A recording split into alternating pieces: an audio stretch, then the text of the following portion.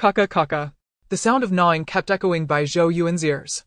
Every part of her body was in pain, yet she had no desire to move nor to open her eyes. To her this bodily pain was nothing disturbingly, it even filled her with a faint sense of anticipation.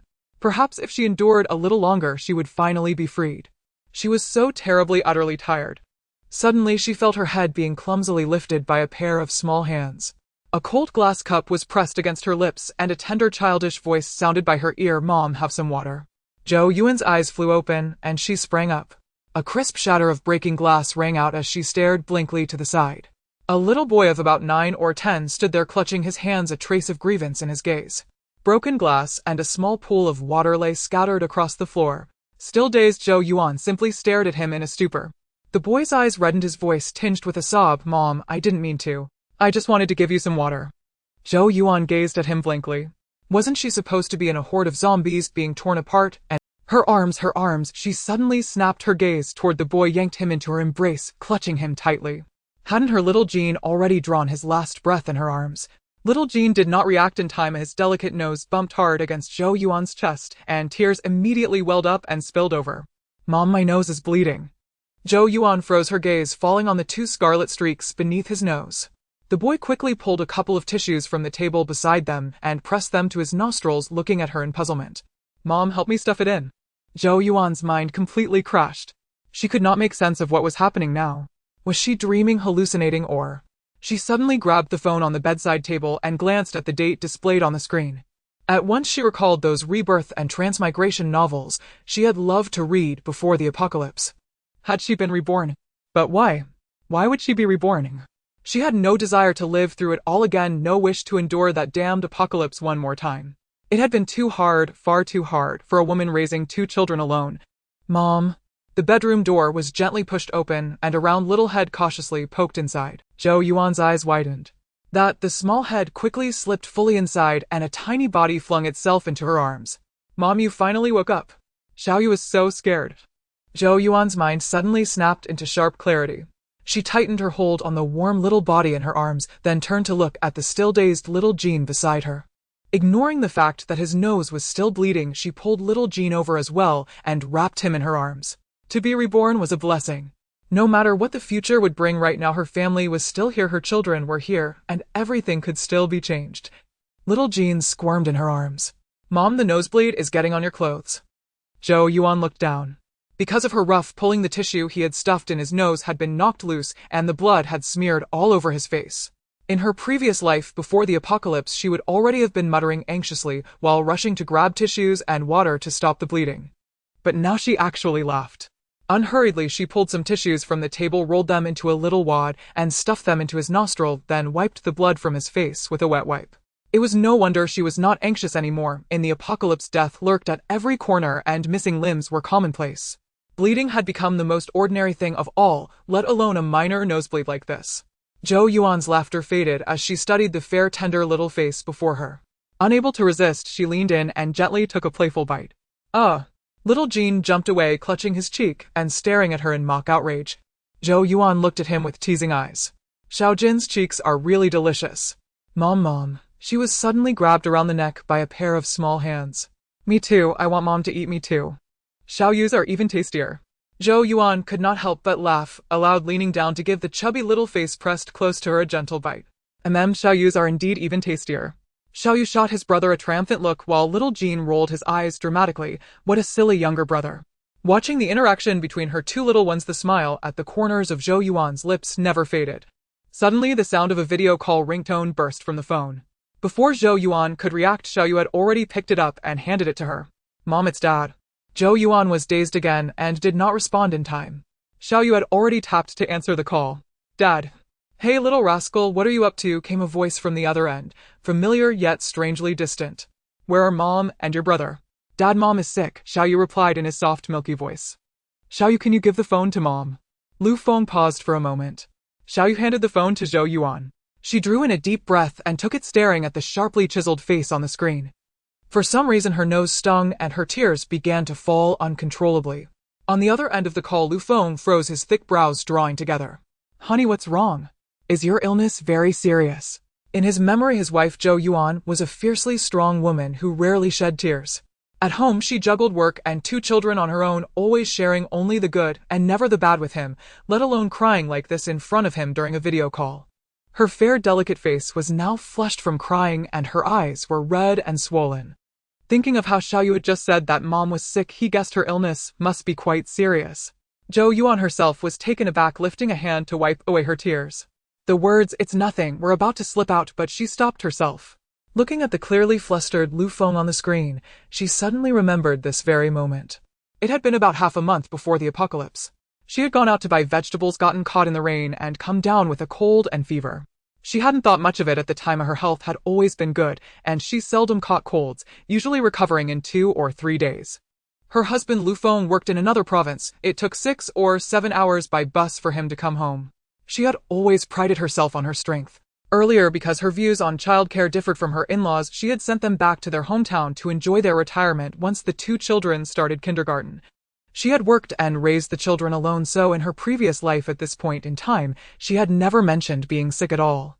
But now, staring at Lu Feng, Zhou Yuan spoke slowly. "Mr. Lu, I have a fever. My head hurts so much and my whole body aches." Lu Feng fell silent. It had been a long time since she had addressed him like that. Back when they were dating, she had loved calling him that. After they married, she had simply called him husband. Lu Feng reacted at once. "Then hang in there a bit longer. Take some medicine, drink plenty of hot water, and lie down to rest. I'll ask my supervisor for leave right now and take the evening high-speed train back. If you can't cook, just order takeout." Then he raised his voice to call Xiaojin. "Mom is sick. You have to look after your little brother, all right? Xiao Yu, you must listen to your brother." With that, he hung up the video call. Zhou Yuan was stunned for a moment, then slowly broke into a smile. She and Lu Feng had been university classmates who fell in love freely, then moved naturally into marriage and parenthood. Their relationship had always been stable. Their romance had once been fiery and passionate, and now it had simply settled into quiet ordinariness. Both Zhou Yuan and Lu Feng were devoted to their family and remained absolutely clear-headed. Though there had been frictions along the way, they had never lost their direction. The family always came first. Watching her 2 children carefully pack away the glass cup and mop the spilled water until the floor was dry, Zhou Yuan's lips curved in a gratified smile. The years of effort she had poured into them had not been in vain. Back then, her insistence on raising the children herself had never been an act of blind stubbornness. It was simply that the grandparents doted on their grandsons without the slightest restraint, spoiling them past all limits. Faced with that kind of indulgent love across generations, Zhou Yuan could only feel genuinely helpless. Thinking of the grandparents, Zhou Yuan suddenly sat up, picked up her phone, and after a brief hesitation dialed a video call. The moment the ringtone sounded, the call was answered. Her father-in-law's rather stern face appeared on the screen. Seeing Zhou Yuan, he forced a smile and asked, "Hey Yuan, is there something you need?" Looking at her father-in-law's stiff smile, Zhou Yuan could not help but chuckle softly. He had always been a serious man, not fond of talking, yet he was truly a good person, devoted to his wife and kind to her as his daughter-in-law. As for his 2 grandsons, his affection for them was beyond words. It was as if every smile he had in this lifetime had been reserved entirely for those boys. Just then a hand reached in from the side and took the phone away. "Yuan," her mother-in-law's voice came through. "Just now Xiao Feng called and said you were sick. How are you? Is it serious?" Zhou Yuan had not expected that in such a short time Lu Feng would already have told his mother. Her mother-in-law's voice continued quickly. "I happened to call him just now and he mentioned it in passing."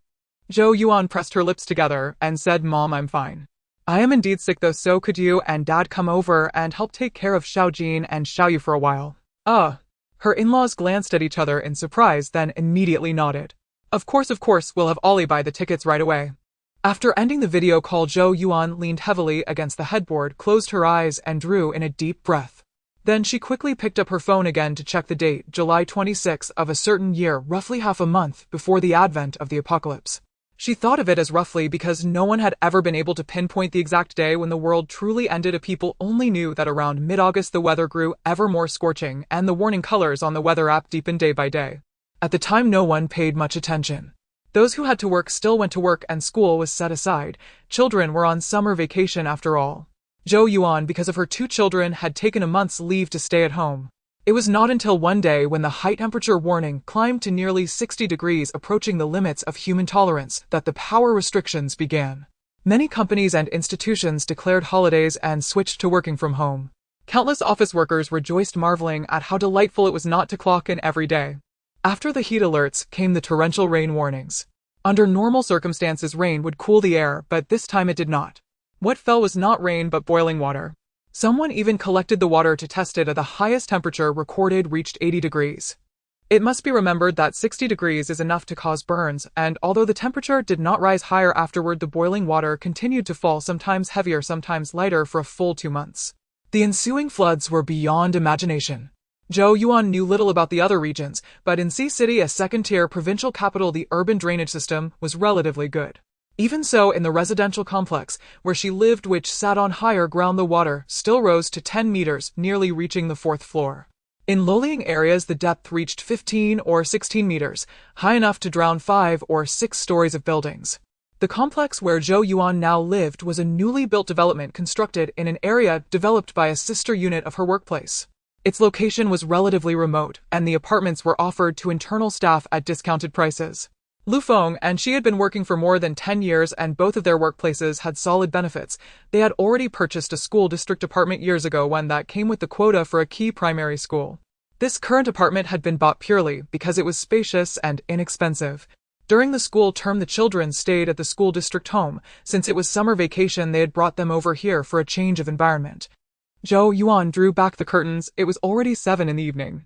Outside, only a few windows were lit. The occupancy rate was still low. She herself had finished renovating just at the end of last year, and the place had stood empty for half a year before she finally moved in, simply to warm the house with lived-in breath. Outside, the night was pitch black, yet Zhou Yuan felt an unusual sense of safety. In her previous life, after the rain finally stopped, a kind of creature appeared, one that had existed only in novels and films before then. Zombies. No one knew where the very first zombie had come from. People only knew that the earliest outbreak was at the Municipal People's Hospital. After nearly 3 months of relentless heat and boiling rain, many residents developed high fevers, and the hospitals were overflowing. Then all of a sudden, some patients began behaving like rabid animals, lunging to bite anyone nearby, and it spread out of control. Before the floodwaters had even fully receded, the entire city was already crawling with zombies. Only then did people truly realize that the apocalypse had arrived. Back then, Zhou Yuan had stayed at home with her 2 children. By nature, she was not particularly diligent. She loved browsing online marketplaces and streaming short videos, a true online shopping enthusiast. As a result, the household was heavily stocked with food and supplies, and since they had only recently moved into the new home, she had bought an abundance of items. Once she started purchasing, she found it hard to stop, and she would unknowingly buy far more than they needed. The freezer was crammed with half-prepared pizzas and frozen steaks, along with all manner of frozen snacks. She herself had filled half a freezer with handmade dumplings. During the 2 months of torrential boiling rain, the family basically lacked for nothing to eat or use. It was only in the 3rd month, when the power went out entirely and the heat persisted, that everything in the refrigerator spoiled. Even then, they had hoarded enough snacks that they never truly starved. Later, Zhou Yuan's gaze dimmed. She no longer wished to relive those memories. The struggle to survive in the apocalypse was something that defied imagination. If you had not lived through it, you could never truly fathom it. It was a nightmare no one would ever want to recall. Just then, the phone in her hand vibrated. She glanced down. Lu Feng had sent a picture, his train ticket.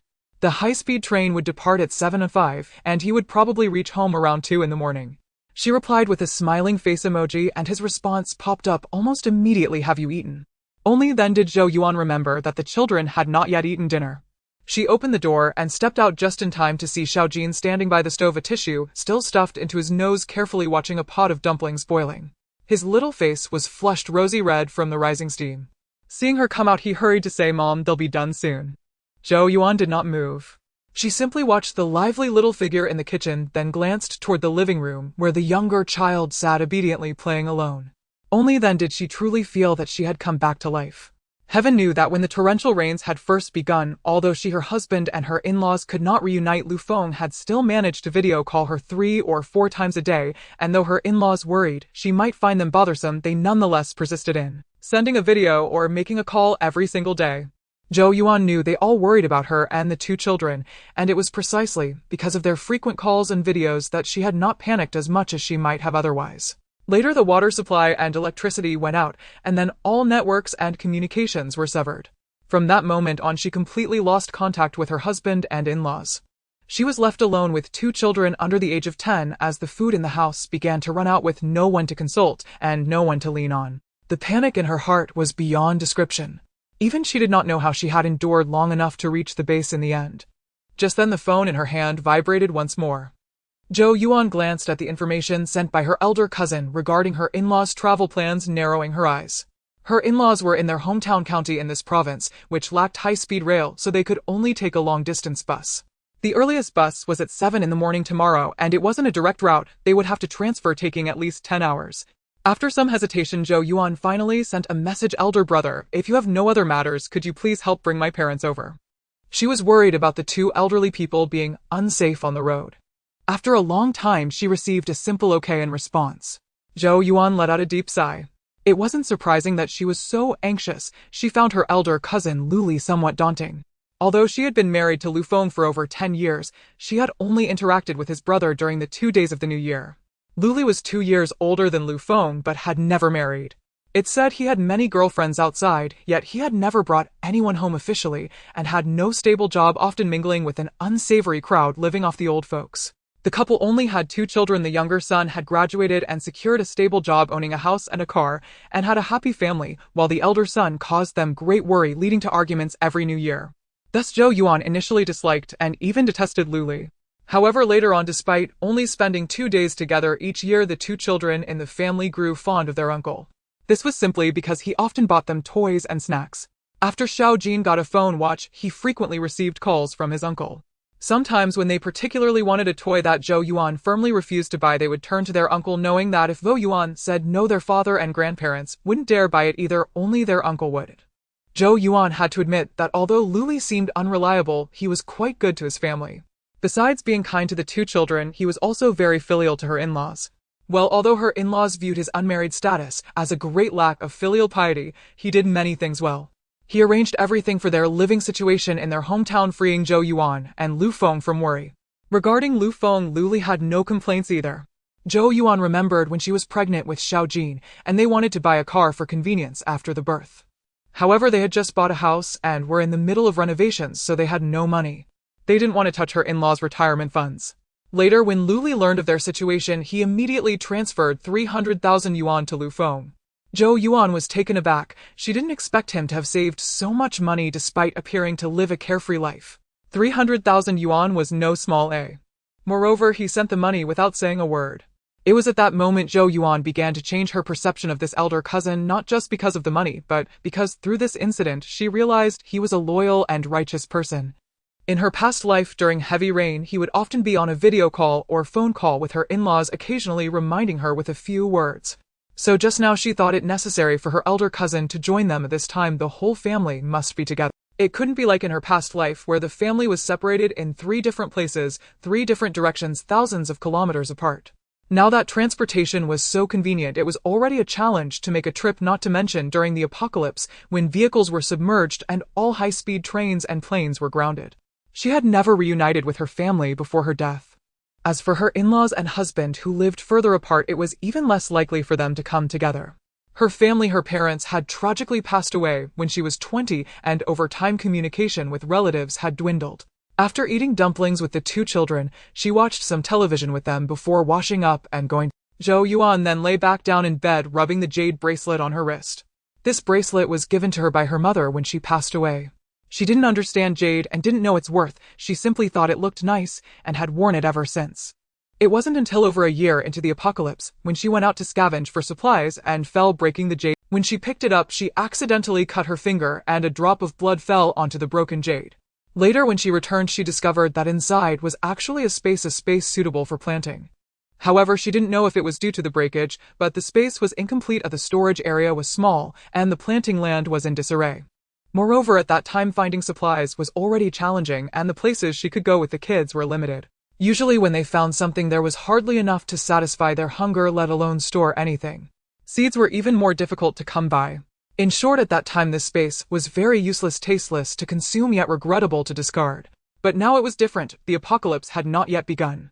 She could stockpile supplies extensively enough for the entire family, no longer having to live in such dire straits as in her past life. Zhou Yuan's eyes lit up as she took a nail clipper from the drawer and pressed it firmly against her fingertip, letting a drop of blood fall onto the bracelet. She then stared intently at it, watching the drop of blood slowly merge in. She felt a thrill. Had it worked? The blood on the bracelet gradually soaked in, and the bracelet began to turn transparent. Zhou Yuan watched in astonishment as the bracelet disappeared while the fragments from her past life had not vanished. She stopped overthinking and closed her eyes, concentrating her mind, and felt as though she had arrived at an empty space about the size of a football field with a small house in the center. Unlike her previous entry, which had been fragmented, this time it was a complete space. She didn't dwell on it, heading straight for the small house.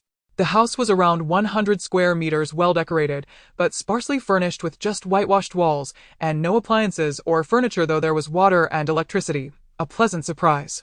On one side near the kitchen there was a small door. Zhou Yuan approached and discovered there was a basement below, but there were no stairs leading down. Frowning, Zhou Yuan thought that since the space had such a place, it must have some use. She recalled the system space novels she had read before, closed her eyes, and then sensed the basement below with her mind. It matched the area above, but had a height of 4 to 5 meters and was a large open space without partition walls. Zhou Yuan exited the space and went to the kitchen room, but she wondered if it was in a stationary state. She poured another cup of hot water and, upon closing her eyes again, entered the space. It seemed that the basement functioned as a storage room, but she wondered if it was in a stationary state. She poured another cup of hot water and, upon closing her eyes again, entered the space. She placed the cup on the floor of the sparsely furnished house and began to look around. It was a neat layout of 4 rooms, 2 living rooms, a kitchen, and 2 bathrooms, of very standard design. She also took a stroll around the black soil outside. Forgive her, as she had never farmed before, as she had no idea if the soil was fertile, whether it could be cultivated, or what could be grown. She could only wait until she gathered supplies to buy some seeds for experimentation. Near the edge of the land there was a small pond, not large, probably around 20 square meters. The pond, except for the side near the land, was surrounded by mist. She walked around the edge and discovered a spring from which the water flowed gently into the pond. Zhou Yuan wondered if this space could level up as described in novels. She didn't know if it depended on zombie crystal cores, gold, silver, jade, or antiques. This required experimentation. Additionally, she wondered if this water had any special effects to cleanse the body and spirit. It seemed that the water inside the house wasn't sourced from here either, as she couldn't see the bottom of the pond at a glance. However, she could feel that the water was very clean. Zhou Yuan contemplated and then exited the space to grab a cup, scooping up some water. The water looked quite good. She tentatively licked it with her tongue and found it no different from ordinary water. Zhou Yuan frowned, torn about whether to drink it. Regardless of any other effects, at least she wouldn't have to worry about water supply in the future. She knew that later, when water and electricity were cut off along with the zombie outbreak, it would be challenging to secure even drinking water. After taking a round, the water on the floor had already cooled, but the cup from the storage room remained hot to the touch. Zhou Yuan was delighted. This meant that time in the storage room was frozen, allowing her to stockpile supplies without worrying about expiration dates or any other issues. Lying on the bed, Zhou Yuan had an approximate understanding of the space. It contained 4 areas: the black earth, a pond, 4 rooms and 2 halls, and the storage room. She could physically enter the first 3 areas, but could only retrieve items from the storage room through her consciousness. The black earth could likely be used for planting, but she was unsure if she could raise small animals or if anyone else could enter aside from herself. Zhou Yuan emerged from the space, pushed open the door to the children's room, and saw the 2 children sleeping soundly in their bunk beds. She reached out her hand, closed her eyes, and when she opened them again, the bed had vanished from the room and the children were gone. Zhou Yuan hurried back into the space and saw the bed with the 2 sleeping children quietly placed in one of the rooms in the bungalow. The children showed no signs of waking, and as she sighed in relief, joy filled her heart. This truly was a tremendous boon. Starting over this time, she wanted to gather her family together, believing they would be able to live well. However, her greatest concern remained the 2 children. Xiaojin was somewhat better off being older, as in her past life, she had managed to keep him alive for 2 years despite having nothing. But for Xiaoyu, Zhou Yuan gently stroked his round little face, feeling a pang in her heart. He was still under 3 years old, and in her past life, he had only lived until 3.5, swept away by a tornado on the way to the base. It was likely he wouldn't survive this time. Sensing her mother's touch, Xiaoyu softly murmured, "Mommy." Zhou Yuan immediately wiped away the tears that had fallen without her noticing and gently kissed his face, saying, "It's okay, Mommy is here. This time we also have Daddy, Grandpa, Grandma, and Uncle. Our little you will definitely grow up healthy and happy." She then looked up at the upper bunk where Xiaojin was, saying Xiaojin will be fine too. Following that, she transferred them along with their bed out of the space. Having explored the space thoroughly, she now needed to think about how to communicate with her family once they arrived. Lu Feng surely only took a leave of 3 or 4 days, while Luli would likely stay just 1 night and leave the next day. She wondered how she could keep them around. Zhou Yuan rubbed her forehead, as she was not good at lying. Among her family, she was the most straightforward one, typically saying whatever came to mind, even if she didn't speak. Her face would reveal everything. Zhou Yuan had pulled her hair out in frustration, lacking a plan, until she heard the sound of the smart lock unlocking outside. She quickly glanced at her phone. It was already 3 in the morning. Slipping on her slippers, she ran out and saw a man at the door changing his shoes. At 1.80 centimeters tall, he bent down, showcasing his long, straight legs, carrying a backpack. Hearing the noise, he looked up, his chiseled face showing a hint of weariness, as he furrowed his brow in surprise, saying, "You're not sick, why aren't you asleep?" As soon as he finished speaking, Lu Feng saw the person in front of him suddenly rush forward and wrap her arms around his neck. Instinctively, he raised his hands to hold her legs as she jumped up, tossing the bag to the ground, teasing, "What's going on? Have you lost your mind? I haven't seen you this enthusiastic in a long time." After a pause, without hearing a response, Lu Feng turned to look, but suddenly felt a dampness in his neck, surprised. Had she been crying again? Had she used up all her tears for the year in just one day?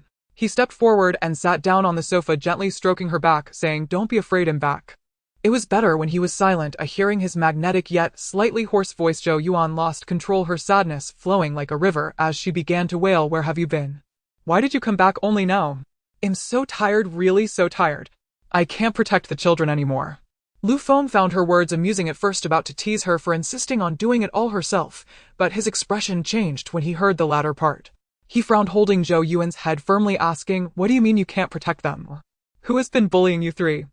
However, Zhou Yuan did not answer him, only crying uncontrollably, gasping for breath, hiccuping. Continue. Lu Feng felt helpless. To be honest, he had been in a relationship with Zhou Yuan since they were 18, later marrying and having kids. After more than 10 years, he had never seen her cry like this. In his heart, Zhou Yuan had always been a sunny girl. It seemed as though he hadn't seen her genuinely laugh in a long time. She was a fighter, a genuine firecracker who couldn't enjoy food without spice.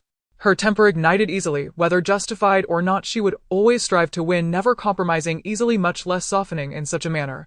His expression turned serious. Clearly something serious had happened to make her cry like this. What on earth had transpired? He recalled that in the past few days their communications had been normal and the children hadn't mentioned anything amiss about their mother. It seemed he could only wait for her emotions to settle before she could tell him. He gently stroked her back with his long fingers, allowing her to lean on his shoulder as she sobbed. For some reason, simply holding her like this brought him immense comfort. It had been a long time since they had held each other in silence without any awkwardness. He had been working hard outside in his 30s, owning 2 houses and 2 cars in this provincial capital along with 2 lovely sons. He felt truly satisfied, thanks not only to his effort, but also to the support of the woman in his arms. Men inevitably had to deal with social engagements outside, and naturally there were some flirtations, but he never indulged in them. He and Zhou Yuan were in a free love, and their relationship was very good.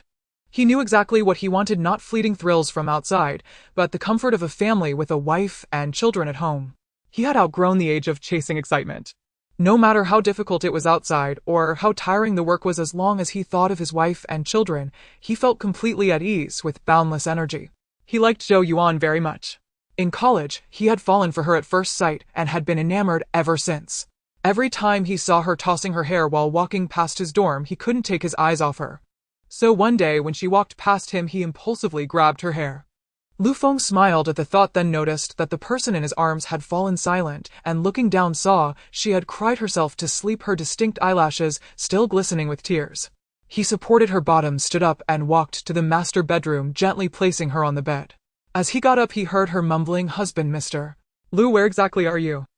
Originally planning to take a shower, he decided to remain still, directly removing his outerwear and lying down, pulling her into his embrace, sighing, "I'm right here." When Zhou Yuan woke up again, the sun was already high in the sky. She blinked to adjust to the light, but her mind went blank for a moment. It was likely she would be in a daze for the next few days. After all, being reborn gave her a surreal feeling. She buried herself under the air-conditioned blanket to gather her thoughts, and her mind began to function. She listened to the laughter of the 2 children outside in the living room, mixed with a magnetic hoarse male voice. Feeling down again, she naturally recalled the events of last night. It was truly embarrassing, more so than anything she had experienced in her 2 lifetimes. Even during the 2 years she wandered with her child in her past life, she had only cried once after Xiaoya's loss. No matter how difficult things became afterward, she had never shed tears in front of others, let alone sobbed like that. She got up and walked to the dressing table, looking at the person in the mirror with eyes swollen like walnuts. Taking a deep breath, she thought it was truly a painful sight. But looking at her still fair and flawless face, she couldn't help but feel like crying. She couldn't even remember the last time she had seen herself like this. In the apocalypse, water was scarce, and going 10 days or half a month without washing was common. She knew how messy she could become without a mirror. The door was pushed open and Lu Feng saw Zhou Yuan sitting at the dressing table looking at him, her watery eyes starting to well up again, causing his composure to crumble completely. Are you planning to lose your eyes? They're so swollen and you're still crying. Zhou Yuan took a deep breath, stopped her tears and smiled. I just couldn't help it when I saw you. Lu Feng felt somewhat helpless. If my parents hear this, they'll question me about how I'm bullying you. Zhou Yuan thought of her in-laws and couldn't help but smile. Indeed, although there were conflicts between her and her in-laws due to differing views on child-rearing, it was normal for 2 generations to have a communication gap in matters concerning her and Lu Feng. However, her in-laws would always stand by her side. They didn't know what was happening, yet they insisted Lu Feng was at fault. Lu Feng felt helpless, claiming his position in his parents' eyes was slightly better than that of his brother. Seeing her smile, Lu Feng breathed a sigh of relief, stood behind her, and placed his hands on her shoulders, looking at the person in the mirror. Be good, go brush your teeth, wash your face, eat something, and then tell me what's going on. Zhou Yuan looked up at the mirror, meeting Lu Feng's steady gaze, and nodded okay. She splashed cold water on her swollen eyes, which didn't help much, but she didn't dwell on it. Stepping out of the room, she saw a plate of shredded meat noodles on the dining table topped with a fried egg, and her mouth began to water. Your cooking skills haven't dulled even after being away. I dare not. It took a lot to finally win over my wife's stomach.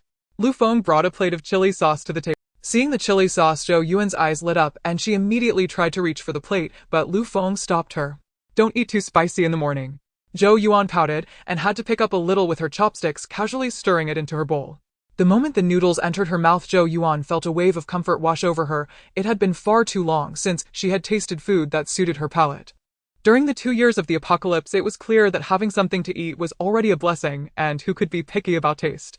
Lu Feng hadn't returned home for almost half a year at this time before the apocalypse.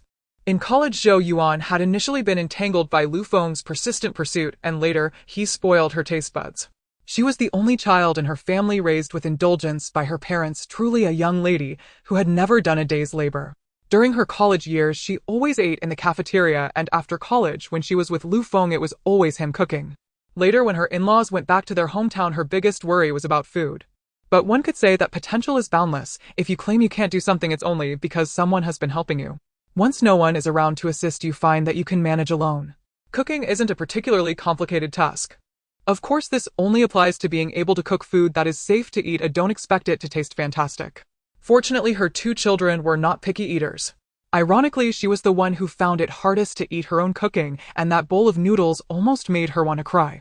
After finishing a bowl of noodles, Zhou Yuan felt as if she had truly come back to life. Lu Feng cleaned up the bowls and sat down beside her, watching her rub her belly, and smiled. Is it really that good? Zhou Yuan quickly hid her satisfied expression and looked at him seriously. If you hadn't eaten enough for 2 whole years, you would know how good this bowl of noodles is. Lu Feng was completely taken aback, then frowned. What do you mean, huh? Zhou Yuan looked at the 2 children watching TV in the living room, turned around to face Lu Feng, and said, Honey, what I'm about to tell you may sound absurd, like I'm talking nonsense, or even that I'm losing my mind, but I assure you what I'm saying is true. You know I'm not one to speak carelessly, so you must listen to me until I'm finished. She decided to lay the groundwork first, planning to speak directly, as she truly couldn't fabricate any other story. Lu Feng straightened up, pensive for a long while. Okay, go ahead, I'm listening. I don't even know how to start it, just treat it as if I had a dream, and everything that happened in that dream is about to happen in our real life. Zhou Yuan calmed her emotions and spoke slowly. In just a few days, there will be a drastic change in the weather in our world. After listening to Zhou Yuan's words, Lu Feng's brows knitted in confusion. He struggled greatly to refrain from interrupting her, and finally waited for her to finish, before he skeptically asked, Are you sure you haven't just read too many novels, and are now dreaming about it? It was hardly his fault for thinking this way. Since college, Zhou Yuan's greatest hobby had been reading various novels, and she had once become quite obsessed. Zhou Yuan was speechless, feeling that her earlier groundwork had been in vain, growing somewhat anxious. I said to treat it as if I had a dream, not that I actually did. This is not a dream, do you understand? I experienced it firsthand, the temperature of the torrential rain on my skin, the pain of the sun beating down on me, and the terrifying appearance of zombies. I wasn't just reading novels, I wasn't watching videos, so I couldn't have imagined what zombies look like from the words in novels. And there were tornadoes. Zhou Yuan stood up, her voice raising in intensity. You know, we've never even had a typhoon here, but I felt that tornado firsthand. These sensations are not something I could have felt from reading novels, do you understand? Lu Feng watched Zhou Yuan pacing anxiously, quickly stepped forward to hug her. Calm down, Yuan, please calm down a bit. Zhou Yuan struggled fiercely against him, shouting, I can't calm down. You don't know the endless fear I felt while trapped in this house with 2 children. You don't know the torment of hearing both children crying from hunger. You don't know how terrified I was when I saw that disgusting zombie lunging at me. You don't know how helpless I felt when Xiaoyu was swept away by the tornado. You know nothing. You were nowhere to be found, I didn't even know where you were. Zhou Yuan leaned against the liquor cabinet and slowly sat down on the ground, curling into a ball, burying her head between her knees and murmuring, you know nothing. You have no idea how hard my life has been. Where were you then? Where were you? Lu Feng looked at Zhou Yuan, who appeared as if she were suffering from a mental breakdown, and he really found it hard to believe, unsure how to react. The 2 children watching TV in the living room ran over. Mommy. Xiaoyu was about to leap onto Zhou Yuan, but Lu Feng hurriedly stopped him and said to Xiaojin, take your brother to the room to play some video games. Daddy and Mommy need to talk about something.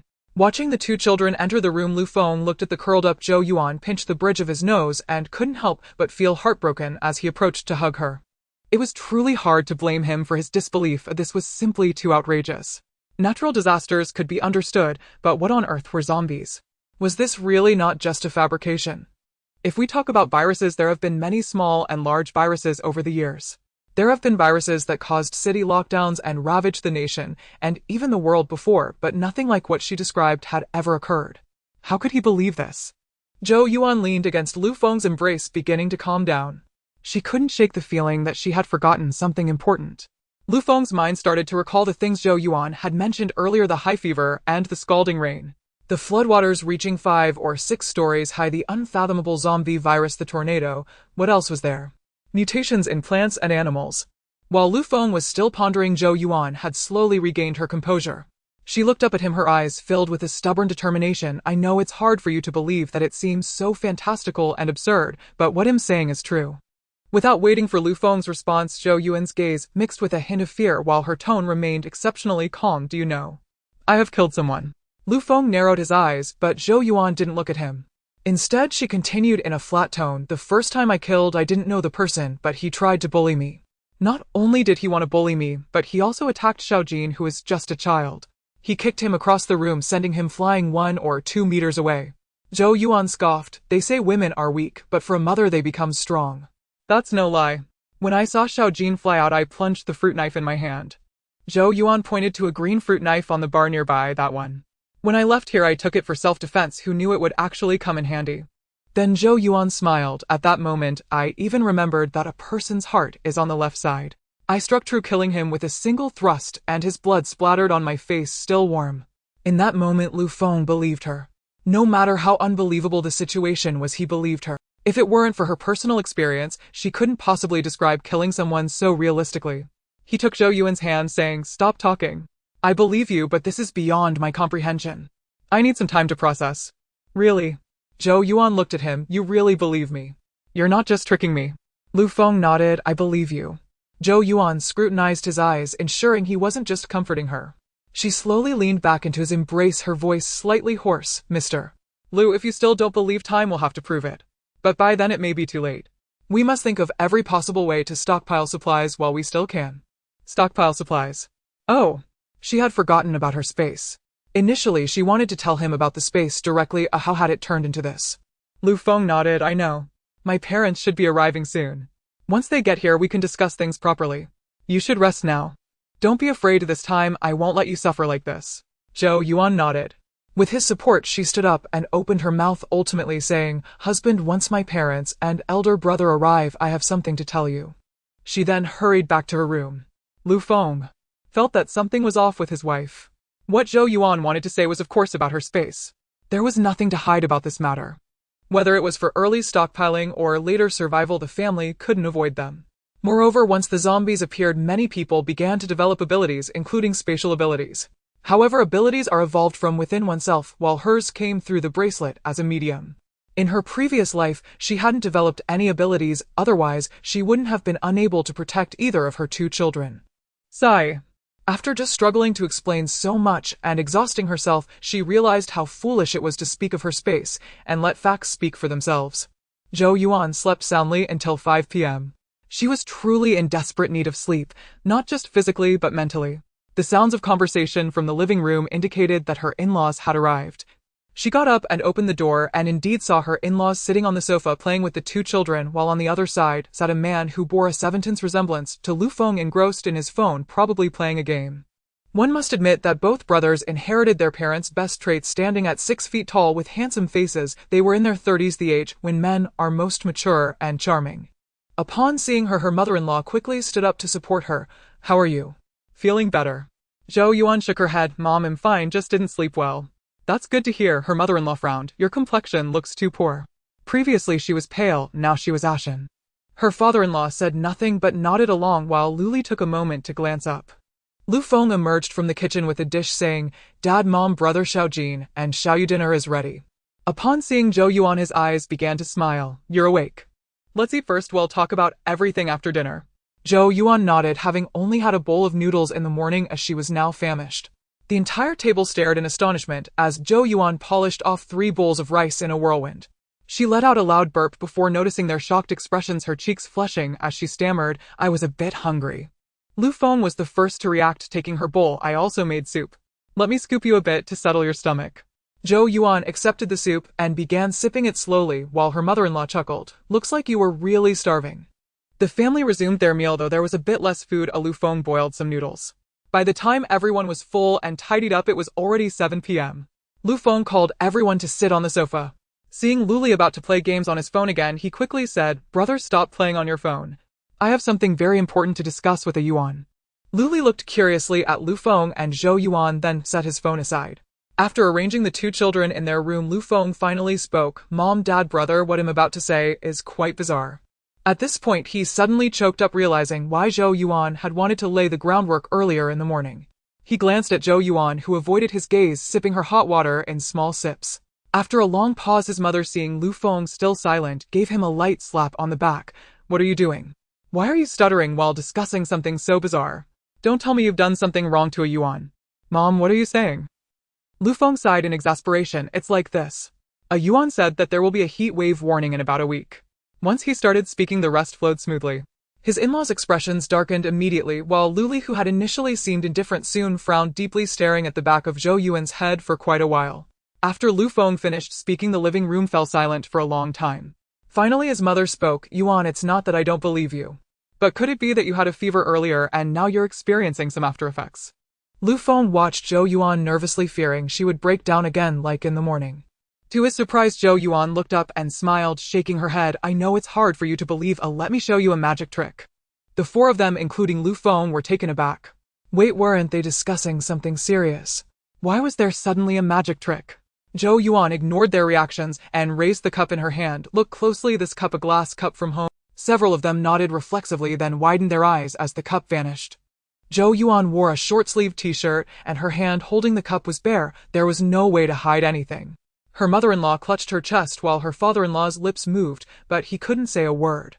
Luli also stood up in astonishment.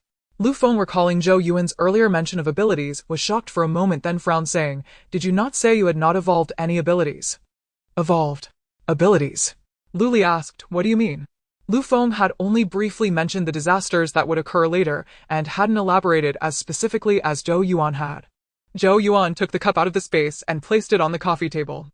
Her mother-in-law Lin Cui hurriedly picked it up to examine it, confirming that it was just an ordinary glass cup with no differences. Zhou Yuan pursed her lips, placing her hand on the coffee table, which then vanished from the center of the living room. Bang! The glass in Lin Cui's hand fell to the ground, startling everyone as they stared at the empty space where the coffee table had been. Zhou Yuan placed the coffee table back and then looked at Lu Feng. "What I have isn't a superpower, but it should be somewhat similar. Do you remember the bracelet my mother gave me?" Lu Feng then realized that the jade bracelet Zhou Yuan had always worn was missing. This bracelet had been with her since he met her and was said to be her mother's relic. He frowned and said, "Is this space inside that jade bracelet?" Zhou Yuan nodded. At this moment, Luli couldn't help but ask, "What you mentioned earlier about evolution and superpowers, what is that about?" Zhou Yuan thought for a moment and replied, "I'm not entirely clear on the specifics, but my guess is that it's a type of virus. This virus isn't transmitted through the respiratory tract, saliva, blood, or other mediums like the viruses we've encountered before. Instead, it's more like radiation. As long as one is within the radiation range, they will be infected. This infection transforms based on the constitution of the infected individual. Some people can't withstand the virus and turn into zombies, while others evolve and gain superpowers, which are special abilities. Of course, there are also those who resist the virus without turning into zombies, but also do not evolve into superpowered individuals. Luli pondered for a moment, his gaze especially serious. Sister-in-law, can you share your experiences in more detail? I believe what you're saying is true, so we need to seize the initiative, and your experiences are our most important reference. He noticed that Lu Feng had only shared a small part of the story. Lin Chui unconsciously grabbed her husband Lu Aimin's hand, trembling, and Lu Aimin held her hand tightly, patting the back of her hand. Zhou Yuan nodded. She had mostly recovered and understood Luli's point. The more detailed she spoke, the more information they would obtain, allowing them to face various situations with greater composure and prepare accordingly. After all, 3 heads are better than 1. She had gathered her family together precisely so that they could support each other and get through this apocalypse together. Then I'll start from this day in my past life. At that time I didn't call you all back, which led to us never truly meeting again at this time in my past life, and we never saw each other again until death. At this point Zhou Yuan paused. Lu Feng held her hand while Lin Chui and Lu Aimin looked over. Even a month later, when the water and electricity stopped, we had no contact at all. Zhou Yuan tried to recount all the details she remembered about the events in the apocalypse, including her experiences of killing. In that world where people ate people, if you didn't kill others, others would kill you. As a woman with a child, she wouldn't survive 2 days without being ruthless. That's about it, that's all I remember. At that time I was just trying to fill my stomach and running around, unable to pay attention to anything else. Zhou Yuan looked at Lu Feng. I'm sorry, husband. I really tried my best to. In the end, I couldn't protect either of the 2 children. Lu Feng's eyes had turned red as he tightly embraced Zhou Yuan. No, you have done very well. In the morning, she had only mentioned the changes in the world without going into much detail about her experiences. Now, hearing her recount everything in detail, he could hardly imagine how difficult it had been for her to carry a child in that cannibalistic apocalypse.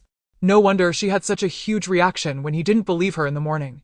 He felt that if he were in her shoes, he might not have done better. She was still a woman who was powerless. Previously, she would scream for a long time at the sight of a cockroach. Moreover, women always had a harder time than men in any situation. Their efforts would only be greater, never lesser. Lin Chui was already crying uncontrollably. Since Zhou Yuan spoke of taking her 2 children to the official base and encountering a tornado midway and not being able to hold on to Xiaoyu, her tears had never stopped. As a mother, she could imagine how desperate Zhou Yuan must have felt at that moment. Lu Ai, meanwhile, comforting Lin Chui, couldn't stop his own choking sounds. Luli had also been silent for a long time before finally saying, "Ah Feng is right. Sister-in-law, you are amazing." It was easy to detect a hint of dryness in his voice. After a moment of calming down, Luli tapped the table and everyone looked at him. He said seriously, "Now that we know what is going to happen in a few days, we should start preparing in advance. If we have such a profit and are still in a miserable state, it would be a real shame to sister-in-law to have to relive this." Lu Feng nodded. Yuan has already laid the groundwork for us. The next steps are what we need to work on. Lin Chui and Lu Aimin also hurriedly expressed their agreement. No problem. Although we are older, we are still in good health and can do a lot. It's just that our minds aren't as sharp as yours. You can arrange everything. Luli nodded. Okay, then we need to prepare what needs to be prepared in these normal days. First, he looked at Zhou Yuan's sister-in-law. How big is that space of yours? How much can it hold? Are there any restrictions? Zhou Yuan had to admire Luli's sensitivity. After all, the state of the space was crucial for their supplies. She didn't hide it and said, "Before you all came, I already experimented with it. The space has land for planting, a water source, and a time-stopped storage room. Whatever you put in there stays the same no matter how long you leave it. It has about 100 square meters and a height of 4 to 5 meters, and it also has a forbed room to living room area that is also over 100 square meters, which is quite well decorated." Upon hearing this, everyone's faces lit up with joy. A storage room that wouldn't spoil was simply amazing. Zhou Yuan hesitated for a moment, and Lu Feng, sitting beside her, sensed it and asked what's wrong. The other 3 also looked over, and Zhou Yuan said, "I also experimented and found that I can bring Xiao Jin and Xiaoyu into this space." All 4 were shocked. If living people could enter, then what about them? However, no one spoke up as this was Zhou Yuan's space, and they were afraid that speaking out might make her feel they had ulterior motives. Even Lu Feng opened his mouth but remained silent. Zhou Yuan could tell what they were thinking from their expressions. "Mom, Dad, big brother, husband, don't look at me like that. Since I called you all here and told you about this space, I absolutely trust you." Lu Feng grasped her hand and shook his head. Yuan, even though you trust us, you shouldn't mention that living people can enter the space. Right, Lin Chui nodded. If we can bring Xiao Jin and Xiao Yuan, and if you're worried about keeping it a secret, you can just tell Afeng privately and let him help cover it up. Why are you so naive? Zhou Yuan hadn't expected her mother-in-law to say that. Her eyes turned red as she shook her head. No, Mom, I never intended to hide this from you, including from Big Brother. Fortunately, she discovered that she could control the movement of items inside with her mind without needing to physically move them. Otherwise, with her limited strength. In fact, he found it somewhat strange when she messaged him yesterday to bring his parents over. Although they were getting older, they had married young and were only in their 50s now. They had traveled this route many times, and it was perfectly fine for them to come by themselves. It was quite odd for Zhou Yuan to specifically ask him to bring them over, and only just now did he understand that she wanted him to join them in weathering the apocalypse. He was unaware that he had earned such trust from her. Zhou Yuan ignored the expressions of the others and continued, during those 2 years in the apocalypse, my greatest support was the hope that one day you would come and find us. In those days I firmly believed that if I were with you we would not suffer so greatly because your love for us has never wavered. I have never been so certain of your love, including that of my elder brother. I absolutely believe in the importance of family in his heart. I can feel it. Luli leaned back on the sofa behind him and couldn't help but smile. He truly did not expect his sister-in-law Zhou Yuan to be such an insightful person. His brother's gaze was not ordinary. Lu Feng felt the weight of his elder brother's stare and, with a strange comprehension, raised his head proudly. Lin Chui and Lu Aimin exchanged smiles. To be honest, they had quite a few conflicts with their daughter-in-law, or else they wouldn't have gone back to their hometown. However, they had always wanted a daughter when they were young. Their eldest son never married, and from the day their younger daughter-in-law entered their home, they treated her like their own daughter. Not to mention, she had given them 2 adorable grandsons whom they adored immensely. Yet this conflict persisted. Their daughter-in-law felt they spoiled the children too much, but looking at the 2 kids made it hard to resist indulging them. It was also quite helpless. The daughter-in-law said she didn't want them to suffer, so she suggested they return to their hometown to enjoy their retirement. In fact, they also knew they had become somewhat unpleasant, and that their daughter-in-law was likely better at educating the children than they were, so they acquiesced. They thought their daughter-in-law probably disliked them, but who would have known that today they learned Zhou Yuan simply couldn't stand their spoiling of the grandsons, and it wasn't really hatred. Zhou Yuan did not pay attention to the silent exchanges among them and continued, the reason I hesitated earlier is that while I can bring Xiao Jin and Xiao Yu with me, I'm not certain if I can take others.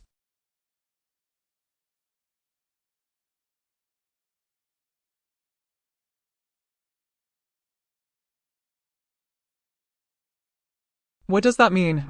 If living people can enter, shouldn't it be the same for everyone? How can there be restrictions? Luli was the first to react. Is it because Xiao Jin and Xiao Yu are related to you by blood? Lin Chui said, then why not bring a Feng to try? Without saying much, he could at least help you with farming. She remembered that their daughter-in-law had just mentioned there was land for planting in the space, so they must need to farm there. Lu Feng rolled his eyes. Couldn't his mother arrange something better for him? Zhou Yuan let out a laugh, and Luli also smiled. Yes, hurry and let a Feng give it a try. If there are no restrictions, you will have an extra laborer. Zhou Yuan didn't hesitate, grabbing Lu Feng's hand. Mr. Lu, just relax. To be honest, Lu Feng was indeed a bit nervous, but after a long while with no response, he saw Zhou Yuan close her eyes and then open them again helplessly, saying, it seems I was right and not just anyone can go in. The other 3 couldn't hide their disappointment, while Lu Feng for some reason felt a sense of relief. Did that mean he wouldn't have to farm? A mother knows her son best. Lin Chui glanced at Lu Feng's expression and immediately understood what he was thinking. She slapped him on the back of the head. You ungrateful child. I ask you to help a Yuan with the farming and you aren't even happy about it. You don't consider how hard it would be for a Yuan to farm all alone. A mother knows her son best. Lin Chui glanced at Lu Feng's expression and immediately understood what he was thinking. She slapped him on the back of the head. You ungrateful child. I ask you to help a Yuan with the farming and you aren't even happy about it. Luli thought for a moment and said, if that's the case, we should stock up on some farming equipment. This way it will be easier for our sister-in-law to farm. Regardless, having Xiao Jin and Xiao Yu able to enter the space is a huge benefit. At least during dangerous times they will have a completely safe place. Everyone nodded in agreement.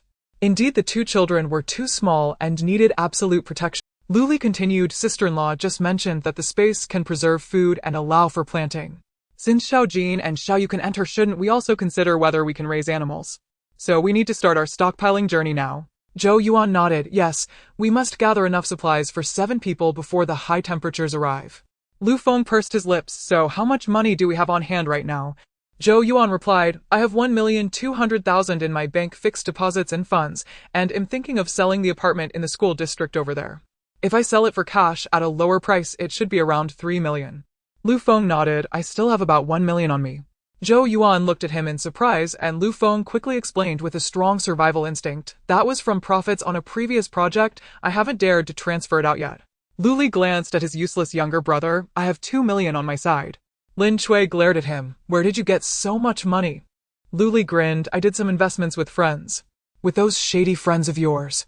You call that? Lin Chui said, dismissively, not wanting to criticize him further, directly addressing Zhou Yuan, your father, and I don't have much savings, just a little retirement money, around 500,000. She added, and the house in the county back home can probably be sold for another 2 to 300,000, right? Zhou Yuan nodded after calculating, so we have about 7 million altogether. It's not a lot, but it can cover some basic necessities.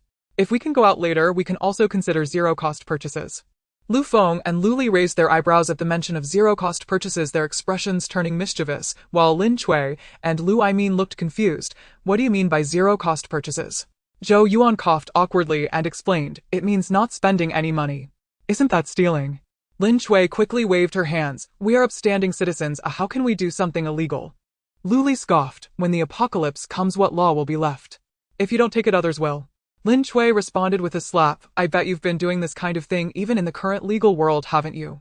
Lu Li quickly dodged, Mom, can you stop slandering me? If you want to talk, just talk, there's no need to get physical. You should be careful with your old arms and legs, don't hurt yourself. Lin Chui jumped up directly, see, you're asking for a beating. One day without a beating and you'll be climbing the walls. Lu Feng hurriedly pulled Lin Chui, hey mom, we are discussing serious matters here.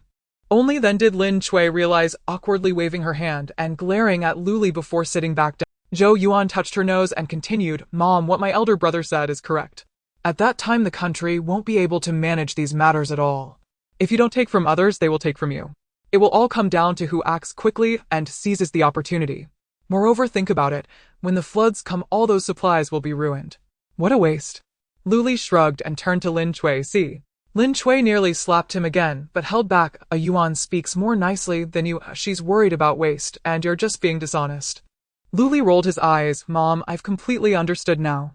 A Feng and I are the ones you picked up, while the sister-in-law is your own flesh and blood. This time Lin Chui didn't speak, a Lu Aimin chimed in, at that time we indeed wanted a daughter. Lu Li and Lu Feng exchanged speechless glances. Zhou Yuan, feeling a bit embarrassed, cleared her throat. Well, let's discuss what we should prioritize stocking up with this 7 million. Speaking of serious matters, Lu Li also put away his unserious demeanor, found a piece of paper, and began to make a list. Let us brainstorm together and check for any omissions at the end. Tonight we strive to compile a rough list, and tomorrow we will act separately. Now we are racing against time. Lu Feng nodded. Our stockpiling of supplies revolves around 4 keywords: clothing, food, housing, and transportation. Lu Li agreed and wrote each of the 4 words on separate pieces of paper, then emphasized the one for food. Food is the most important. Food includes not only provisions, but also drinking water. And medicine should also fall under the category of food, Lu Feng added. Lu Aimin said, seeds, Yuan has space, so we should aim for sustainable food sources. We cannot sit idly by, for although Yuan has only been in the apocalypse for 2 years, no one knows how long it will last. We may not have much time left, but Xiao Jin and Xiao Yu are still young. Discussing this led to a heavy topic, and Zhou Yuan interrupted the somber atmosphere. There's a saying, while neighbors stockpile grain, I stockpile guns. The neighbor is my granary. We shouldn't treat our neighbors as a granary, but we also can't become their granary. Therefore, we must consider weapons and the security of this house in advance. Lu Li and Lu Feng's expressions changed, they hadn't thought of that. Lu Li quickly took another piece of paper and wrote down martial arts. I'll figure this part out. Lin Chui couldn't help but want to slap Lu Aimin, but he quickly stopped her. Zhou Yuan glanced at Lu Li without speaking. Lu Feng nodded even more vigorously. The brothers had a good relationship, and he knew a bit about his brother's issues, which made him aware that he definitely had some connections. He simply said, then let's continue discussing the word food. Next, everyone expressed their opinions, and then they allocated tasks. Since we need to act separately, Yuan cannot split herself or collect items in front of others, so we need to rent a warehouse to store our supplies, and then Yuan can unify the collection in her space. Zhou Yuan nodded, I'll take care of the warehouse. I have a familiar agent, and I can also list 2 houses for sale. My parents' house is in the county, but since the agent is part of a chain, it should be possible to handle both. However, we need to check if there are any belongings my parents want to keep since we estimate that we won't be able to return and the status of the house will be an issue later on. Lin Shui thought for a moment. There isn't anything valuable, we have all the bank books with us. There are just some old photos. Alas, that will be a memory in the future. But if they are lost, they are lost. It's just a pity. Luli thought for a moment and said, sister-in-law, when that house sells and the handover occurs, I will go back for a trip. I also need to return for some matters. Lin Shui at that moment couldn't care less about being sentimental and jumped up. What do you need to go back for at this time? You're not planning to bring your troublesome friends or little brothers over, are you? Luli did not refute but looked at Lu Feng and Zhou Yuan. Feng's sister-in-law, I think relying solely on our family in this apocalypse, elderly and children, definitely won't work. So I do want to bring a few trusted brothers over, but rest assured whether it's about sister-in-law's reincarnation or the space issue, I promise I won't say a word. I will use other excuses to bring them over first. Lin Shui was about to speak, but Lu Feng stopped her and looked at Luli. Brother, I trust you, and Yuan trusts you too, so please do not betray our trust. Luli nodded gravely. I know my limits, a family is my bottom line. In the end, everyone reconvened. Zhou Yuan was responsible for renting the warehouse, selling the 2 houses to raise funds, and stockpiling some ready-to-eat food and other small items they might overlook via online shopping, while also taking the 2 children. The clothing category was also assigned to her, and then they would collect supplies at the warehouse. Luli was in charge of weapons and travel needs, and he would also return to his hometown Lin Shui, and Lu Aimin would stock up on various essentials and seeds. The elderly couple had no issues with kitchen supplies, and they could bargain for vegetables to the point you'd question life itself, definitely getting the best quality for the least cost. Lu Feng specifically reminded, Dad, keep an eye on Mom, and make sure she doesn't haggle too much, we are pressed for time. Lin Shui was unhappy. Do you think I can't tell the difference between important and unimportant? Lu Feng noticed Lu Aimin secretly giving him an okay sign and quickly changed the subject. Well, I'll look for medicine. I have a client who seems to work in this field and I should be able to buy in bulk from him. If possible, it would be best to procure some medical equipment. Although I won't know how to use it, if we come across someone who does, it might come in handy. I will also be responsible for the safety modifications of the house we are currently living in. Thus they roughly divided the work. Looking at the time, it was already midnight. Xiaojin, who was quite sensible, had taken his little brother to bed. The adults, aside from Zhou Yuan, who had taken a long nap during the day, were all tired from the day's work. Without much talk, they hurried to bed to rest for the busy day ahead. Zhou Yuan let Lu Feng sleep first. She had napped for a long time during the day and now felt completely awake. She could browse some online shopping sites and place orders since delivery would take 2 to 3 days, and she could also check for any overlooked items. First, there were the semi-finished foods that the 2 children liked: pizza, steak, grilled sausages, dumplings, and deep-fried dough sticks. These were delicious and convenient to prepare. An air fryer could cook them in 10 minutes. Then there was the milk powder for Xiaoyu and textbooks for Xiaojin. Since they wouldn't have classes anymore, she couldn't let knowledge slip away. Therefore, she purchased all the books needed until high school graduation, along with some she thought would be useful, and also bought quite a few of Xiaoya's enlightenment books. With books in hand, she couldn't forget about classes, so she added about 20 tablets to her cart so they could download online courses when they arrived, along with some professional videos. She also included her skincare products and sanitary napkins. These items may be small, but are absolutely essential. Then there were clothes, shoes, and socks for the whole family. Considering that there would be extreme heat, she also ordered a batch of high-quality ski suits, which were quite a good bargain. Remembering the snow, she quickly went to an outdoor sports flagship store to purchase dozens of sets of skiing equipment along with tents and other outdoor activity gear. Not knowing much, she just added everything she deemed necessary to her cart. Zhou Yuan kept browsing until 3 in the morning before feeling a bit sleepy, quickly placing all the items in her cart to order. While washing up, she suddenly remembered that she hadn't bought any toiletries. She took her phone and ordered shampoo, body wash, laundry detergent, soap, towels, bath towels, toothbrushes, and toothpaste. These items were all bought in bulk, choosing various commonly used brands. The next day, apart from the 2 children, all the adults had already left. There was a warm breakfast on the dining table, and Zhou Yuan quickly ate while contacting a friendly agent. She rented a warehouse not far away, but in a more secluded area, not even bothering to check it. It was just to cover whether it was good or bad didn't matter. She rented it for a month, and the landlord probably didn't care about the money. They didn't even collect a deposit, and the savings were just enough to buy milk for the kids.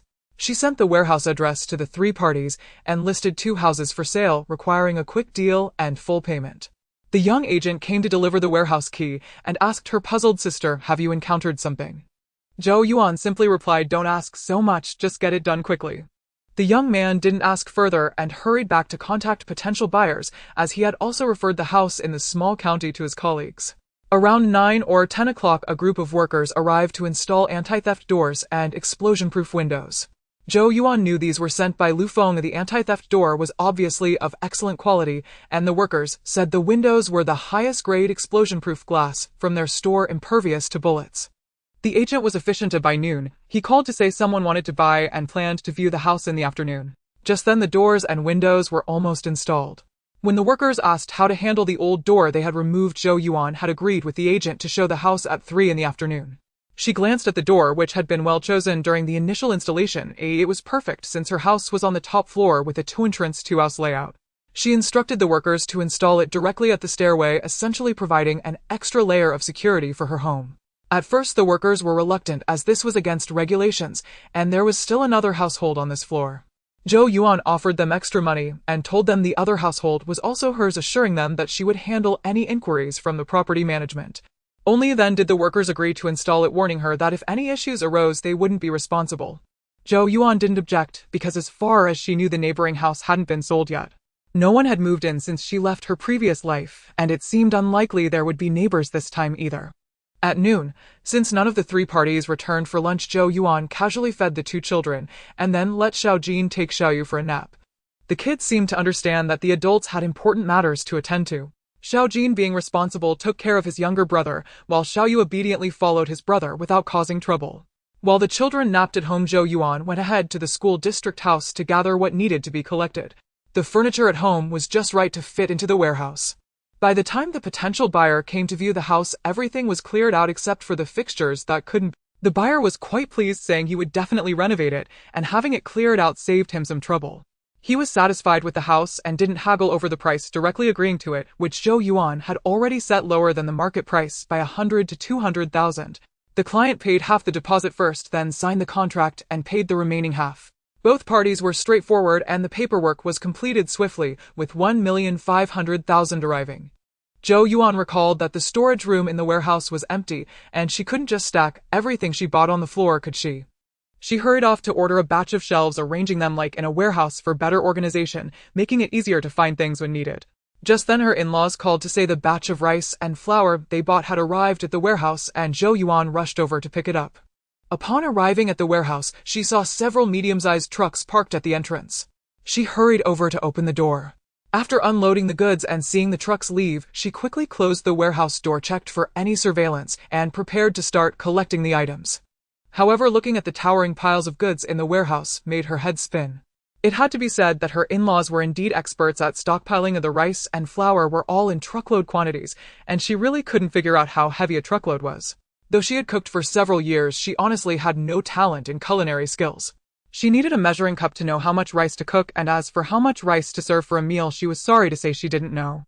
As for which rice tastes good, she remarked that to her they all tasted like rice. Not to mention the flour, what was high gluten and low gluten. What on earth was that? And there was oil, vegetable oil, corn oil, tea oil, rapeseed oil. Well, she knew that lard had cracklings which were quite tasty, and oh, that tea oil was beneficial when a child gets hurt. Zhou Yuan was puzzled about how to categorize and store these items. She feared that when her in-laws asked her for something she would be completely lost and unable to find it. Suddenly her eyes lit up as she remembered that the driver had given her a list to sign, tearing off a copy for her. She felt that if she took it out and matched it with the list to store everything batch by batch, and then stuck the list on the shelf, she would be done. Haha, problem solved, as she wouldn't even need to label anything. It was her first time collecting items in such large batches, and to be honest, it was quite tiring. However, she noticed that at first, she could only collect items within a square meter at a time. Gradually, her range of collection increased. As long as the items were close together, she could gather them all at once. Moreover, she could clearly feel her mental strength strengthening. It seemed that regular practice could enhance her mental capacity. However, she noticed that at first, she could only collect items within a square meter at a time. Gradually, her range of collection. Zhou Yuan shook her head, realizing her imagination was running wild. In her previous life, she was an ordinary person without any special abilities, and now she had a miraculous space. She should be content. Those who are content are always happy. Finally, after more than an hour, she finished collecting this batch of supplies. Her in-laws sent a message saying they had already returned to cook and not to worry about the two children. They had also ordered a batch of vegetables that would be delivered soon, asking her to wait a little longer. Seeing them return, Zhou Yuan felt less anxious. While waiting for the vegetables to arrive, she continued browsing on a shopping platform, discovering more items she needed. Various types of tissues, paper towels, wet wipes, facial tissues, toilet paper, bedding supplies, quilts, quilt covers, mattresses, pillows, various cleaning agents and disinfectants, and she needed to buy various bags, backpacks, shoulder bags, and school bags, focusing on practicality.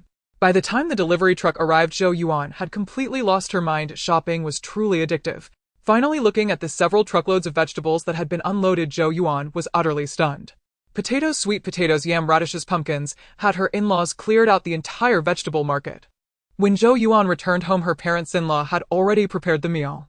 Lu Feng's cooking skills were undoubtedly inherited from his mother. During the years when her in-laws helped take care of the children, Zhou Yuan's weight had never gone down. Lin Cui saw her return and said, "I was just about to call you. How are you? Are you tired?" Zhou Yuan shook her head and looked at her parents, saying, "No, Mom and Dad, you two have really worked hard. You've prepared so many dishes in just one day." Lin Cui waved her hand and said, "What hard work. It's just a matter of moving my lips. Let me tell you, the stuff at the market just isn't good enough. Tomorrow I plan to go with your dad to the countryside to check out the farmers. The real good stuff still needs to be seen in person."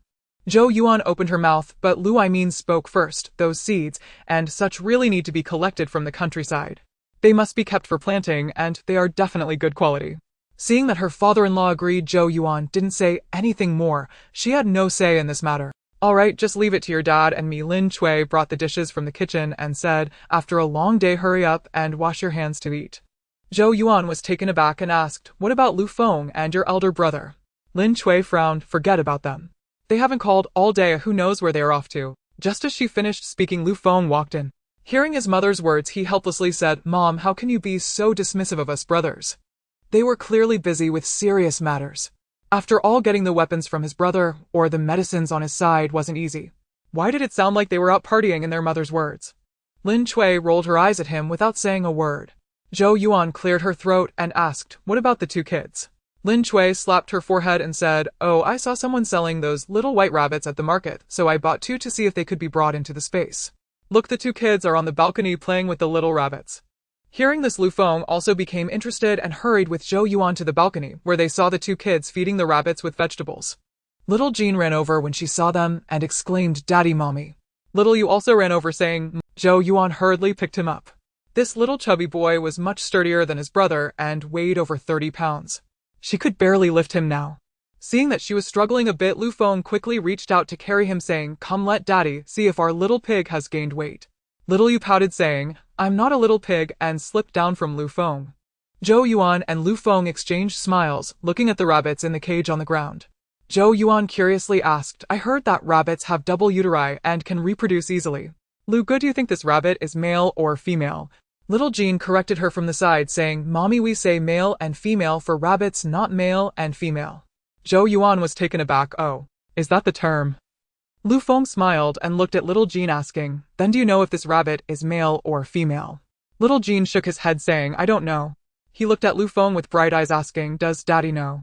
Lu Feng was taken aback, a cold sweat running down his back. Zhou Yuan burst into laughter, realizing that there was a high chance he didn't know. Lu Aimin's voice came from behind, saying, "This rabbit hasn't matured well 3 months ago, so it's hard to tell its gender. The owner told me it's one male and one female." Little Jean seriously said, "Grandpa, it's male and female." Lu Aimin quickly corrected himself, saying, Yes, Little Jean is right. It's male and female. Grandpa was wrong." Zhou Yuan rubbed her forehead, feeling that there was truly no principle to this. Her grandson's word was like a decree. Lu Feng cleared his throat and asked, "Since it's hard to tell, how does the owner know?" Lin Cui interjected, "Who cares how they know? We just bought it for a yuan to experiment. It doesn't matter if it's male or..." She then noticed her eldest grandson looking at her and quickly corrected herself, "It doesn't matter if it's female or male." Zhou Yuan was completely speechless. Lin Cui, fearing Zhou Yuan would scold them again, quickly said, "A yuan, hurry up and try it out, then go eat. Otherwise the food will get cold." Zhou Yuan was about to reach out but paused, suddenly remembering that Little Jean and Little Yu hadn't seen her use the space before. Lu Feng understood, and then said to the two kids, "Little Jean, Little Yu, do you want to see Mommy perform a magic trick?" "Okay." Little Yu clapped first to show support, while Little Jean tilted his head, having grown up and knowing that adults often liked to trick children. Seeing little Jean's expression of "I'm not stupid, don't trick me," Zhou Yuan couldn't help but smile, rubbing his head and saying, "Just treat it like mommy is performing a magic trick, and don't tell anyone else besides daddy, grandpa, grandma, and uncle, all right?" Little Jean nodded, saying, "Mommy, I know. This is a family matter. I won't tell anyone, not even my good." Zhou Yuan smiled with satisfaction. She wasn't worried about little Jeannie in her past life. He had endured hardships with her and was so understanding that it made her heart ache. As for little Yu, he didn't know anything, but that was fine. She just needed to keep an eye on him. After all, everyone would stay at home during the initial period, and later on those with spatial abilities wouldn't have any problems. It was just that her space was special. It could hold living things and allow for planting. When challenges arise, one must face them. When the time comes, bringing them into the space wouldn't be easy to hide. She stopped thinking too much and reached out to touch the rabbit cage, causing both the cage and the rabbit to disappear in place. Wow, little Yu jumped up, saying, "Mommy is amazing." She made the little rabbit disappear. Little Jean's eyes widened. A mommy really could perform magic. Everyone else was delighted. Lin Chui clapped her hands and said, "This is fantastic. Old man, tomorrow we can go check out those pigs, cows, sheep, and chickens and bring a few back. Once we have chickens, we won't have to worry about eggs. Little Jean is at the right age for growth. We need to ensure he gets enough nutrition." Lu Aimin's serious face couldn't help but break into a smile, saying, "Didn't a Yuan say there's a pond in the space? Can we also get some fish and shrimp? Little Yu really likes to eat fish." Lu Feng looked at his parents, who were constantly talking about their two grandsons, feeling somewhat speechless. If the grandson was already like this, he couldn't imagine how spoiled a granddaughter would be. He felt a strange sense of relief. Zhou Yuan was also quite helpless and interrupted her parents, saying, "Mom and Dad, you should wait a couple of days before going to the countryside to collect these things. You need to let me organize the space first, otherwise, if those animals run around, I won't be able to catch them." Thinking of those chickens, ducks, geese, pigs, cows, and sheep running around, she felt like she could explode on the spot. Right, Lin Chui hadn't thought about that. We need to fence off the area, and do we need to dig a new pond and bring in water? Didn't they say there would be a water shortage later? If we want to use the water from the pond, it's better to have a separate one. Lu Feng nodded and looked at Zhou Yuan, saying, "You shouldn't go out these days. I'll go buy the materials you need for the space. You just focus on organizing the space at home, then go gather supplies." "All right," Zhou Yuan nodded. "Okay, I'll make a rough list for you later." Lin Chui clapped her hands and said, "Let's eat first. That good for nothing hasn't come back yet." Just then the door opened and Lu Li's lazy voice came through. "Mom, why were you thinking of me so much?" Lin Chui fell silent, wondering when her mouth had become so sharp. It was as if she had summoned him with her words. Lu Feng laughed heartily and said, "Mom, that's why you can't speak about people behind their backs." Lin Chui slapped Lu Feng on the back and said, "Little Yu," pulled her brother's hand, asking, "Brother, where did the little rabbit go?" Little Jean thought for a moment and replied. The family laughed and joked as they went to eat. Little Yu pulled her brother's hand, asking, "Brother, where did the little rabbit go?" Little Jean thought for a moment and replied, "It should have been put away by Mommy. After we finish eating, we can let Mommy take it out again." Zhou Yuan listened to the two brothers' conversation in silence. She had intentionally not taken the rabbit out immediately, wanting to see if it would adapt well to being inside for a long time. Last time she had taken the two brothers out after just a couple of minutes and didn't dare let them experiment. This time, she would use the rabbit for the test. After dinner, Zhou Yuan took out the rabbits. Seeing the two still lively and jumping around, she let out a gentle sigh of relief, indicating that there should be no problems. Lu Feng went out to find materials for building a breeding pen after finishing his meal. Lu Li called out to him, saying, "Sister-in-law has installed that anti-theft door at the staircase entrance. Why not also install a large iron gate at the top of the stairs leading up, enclosing the top floor directly, and then put in the explosion-proof glass roof for the top floor?" Lu Li did not finish his sentence, but Lu Feng understood instantly. Zhou Yuan also pondered for a moment. Indeed, the door she installed previously was positioned near the security door and did not obstruct the staircase leading to the top floor. She only thought about protecting her own level, but if they enclosed the top floor, it would be more convenient for them. The most direct benefit would be that when they installed the solar power generation equipment, it would be much easier. Before she could speak, Lin Chui interjected, "If the other neighbors in the building see this, will they complain?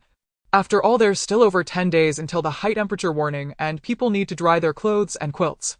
Lu Li shook his head. "It won't have much impact. The iron gate can be temporarily left uninstalled. We can buy it first and install it ourselves when the time is right. The roof for the top floor is actually convenient for everyone, and it won't cost them anything. No one would be so unreasonable." Lu Li shook his head. "It won't have much impact. The iron gate can be temporarily left uninstalled. We can buy it first and install it ourselves when the time is right. Lu Feng went out and Luli turned to Zhou Yuan saying, "Sister-in-law, I might need to trouble you to go out with me in a couple of..." Zhou Yuan immediately understood and nodded no problem. "I will organize the space in the next few days and set aside a separate area. Let me know when the things arrive." Lin Chui, feeling somewhat uneasy, was grabbed by Lu Aimin, who looked at Luli saying, "Be careful. The current social order is still in place and these things are illegal. Don't let the apocalypse arrive before you end up in trouble." Zhou Yuan also nodded. "Indeed, brother, our goal is for the family to be well together. Don't seek quick gains and lose sight of the basics. If we can get it, then great, if not, it's fine. We will find a way later. Rest assured, I know what I'm doing. I can't just leave the whole family in Lu Feng's care." As he spoke, he glanced at the two nephews playing with the rabbits on the balcony. He had to protect them well. Zhou Yuan said nothing further, but suddenly remembered and looked at her mother-in-law. "Mom, have you all used up the money?" She was not familiar with the market for the grain and oil she received today, but with so many items their pension should have been nearly depleted. Lin Chui rubbed her hands together. "Indeed, it's about used up." To be honest, this was the first time in her life she spent money this way. She felt quite uneasy, and it seemed surreal. If it weren't for the old man beside her, she definitely wouldn't have had the courage. Without saying much, Zhou Yuan directly transferred 1,500,000 yuan from the house payment she received today to her father-in-law's card. Lin Chui saw the amount and hurriedly said, "This is too much." Zhou Yuan shook her head. "It's not too much. You and Dad are responsible for the foundation of our family's survival, so don't be afraid to spend money. Spending a bit more now will make things easier for us later." Lin Chui fell silent. It was indeed so. They needed to think more comprehensively to ensure the most basic survival of the family. Thinking of this made her anxious again. She hurriedly patted Lu Aimin. "Quickly go wash the dishes. We need to discuss and organize the items we want to buy." Lu Aimin nodded and turned to go into the kitchen. Zhou Yuan then looked at Luli. "Brother, do you have enough money on your side? To be honest, this weapon is probably the most expensive." Luli shook his head. "I still have some here. I have my ways, you don't need to worry about it." Zhou Yuan nodded helplessly. There was nothing she could do to interfere. Luli said a few words and then went out. The two older folks were indeed getting on in years, and Zhou Yuan had her own matters to attend to, so only he and Lu Feng would handle the tasks outside. They had to hurry. Zhou Yuan quickly sent the list of items she needed from her space to Lu Feng: fencing, water pump, various shovels, tools, and an electric digging machine. To be honest, buying that large farming machine now was not very realistic. After all, they only had so much money on hand. They needed to use it sparingly, but a small one should still be feasible.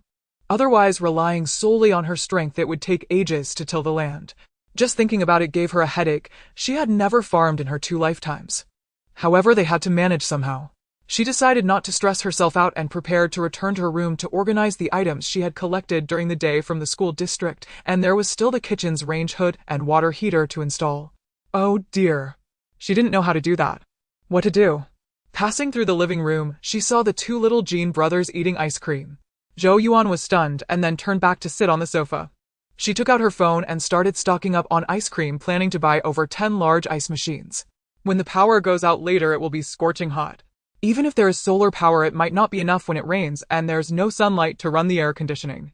If there are ice blocks, turning on an electric fan will be just as good as air conditioning.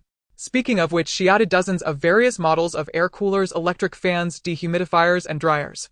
She thought about how there was electricity in her space. Wouldn't it be possible to buy those large storage batteries?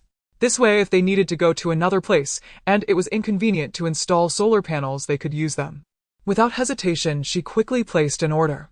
The store's customer service immediately replied, confirming her order. After all, the quantity she ordered was substantial, and the customer service was taken aback. Zhou Yuan confirmed with them, specifying just one requirement: the quality must be good, and the shipping speed must be fast. Additionally, she requested small solar heaters, warm air fans, and oil-filled radiators for winter use. She then opened a certain group buying app and started ordering takeout milk tea in various flavors, 1 or 2 dozen cups of each. Also, her favorite fried skewers and barbecue, as well as burgers and fries that the 2 kids liked, and fried chicken. She ordered dozens to hundreds of portions from the small fast food places she often frequented. When asked, she said it was for a company party and she didn't have it delivered to her home, but directly to the underground garage parking in a surveillance blind spot, receiving 1 order at a time into her space. After collecting all the takeout, it was nearly 11 o'clock. The 2 brothers had not returned yet, and the kids were already asleep. The lights in her in-laws' room were still on, probably still discussing the list. Zhou Yuan knocked on the door, reminding the elderly couple to sleep early since they had to go out tomorrow. She pinched the bridge of her nose and returned to her room. She still needed to go into her space to organize and plan the land. Once Lu Feng brought back the materials tomorrow, she could get started right away. Arranging everything in the house according to its designated place left her quite exhausted. Fortunately, she discovered that she could control the movement of items inside with her mind without needing to physically move them. Otherwise, with her limited strength, she wouldn't be able to manage those beds. However, this was extremely taxing on her mental energy. She could clearly feel her head throbbing with pain, and she didn't dare to use her mind any further. Sitting on the sofa in the space's living room to rest, she recalled the spring in the pond outside. Unable to resist the temptation, she felt that the water there must be for more than just her to use. In a moment of impulse, she took a cup to drink some water, not daring to drink too much, just enough to moisten her lips. However, after drinking that little bit of water, she noticeably felt less pain in her head. Her eyes brightened. This water truly had the effect of replenishing spiritual energy. She took a larger sip and her headache eased significantly. Indeed, it was effective. Zhou Yuan stared at this spring so extraordinary. If this water had a refreshing effect, could she also give it to her family? She pondered for a moment and directly scooped some water from the pond to drink, but found it was of no use. Was it because she had just drunk too much that it no longer worked? Or was it that only the water that came from the spring was effective while the water in the pond lost its efficacy? Or could it be that this water had a time limit? Thinking this, she went back to the spring to drink more, and it worked. It seemed that only the water from the spring was useful. She contemplated for a moment, then took several cups, filling each with water. One was placed in the storage room, one in the space room, and one she took out of the space to set on the dressing table. Just as she set the water down, she heard the sound of the door opening and voices. Two people returned together. Zhou Yuan checked the time. It was already almost 2 o'clock, and she had spent quite a bit of time in the space. Thinking of this, she brought out 2 more cups of water. Stepping out of the room, the two brothers were whispering on the sofa. Seeing Zhou Yuan come out, Lu Feng stood up to greet her. "Why haven't you slept yet?" Zhou Yuan handed him one of the cups of water and gave another to Luli. "Try this and see if you feel anything." Lu Feng and Luli exchanged glances and drank without hesitation. Immediately, both of their eyes lit up. Seeing their expressions, Zhou Yuan felt a wave of relief. This water was indeed effective, not just her imagination. "This water?" Luli asked. "Is it from your space?" Zhou Yuan nodded. "I was just busy in the space and couldn't help but try a bit. But it's not the water from the pond, only the water that flows from the spring is effective. The spring water isn't abundant, and once it flows into the pond, it loses its efficacy." "That's normal," Lu Feng said, downing the cup of water in one go. His previously exhausted body felt as if it had been injected with energy, invigorating him. If all the water in the pond were effective, that would be too extraordinary. Although this space is already quite miraculous, it should have some limitations to be believable. "I just wonder if this water is merely refreshing like the advertisements for energy drinks, or if it can actually improve one's physique," Luli said, nodding in agreement. "I don't know either. I just discovered this myself. I wonder why the water loses its effectiveness once it flows into the pond. Is it that after a certain time the energy dissipates, like how carbonated drinks lose their fizz after being opened? Don't think too much. The fact that it can be used to refresh like this is already good. We can experiment more later. It's late now, let's go to sleep." Without waiting for Luli to respond, he forcibly pulled Zhou Yuan back to the room. Heaven was merciful, he hadn't had a proper moment with his wife since returning. Thinking back, it had already been half a year. After just drinking that cup of water, he felt quite energized and ready for some action. Zhou Yuan was bewildered. Weren't they still talking? Why was he leaving? Luli watched his brother's hand waving behind him, unable to hold back a laugh. Should he also seriously look for a girlfriend? But with the apocalypse coming, where could he find someone in such a short time? When Zhou Yuan found herself pinned on the bed by Lu Feng, she finally understood why he had rushed to bring her back to the room. Lu Feng reclined contentedly beside her, his hands caressing Zhou Yuan's smooth back. Looking at the faint bite mark on his shoulder, he chuckled. That was quite fierce. Zhou Yuan pushed him away in anger, turning her back to him. Lu Feng quickly pulled her back, saying, still angry, "You don't think about how long your husband has been holding back. Aren't you afraid it will burst? You'll be living a widow's life then." Hearing him get more and more carried away, Zhou Yuan slapped his wandering hand. "You're the one without shame." Lu Feng kissed her on the back of her neck. "Don't worry, big brother understands these things too." Zhou Yuan felt her whole body heat up, jumped up, and pounced on Lu Feng, grabbing his neck. "You still dare to say more?" Lu Feng quickly smiled in surrender. All right, I won't say any more. Let's talk about something serious. Do you need to stock up on some small umbrellas? Although I know you want a little cotton-padded jacket, it might not be appropriate right now." Zhou Yuan looked at his playful expression and instantly deflated. She was truly annoyed. But then she thought about it, he was right. Small umbrellas seemed useless, but during an apocalypse they could be traded for a pack of instant noodles. After all, no matter the time, the unspeakable matters between men and women are unavoidable. Stocking up on some would be useful for trading resources, and it's cheap and doesn't cost much. She then went online and purchased about 100 boxes from dozens of different stores, accumulating several thousand. Lu Feng's hands started to wander again. Zhou Yuan quickly swatted them away, checked the time, and got up to hand him the water from the dressing table. Try this cup of water. Are you afraid I won't have enough energy? Giving me more to supplement? Lu Feng raised an eyebrow teasingly. Zhou Yuan rolled her eyes. I just wanted to see if this water, which has been out for an hour, is still effective. Lu Feng drank it all in one go, then after a moment said, I don't feel anything. Zhou Yuan responded with an and then another cup of water appeared in her hand, which she handed to him. Try this cup. Lu Feng looked a bit stunned, but still took it and drank, shaking his head. I don't feel anything. Then he saw Zhou Yuan with another cup jumping up. Are you trying to drown me with water? It wasn't surprising he reacted this way. This was the fourth cup. Zhou Yuan wasn't using those small glass cups either. After drinking several cups, he felt his bladder starting to protest. Less talk, just drink it quickly. Zhou Yuan dismissed his complaints. Lu Feng had no choice but to take a sip, and Zhou Yuan eagerly asked, How is it? Lu Feng quickly finished the rest. This cup is the same as the one I drank in the living room. Zhou Yuan sighed. It seemed that whether the water was outside or in the space, it all had a limited time frame. The preservation in the storage room was also effective for this water.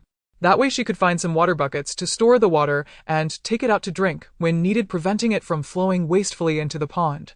Lu Feng realized this water is stored in the storage room. Zhou Yuan nodded, and Lu Feng couldn't help but marvel at how extraordinary Zhou Yuan's space was. It was practically a major loophole. What kind of suffering had she endured that heaven compensated her with such a golden finger?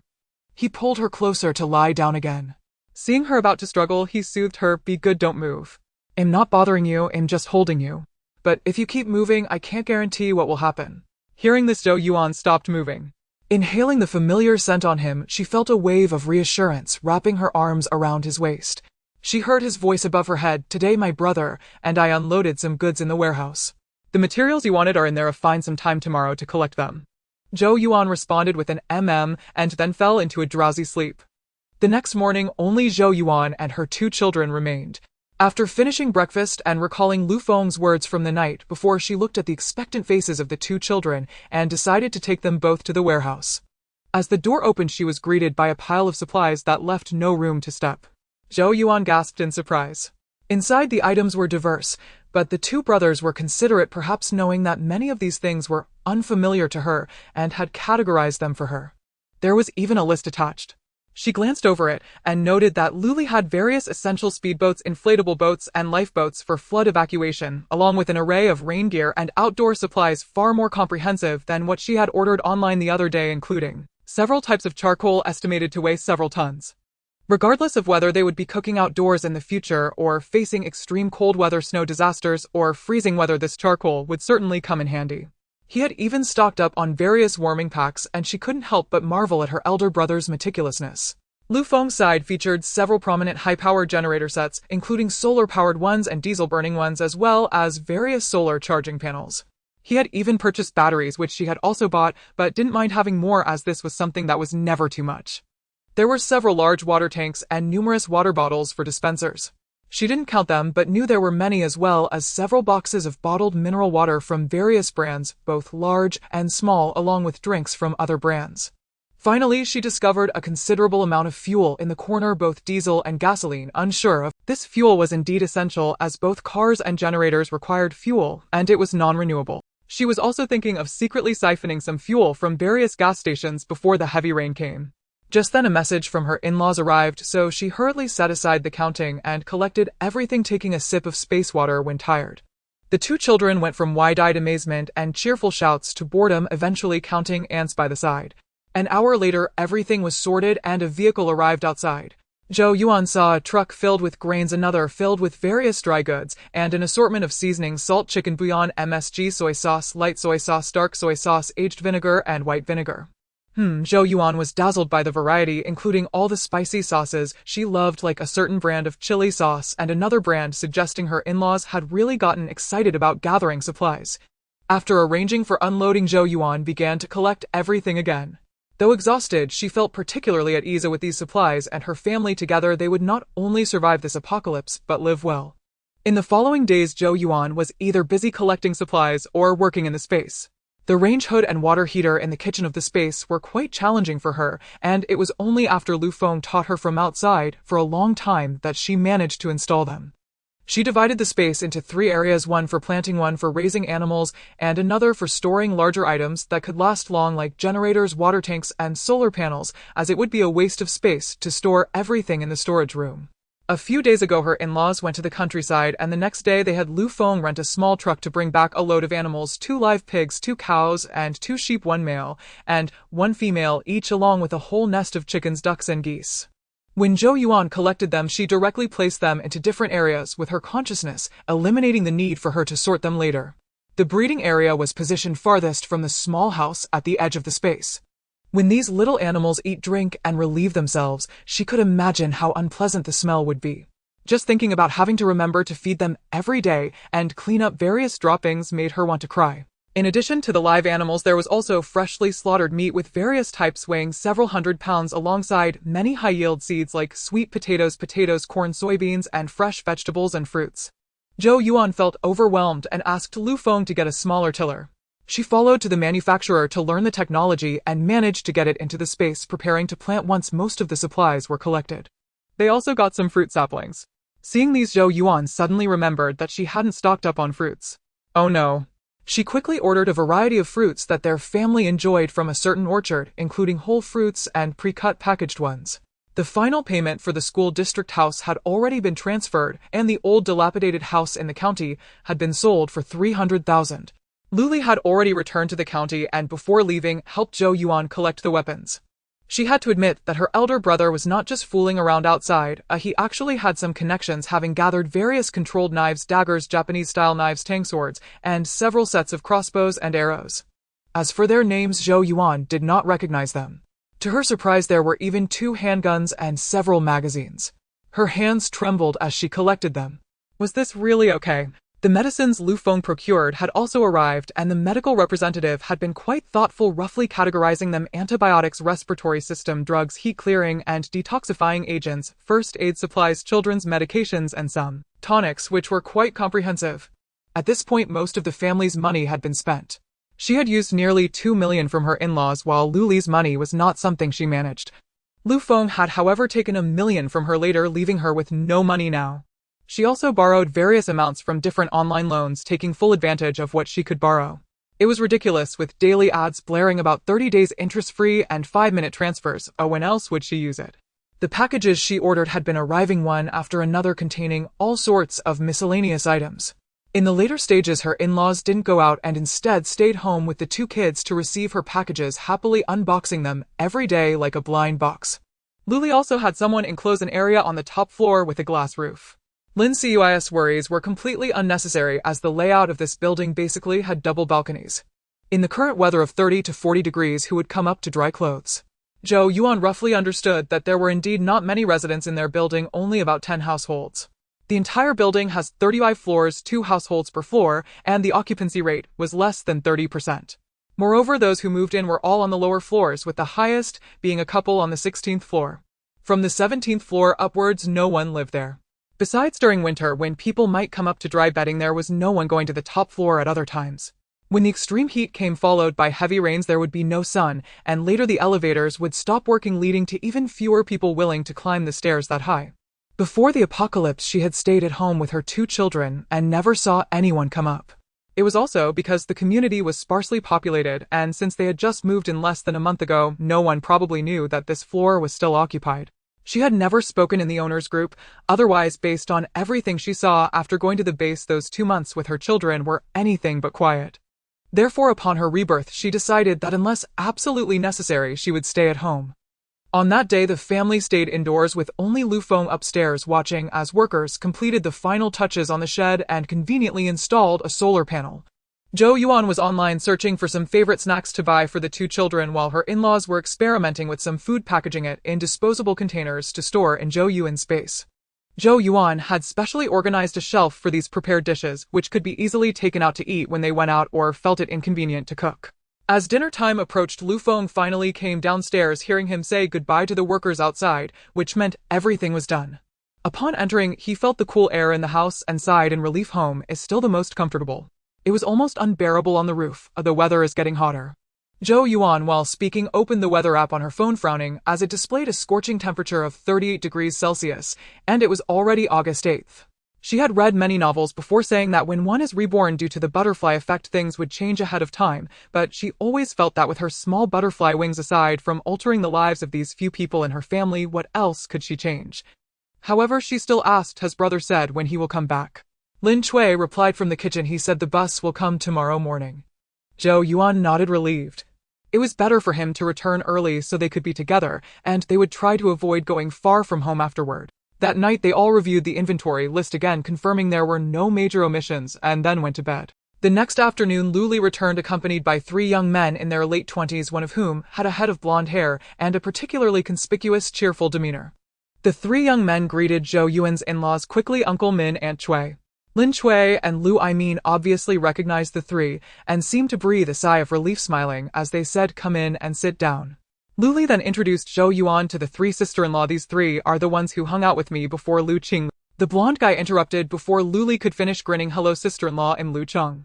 Just call me Chengzi. If you need anything, just call me, I'll be there." Luli slapped him on the back of the head. "Be serious. Don't bring your flirty ways home." Lu Cheng, unbothered by the slap, continued to smile. "Bro, how could I dare? You are my biological brother and Feng Ge is my second brother, so sister-in-law is my legitimate sister-in-law," he said with a slick tongue. Luli replied with a hint of annoyance. Lu Feng quietly told Zhou Yuan, "All 3 of them are from our village. Their parents have either passed away or gone missing for various reasons since they were young. They were raised by their grandparents, and after their grandparents passed, they followed their brother. Although they seem reckless, their character is decent." Zhou Yuan nodded in understanding, realizing why her in-laws were so amiable. They had watched these boys grow up. No wonder Luli felt no reservations about bringing them over. They had no family ties left and nothing to worry about. After dinner, Luli took them to the neighboring house, which had not been sold. With the impending apocalypse, he let the 3 of them move in without any hesitation. The house was fully furnished with complete utilities and kitchen equipment. Before Luli went back to pick them up, he had discussed preparations with Zhou Yuan, so they had also worked on the neighboring house, like installing heat-insulating curtains and solar panels. They casually set up a few beds, tables, and chairs. Having come from tough times, the 3 of them were already very satisfied to live in such a large house with no complaints. Zhou Yuan was a bit curious about how Luli had convinced them to come over, and Luli didn't hide it. "I got an RV and asked them to help with the modifications." Zhou Yuan's eyes widened in surprise. "And RV modifications?" Lu Feng explained from the side. "These 3 didn't receive much education. They dropped out of school to work at a young age. Now that they're of this age, they are just apprentices, having worked in barber shops and auto repair shops. As for the RV, the brother only paid the down payment."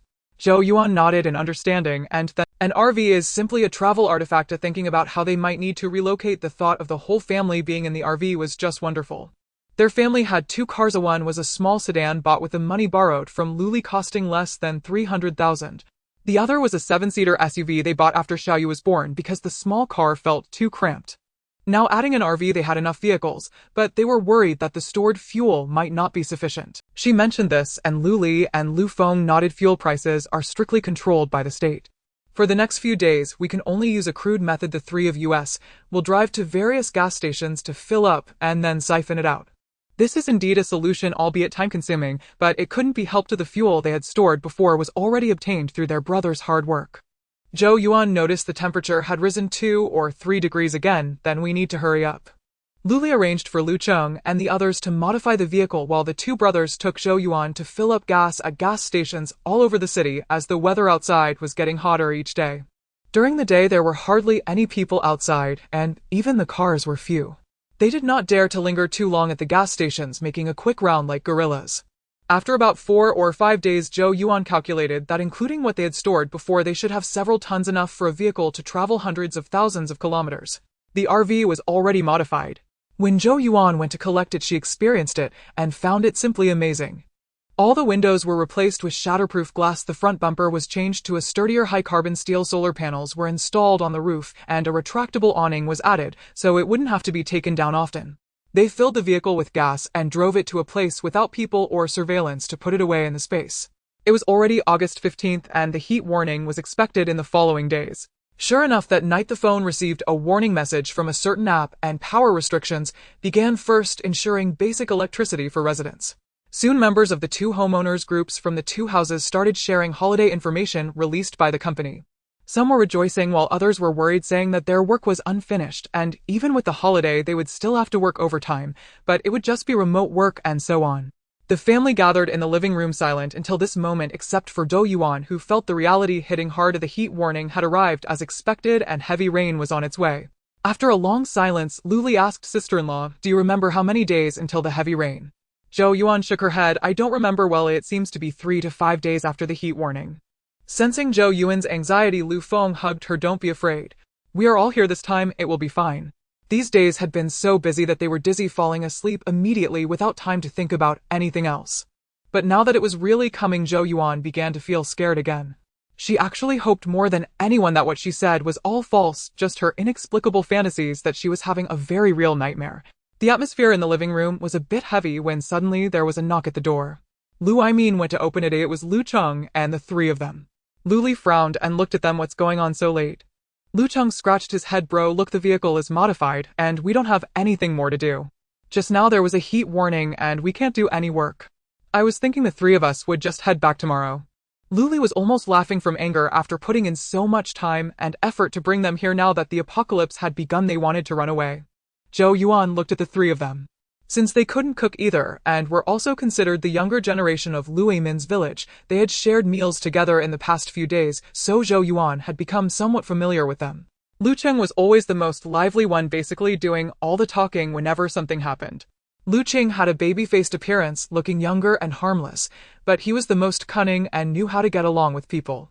Usually Lu Cheng would be the one chattering away, while Lu Cheng would occasionally supplement important information. Lu Ming was truly taciturn, usually focusing on hard work.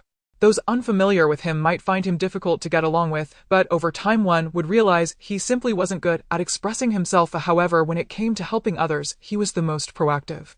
The three of them looked at Luli with a face full of disappointment, not saying a word, exchanging glances. They had followed Luli since childhood, and in their hearts, Luli was like an older brother. However, when Luli disciplined them, he never held back, so they were still a bit afraid of him. Lu Cheng pondered for a moment and said, "Brother, is there something you need us to do? Just tell us, we will not." Luli was momentarily at a loss for words. Lu Feng frowned while Lin Chui exchanged glances with Lu Aimin. Luli was just about to forcefully keep them here. Zhou Yuan spoke up. "I have something that needs your help." All eyes turned to Zhou Yuan, and Lu Cheng immediately said, "Sister-in-law, just say the word. We will do whatever it takes." Zhou Yuan laughed. "That's not necessary." Lu Cheng added, "Sister-in-law, although our education is not high, we can handle just about any task. Just tell us what you need." Lu Ming nodded in agreement. "It's nothing difficult," Zhou Yuan said. "There's a large supermarket under my unit that was supposed to open next month. They've been organizing stock, but with the recent heat warning, the workers have been striking. The management is troubled by this, and they've asked me to find some people to help sort the warehouse goods at night when it's cooler, so when the temperature drops we can directly stock the shelves." Upon hearing Zhou Yuan's words, Lu Feng looked incredulous.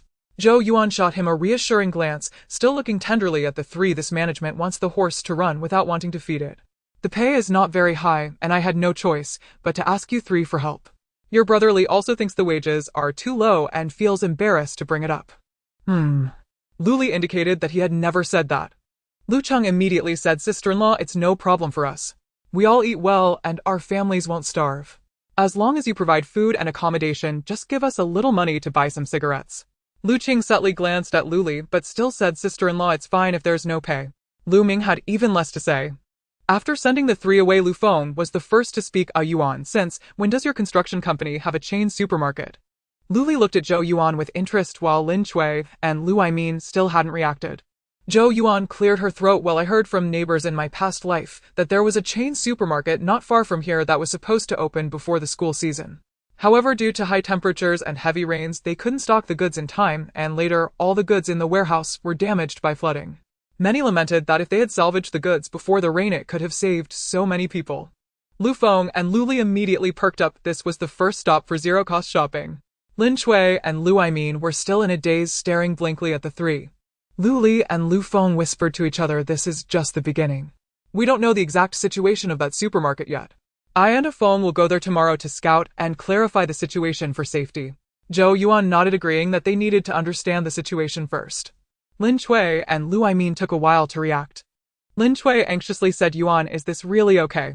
What if they go back and find that the goods are gone? Will they come looking for us? Lu Li waved his hand. Mom, you're just worrying for nothing. With the temperature this high and even electricity starting to be rationed, that supermarket that hasn't opened will definitely be closed. After all, who would go out in such heat for an opening? An opening is supposed to be a grand affair, and once the heavy rain comes, they won't even be able to go out. Even if they realize something is wrong, they won't be able to find anyone. Zhou Yuan nodded in agreement. We should check the situation tomorrow, understand their holiday schedule, and try to collect the goods 1 or 2 days before the rain comes. That way, even if they realize something is missing later, they won't have time to come looking for us. But didn't you just ask Qingzi and the others? Lin Cui was confused. Lu Feng helplessly said, Mom, that was just to keep them here. Did you take it seriously? Zhou Yuan felt a bit embarrassed. Her lie had worked well this time, at least fooling her in-laws. Lin Cui also felt a bit awkward, saying hesitantly, I didn't know Yuan was just talking casually. She never lies. Saying this, she angrily slapped Lu Feng. It's all your fault for leading Yuan astray. Lu Feng exaggeratedly cried out and jumped back. Mom, if Yuan lies, you don't scold her. Why do you always take it out on me? Lu Li watched the scene from the side. Zhou Yuan felt a bit guilty and didn't dare to speak. Lu Aimin also kept a straight face, silently watching Lu Feng being chased and scolded by Lin Cui. He felt that Lu Feng had led his good daughter-in-law astray. Zhou Yuan felt warm from the protection of her in-laws. It was the same when she helped with the children before. She spoke directly with no ill intentions. When she got angry, she would say some harsh words, but her in-laws never took it to heart, at most just saying it's hard to teach an old dog new tricks. They never truly got angry with her. Her in-laws never spoke ill of her to Lu Feng, and instead Lu Feng deep down was just as reckless as Lu Li. When Zhou Yuan first got to know him, he was quite a loser with an attitude that was off the charts. It was only after dating Zhou Yuan under her constant guidance that he slowly became more low-key and his temperament began to stabilize. Previously, he had a commanding attitude towards his parents, but later he started to be more respectful and became increasingly understanding. Lin Cui and Lu Aimin were well aware of their son's changes before and after his relationship with Zhou Yuan. They found it immensely gratifying. Ever since their eldest son dropped out of middle school and refused to continue his studies, running off to mingle in society, they placed all their hopes on their younger son, fearing he would follow his brother's footsteps. Later, seeing him dating Zhou Yuan, studying diligently, finding work, and starting a family, they were blessed with a harmonious and happy household. They could not express how grateful they were to Zhou Yuan. Even the neighbors in the village praised that Lu Feng had married a good wife, beautiful and well-mannered. The next day, the temperature outside had already reached 40 degrees, and stepping out into the sun felt like a sharp sting against the skin. Lu Feng and Lu Li set off early in the morning to scout the supermarket. The last batch of packages that Zhou Yuan had ordered arrived today. This time, she bought various snacks that the two children loved. They eagerly tore open the packages and munched away, filled with joy. Zhou Yuan recalled Lu Qing and the others mentioning smoking yesterday, which reminded her that they hadn't stocked up on cigarettes and alcohol. She knew that neither Lu Feng nor Lu Aimin smoked, and to her surprise, Lu Li also didn't smoke, so it hadn't crossed her mind. In the apocalypse, cigarettes, alcohol, and tea were hard currencies. At that time, money had become worthless paper, and bartering was the norm. For those who enjoyed these items, they were indeed invaluable. Regardless of the era, class divisions would always exist. Zhou Yuan was just an ordinary commoner, with even basic necessities being a challenge. Yet there were still officials and wealthy individuals hosting parties and gatherings, creating a stark divide.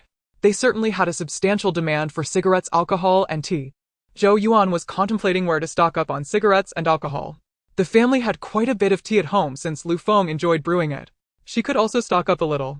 Opening the map, she checked nearby stores selling cigarettes and alcohol, marking their locations, planning to visit these spots while it was still not too hot after the rain began. Then she remembered she should download several offline maps for when there was no network later on, otherwise she wouldn't have navigation if she needed to go somewhere. Previously, she had downloaded many educational videos for the two children on her tablets, along with some entertainment videos, but she had completely forgotten about this. At noon, the two brothers returned. Although they wore sun protection clothing, Zhou Yuan still insisted they apply a thick layer of sunscreen on exposed skin. Nonetheless, they were sunburned and their clothes were soaked with sweat. Lin Cui, despite her complaints, couldn't hide her concern and sent them to take a shower. After their shower, the two flopped onto the sofa, exclaiming, "It's unbearable outside. Oh, we might as well be sunburned raw." Zhou Yuan took some recovery cream and applied it to Lu Feng while Lin Cui helped Lu Li. Lu Feng grinned, saying at least the trip wasn't in vain. We happened to meet the person in charge over there and spoke with him for a bit. He mentioned that their boss intends to delay the opening, but the supplies are already prepared, just piled up in the warehouse. He said there's a final batch of goods to be delivered tomorrow, and they plan to take a break, not leaving anyone to guard it as the warehouse has surveillance. Lin Chui raised an eyebrow in suspicion that person in charge was so open with you about such confidential. Luli scoffed. We just asked if they needed security and slipped him a pack of cigarettes. After a bit of casual conversation, he revealed it easily. I plan to take Lu Qing back later tonight. Luli leaned back on the sofa. It would be more convenient if we could arrange for someone on our side. Lu Feng and Zhou Yuan remained silent while Lin Chui seemed to want to ask something, but was pulled back by Lu Aimin. The two older folks, unable to keep up with the younger generation's thoughts, decided to listen more and speak less. Later that night, Luli returned alone, leaving Lu Qing to guard the warehouse. Lin Chui, curious, asked, didn't they say they wouldn't leave anyone to guard it? Luli feigned mystery and remained silent. Lin Chui, annoyed by his demeanor, was about to explode. Zhou Yuan soothed her mom. The person in charge previously didn't want to leave anyone to guard it, likely to avoid paying wages.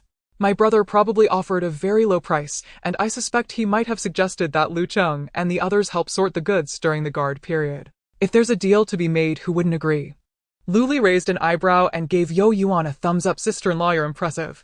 Zhou Yuan pursed her lips, but what I'm curious about is Lu Qing's attitude. Lu Feng interjected, that kid is the most astute. He probably didn't buy the lie you told yesterday. However, he's the most obedient to his brother among the three, so as long as his brother asks him to do something, he won't argue or chatter. Zhou Yuan became intrigued. Why is that? Lin Chui was also aware of this matter. She sighed. That child is also quite pitiful. His father was a good-for-nothing addicted to gambling. When he lost, he would drown his sorrows in alcohol, and when drunk he would come back and hit his mother. His mother was practically beaten to death by him. Back then there was no such thing as domestic violence. After his mother passed away with no one left for his father to hit, he began to hit him. I remember that at that time he should have been just a little older than Xiaojin.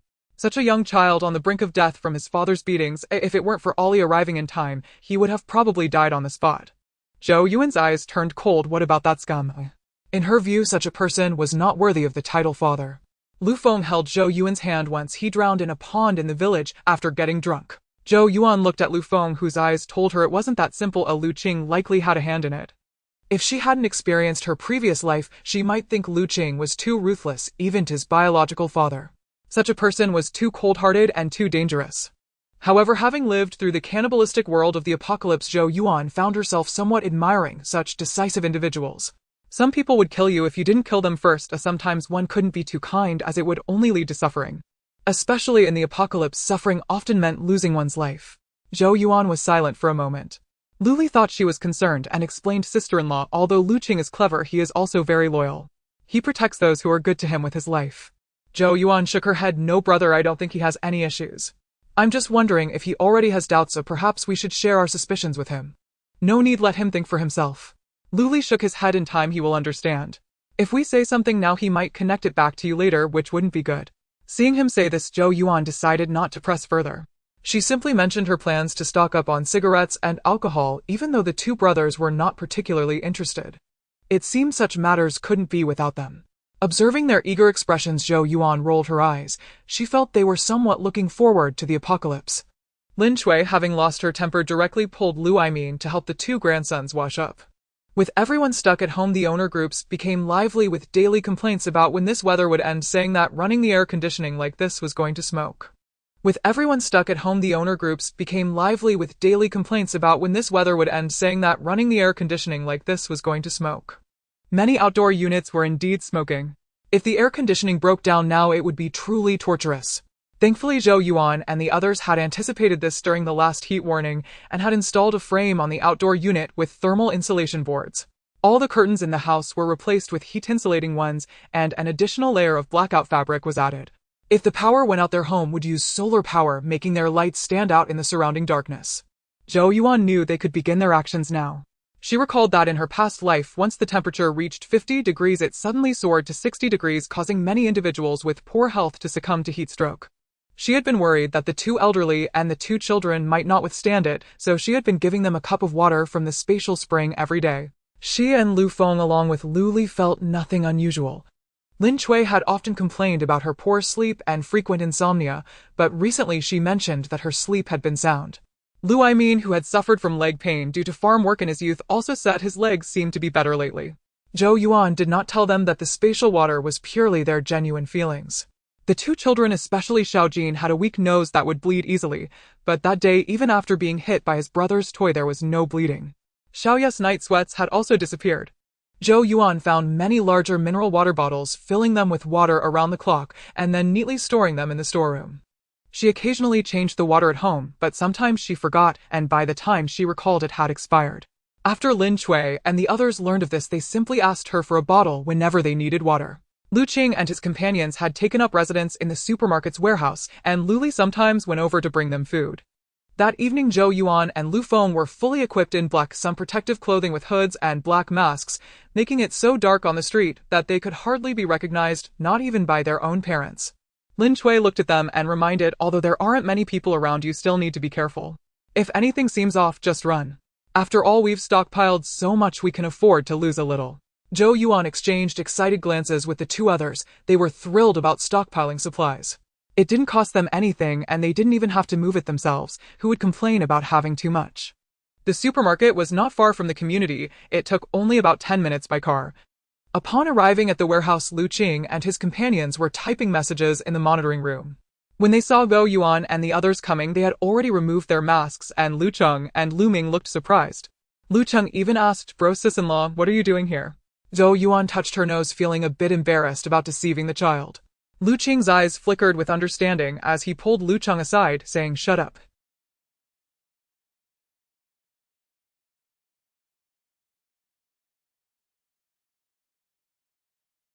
Lu Cheng blinked, confused about why he needed to be quiet. Lu Li looked at Lu Qing and said, "You take them back first. They don't need to come these days." Lu Qing nodded and had Lu Ming take Lu Cheng away without further ado.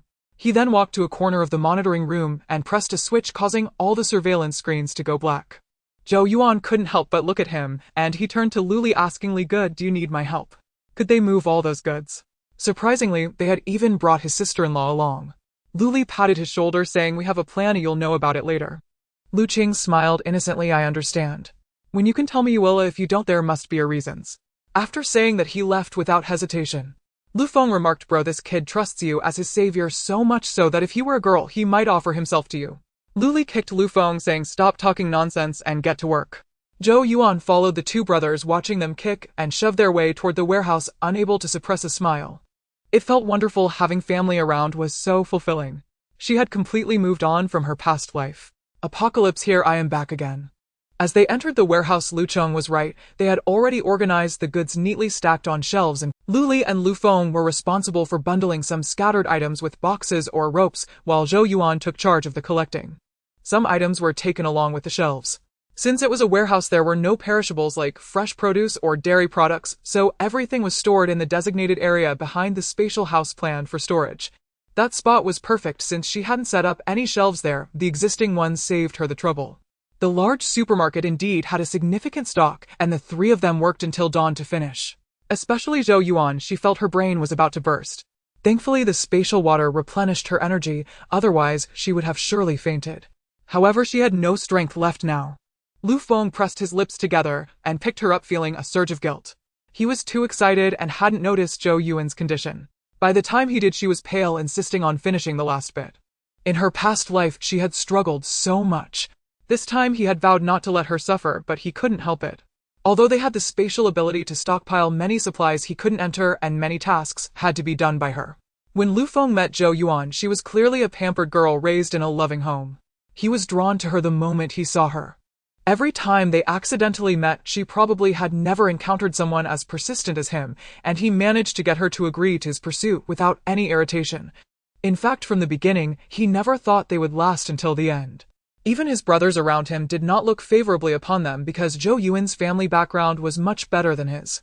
If it weren't for her parents' accidental death later on, he might not have been able to marry her so easily. Knowing how hard it was, he cherished their relationship greatly, but unbeknownst to him, he still made her suffer. Lu Li patted his shoulder, saying, "You take the sister-in-law to the car, I'll tidy up a bit more." Zhou Yuan sensed Lu Feng's emotions and asked in confusion, "Lu Ge, what's wrong?" Lu Feng looked at Zhou Yuan's clear eyes, hugging her tighter, shaking his head, "It's nothing. If you're tired, just say so. If we can't finish today, we'll come back tomorrow. I'm here now, you don't need to push yourself so hard." Zhou Yuan didn't respond, simply burying her head in his embrace, inhaling the familiar scent, feeling a bit choked. This man cared for her. They had been in love since they were 18, and now it had been over 10 years. No matter how intense their feelings once were, they had turned somewhat mundane at this point. Yet the bond between them would never diminish. He would worry about her struggles with the children, always reminding her to keep the kids in line. She would also worry about him when he returned from socializing, intoxicated, fretting whether he would vomit or feel.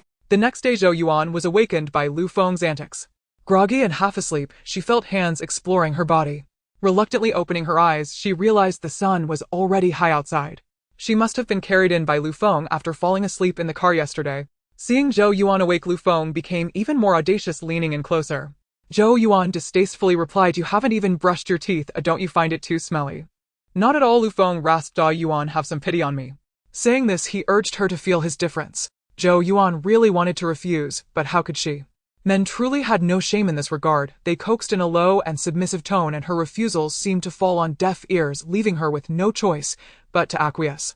Afterwards, Lu Feng kissed Zhou Yuan's forehead and said, Yuan, remember, we are both here this time."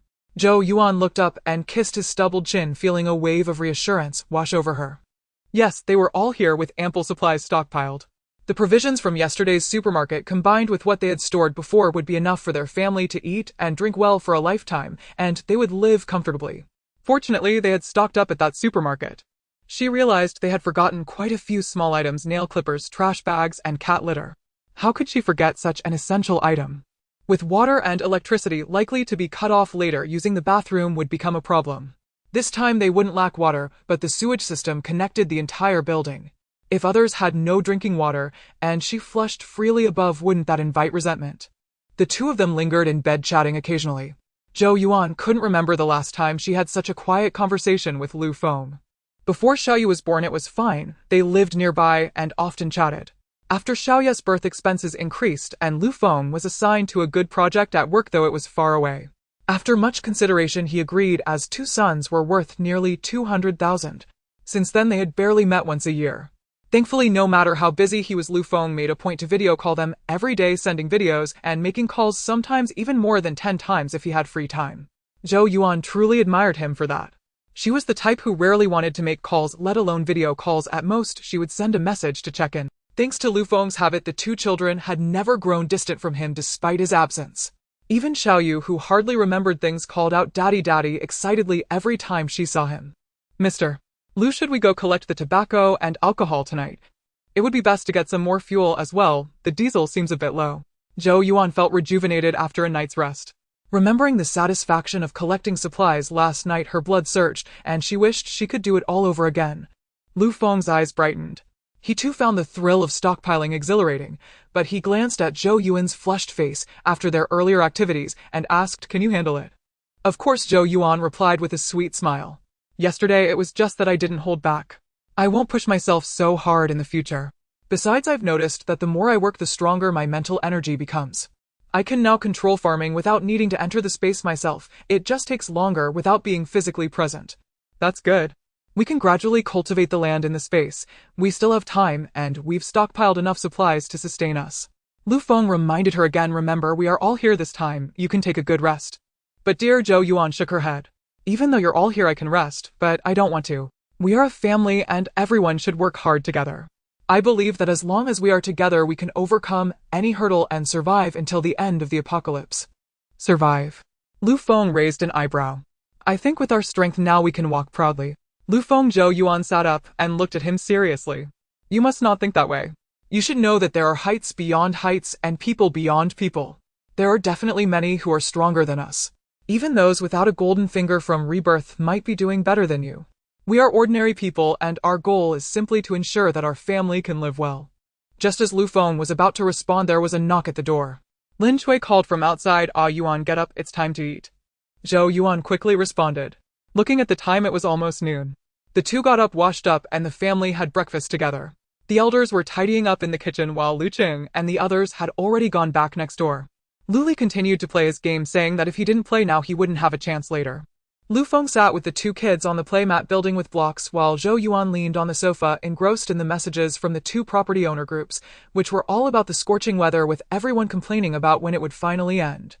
Zhou Yuan remembered that the heavy rains lasted over 2 months, but the hot weather persisted for almost a year. It was only around June or July of the following year that she left with the official rescue team to the base. Unfortunately, they encountered a tornado on the way, and then Xiaoyu. She shook her head, shaking off the negative feelings. She didn't want to be affected anymore. What she should be looking forward to now was the future. Lin Cui wiped the water droplets from her hands, exchanged a glance with Lu Aimin, and cleared her throat to remind everyone, I want to hold a meeting. She then looked at Xiaojin and Xiaoyu, gently coaxing Xiaojin, why don't you take your brother for a nap? When you wake up, Grandma will let you watch TV. Hearing watch TV, Xiaoyu clapped with joy, and Xiaojin's eyes brightened as he nodded and took Xiaoyu into the room. Lu Feng got up and sat next to Zhou Yuan, but Zhou Yuan pushed him away, saying it's too hot to stay away from me. Lu Feng looked wronged, causing Zhou Yuan to roll her eyes. She was sitting on a single sofa, and on such a hot day, why did he need to squeeze in next to her when there was a wide sofa beside them? Luli put away his phone and shot Lu Feng a disdainful glance. Lin Cui frowned and said, "Ah, Feng, be serious." Lu Feng obediently sat properly on the other side. Lu Aimin then turned to Zhou Yuan and Lu Feng, saying, just now when your mom went to call you for dinner, she heard what you were saying. Lin Cui interjected, I was just standing at the door for a while and heard your last few words. I wasn't eavesdropping on purpose. She couldn't let her daughter-in-law think she was snooping. Zhou Yuan bit her lip, feeling a bit embarrassed, as she nodded to indicate she understood. Lu Feng shrugged nonchalantly at Lu Aimin and said, Dad, you can continue. Lu Aimin looked at him sternly, your mother, and I also think there's a problem with your thinking. What Zhou Yuan said is very reasonable. Although we received the news early and took action first by stockpiling so many supplies, it doesn't mean we are invincible, so it's better for us to keep a low profile. Lu Feng touched his nose and said, I never claimed we are the best in the world, but is it really necessary to be so cautious? Lu Li, confused, responded, can you at least let me know what you all have been saying? Lu Feng explained, Yuan thinks my ideas are too ostentatious, but I believe that since we have stockpiled so many resources, and considering a Yuan space, we should at least not have to live too constrained, right? Lu Li frowned and remained silent. Zhou Yuan sighed and said, when I talk about being cautious, it doesn't mean we must live in restraint. What I mean is that we cannot provoke hatred simply because we are well-fed. You must understand that, even in peaceful times, many cannot stand to see others live better than themselves, let alone during an apocalypse. It's not about having little, it's about the inequality. In the end times, many will go to great lengths for food, and it's not just about fearing one person, but the collective attack that is the real threat. Lin Cui quickly nodded and said, yes, that's the point. You all live in a time of abundance. Think about the time when your father and I faced scarcity during famines. It was truly a bloodbath. It's not an exaggeration to say that if someone passed gas, you could tell what they had eaten. Lu Aimin looked at Lu Feng and Lu Li, his tone earnest. I know both of you have a competitive spirit, but this is not the time to show off your strength. You must understand that for now, setting aside Qingzi and the others in our family, you two are the only capable laborers. The others are elderly, weak, or women and children. Are you not afraid? Lu Feng and Lu Li felt a jolt at this. Yes, they indeed thought they had support and were fearless, forgetting that behind them was a large family. What would they do if they were not around? Zhou Yuan narrowed her eyes at the two of them, her gaze becoming stern. But even if we are cautious, we cannot allow others to provoke us without reason. In the apocalypse, constant retreat will make others see you as weak and easy to bully. The principle is that if one does not offend me, I will not offend another. We do not actively seek trouble, but there's no need to hide from everything. Properly showcasing our strength can serve as a deterrent. As she spoke, she looked at Lu Feng and asked, do you understand my point, Mr. Lu? Lu Feng exhaled, I understand now. Lin Cui and Lu Aimin exchanged glances, both relieved. Among the brothers, Lu Feng was the more stubborn one.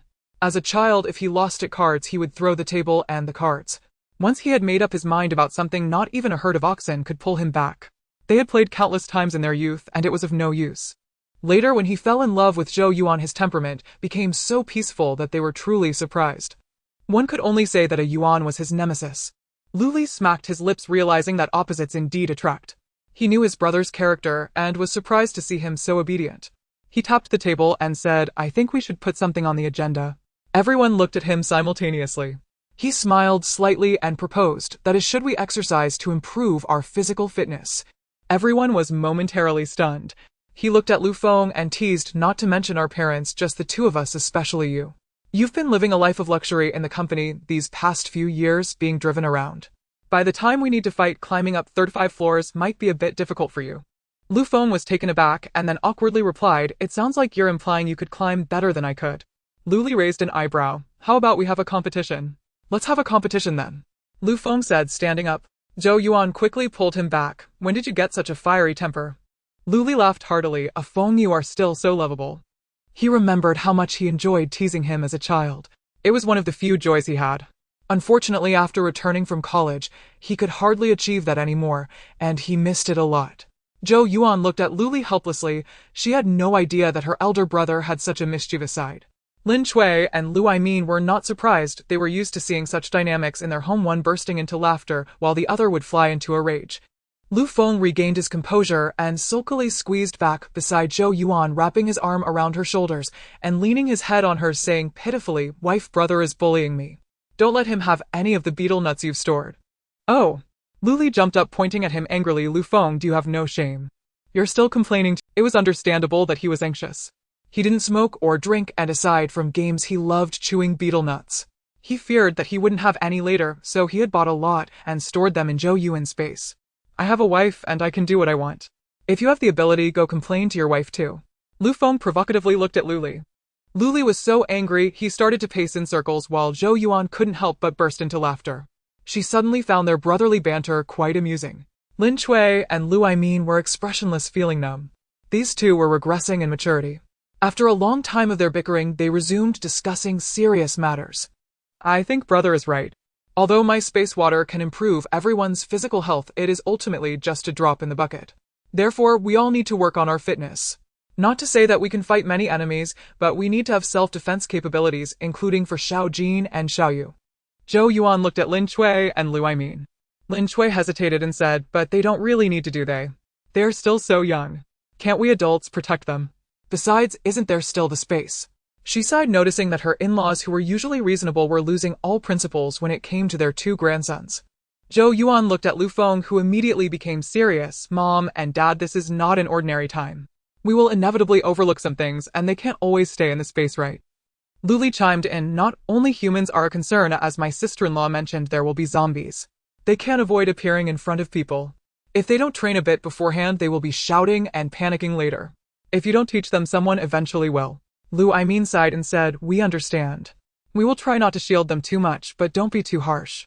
The two children are so young and already have to face such a terrifying world. It's pitiful enough as it is. Zhou Yuan felt her heart soften at this. Indeed. If it weren't for this damned apocalypse, Xiao Jin would be happily attending school, with the biggest worry being homework, while Xiao Yu had just started kindergarten, carefree and innocent. Lu Feng fell silent as well. Lu Li pinched his nose and said, this is unavoidable. What we can do now is to try our best to ensure they have a better life. Don't view physical training as something terrifying. On the contrary, I think it's a good thing. Even in peaceful times, exercise is necessary. That's true. Lin Chui and Lu Aimin nodded. They knew they were overly indulgent with the children, but what could they do? They simply couldn't help it. Every time they saw those two little faces, their hearts softened unbearably, and they just couldn't control themselves. Seeing the two elders nodding, Zhou Yuan couldn't help but let out a sigh of relief, while also finding it a bit amusing. What used to be a source of irritation now felt rather interesting. She reminded them, and there's one more particularly important thing. Zhou Yuan noticed everyone looking at her and no longer kept them guessing. That is a special ability. Upon hearing this, not only Lu Feng and his brother, but also Lin Chui and Lu Aimin became interested. Lin Chui curiously asked, is that special ability really like the spells in those mythological stories? Zhou Yuan couldn't help but chuckle. There is some correlation, but it's not that magical. Lin Chui still wanted to ask, but was stopped by Lu Aimin. Don't ask anymore, Yuan will explain it clearly. Zhou Yuan nodded. As I mentioned before, I suspect that in the torrential rain there is a type of seed carrying a certain virus. It's like a radiation that infects anyone living within it, and there are 3 outcomes of this infection. 1 is to become a zombie, another is to evolve and gain special abilities, and the last is to remain unaffected. Lu Aimin frowned. Is this based on the individual's constitution? Yes. Zhou Yuan's expression also became serious. My guess is that the better one's health, the higher the chance of developing special abilities. Zhou Yuan's conjecture was not without evidence, as the places where zombies first erupted were hospitals where the majority of patients were those with health issues, the weakest in terms of physical constitution. Of course, besides patients, there were also doctors, nurses, and family members, but they were the first to come into contact with the patients. Others were infected through airborne viruses, which were less concentrated, allowing for a buffer time. However, those who directly contacted the outbreak of the virus had strong constitutions that couldn't withstand it, and many were directly bitten, leaving them with no power to resist. The special ability users Zhou Yuan encountered later were mostly young men, children, the elderly, and women with special abilities were rare, and usually they possessed auxiliary types of abilities like water, wood, healing, and space. Generally, the better one's constitution, the more powerful the special abilities, such as lightning, fire, and metal. After hearing Zhou Yuan's conjecture, everyone nodded in agreement, as it made complete sense. Lu Feng looked at Lu Aimin and Lin Chui seriously. So Mom and Dad, while we train Xiao Jin and Xiao Yu, must not coddle them. We must understand that building their bodies well will prevent them from being infected and turned into zombies, even if they don't develop special abilities. Lu Aimin turned pale, and Lin Chui was so shocked she jumped up, slapping Lu Feng's mouth with a loud bang. Pa, you better spit that out. Don't curse my good grandson. Lu Feng helplessly jumped aside. I'm just giving you a warning. That doesn't mean you can say such things, Lin Chui said, her heart racing as she glared at Lu Feng. Lu Feng had to spit a few times to the side before Lin Cui's expression improved. Zhou Yuan comforted from the side. It won't happen. In my past life, neither I nor the two kids had access to space water, didn't train, and weren't infected by zombies. We just didn't have special abilities, so I believe if we start training we might evolve special abilities. Speaking of this, Zhou Yuan was also filled with anticipation. It's important to note that in the bases during the apocalypse, the treatment of special ability users and ordinary people was like heaven and earth. If she had any special ability in her past life, even if it were just an auxiliary type, she wouldn't have had to struggle so much with Xiao Jin and wouldn't have died within 2 short years. Although she now has a space ability and can claim it as such, others upgrade their abilities through zombie crystal cores. She is unsure if her space can be upgraded, and what it can be upgraded with is even more uncertain. Hearing Zhou Yuan say this, everyone felt relieved. As long as the two kids were not at risk of being infected into zombies, they felt half at ease. As for the adults, there was only one solution: to train. Although their constitutions were definitely stronger than the kids, they had to become special ability users, otherwise the supplies they hoarded might not be able to protect them. At this moment, Lu Feng truly understood Zhou Yuan's intention of telling him to keep a low profile. They needed to survive as best as they could before they had special abilities. Next, Zhou Yuan began to educate them about the basics of special abilities. Although she had only lived a little over 2 years in the apocalypse, she had read many novels, and combined that with her past life experiences, she could explain quite a bit. Generally speaking, the most common special abilities are elemental types: metal, wood, water, fire, earth, wind, lightning, and ice. Then there are body enhancement abilities, such as strength, speed, hearing, vision, and mental and spatial abilities should also be counted in this category. Then there are some other unique special abilities which vary widely. Most of them are not suitable for attack, but are auxiliary types, including healing and the ability to communicate with plants and animals. As for the specific functions of which abilities exist, she would explain that later when they had any abilities, otherwise she could talk for a whole day and night without finishing. Then it's decided. Today we don't have time, as starting tomorrow everyone must train for at least an hour. I will create a plan based on each person's constitution later. Lu Li made the decision. The old and the young definitely couldn't train together, so a suitable training plan for each person had to be made, and Lu Cheng and the others also needed to join. Lu Feng nodded. All right, brother, then I'll go with a yuan tonight to collect the nearby cigarettes and alcohol. Lu Li frowned. Are we going to collect them today? I saw some stores still open that day. Shouldn't we wait a couple more days? Zhou Yuan shook her head. I have a feeling that it will reach 60 degrees tomorrow or the day after, and then barring any accidents it will start boiling. So we only have these 2 days left. I also asked Lu Gu to scout, and we have given up on some stores that are still operating or have people living in them. We will only collect from those that have been closed for several days, and have no one guarding them, which is still quite a few. I can't hoard more right now due to limited space. Zhou Yuan also felt helpless about this. She still hadn't found a way to upgrade her space. Previously, the area of her space seemed quite large, but after dividing the regions, she realized it wasn't that big. Especially the area used for storage, as most of the items are large, taking up considerable space. Fortunately, they can be stacked up, otherwise it would have been impossible to fit everything, but she didn't dare stack them too high for fear they would topple. She couldn't occupy the area for planting and breeding either, as that was fundamental for sustainable development. While breeding seemed okay now, in the future when it came to reproduction it might not be sufficient. Thankfully, there was still a storage room in her house where she could store some things, and it was not yet full. Thus, over the next couple of nights, she wanted to sneak out a zero-cost purchase from a couple of gold stores to see if she could find items to upgrade her space. She felt that her space might just be a jade bracelet, which likely upgrades through jade. If not, then it could be the zombie crystal cores. That's how it was set in the novels she read. Hearing this, everyone else also felt a bit anxious. Lin Chui was particularly anxious. Does this space have limits? I always thought it was infinite space. Zhou Yuan rubbed her forehead. Did I not mention that the area outside the house is about the size of a football field? Several people shook their heads in unison. Zhou Yuan felt awkward and said, I thought I mentioned it before, that space is just that big. However, I believe this space can be upgraded, though I'm not sure how yet. But it's highly likely that it involves jade. Luli nodded. Then you guys can try to find some jade when you go out today. Lin Cui's eyes lit up. I have a jade bracelet. Why don't we give it a try? Zhou Yuan was taken aback. She knew about that jade bracelet. It was bought a few years ago when she and Lu Feng took their mother-in-law to a certain store costing 10,000 yuan. Lin Cui had been quite pained at that time. A jade is fragile and she hesitated to wear it. During holidays she would wear it just to show off to relatives and friends, claiming it was a gift from her daughter-in-law. Usually it was kept in a box, so she had completely forgotten about it. Saying this, Lin Cui excitedly ran into the room and brought out a small bag, which indeed had layers of wrapping around the bracelet. Reluctantly she handed it to Zhou Yuan. Zhou Yuan did not accept it. Mom, we can find other ways to get jade. Lin Cui repressed her reluctance and directly shoved it into Zhou Yuan's hands. Mom, I do feel a bit reluctant. This is something you bought for me and it's quite precious. But I know that in the future you will definitely get me something even better. As long as you all are well, I have no complaints. Moreover, this is just a guess, and it may not even be useful. It's possible you'll just return it to me later. She still hoped that it wouldn't come back, as not returning it would mean that jade could indeed upgrade the space. Zhou Yuan was about to say something when Lu Feng grabbed her hand and shook his head. Yuan, Mom is right. As long as our family is together, we'll find even better jade for Mom in the future. Right now your space is very important to us. Lu Li and Lu Aimin also nodded in agreement. Zhou Yuan stopped hesitating, took the jade and stored it in her space. She closed her eyes and let her consciousness sink into the space where she saw the jade floating, emitting a barely perceptible soft glow, which gradually faded away. Zhou Yuan circled her consciousness around, but found nothing, feeling disappointed as she withdrew her awareness. Upon opening her eyes, everyone was staring at her. Seeing her disappointed expression, they exchanged glances. It seemed it was useless.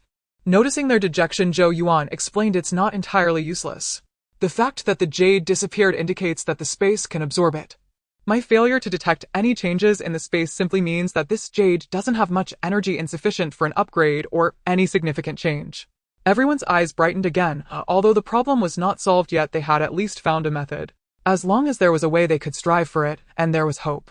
Zhou Yuan also took out some gold and silver jewelry that Lu Feng had bought for her during their wedding and afterwards. She hadn't thought of these reserves since her mother-in-law didn't take the jade bracelet. Everyone knew that wearing jewelry while taking care of children was very inconvenient, especially earrings and necklaces. A child could easily tug at them and cause injury.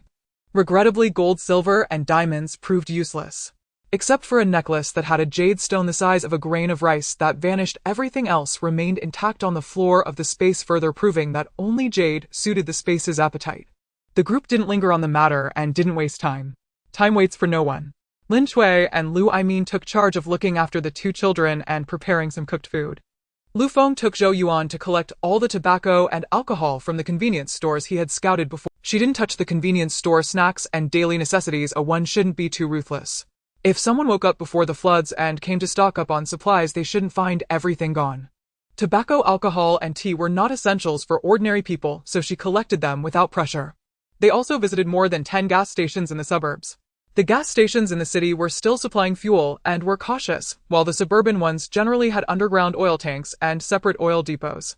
The oil storage was sufficient. They had gasoline, diesel, and liquefied petroleum gas, ensuring they wouldn't lack fuel for the next decade.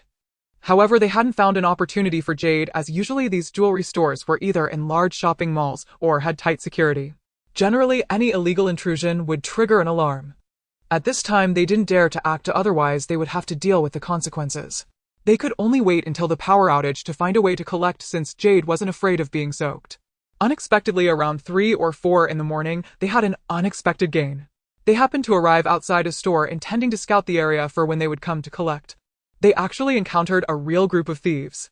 Lu Feng and Zhou Yuan were stunned. Their luck was incredible. It was understandable. Temperatures were rising, and there seemed to be no plan for cooling down in the short term.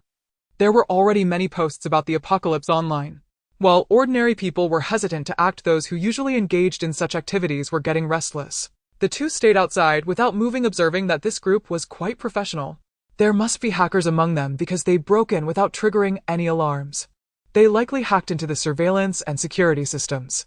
Naturally, the two had no intention of calling the police, as they were there to stock up on supplies too. They were waiting to see if any opportunities would arise. Fortunately, they waited, and it turned out to be a big surprise. These people only robbed gold and silver diamonds, leaving the jade largely untouched.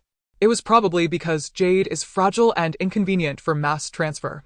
Moreover, most jade in jewelry stores contains a lot of moisture. Taking the risk to steal these low-value jades wasn't worth it compared to directly seeking rough stones. This worked in Zhou Yuan's favor. They did not care about quality and cleared out everything. Then the two exchanged glances and decided to visit all the nearby jewelry stores. Since those people were out to act, they wouldn't stop at just one store. They led the way while the two followed closely behind to pick up any leftovers, feeling extremely happy. Even if they were discovered later, it would be hard to trace back to them.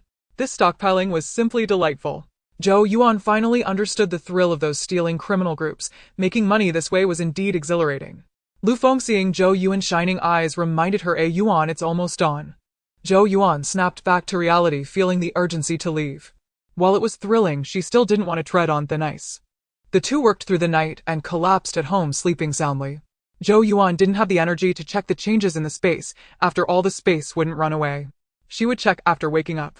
Staying up all night is too much for people of their age. Back in high school and college, pulling all-nighters at internet cafes was a breeze, and the next day they could still attend classes with energy. Zhou Yuan and Lu Feng slept until the afternoon, only to wake up because of the heat. The two of them, still bleary-eyed, walked into the living room, unable to tell east from west. The house was empty, with only the sound of bang bang clang clang echoing from outside. As they yawned and stepped out, they saw Luli was playing sandbags with Lu Cheng and 3 others. Lu Cheng spotted them at once and exclaimed in surprise, "Brother Feng, sister-in-law, did you go rob a bank last night?" They hadn't even gotten up for lunch and had slept until now. That was too much sleeping. Zhou Yuan and Lu Feng exchanged helpless glances. Wasn't it just like they had gone robbing? Luli tapped Lu Cheng's head, saying, "Don't slack off, hurry up and do another 1,000 leg kicks. Brotherly, spare me." Lu Cheng trembled at the thought. Luli ignored his cries and told Lu Feng, "Mom and Dad took the 2 kids to the stairs, and I've left some food for you in the pot. Go eat something first." Lu Feng nodded and pulled Zhou Yuan inside. Zhou Yuan admired how quickly Luli had set up the sandbags hanging in the corridor. Seeing Zhou Yuan and Lu Feng go in, Lu Cheng leaned over to Luli and whispered mysteriously, "Brother, is Brother Feng planning to have a 3rd child?" Before he finished speaking, Luli gave him a thump on the head, saying, "Every day, what's with all this yellow nonsense in your head? Do another 1,000. Lu Cheng was about to whine again when he saw Luli opening his mouth again hurriedly, saying, I'm going. It was obvious from Brotherly's expression that he wanted him to do another 1,000 or his legs would be ruined. Luli ignored them and went straight into the room. Lu Cheng paused to wipe the sweat off his face with a towel, glanced inside the door, pondered for a moment, then continued. Luli went to the bathroom first to wash off the sweat, otherwise getting the air conditioning blowing directly on him with his sweat still wet would easily lead to a cold. They exercised in the corridor, leaving the doors on both sides open for the air conditioning to circulate. They also had 2 large fans running, and the corridor was fitted with a security door with heat-insulating curtains on the windows. In such hot weather, just sitting still made one feel unbearably hot, let alone exercising. After eating, Zhou Yuan checked her phone and said the high temperature warning has come again. Tomorrow it's going to reach 60 degrees. Luli nodded. He had seen it earlier. At that moment, the corridor door opened and Lin Chui and Lu Aiman's voices were heard, bringing the 2 kids. Little Jean was okay, but he had a serious expression and didn't say a word. Little Yu, on the other hand, was directly carried in by Lu Aiman, her cheeks flushed and streaked with 2 lines of noodles, remnants of tears. Lin Chui and Lu Aiman looked embarrassed, saying it was too hot. They've never climbed stairs like that before. Zhou Yuan quickly took the 2 kids to wipe off their sweat and change their clothes, then encouraged them appropriately. Today, Little Jean and Little Yu did great. You even took Grandpa and Grandma to climb stairs. Little Yu, hearing this, immediately forgot her grievances and nestled in Zhou Yuan's arms, acting cute, saying, Mommy, Little Yu is very strong. I walked down by myself and climbed 1, 2, 3, 4. He was still small and just learning to count using his fingers. Little Yu climbed 6 flights of stairs, and I really couldn't climb anymore, so I let Grandpa carry me. Little Yu is awesome. Zhou Yuan affectionately kissed his clean little face and turned to the quiet Little Jean beside her, saying, Little Jean is also amazing. You climbed up all by yourself. Little Jean has grown up. He can't let Grandpa and Grandma carry him anymore. Lu Jean pouted. Zhou Yuan lovingly patted his head, saying, Then why isn't Little Jean happy? Lu Jean thought for a moment and then looked at Zhou Yuan, asking, Mommy, is something happening at home? Zhou Yuan was taken aback, then smiled. Why do you ask that, Little Jean? Lu Jean said seriously, Mommy, I'm 10 years old now. I'm not a little kid anymore. Without waiting for Zhou Yuan to respond, he continued, Dad is usually very busy. He can only stay for a few days when he comes home for the new year, but this time he has been here for almost half a month. And Uncle, who has never stayed at our house, also seems to be always worried, and Uncle Lu Cheng and the others have been going out at night lately, not coming back until very late. I even went to check your room when I got up to use the bathroom. Just now Grandpa and Grandma took me and my brother to climb stairs. Usually if little you acts cute they will carry her, but just now they insisted that little you climb until she cried and couldn't climb anymore before carrying her. Zhou Yuan was completely stunned as she hadn't expected little Jean to notice all this. She had overlooked it, and without her realizing it, her little jacket had quietly grown up.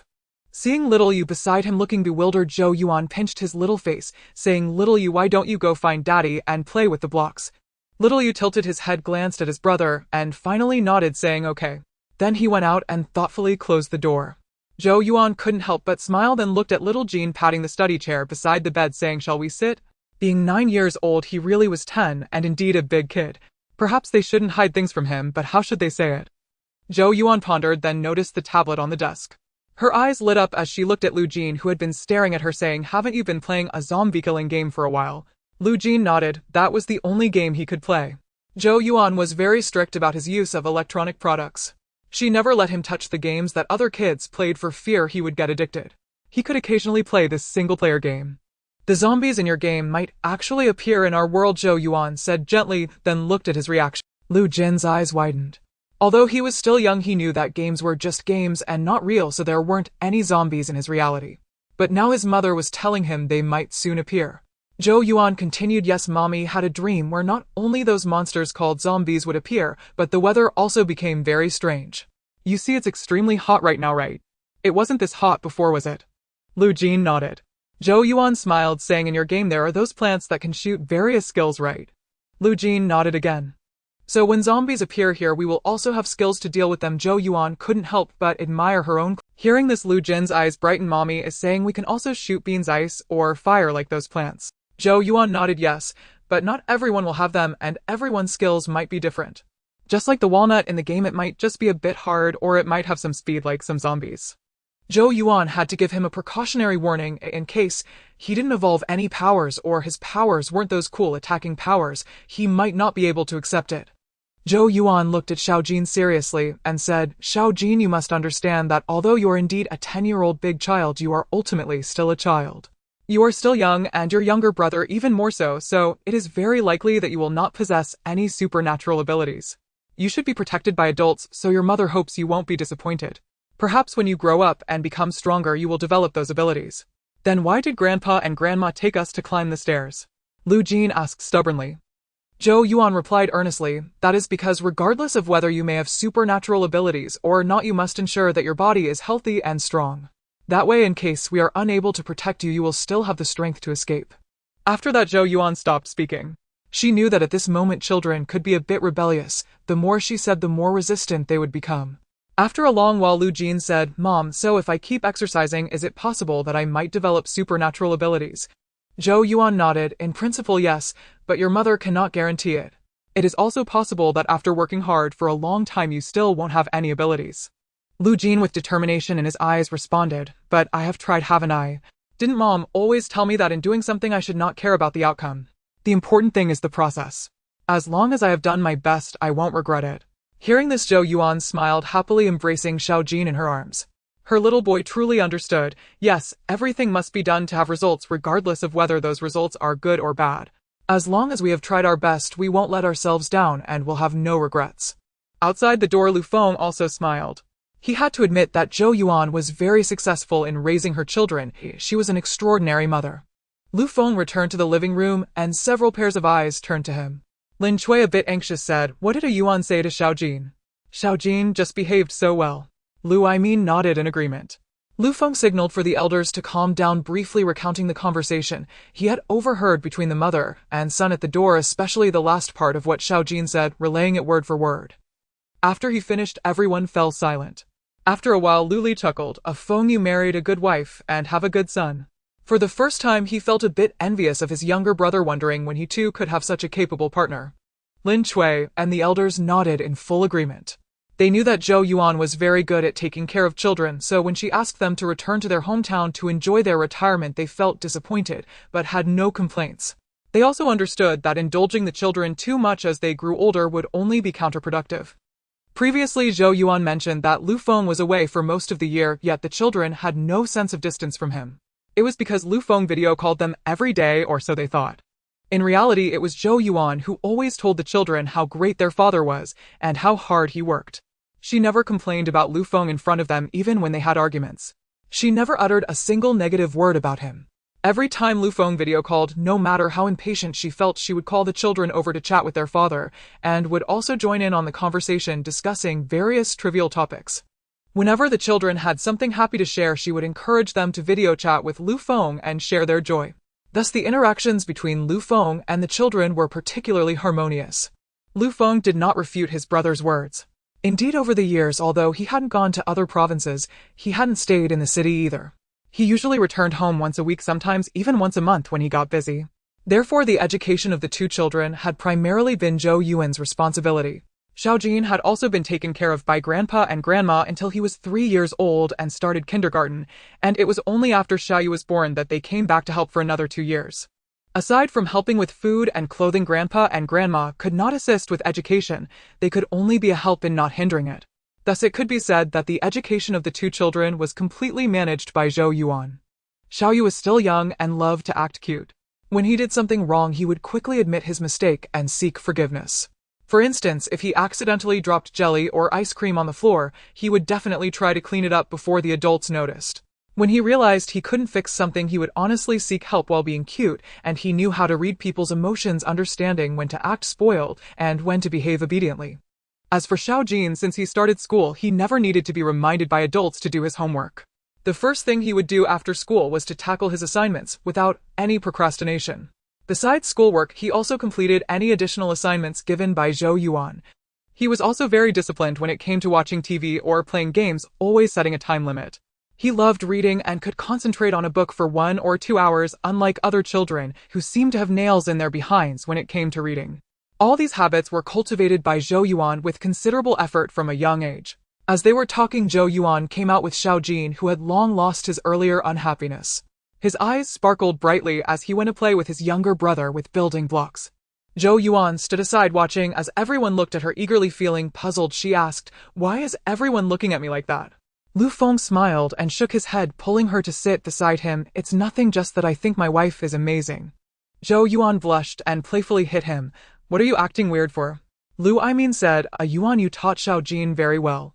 Zhou Yuan widened her eyes, then suddenly realized something and glared at Lu Feng angrily. "Did you even—" Lu Feng hurriedly protested, "It wasn't intentional. I just noticed you two hadn't come out for a while, so I went to check, and who knew I would overhear." Zhou Yuan wasn't truly angry and replied, "I didn't expect Xiaojin to be so sensitive and understanding. I always thought of him as just a little child before." "That's a good thing," Lu Aimin affirmed. "Since the children are so understanding now, we shouldn't hold them back." He then looked at Lin Chui. "With our old limbs, we can't dare do any other exercises. Shall we climb a bit more?" Lin Chui nodded. Zhou Yuan quickly said, "Mom and Dad, please act according to your abilities. If you can't climb any more, then rest. After all, it's too hot, and when you reach the 17th floor, don't go down. The first exercise isn't that intense, and also we should try to keep it discreet that so many people are living on our floor." Lu Aimin and Lin Chui nodded in understanding. Zhou Yuan then looked at Luli. "Brother, what's your exercise plan?"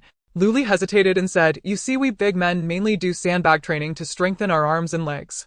Since Mom and Dad are getting older, as they said, other exercises could easily lead to injuries, so we just let them climb the stairs and do some elderly exercises like Tai Chi."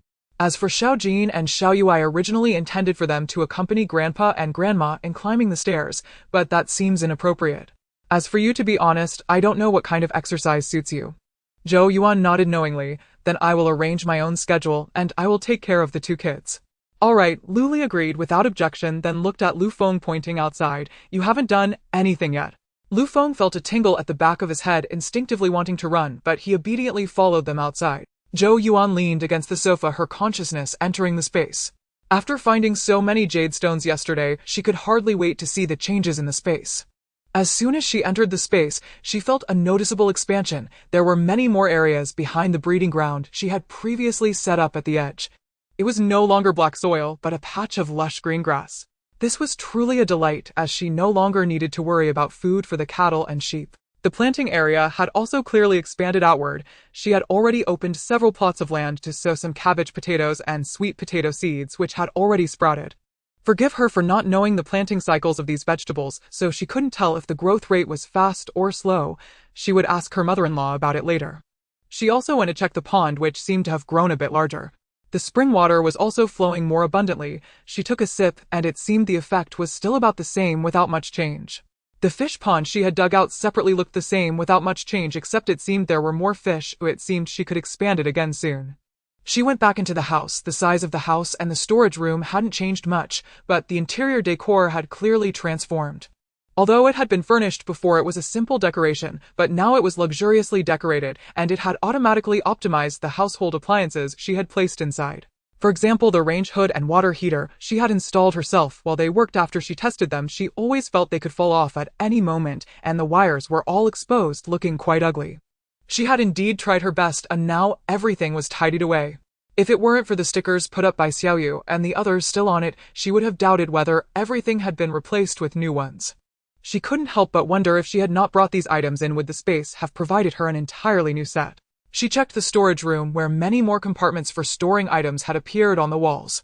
Although the area hadn't increased, the storage space had expanded significantly and could automatically classify many items. Zhou Yuan was quite satisfied with the changes in the space. In fact, even if the space hadn't upgraded, she would have been content, but such is human nature, desires are never truly fulfilled. When there is nothing, one thinks having something is enough. When one has it, they desire a little more.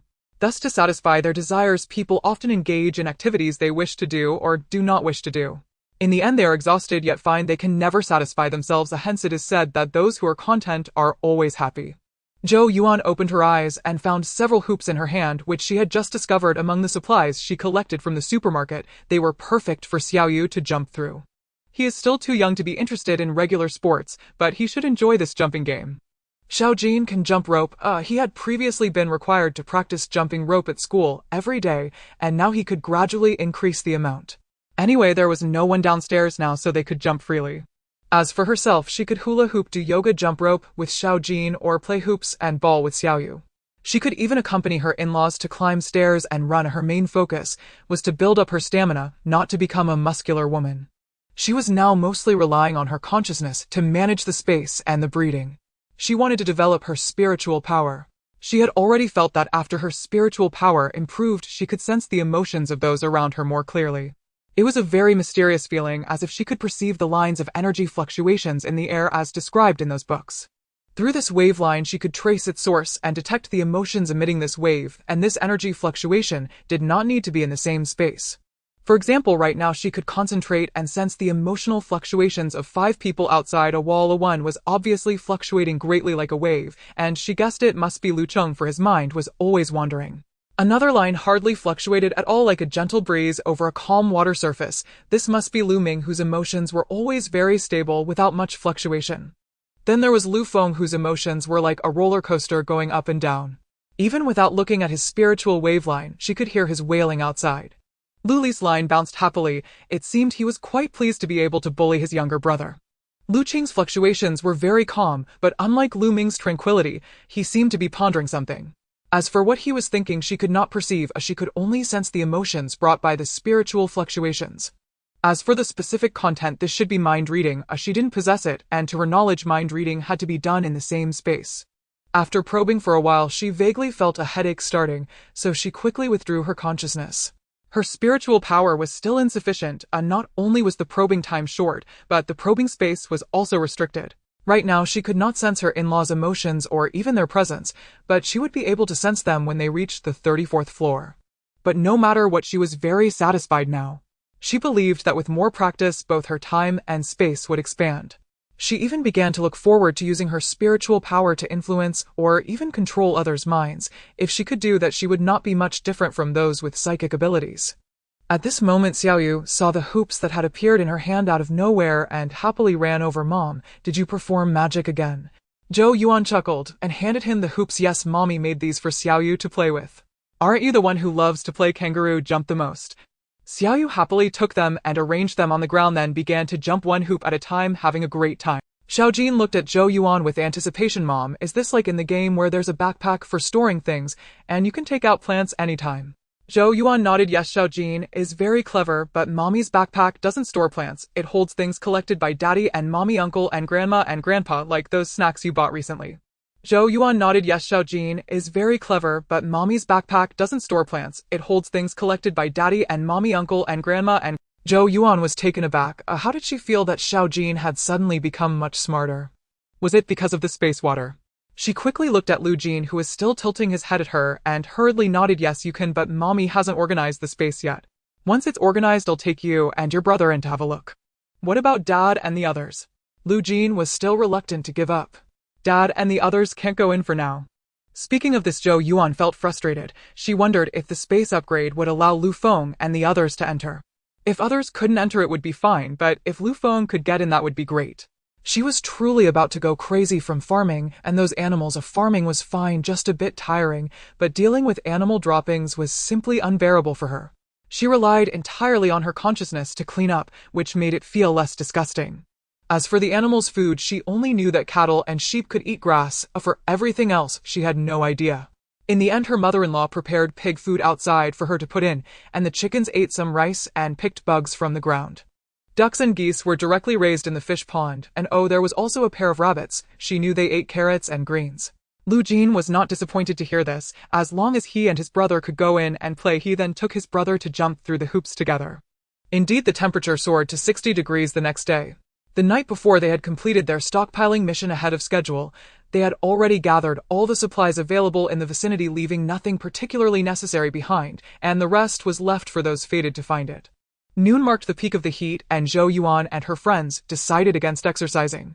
At such temperatures, engaging in strenuous activity was not a workout, it was akin to courting death.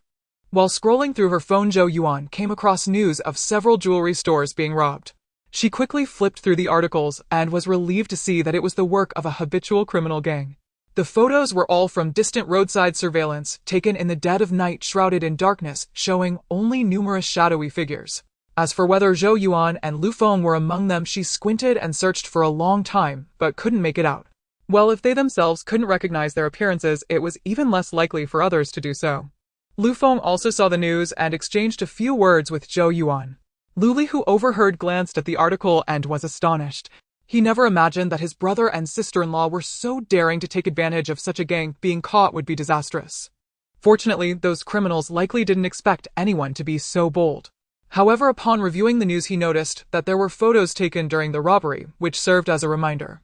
If that gang happened to see the news and discovered that the jade and stones were missing, they would probably become suspicious. Zhou Yuan and Lu Feng exchanged glances. There was indeed a possibility. However, the impact would likely be minimal. They were fully armed, and it was impossible for anyone to find them based solely on those shadowy images. At most, the gang would think someone had simply taken advantage of the chaos. They wouldn't suspect that someone had been trailing them to pick up the spoils. Zhou Yuan continued to scroll through the community group and saw that there were people seeking help in both groups. She ignored the discussion about school district housing since it didn't concern her. In this group, a woman reported that her son had fainted from the heat, asking if anyone could take him to the hospital, claiming that the emergency number 120 was unreachable. The patient was already convulsing and vomiting. The group fell silent, a stark contrast to the lively atmosphere of the previous days. Many had sensed that the weather was abnormal. Even sitting in an air-conditioned room was unbearable, let alone going outside. The sun out there could ignite vehicles. They were not merely frightening themselves, they had seen several cars spontaneously catch fire by the roadside. Zhou Yuan's 2 cars were parked in the underground garage, and she had gone down last night to store them in her space. Luckily, her space had upgraded, or she wouldn't have been able to fit them all. She truly felt that the gang of thieves was their lucky charm. Cough cough, what a sin. Everyone was happy to hear that Zhou Yuan's space had upgraded, silently thinking that they should gather more jade in the future. Zhou Yuan noticed that only the woman's pleas remained in the group, and eventually she switched to voice messages, her voice trembling. When no one responded, she began to curse, claiming that the people in the group were cold-blooded creatures ignoring someone in distress. Finally, a man could not hold back any longer and retorted in the group, saying her son was already in his 20s, and if he couldn't handle the heat, he deserved it. Survival of the fittest. His words stirred a hornet's nest. The woman began to question his ancestors for 18 generations. It must be said that her ability to curse was quite impressive, going on for over 10 minutes without repeating herself. Zhou Yuan glanced at her group's nickname, which showed her room number as 301 in Building 8. Zhou Yuan thought to herself that she would need to keep an eye on this woman in the future. However, she didn't recall seeing her when she evacuated last time, perhaps because she had focused on the 2 children and overlooked others. As for that man, she had some impression of him. He seemed to be a high-ranking executive from a company always looking down on ordinary people. He was also the only one among their group who had abilities, apparently earth powers, which made him arrogant and stand out, hence Zhou Yuan's recollection. While Zhou Yuan was listening to the messages on speaker, everyone in her house, including Lu Cheng and the others, heard it, leaving them all dumbfounded. Especially the men, who were horrified. If they encountered such a woman, they probably wouldn't have the courage to utter a word. Luli jokingly asked Lin Chui, "Mom, is there someone who can curse better than you?" Lin Chui didn't think twice before picking up a slipper and throwing it. "Not only can I curse, but I can also fight." Luli dodged the slipper. "Mom, calm down, this heat is unbearable." The living room fell silent again, with only the sounds of the 2 kids watching cartoons on their tablets. They didn't even dare to turn on the TV, fearing it would catch fire. The air conditioning was unavoidable. Without it, they would truly perish from the heat. Zhou Yuan even set up a small bathtub filled with ice from her space beneath the air conditioner, which provided some relief. Consequently, Lu Qing and the others didn't return to their own place, instead huddling with her for some coolness. At this point, even someone as oblivious as Lu Ming understood why Luli had deliberately kept them 3 behind. Although he didn't know how Luli had managed to predict this, it didn't diminish their admiration and gratitude. Just thinking about it, if they were still in that small rental in the county, they would likely be perishing from the heat. In the past, they would have laughed at the idea of someone truly dying from heat, but now it seemed all too real. Just earlier, that woman had spoken of her son nearly succumbing to the heat. Oh, sister-in-law explained that it was heat stroke, essentially dying from the heat. Anyway, it amounted to the same thing. Luli had also briefly shared their speculation with them, and upon hearing that the apocalypse was approaching, the 3 were left utterly bewildered.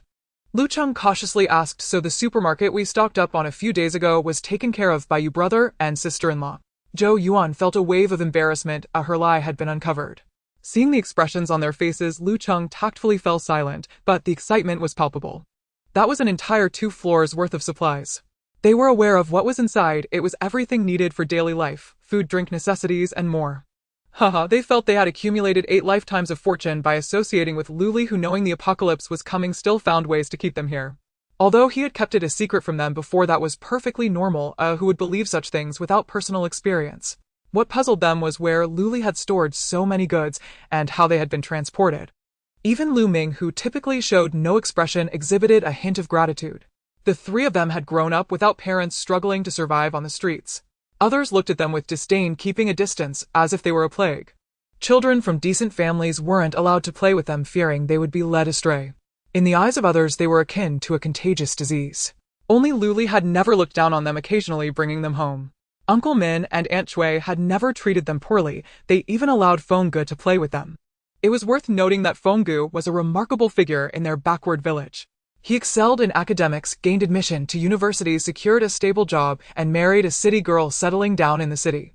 Zhou Yuan and the others hadn't known him before. They only recognized him after Luli took them over. In their impression, someone like her, who had grown up in comfort and a happy family, would likely look down on them, if not outright dislike them. However, after spending these days together, although she spoke little to them, she always took care of them in subtle ways. For instance, whenever they visited, she personally brought them water. Yes, Zhou Yuan expressed that it was because the water came from her space. Moreover, she never objected to Xiao Jin and Xiao Yu playing with them, and sometimes when they were too busy, she would even ask them to help look after the kids. Last time, she had lied about needing their help to organize the goods at the supermarket. They weren't afraid of being a bother, they were just afraid of being treated like a plague. God knows how much they longed for their own family, wishing for someone to treat them as family. It is often said that human relationships are built through mutual inconvenience. You trouble me, I trouble you, and naturally a relationship forms. However, Lu Qing had more thoughts than Lu Cheng. He vaguely felt that the one who knew the news in advance was neither Li Good nor Fenggu, but rather Zhou Yuan, his sister-in-law. Although they had previously said they would avoid the 3 of them in everything, he could still tell from their daily exchanges and glances that they usually subconsciously looked at Zhou Yuan's reactions when discussing certain topics. For example, right now Lin Chui was asking Yuan, "Have you seen this woman?" Lu Qing felt that Aunt Chui wasn't just asking if Zhou Yuan had seen this woman here. but he didn't know what it meant exactly. He found it a bit confusing, especially considering the last time Li Gu and the others went to take over that supermarket and brought Zhou Yuan along. It all felt a bit strange. Regardless of who it was, their family had an immense debt of gratitude towards them. No matter what happened in the future, he would protect them with all his might, even at the cost of his life. Zhou Yuan shook her head. I haven't seen her, but I have seen this man. He was the only person in our community with abilities when we evacuated in my dream. His name seems to be Gao Ning. Lu Feng instantly grasped Zhou Yuan's hand, looking at her disapprovingly. How could she say such a secretive thing so openly, even if she was masking it with a dream? Lu Li was also startled. Although he had shared some things with Lu Qing and the others, he only mentioned their speculation that the apocalypse was approaching and that they had made some preparations without saying anything further. Lin Chui was even more nervously clenching her hands. Lu Aimin was staring at Lu Cheng and the other three, wary of anything amiss. Zhou Yuan glanced at the others to reassure them, then looked at Lu Qing and the others. Lu Cheng and Lu Ming were both staring at her in a daze, while Lu Qing had a knowing expression. She dared to say it so boldly because she had her confidence. She had just discreetly probed the mental lines of the three of them, from Lu Li mentioning their speculation to Lu Qing and the others guessing that the supplies from that supermarket were in their hands. Although she couldn't discern their mental fluctuations, she sensed their excitement and gratitude. In Lu Qing's mental wave, she even felt a surge of positive energy and determination. She found that among the three, Lu Qing, who seemed the most perceptive, was actually the most resolute. Lu Qing felt Zhou Yuan's gaze. He stood up from the sofa and bowed deeply. Lu Cheng and Lu Ming quickly stood up and followed suit. Lin Chui was startled and was about to stand up, but was pulled back by Lu Aimin. Lu Li, Lu Feng, and Zhou Yuan remained still. Especially Lu Li, who had protected the three of them since they were young and didn't know how many fights he had fought for them. He genuinely cared for them as if they were his younger brothers, putting more thought into them than Lu Feng. He could definitely accept this gesture. Lu Feng thought that Zhou Yuan had revealed such a secret. Their trust was one thing, but it didn't change the fact that they needed to make a statement. Lu Qing thought for a moment and said, I don't know what is happening now, but I know it's not a small matter. Moreover, the things that my sister-in-law will discuss with us later are definitely not simple. However, the fact that she is willing to say it in front of us only means one thing: she trusts us and even considers us as family. I, Lu Qing, can only guarantee with my life that all matters that shouldn't be spoken of will remain within my ears and will never leave my mouth, even if it costs me my life. Besides, I know that in the future things will likely change drastically. But this life of mine was already saved by Li Gu along with this incident. Lu Qing glanced at Lu Cheng and Lu Ming. I can't speak on behalf of Qinzi and Ming, but as for myself, Li Gufeng, sister-in-law, uncle, and aunt, this life of mine belongs to you all. Lu Cheng jumped up. Lu Qing, what do you mean you can't speak on our behalf? Damn it, haven't we three already agreed that we are bound to Li Gu for life? Are you trying to make it seem like you are the only capable one by pushing me and Ming aside? Lu Ming, feeling a bit dazed, suddenly exclaimed, what a Qing wants to say is exactly what I want to say. Lu Qing was dumbfounded. This usually quiet person who couldn't say much was now competing to speak. He hurriedly declared, me too. I am also willing. I'm just a single man with no ties, and I will stick with you guys no matter what. Anyone who dares to betray or sell out my sister-in-law will be the first one I won't agree with. Lu Li shook his head with a smile. All right, we can feel your sincerity. As a Qing said, since your sister-in-law has revealed this, it indeed shows that she trusts you and considers you a part of our family. This matter is indeed of great importance, which is why you all must make a statement. Lu Cheng and the other two nodded in understanding. Zhou Yuan had them sit down again and jokingly said, since everything is out in the open, we are truly one family now. Moreover, I noticed that all of you share the surname Lu, while my mother and I seem like outsiders. Everyone laughed at this. It was indeed true. Lin Chui immediately objected. Who dares to say we are outsiders? 2 of my sons came from my womb and the 2 grandsons came from yours. What have their men done? The more I think about it, the more frustrated I feel. You say we women go through life and death to give birth, and in the end the children still take their father's surnames. Lu Aimin and Lu Feng stayed silent while the other 4 men chuckled. Zhou Yuan gave Lin Chui a thumbs up, and seeing her daughter-in-law's approval, Lin Chui almost laughed 3 times. Zhou Yuan suddenly found her mother-in-law quite endearing. Lu Feng naturally noticed Zhou Yuan's thumbs up and awkwardly coughed. Ah, Yuan, please continue. Zhou Yuan shot him a glance and Lu Feng gave her a pleading look. Zhou Yuan stopped teasing him and continued, let's get back to business. A Qing Changzie Ming. The 3 of them quickly straightened their expressions. Zhou Yuan then said, I had a dream, a rather terrifying nightmare, and this dream is gradually coming true. Zhou Yuan briefly recounted her dream about the apocalypse, not going into too much detail, as it was best for fewer people to know about such a matter as reincarnation. It was too fantastical. Even though Zhou Yuan explained it simply, Lu Qing and the others were still taken aback. After a while, Lu Qing asked with interest, "Sister-in-law, do we have abilities?" Zhou Yuan was speechless, realizing that the men were all interested in the abilities, including that little man. Indeed, there was an adventurous gene in men. Their focus was never on how terrifying the apocalypse was, but rather on how impressive the abilities were and whether they could possess such impressive powers. Looking at Lu Qing's unabashed curiosity and the more subtle glances from the two beside him, she rubbed her forehead. "I don't know if there can be abilities. How could I dream about you all when I didn't even know you before?" The three of them simultaneously revealed disappointed expressions. Luli laughed. "Your sister-in-law doesn't even know if we have abilities, let alone you guys. Everything depends on fate, and it also relates to one's physical condition. So practice more in the future. Maybe one day you will develop them." Lu Cheng started wailing at this, but for the sake of gaining abilities, he was willing to throw caution to the wind. Let us return to the main topic. Lu Feng cast a glance at Li Qing and the other two, who immediately sat upright and fell silent. Zhou Yuan paused thoughtfully before replying, "I truly have no recollection of this woman. Perhaps she was simply too inconspicuous, or perhaps I was so overwhelmed by my own struggles that I failed to notice her at all. As for Gao Ning, however, I do remember him clearly. He was the first awakened individual I encountered in my dreams. He carried himself with great arrogance, and his ability involved earth, a power not particularly suited for offense. Yet he seemed accustomed to leadership and treated others with open disdain." Zhou Yuan suddenly recalled something, her expression darkening. Among those who traveled together, several appeared terrified of him, claiming he had taken a life. No one spoke. After a long silence, Luli murmured, "It's likely not that you overlooked her, but rather she is no longer among us." Zhou Yuan fell quiet. Lu Feng nodded in agreement. "From the way Gao Ning speaks, it's clear he is no easy man to deal with, and his words are cutting, merciless. It is highly probable that the person he killed was indeed this woman." Lin Chui stammered, "No, surely not. Over this. Because she insulted him." Luli shook his head. "We're only speculating, but the likelihood is high. Right now he would hesitate to act, yet once awakened people often swell with unchecked pride. And judging by his temperament, magnanimity is plainly not his virtue." Lu Aimin sighed deeply, then addressed the group once more. "So again, I urge caution. We cannot predict what manner of beings these people may become tomorrow." Zhou Yuan gazed at the ongoing quarrel unfolding in the group chat, her heart utterly still.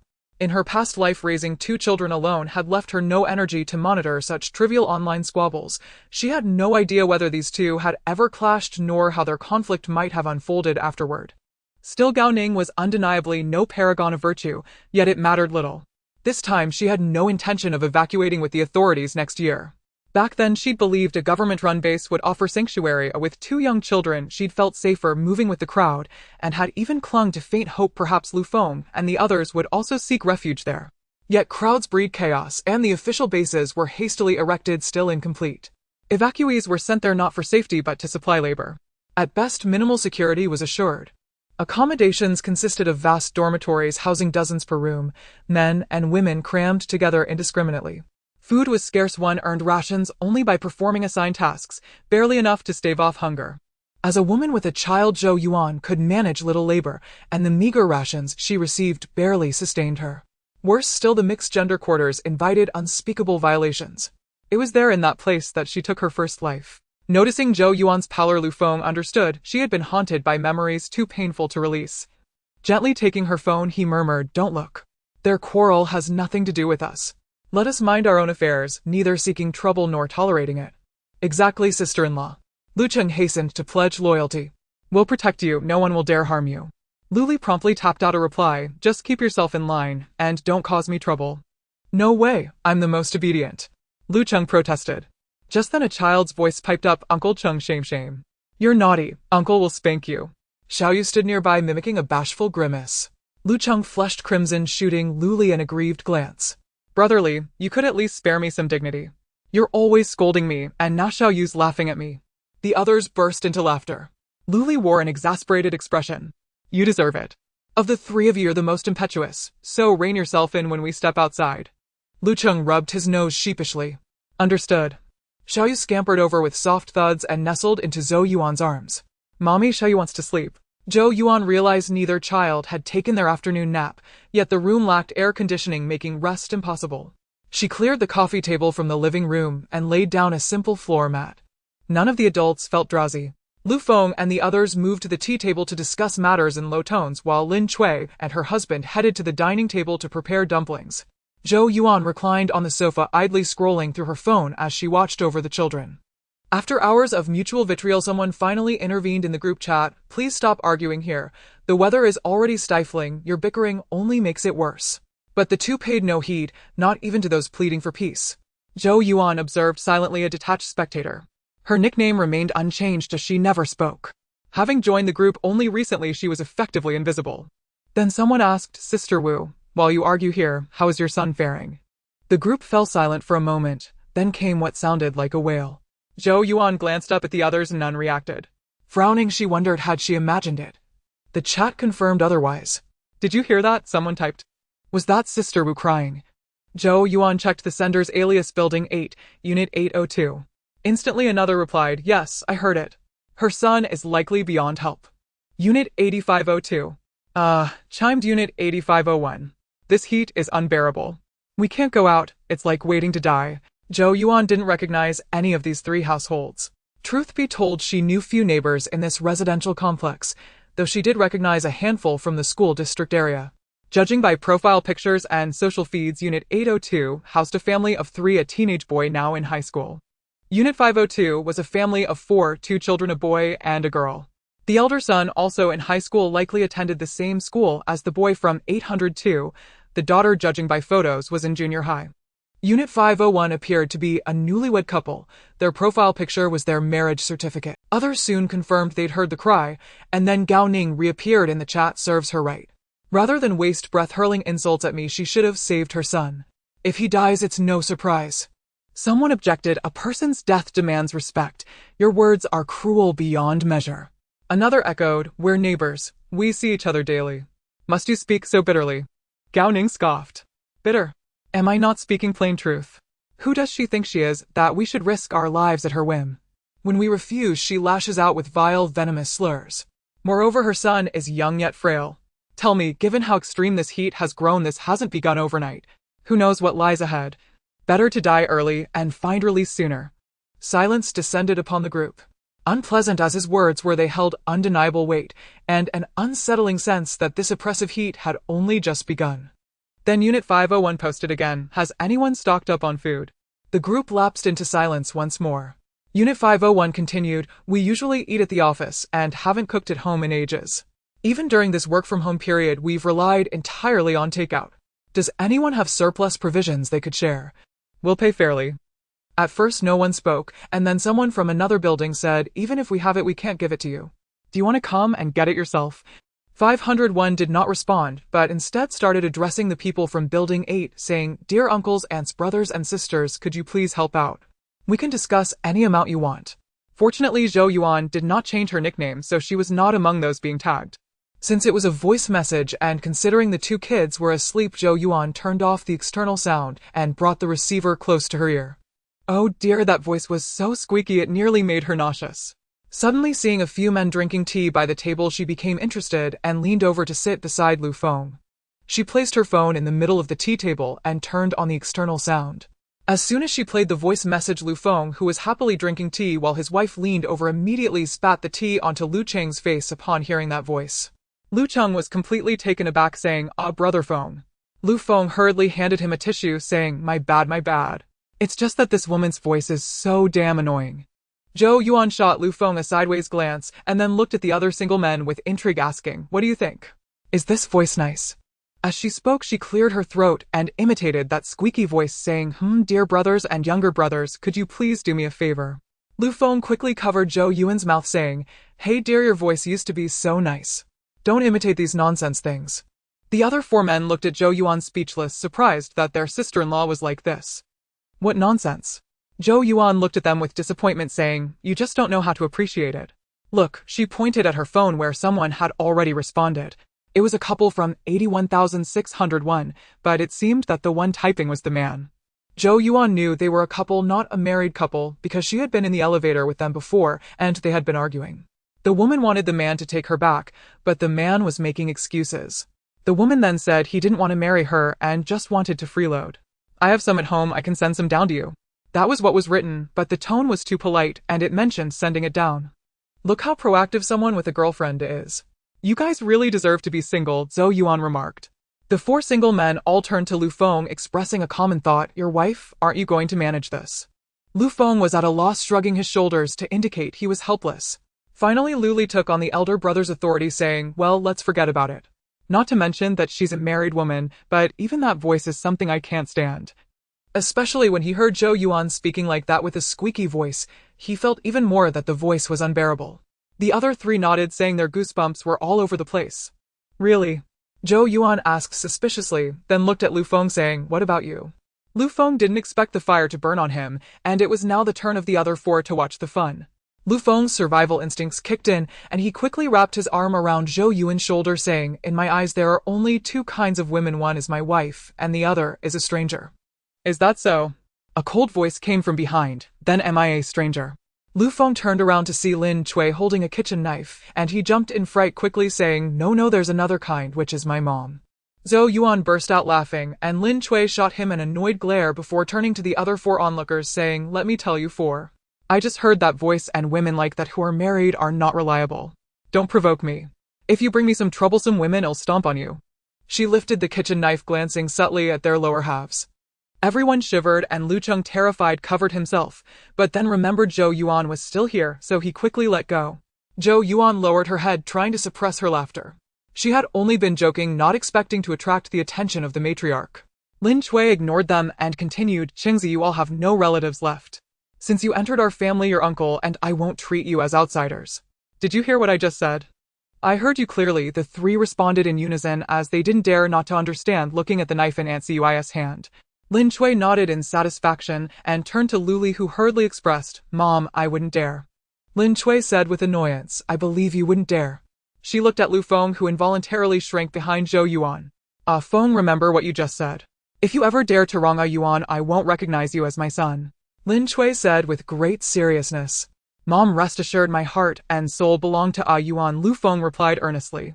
Lu Feng was not just trying to appease Lin Chui, he genuinely had no other thoughts. He was already very satisfied with Zhou Yuan and their two lovely children, although it would be even better if he could have a little side relationship, but that was probably just a regret. Lin Chui was satisfied after confirming everything and started to walk back. The men sighed in relief, but then saw Lin Chui walking back again, and they straightened up. Lin Chui looked at them with amusement, saying, what are you all so anxious about? I just came to ask you to help us roll out the dough. I almost forgot my main task. Lu Cheng quickly stood up, saying, Aunt, let me do it. I often helped my grandma roll out the dough when I was young, and I guarantee I can roll it perfectly round. Seeing that Lin Chui took Lu Cheng away, Lu Feng let out a sigh of relief and playfully pinched Zhou Yuan's nose, saying, naughty. Zhou Yuan stuck out her tongue shyly, saying, you all continue. She then returned to the sofa. Lu Qing laughed, saying, I didn't expect my sister-in-law to have this side to her. Having been here for so long, they always thought Zhou Yuan was not exactly introverted, but definitely not extroverted, but what just happened overturned their previous thoughts. Lu Feng's nostalgic gaze returned from Zhou Yuan, chuckling. She actually has always had this personality. Raised in a pampered environment, little girls don't grow up the same way. Back then I was moved by her innocence and romance. However, since Xiaojin was born, she forced herself to grow up. I haven't seen this lively side of her in a long time. Lu Qing sighed deeply, saying, Brother Feng, I really envy you and sister-in-law having met in school and fallen in love and still being so close after all this time. He then looked at Lu Li, saying, Brother Li, aren't you nearly 40? Why haven't you found someone yet? Lu Li replied with annoyance, it's the end of the world now, what's the point of looking for someone? I have 2 nephews already and I'll wait for them to support me in my old age. Lu Feng rolled his eyes, realizing that having 2 sons was expected to support him in his old age. Well, early in the morning, Zhou Yuan was awakened by a commotion. She frowned, realizing that her family had stayed up late the previous night exercising, so the house was quiet. The noise came from outside. She got up and opened the curtains, discovering that it was raining. Typically, rain meant a drop in temperature, and the residents of the community were buzzing with excitement at the sight of rain, many opening their windows and shouting joyfully, while some even ran downstairs to dance in the rain. Although this heat wave had only lasted a week, many were already terrified of the heat. Zhou Yuan stood by the window, watching the people below without any excitement, as the situation mirrored her own experiences, further confirming the authenticity of her past. Lu Feng stood behind her at some point, wrapping his arms around her. Zhou Yuan relaxed in his embrace and said, Lu Ge, welcome to the apocalypse. Just then there was a knock at the door. It was Lu Qing and the others. The family gathered by the large floor-to-ceiling window, where they could see the tiny figures of people on the ground. After about 10 minutes, the people outside began to scream and run into the building, leaving not a single figure in sight. Lu Cheng and the others exchanged glances. Lu Cheng quietly opened the window a crack, stretched his arm out, then quickly pulled it back, exclaiming, "It really is boiling water out there, and it's coming down too heavily." Zhou Yuan, feeling a bit down, sat back on the sofa and started browsing the owner group chat. "Oh my god, this isn't rain, it's hot water. I almost got scalded. I thought the heat wave was over and that we could go outside, but thankfully I ran fast, otherwise I would have lost a layer of skin. I just measured the water temperature, it's 65 degrees. A young man whose avatar was quiet said. The group fell silent.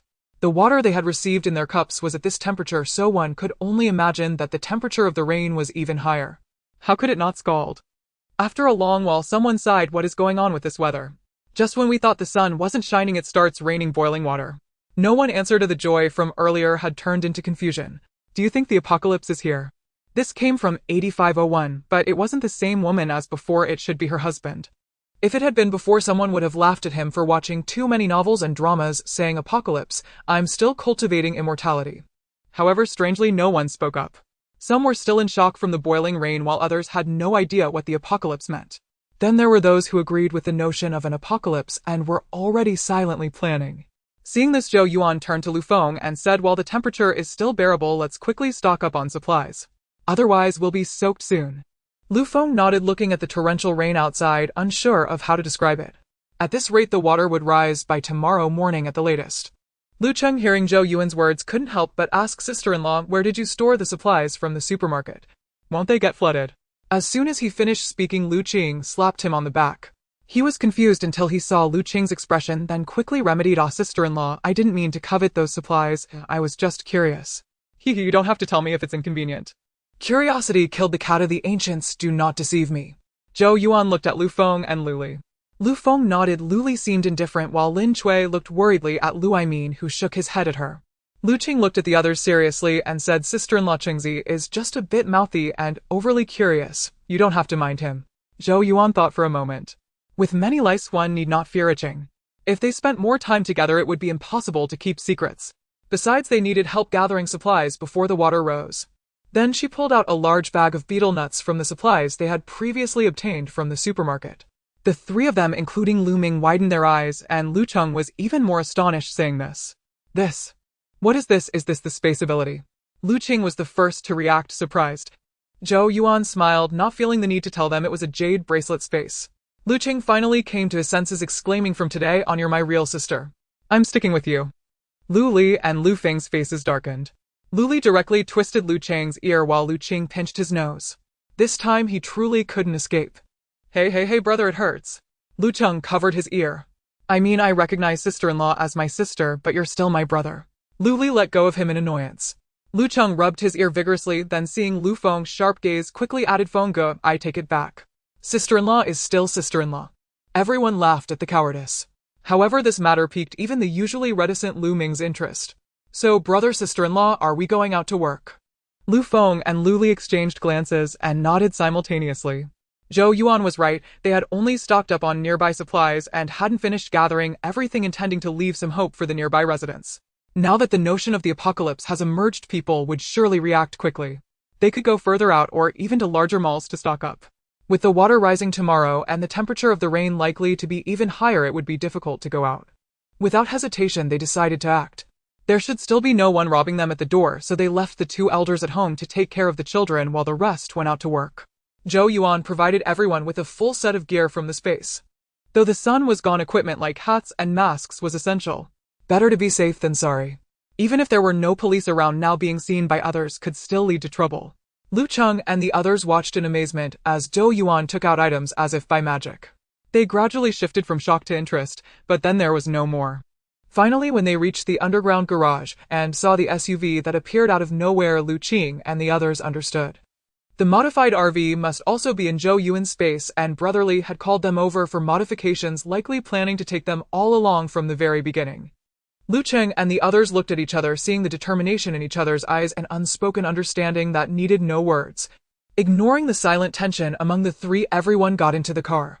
Luckily, the vehicle was a 7-seater, so with 6 people there was still some space. Lu Feng drove. Zhou Yuan sat in the passenger seat and turned on the air conditioning. Thankfully, she had put the car in the space earlier, otherwise getting in would have made everyone faint from the heat.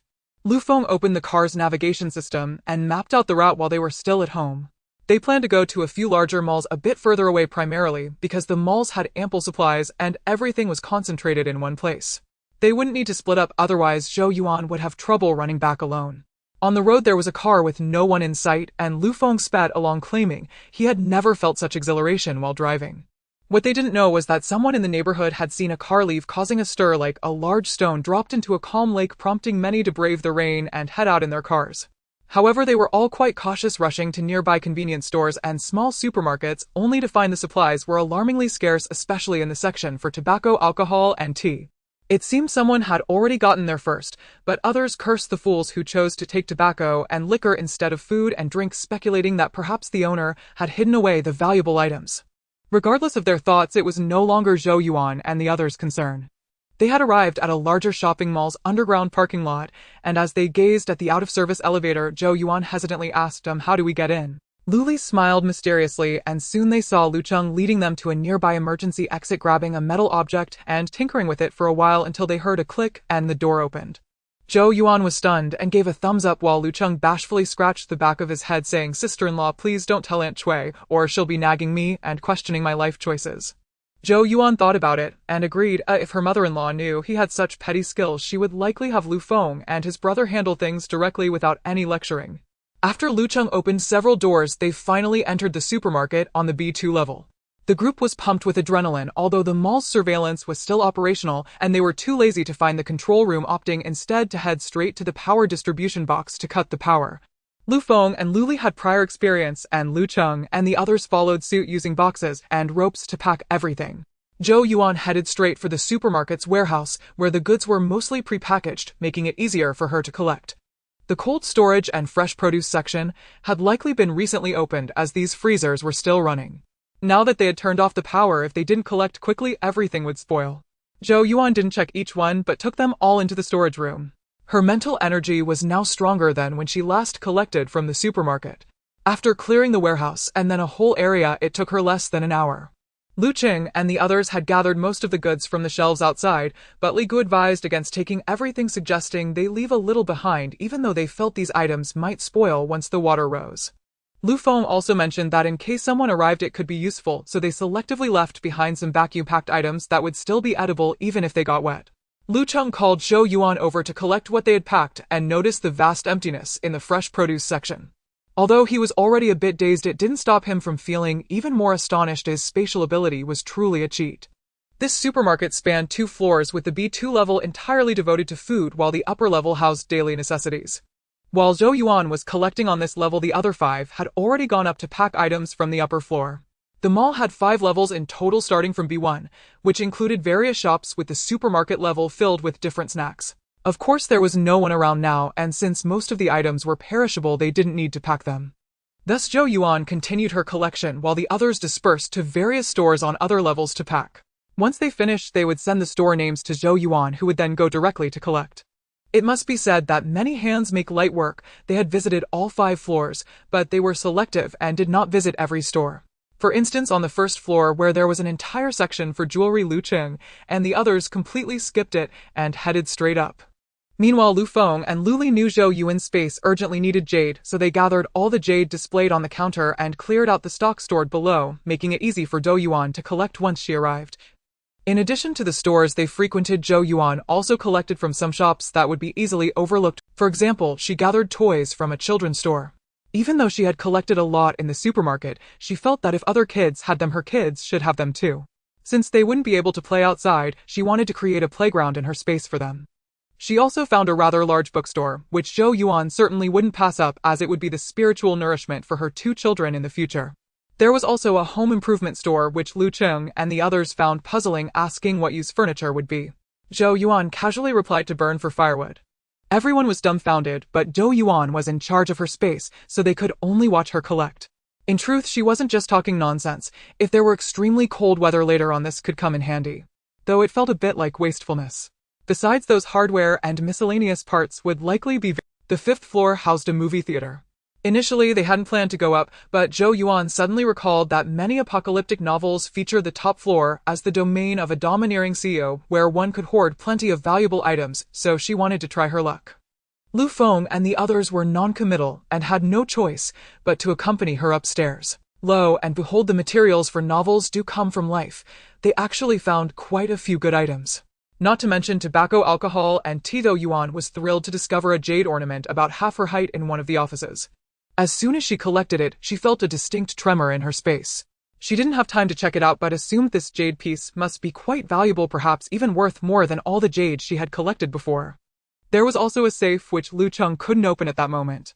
Zhou Yuan had no choice but to take it into her space and study it later. After finishing at the mall, they checked the time. They had left home around 10 in the morning and now it was already afternoon. Time was not on their side and they hurriedly rushed to the next location. During the few hours they had been busy in the mall, water had started to accumulate outside. It appeared that by morning the water would rise. Finally, in the early hours around 2 or 3, they hurriedly scoured through a few larger malls. By this time the water had reached their calves and the car was almost submerged to the doors, forcing them to abandon the search and rush home. Otherwise, not only would their car be totaled, but they would have to swim back. Upon returning home, Lin Cui and the others were still awake, anxiously pacing in the living room. Seeing them return safely, they sighed in relief, with Lin Cui unable to help but scold, "Have you all gone mad? Can't you see how high the water is outside? Why didn't you come back sooner?" Everyone laughed, truly feeling like they were going crazy. They couldn't stop themselves. Unless they had gone through it, they wouldn't have felt the joy of stocking up. There was simply no way to stop. Lin Cui looked at them all, appearing utterly exhausted, especially Zhou Yuan, who despite looking somewhat spirited could not hide her fatigue. Her heart ached instantly, and she impatiently urged them, "Get lost, hurry up, and go to bed." Immediately they scattered like birds and beasts, completely worn out after such excitement, only exhaustion. They did not meet again until the afternoon of the next day, when the water outside had already reached waist height. This was still in their neighborhood, which was at a higher elevation. In other areas the water level was likely even higher. The first floor of their building, which was a hall without residents, was already half submerged. The residents on the second floor were starting to panic, frantically messaging in the group, praying and hoping that the rain would stop or they would be left homeless. It seemed that the second floor of Building 8 was still unoccupied, but the woman on the third floor who had lost her son had begun to wail once more. Zhou Yuan had no time to deal with the trivial matters in the group. As soon as she woke up, she went to check her space. After collecting that jade ornament yesterday, she had also gathered quite a bit of jade from other markets. It would be strange if this batch of jade did not upgrade her space. Sure enough, as soon as she entered her consciousness, she felt incredibly refreshed, and the space had become much more spacious. She could even see the mountainous terrain. She was delighted of the fruit trees her in-laws had collected were a concern for her due to lack of planting space, but now she could clear some land in the mountains to plant them. This also meant she would have to farm again. She was overjoyed for only 2 minutes, and not wanting to dwell on this unpleasant thought, she quickly checked for other changes. The land space had at least doubled. It used to be the size of a football field, and now it felt like 2 and more. Originally brimming with resources, it now felt a bit lacking. The grassland in the livestock area had increased. During her last upgrade, she had moved the cows, sheep, and rabbits onto the grassland, and now they were leisurely grazing. She had also enlarged the pond, and now there were fish below and ducks and geese above. She saw something in the grass by the shore, but she couldn't tell if they were duck eggs, goose eggs, or chicken eggs. She wondered if they were unfertilized eggs and whether they could hatch ducklings, or goslings. How did one incubate them? Zhou Yuan felt a bit depressed. The flat area of her space hadn't changed, but it had become 2 stories high, no longer just a small bungalow. The second floor, like the first, was simply decorated, but Zhou Yuan knew that after the next upgrade it would surely turn into a luxurious finish. She decided not to fuss over it, wondering if the space would arrange furniture and appliances by itself, which would save her efforts. As for the original pond in her space, it had also expanded significantly, and the spring's water flow had increased a bit, but it was hard to notice unless one looked closely. Zhou Yuan frowned. How come the spring had not changed much after the upgrade? The volume remained the same. Did something else change? She pursed her lips. After drinking this water while gathering resources yesterday, it tasted sweeter, but she felt no significant change in its effects. With no changes in these 2 aspects, could it be that the efficacy had changed? Her eyes lit up. She would find out by testing it. She checked the time and hurriedly poured out a few cups of water, planning to drink one after a while to see how long the current efficacy lasted. The others in the house watched her curiously as she placed several cups of water on the cabinet, reminding them not to touch those cups. Lu Cheng and the others looked utterly bewildered. Luli explained a bit, and only then did they understand why it was Zhou Yuan who always served them water. They also figured out that when they were collecting resources, yesterday Li Ge and Feng Ge wanted to gather those useless-looking jade stones. Zhou Yuan briefly explained the changes in her space. Lu Qing and the others had initially thought that Zhou Yuan's space only had storage capabilities, but who knew it could also allow for planting house living beings and provide spring water that enhanced physical constitution. This was simply astonishing. It was akin to creating a world of its own. They were envious, even Lu Feng and the others were eager to know when their sister-in-law would take them in to see it. They were excited about quickly helping gather jade stones, hoping to upgrade the space, and then entering would no longer be a dream. Zhou Yuan then saw the others begin to exercise like they had taken a stimulant. She found it hard to keep up with their train of thought, but it did not hinder her from playing and exercising with her two children. Lin Chui and her husband were also eager and went to do aerobics. Now that the water had flooded half of the first floor, the elevator had stopped and everyone began to use the stairs. Well, there weren't actually that many people using them. Yesterday, the group that had gone out with Zhou Yuan managed to gather some resources, but when the others wanted to go out today, they found that the water had already risen. Their cars were submerged, making it impossible to drive. With such deep water and torrential rain alongside the lack of boats or other means of transport, they simply could not get out. Those who had hesitated to go out yesterday were regretting it deeply. Initially, they had planned to observe a bit, but that observation had caused them to miss a great opportunity. Meanwhile, those who had gone out were feeling relieved and began speculating about which family owned the first SUV that had left. It seemed they had gone somewhere else and had not returned. After exercising for a while with her two children, they became tired and she stopped to rest. Stealing a moment, she checked the group chat, only to find someone asking for information about the car they had driven out yesterday. Frowning, she went downstairs to discover that many people had seen them leave yesterday. But it was no surprise outside there wasn't a single person around, and with only their car driving out, how could it not be conspicuous? Still, since she had just moved in, not many people had seen her, and even fewer knew about her car. If she had been in the school district neighborhood, many would have recognized it. She often drove that car to pick up her children. Although the two neighborhoods were in the same district, there was still a certain distance between them. Surely it couldn't be that coincidental that someone had bought a house in both neighborhoods like her. As she pondered this possibility, she saw a separate message come in from a mother of a classmate from Xiaoyu Kindergarten in the school district. Since both children attended the same kindergarten in the neighborhood, she was quite familiar with their family's car. Seeing her message come in, Zhou Yuan's heart skipped a beat and she straightened up to open the message. Xiaoyu's mom, didn't you move out of Jinxiu Jiayuan? Have you moved to Jiasun City? The neighborhood they were in was called Jinxiu Jiayuan. The neighborhood they were currently in was called Jiasun City. She then sent over the photos someone had taken. Lu Feng thought for a moment and said, just reply to her. You can't hide this.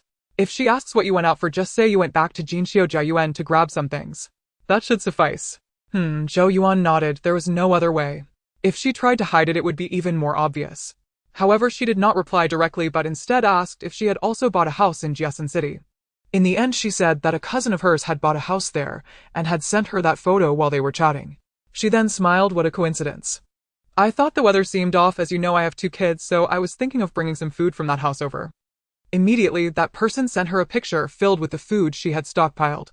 Zhou Yuan was speechless. This mom usually didn't seem so naive. Zhou Yuan had forgotten that she was the type to participate in online neighborhood group purchases. She had worried unnecessarily, however, revealing her supplies was too careless. She hoped that she had just shown it for her to see, but reality proved otherwise. She then saw her post the same picture in her group for neighborhood purchases, and Zhou Yuan rolled her eyes, feeling utterly hopeless.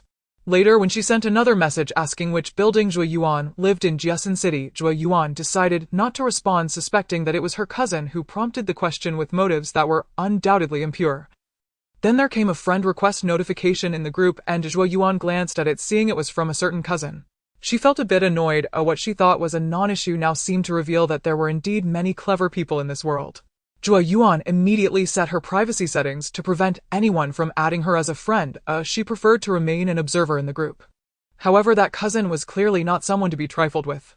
Seeing that Zhou Yuan had not accepted her friend request, she directly tagged Zhou Yuan in the group neighbor. Hello. I am that certain cousin. Please accept my friend request. Originally, Zhou Yuan was just a transparent person in this group, but now everyone was looking at her, with one person commenting, hey neighbor, why doesn't your nickname have a room number? Change your group nickname. Then that certain cousin continued, exactly. You and my cousin are neighbors. This is truly fate. Let's get to know each other, and we can help each other out if needed. Help you with what nonsense? Zhou Yuan couldn't help but curse. Her head felt like it was going to explode.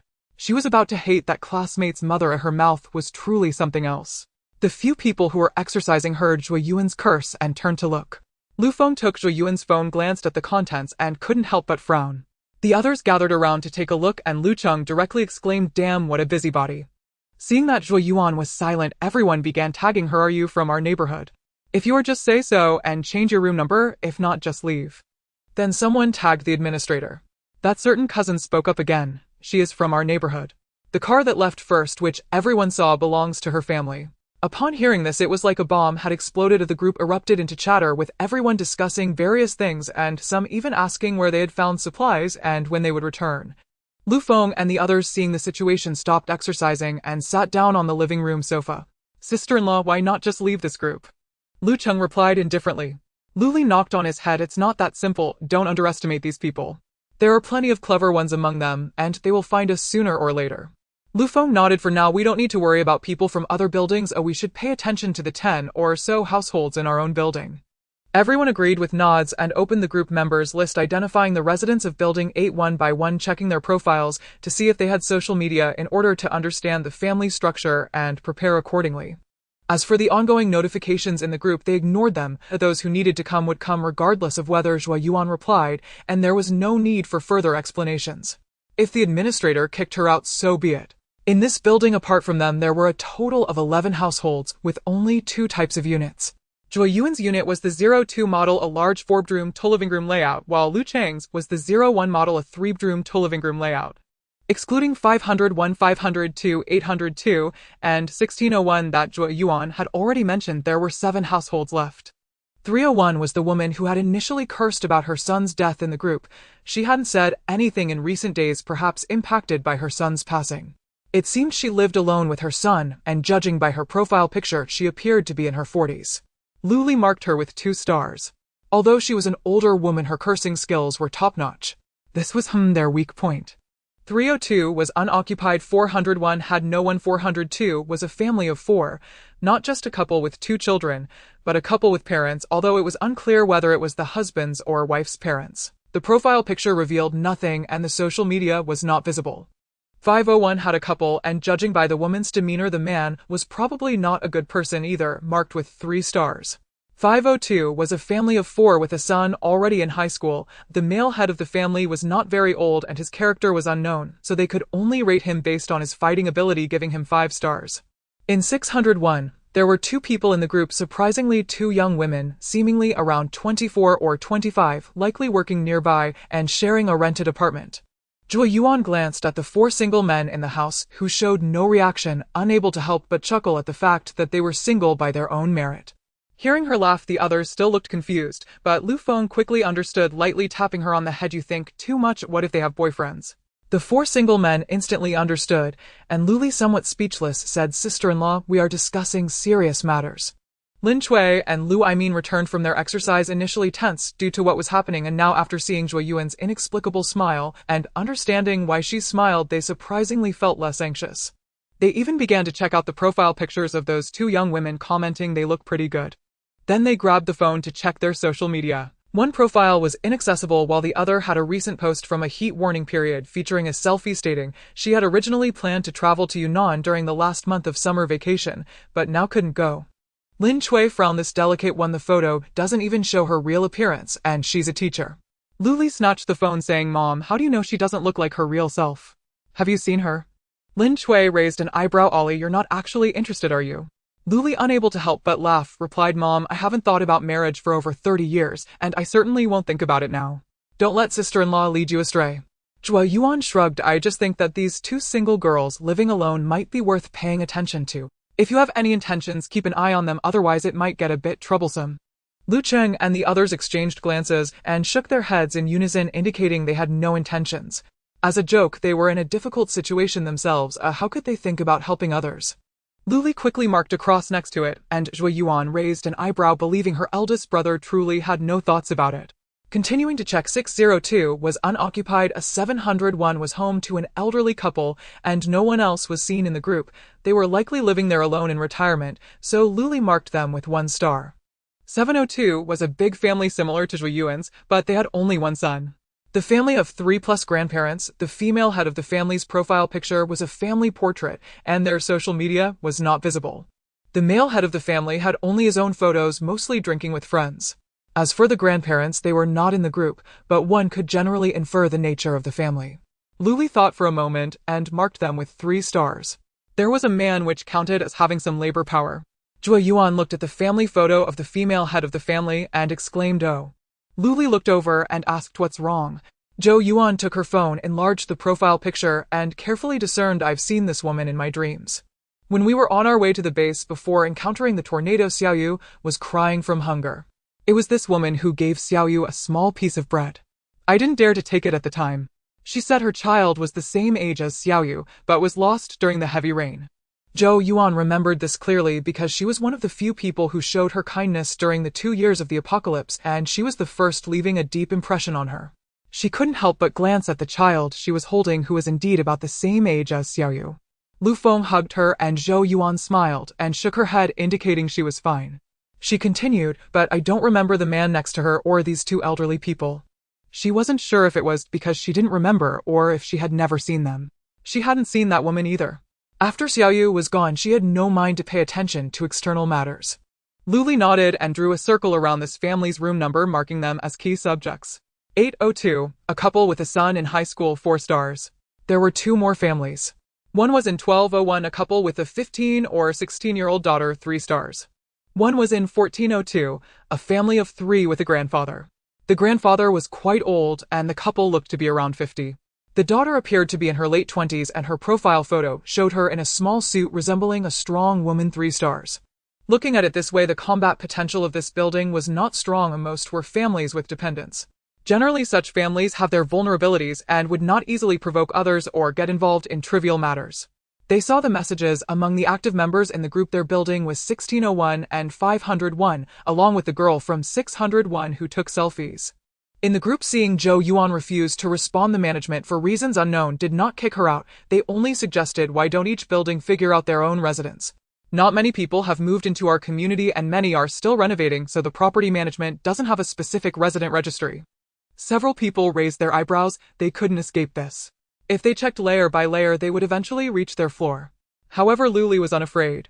"Let them come, we can just push someone out to register, and then we'll see Lu Ming." No need to say more. Although Lu Ming doesn't speak, his physique and muscles are quite intimidating. When Lu Ming noticed Luli looking at him, he was startled. "Why is Liga looking at me?" Luli stroked his chin and said, "When the time comes, you and Lu Qing will go out to deal with it.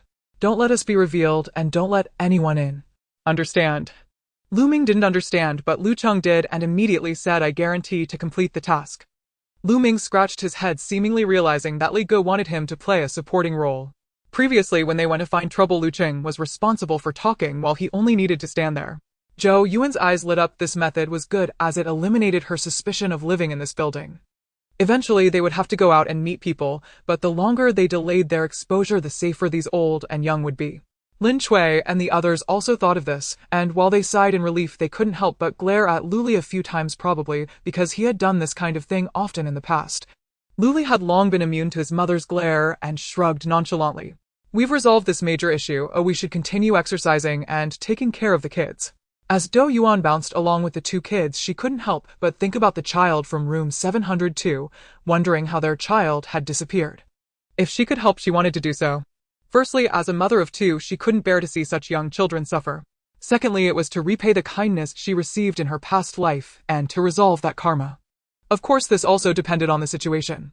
Having gone through it once, she wouldn't help blindly. She didn't have that much maternal instinct. Her children were so young, and the extreme heat combined with heavy rain could easily lead to illness. They needed to strengthen their constitution. Speaking of which, Zhou Yuan jumped up. She had forgotten the water she had taken out. When she checked the time, it had been over 3 hours. Was it still effective? She remembered that the last time she tested it, it had lost its effectiveness in less than an hour. It was all that annoying woman's fault. She had completely forgotten about it due to that nonsense. Not holding much hope, she picked up one of the cups and drank from it. To her surprise, it was still effective. Zhou Yuan almost burst into laughter. This way, she wouldn't have to constantly fetch water. When she was not home, her family could only drink ordinary water. Looking at the other cups, she decided to continue waiting to see how many hours it could delay.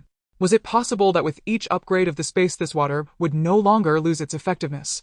Her previously irritated mood was instantly cured. Zhou Yuan happily continued to exercise with the two kids. Xiaoyu was still bouncing around while Xiaojin was encouraged to swing the rope more aside from jumping. In the later stages, when zombies came, they could only be killed by smashing their heads. Their skulls were exceptionally hard, and without strength in their hands, even the best weapons would be useless. Although the adults would protect them, accidents could happen, so practicing more might just save their lives. Including herself, her hand strength had always been weak. Previously, she had to rely on her mouth to open bottle caps. It wasn't that she was deliberately being affected, as she truly had no strength in her hands. Back when she was alone taking care of the child and wanted a certain snack, she couldn't open the bottle cap and had to stare at it while they both had their meals. Later, it was her thick skin that made her seek help from a big brother next door to open it, and she was glared at by that sister-in-law for a long time. It was truly a tearful memory. When several big men entered, they saw Zhou Yuan and Xiaojin swinging the rope back and forth on the balcony. Not to mention the way they swung it with vigor. Lu Feng laughed. "What are you training for?" Zhou Yuan briefly explained the method of killing zombies. The others' expressions turned serious, and the elderly Lin Chui, who came in afterward, also said, "Should we practice too?" Zhou Yuan nodded. "Mom and Dad, do as you can. Although you are older, you have endured hardships, and your hand strength is much stronger than mine, and Xiaojin's. No need to force yourselves." She then looked at Lu Li and said, "Brother, your direction for their training is correct. In the end, it will be through our hands to kill zombies and our legs to escape." Lu Li nodded and then asked, "Do you want to join us for some punching bag practice?" No. Zhou Yuan quickly shook her head. "What are you talking about? Looking at the bulging muscles on your arms, I don't want that. I'm only training a bit because my hand strength is too weak." Her main focus for attacks was still on training her mental power for long-range attacks. Forgive her, before the apocalypse she was truly a delicate girl who didn't even touch the water. Even when forced to learn cooking, she was only half-baked. She needed a tool to cut potatoes and carrots, and asking her to punch a bag, she really couldn't do it. Lu Feng noticed her reaction and smiled, knowingly ruffling her hair. Indeed, she was still that little girl who made him worry whenever she stepped outside. Seeing her so resolutely refuse, Lu Li did not insist. He felt it was unnecessary. He couldn't believe that a group of strong men could not protect themselves. However, basic self-defense skills were still essential. Seeing her so resolutely refuse, Lu Li did not insist. He felt it was unnecessary. He couldn't believe that a group of strong men. Lu Aimin frowned and said, "I want to practice with you all tomorrow." Seeing the disapproving looks from several people, he retorted, "What's wrong with that? I'm not even 60 yet, I'm still young. I tell you, I can run incredibly fast with a load of grain on my back. You probably wouldn't be able to outrun me." This was indeed true. Lu Aimin had grown up working in the fields, and his physique was certainly not a problem. He should not be underestimated. Lu Li thought for a moment and said, "All right, Dad, you can practice on your own. I won't schedule any tasks or time for you. Just pay attention to your own body. As my sister-in-law said, act according to your abilities." Lu Aimin remained non-committal and turned to help Lin Chui in the kitchen. Zhou Yuan recalled the few cups of water she had prepared, checked the time, and realized it had been another hour. She hurriedly asked them to each take a cup to help her test, leaving only one for further experimentation. After drinking, the group exchanged glances and nodded simultaneously. "We feel something." Lu Cheng was even more amazed, saying, "Sister-in-law, this water of yours is truly incredible. The fatigue from earlier has completely vanished. I always wondered why the water from your house tasted so extraordinary. It was far superior to those advertised functional drinks on the market." Zhou Yuan, pleased with the effectiveness, instructed Lu Feng to refill the water dispenser. When she previously collected water for testing, she used a bucket that was now full, and she directly placed it on the water dispenser. This way the water in the bucket would remain effective for at least 4 hours. As for the spring water stored in the pantry, it would likely have to be used immediately. After dinner, everyone lounged on the sofa, each engaged in their own activities. Zhou Yuan glanced at the owner's group chat again. She was still stubbornly staying in the chat and hadn't been kicked out. That meddling woman was still messaging her, asking why she was ignoring her. Zhou Yuan, feeling overwhelmed, directly sent screenshots of the questioning messages, especially those from her cousin, and then promptly blocked her. The group had tagged her for a long time, and seeing her remain silent, they made some sarcastic comments. After the group admin mentioned the population survey, they began organizing efforts in various buildings. Some resourceful individuals started creating smaller groups, sharing QR codes in the chat for the residents of their building to scan and join, like Gao Ning from Building 5. Zhou Yuan ignored the other buildings and looked at Building 8, discovering that it was the male head of the family from Unit 502 who had shared the QR code. It seemed Luli's judgment was indeed sharp. Their family was the only one with a 5-star rating, and they appeared to be quite capable with the youngest daughter already around 14 or 15, while both parents were still young, and there were no elderly. Zhou Yuan certainly would not be foolish enough to scan the code. That would be walking right into a trap. She decided to stay in the main group and spy. Zhou Yuan shared the information with everyone, and Lu Chang's eyes lit up saying, "Sister-in-law, why not let me scan the code to join? What if there is some news?" "No need," Lu Feng shook his head. "If you scan it now, how will you explain when they ask how you got that code? Someone will eventually let you in." Lu Cheng couldn't understand how others would let him in if he didn't scan the code. Lu Cheng, speechless, whispered to him, and Lu Cheng suddenly understood. Seeing the expressions of the others confirmed his realization. He couldn't help but feel like his intelligence was the lowest here. Oh, he still had Lu Ming behind him. Looking at Lu Ming, who seemed blissfully unaware, he felt instantly relieved and patted Lu Ming's shoulder, causing Lu Ming to look at him in confusion. After enough rest, it was time to continue exercising. Lin Cui chose not to climb the stairs for safety reasons at night, and instead opted for aerobics, while Lu Aimin followed them outside to practice with the punching bag. Zhou Yuan took out a children's basketball, letting Xiao Jin lead her younger brother in shooting, passing, and catching. She mimicked playing badminton with a racket, running, jumping, and hitting. After an hour, it was indeed effective.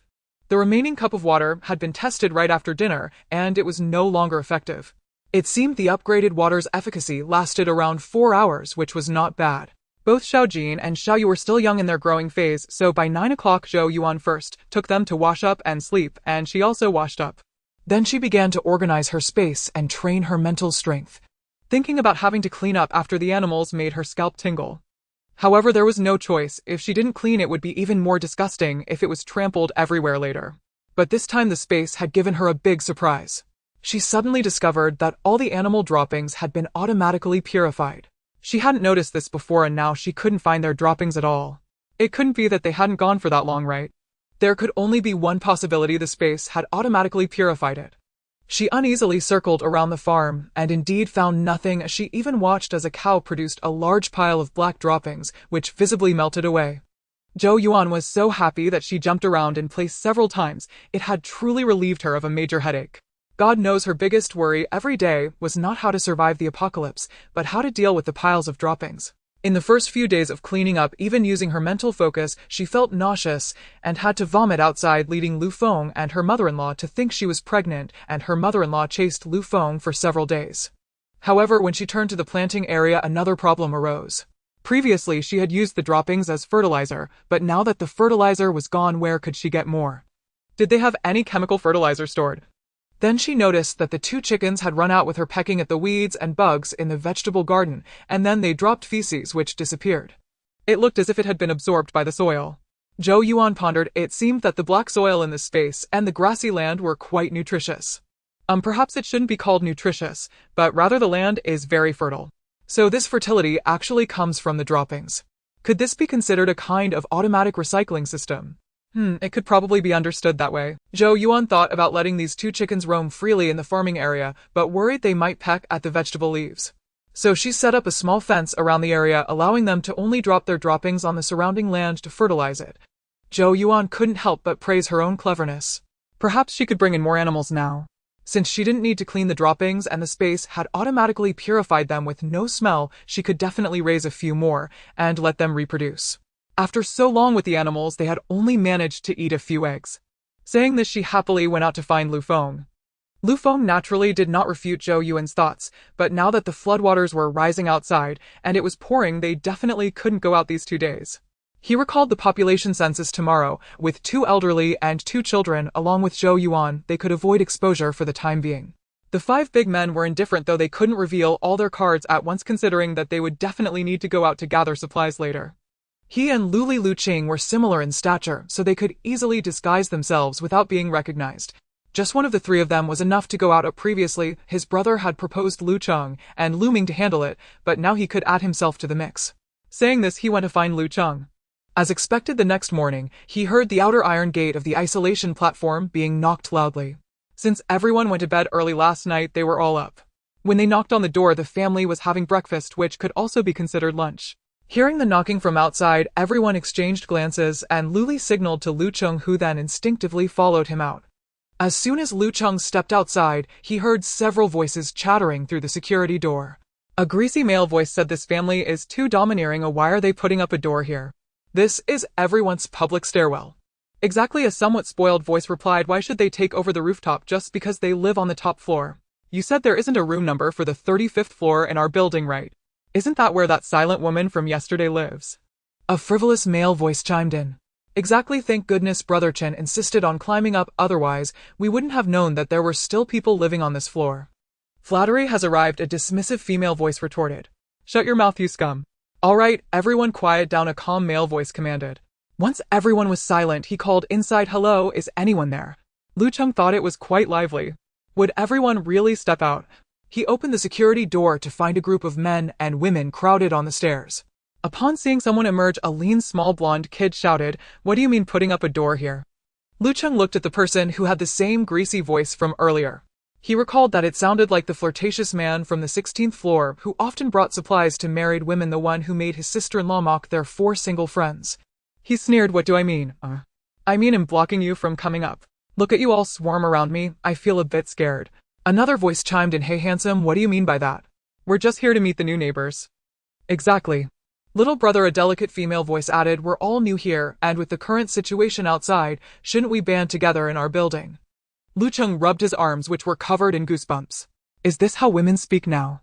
He genuinely thought his sister-in-law was beautiful, kind-hearted, and had a lovely voice. Seeing that Lu Cheng remained silent, the calm male voice continued, little brother, my surname is Chen. If you don't mind, you can call me Brother Chen. I live in 502 of this building. We are all neighbors. The weather is unusual, and we can't go out, so we thought we would check the residents in the building. If anything happens, we can look out for each other. Can you open this door? Right, hurry up and take this door down. This hallway belongs to all of us. What right do you have to put up a door here? The greasy man from 1601 retorted. Lu Cheng glanced at him dismissively, ignoring him entirely. You. The greasy man saw the contempt in Lu Cheng's eyes and was about to curse, but then he suddenly saw Lu Ming, who stood about 1.8 meters tall, step out from inside, and he was momentarily speechless. Lu Cheng naturally noticed, feeling a bit discontented as he looked at Lu Ming. Alas, he was no match for Lu Cheng's intelligence and couldn't compete with Lu Ming's strength. Feeling frustrated, however, he could still talk. Thinking this, he turned to the leader, Brother Chen, and smiled, I'm terribly. Brother Chen, my brother here has paranoia, which is why we put up this door. Since there are so many of you here, I won't be opening it. If you have anything to say, just go ahead. Caw caw caw, the crowd overhead all squawked, including Lu Ming himself. What the hell, paranoia? With his build, he'd be more likely to harm others. Lu Cheng didn't care about their expressions. He asserted that there was paranoia, still smiling at Brother Chen. After a moment, Brother Chen coughed into his fist to disguise it, his voice stiff, as he said, I just want to ask how many households live on this floor, and how many people, their genders and ages. Are you the police? Conducting a census. Lu Cheng responded cheekily. Brother Chen felt awkward when Lu Li stepped out from inside. Originally, it was supposed to be Lu Feng who came out, but Zhou Yuan feared that if another person emerged, it might expose the fact that she had relatives in Jinxiu Garden, and she happened to know Lu Feng. Though Lu Feng was often not home, many people in that neighborhood had seen him. The crowd saw another man come out, and judging by his gaze, he wasn't someone easy to deal with. They had just caught a glimpse of the row of sandbags hanging from the stairwell through the crack of the open security door and fell silent. Lu Li impatiently asked, what's taking so long to settle this? Li Go. Lu Cheng's eyes rolled. Aren't they checking the census? Checking what census? Lu Li shot a fierce glare over. What right do you have to check the census? After saying that, he turned back inside. Hurry up, the task for today isn't finished yet. Lu Ming immediately followed him inside. Lu Cheng, feeling a bit flustered, called out to the people outside, you see, it's just me and Li Go here, just one household. Li Good is angry. I have to go in, he said as he tried to enter. Hey little brother, Brother Chen quickly called after him. Lu Cheng impatiently replied, what else do you want? Brother Chen hurriedly opened the group QR code. We've set up a WeChat group for the owners of Building 8. You can scan it to join. In case anything happens, you won't be left in the dark.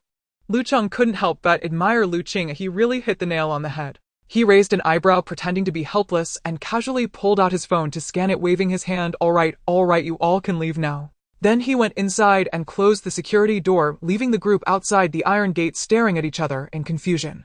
Brother Chen, how many people do you think they are? A calm female voice replied, the daughter of 1402. Brother Chen shook his head and not sure, but no matter how many they are, they're not to be trifled with. It's best to avoid them. The greasy man still wanted to say something, but ultimately kept his mouth shut. Indeed, he couldn't provoke the 3 men from earlier. Putting aside the blonde kid, he wouldn't dare challenge the other 2. The group walked down one after another, and just before a girl went down the stairs she turned back to glance at the security door, pondering something. In the following days, things gradually became calm. The main group chat was mostly silent, and the smaller group consisted of just a few people chatting without any particularly substantial topics. Now the temperature of the torrential rain had reached 70 degrees, and the water level was continuously rising, soon reaching the third floor where a woman resided. Lu Cheng heard gossip in the group that during a previous census they had detected a stench of decay from her house. Her son's corpse was left inside. After all, how could it not smell? Now that the water had risen into her home, she had no choice but to move up, unable to carry her son's already decaying body. She sought refuge in the group, initially met with silence, but eventually an elderly couple from the 7th floor took her in out of compassion. Meanwhile, a newlywed couple was buying food in the group, but this time nobody responded. It was to be expected. The high temperatures and heavy rain had persisted for over half a month, with only Lin Cui's generation still hoarding food at home. Other young people had no habit of stockpiling supplies. They bought just enough to eat, mostly snacks, and when they ran out of food they ordered takeout. However, Lin Cui's generation typically had families to care for with several mouths to feed, leaving them with nothing extra to sell. They were now on the brink of starvation, and money was of no use. Communication via telephone was still somewhat functional, but numbers for official departments like 110 were unreachable. After all, even the police were human. If they couldn't leave, neither could the officers. Zhou Yuan recalled that in her previous life the official rescue efforts seemed to arrive around a month into the torrential rain, by which time the highest temperatures had already passed. Given the current temperature, it was likely that the peak water level would be reached soon and official relief would follow, but it would be of little use. It seemed there was only one appearance of aid, and more importantly, the people were facing not just a lack of food, but the threat of heat stroke. Many elderly and children could hardly withstand the heat. Some households still relied on air conditioning, while others had long since broken down. Their neighborhood was newly constructed, and since everyone had just renovated, the air conditioners were new and lasted a bit longer. In many older neighborhoods, air conditioners had stopped working from the outset. The group chat for Jinxiu Garden was much livelier than theirs, and from the messages it seemed many had already perished. Even if there was air conditioning, it was of no use. Soon there would be power and water outages, marking the true onset of disaster. For now, people could still complain in the group chat regardless of its effectiveness, but eventually there would be no place left to vent, and it truly felt like waiting for death. It was quite miraculous that the neighborhood hadn't lost power yet. Was it because the local substation was situated at a higher elevation and hadn't been flooded? Normally, rising water would necessitate a power cut. Lu Cheng was looking at something and appeared to be deeply intrigued. Seeing Zhou Yuan's expectant gaze, Lu Feng snatched the phone away and handed it to her. Zhou Yuan smiled sweetly at her husband before diving into the gossip, while Lu Cheng looked on with a mix of indignation and helplessness. It wasn't anything major, just some trivial matters that would arise even in peaceful times. The woman from 501 had hooked up with the man from 1601, leading his girlfriend to start a public spat with her. Given how attentive the man from 1601 had been, it was hard to believe he had no ulterior motives. As for the husband of the woman from 501, at a time when filling stomachs was paramount, what was a woman worth? This was just the beginning. During the real apocalypse, swapping wives and children, even cannibalism, became common. Both women were no pushovers. One accused the other of shamelessness for seeking out another's man despite being married, while the other blamed her inability to control her husband, declaring she deserved to be cheated on. The men from both households were as quiet as quails, sitting silently like chickens. Zhou Yuan, who had turned on the speaker, made sure everyone could hear. Lin Cui expressed her disdain. That woman is nothing but a homewrecker, and that man isn't a decent person either. Those who can't control their lower halves should just be castrated. The men present, apart from two young boys who hardly counted, all crossed their legs tightly. Zhou Yuan found it amusing and looked at Lu Feng, who hurriedly whispered in her ear, "I can only lose control when I'm with you." Zhou Yuan's face flushed and she pinched his waist. Lu Feng winced, exclaiming, "Wife, spare me." Zhou Yuan knew he was doing it on purpose. He had been working out recently and had become much sturdier, making it difficult to pinch that fat. While the couple was flirting, Lin Cui and her husband chuckled, while the other 4 single men looked on in silence, wondering how they could catch a break. While others struggled to fill their stomachs, they feasted daily and were forced to endure dog food. Wasn't that just a recipe for resentment? The verbal battle in the group escalated as the woman from 1601, unsatisfied with just attacking the female, began to berate the male, calling him a turtle bastard, suggesting this wasn't his first time, and he had long since gotten used to wearing a green hat, thus dared not utter a word, and even implied that his wife was likely selling herself. She then tagged all the women with men, warning them to keep a close watch on their husbands, lest they be seduced by The hostess of 402 was enjoying the spectacle when suddenly she was tagged and she was displeased. Hey, just because you got your own man poached, do you wish everyone else to be the same? This prompted a conflict that escalated from 2 women to 3 and then 4. Eventually, the men from each household also began to participate, resulting in a chaotic free-for-all. Zhou Yuan counted in the end apart from 502, 701, 802, 1201, and their own household. Everyone else was involved. Of course, not everyone was arguing, as some who seemed to mediate were merely enjoying the show. For instance, the man from 702 and the delicate girl from 601 were true green tea types, comforting the 2 sisters while saying they were both at fault. Moreover, the strong woman from 1402 was still emphasizing women's independence and strength. What a grand performance it was. Lu Cheng sighed. Indeed, 3 women make a drama. Zhou Yuan threw an orange at him. Lu Cheng caught it with a grin, peeled it, and took a bite, the juicy and sweet sour flavor exploding in his mouth. It was simply delightful. It seemed they were the only ones who could still freely enjoy such fresh fruit. Zhou Yuan noticed a friend request notification pop up, and just as she was about to click it, she suddenly remembered it wasn't her phone. Nevertheless, it didn't stop her from seeing the message displaying 8601 Zhang Weiwei, and she looked at Lu Cheng, who was still enjoying his orange, with great interest. She threw the phone over to him. Lu Cheng stared at the friend request on the screen, his eyes widening. Why is she adding me? Zhou Yuan rolled her eyes and said, if you ask me, who should I ask? Lu Cheng, standing nearby, urged, you'll know once you add her. Lu Cheng ignored him and opened his phone to decline. Luli said, let's see what she wants. Lu Cheng had no choice but to agree. Almost as soon as he did, a message came in, hello big brother. It wasn't a voice message, it was text. Lu Cheng responded with a simple under the intense gazes of everyone around him. The next message arrived, big brother, do you and the other 2 big brothers have any food left? Zhou Yuan felt disappointed. She was asking for food, which seemed too lowbrow. Lu Cheng didn't know how to reply. After a while of silence on his part, the other side hurriedly continued, big brother, please don't misunderstand. I have food here, my friend, and I stocked up on a lot of snacks, but it's a large quantity, and they don't spoil. Oh, now this is getting interesting. Zhou Yuan became intrigued and signaled Lu Cheng to speak quickly. Lu Cheng felt like crying. He didn't know what to say. Zhou Yuan, frustrated, grabbed his phone and began typing furiously. Why, tell me you have food. Are you planning to give it to me? Lu Cheng watched Zhou Yuan help him chat with the girl. Yes, big brother, you know we are just 2 girls. It's really not very safe. Just by reading the text, one could imagine the girl's delicate voice. Zhou Yuan raised an eyebrow. From her earlier messages in the group, she knew the girl was a schemer, but it seemed she was a clever one. She thought for a moment and asked, and then, do you want us to protect you? With just your snacks? After a long pause, there was still no reply, and Zhou Yuan wondered if her words had been too harsh, killing the conversation. Just as she was about to say something to salvage the situation, a message came in. You and the other 2 big brothers don't have girlfriends, right? My friend and I don't have boyfriends either. At this point, the expressions of the single men present were quite interesting. Zhou Yuan was surprised. This girl was quite bold. Luli then took the phone and typed, do you mean no boyfriends or no men? Zhou Yuan was taken aback. Oh, is there a difference? Lu Feng ruffled Zhou Yuan's hair, looking at his brother with some interest. Zhou Yuan swatted Lu Feng's hand away. He kept messing with her hair, making her feel like a little puppy. The other side stopped typing and sent a video instead. Luli avoided Zhou Yuan and answered the video call. Zhou Yuan couldn't see the girl's face, which was quite unfortunate. She could only listen to her voice. Oh. Zhang Weiwei noticed something was off with the person on the video call, but still greeted, hello. Zhou Yuan listened. The voice sounded different from the one in the group chat, not so delicate anymore. It was more normal, and this girl had successfully piqued her interest. Luli smirked and asked, are you an acting teacher? Zhang Weiwei, hearing Luli's question, paused briefly before replying, girls are always multifaceted. It depends on which side they need to show. Hearing this, Zhou Yuan nodded in agreement. Indeed, for example, the way you act in front of family, colleagues, familiar people, and strangers is all different. This girl was starting to appeal to her. Oh. Luli raised an eyebrow. How do you know which side to show in front of me, considering we haven't even spoken? This is something our girls have a unique sixth sense about, Zhang Weiwei calmly replied. But I wonder what you think about my earlier suggestion. Luli chuckled and said, you still haven't answered my question.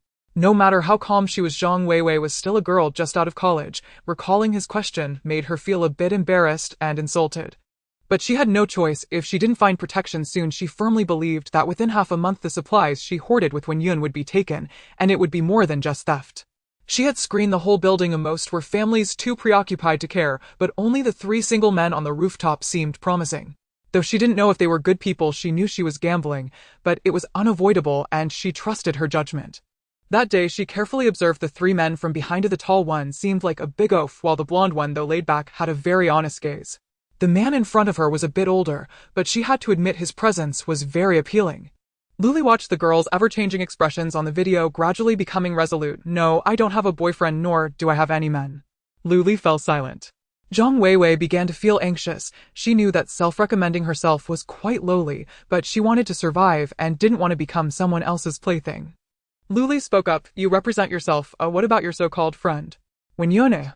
Zhang Weiwei was taken aback. She looked at her friend not far away who was frantically waving at her. She sighed. Well, her personality is a bit introverted. Are you sure she's willing to follow your arrangements? After all, she has never met the three of us. How can you be sure she'll agree? Luli interrupted her. Little sister, don't take everything upon yourself. We're not lacking in women. After saying that, Luli swiftly ended the video call and tossed the phone to the dumbfounded Lu Cheng. Hey, Zhou Yuan was also stunned. Why did you hang up when the conversation was going well? Lu Feng wanted to ruffle her hair again, but seeing her fierce glare, he had to give up. He chuckled. This girl is quite rational and has foresight, but her friend is. Zhou Yuan thought for a moment and nodded in agreement. Just now, Luli specifically mentioned her friend. If her friend had any backbone, she should step forward and support her. This wasn't something that could be brushed off just because she was introverted. If they truly accepted the two of them, it would be like taking on a ticking time bomb. Lin Chui looked at Luli and asked, Are you really interested in this girl? Luli, under the gaze of 7 pairs of curious eyes and 2 pairs of innocent ones, remained calm. No. Lu Aimin thought for a moment and said, If you like her, you can try to get to know her. If not, don't provoke her. It's better to be cautious at this time. Lin Chui nodded. Although they were worried sick about their eldest son's lifelong matter, it was still better to be careful at this time. Lu Feng and Zhou Yuan remained non-committal. Finding a girlfriend at this time wasn't ideal, but if they did meet someone, they wouldn't want Luli to miss out. It's important to observe carefully. One cannot view this world too optimistically. But one must also believe that there will be a glimmer of sunshine. The three of them declared long live being single. Zhou Yuan looked at Luli, feeling an inexplicable premonition that her elder brother's relationship with this girl was likely unusual. She began to sense Luli's mental fluctuations. Has there actually been a change in color? She straightened up and Lu Feng looked at her, asking what's wrong. Zhou Yuan shook her head without replying. Ever since she had detected the mental fluctuations of Lu Cheng and the others when discussing dreams last time, she hadn't used this ability. So does mental power upgrade with the enhancement of space. Recently, she spent an hour every night before bed exercising her mental power, and she could clearly feel its enhancement. However, she only found that it became easier for her to mobilize her consciousness, and she could maintain it for longer, easily sensing the presence of people nearby. Just like during the population census, when she didn't go out, she still knew that 9 people had come, 6 men and 3 women. Without needing to concentrate too much, as if it was a kind of instinctive psychological perception, and she had no interest in probing their mental fluctuations. As for her family, she always felt that probing their mental fluctuations felt a bit like invading their privacy. Today, however, she was genuinely curious and unexpectedly gained insight. Seeing that she did not speak, the others went back to their own tasks. Lu Feng quietly sat beside Zhou Yuan, knowing she must have made some discovery, but it was not something she could easily share, so he was there to support her. Knowing Lu Feng was beside her, Zhou Yuan felt at ease to extend her mental power and began to probe the mental fluctuations of the few people present. Starting with the simplest, the 2 kids were watching cartoons at the tea table. Their innocent minds were unguarded, allowing her to effortlessly see 2 green lines. Xiaoya's line was pure, while Xiaojin's line was slightly lighter, tinged with a hint of lavender. Starting with the simplest, the 2 kids were watching cartoons at the tea table. Their innocent minds were unguarded, allowing her to effortlessly see 2 green lines. Xiaoya's line was pure, while Xiaojin's line was slightly lighter, tinged with a hint of lavender. She roughly understood that green likely represented happiness, while purple signified curiosity. Not wanting to get too caught up in it, she thought she would understand more later, but she feared forgetting, so she noted it down on her phone. Seeing her write down green for happiness and purple for curiosity, Lu Feng was puzzled. He noticed her glancing at him, and Zhou Yuan easily discerned Lu Feng's line, which was flesh-colored. He stared at the notes on her phone, wondering if it was contemplation or confusion. Regardless, she quickly noted it down. At this point, Lu Feng seemed to understand was his wife developing mind-reading abilities. In reflex, he covered his heart, thinking this might not be useful. Zhou Yuan immediately noticed that Lu Feng's line had gained a hint of light red, and seeing his wide eyes, she wondered if he had made a discovery. So did this light red represent shock? Lu Feng was in a state of distress, feeling that his secrets were exposed. Zhou Yuan noticed a hint of gray in Lu Feng's line and raised an eyebrow, sensing a lot of psychological activity. But what did this gray mean? Was he afraid that she could sense his emotional state? Anxious. She continued to write. Seeing this, Lu Feng lay back and quietly asked, "Wife, do you have mind-reading abilities now?" Zhou Yuan shook her head. This couldn't be considered mind-reading, could it? Mind-reading was a type of ability that detected psychological activity, accurately discerning what a person's mind was thinking, while her ability probed mental fluctuations, which were essentially emotions. However, the two seemed to have some correlation, as brain and psychological emotional activities were synchronized. Yet, she couldn't detect their specific thoughts, only their current emotions like happiness, anger, sorrow, and joy. Seeing Zhou Yuan shake her head, Lu Feng let out a sigh of relief, grateful that she couldn't hear his innermost thoughts during their intimate moments, as it would be quite embarrassing. Zhou Yuan was speechless, noticing that Lu Feng's line was beginning to show a hint of pink-green. What did that mean? She frowned and asked, "What were you just thinking?" Lu Feng fell silent, looking up at the sky, thinking Buddha says do not speak. Seeing that he wouldn't answer, Zhou Yuan didn't press further, believing she would find an opportunity to ask later. She simply added a question mark after the pink-green, leaving Lu Feng utterly perplexed. What kind of ability did his wife possess? Zhou Yuan decided not to look at Lu Feng anymore. He had already helped her discover so many colors, she couldn't just rely on him. She then turned her gaze toward Lin Chui and Lu Aimin, who were still by Lu Li's side, chattering away. Both of their lines had a hint of red, but it was different from the light red Lu Feng had shown earlier. It was a rose red. Was this concern? Lin Chui had a touch of gray, somewhat similar to Lu Feng's earlier color. Thus, she tentatively determined that gray likely represented fear or concern. Lu Aimin had a hint of flesh color, which overlapped with Lu Feng's initial color, so it probably represented contemplation. As for Lu Li, she hadn't paid attention when she first detected her, but it seemed to have a hint of purple. Now it was a bright orange-yellow. Zhou Yuan stared for a long time, unable to tell whether she was more helpless or more irritable. So she needed to put a question mark next to that as well. Moreover, she noticed that when she probed Lu Li, she seemed to sense it and had become more guarded, creating some obstacles in her probing, though not significant. She couldn't help but glance at Lu Feng again. Lu Feng jolted, becoming alert. Zhou Yuan then realized that her probing was not as easy as before. It seemed that if a person became aware or was inherently cautious, their defenses would create certain obstacles. The impact of these obstacles not only related to the mental state of the person being probed, but also to the strength of her own mental power. Turning her attention to Lu Qing and the others, the three were whispering and occasionally glancing at Lu Li, clearly gossiping, especially Lu Cheng, who was smiling broadly.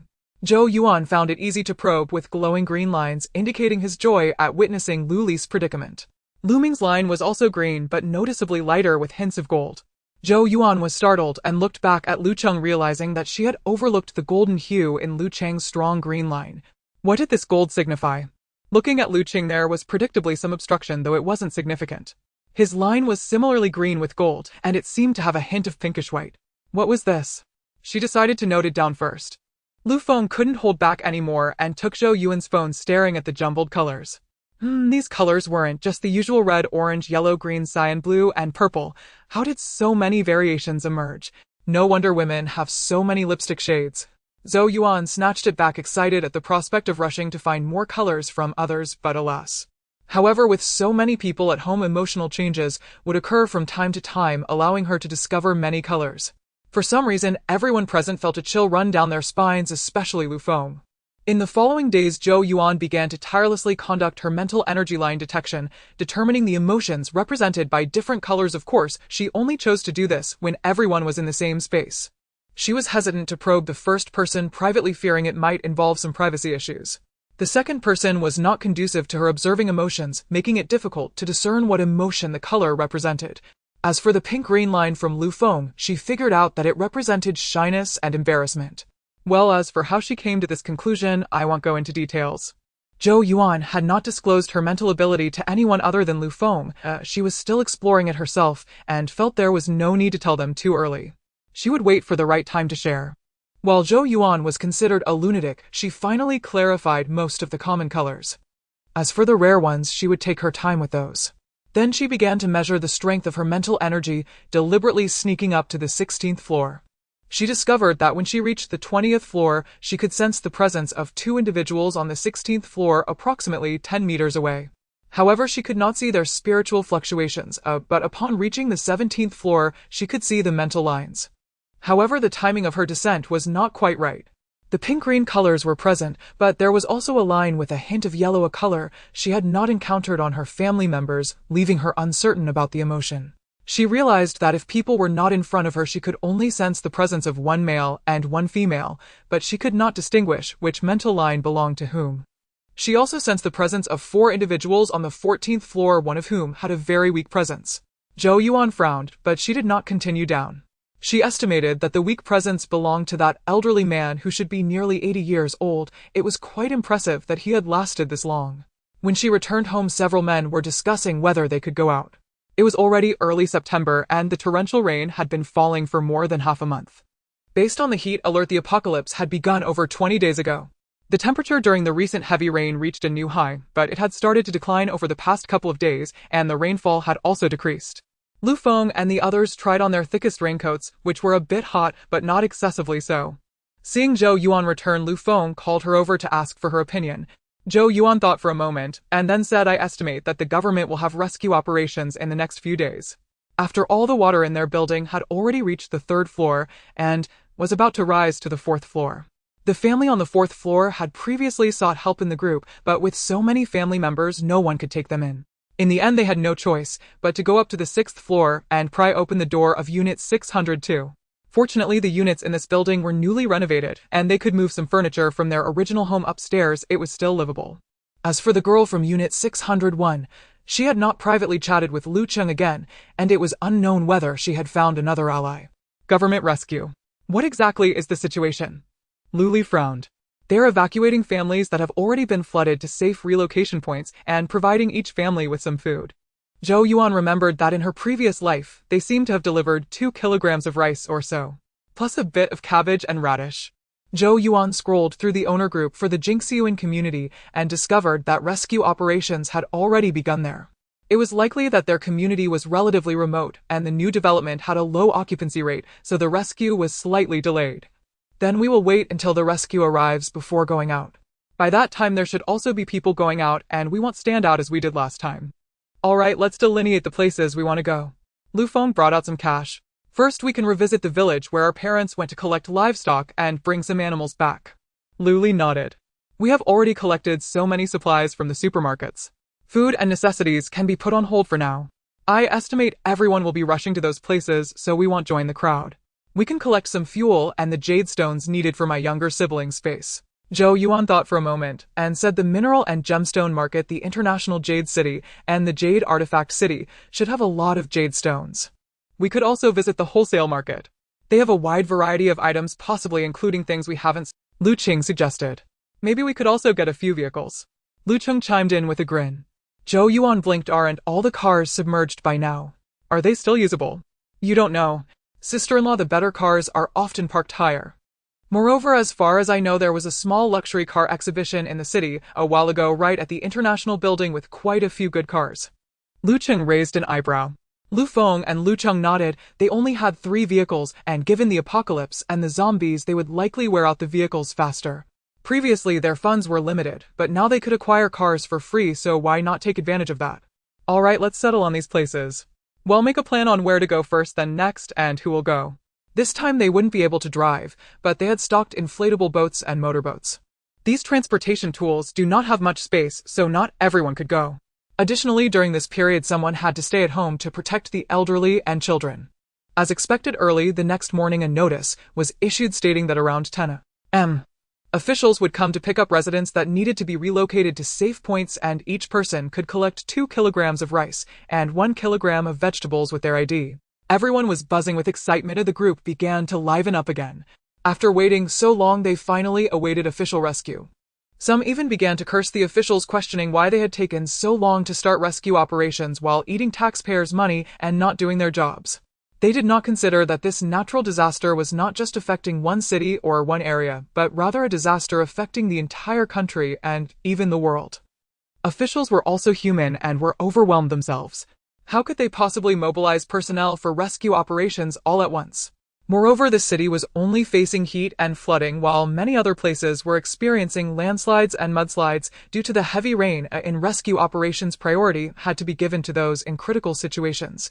In the end, a few of them discussed that since they had enough food at home, they would not take advantage of the officials. Only the 3 who had already appeared before would go to collect a small amount symbolically. These past few days they had to keep the doors and windows tightly shut while preparing flavorful meals at home lest the aromas attract unwanted attention.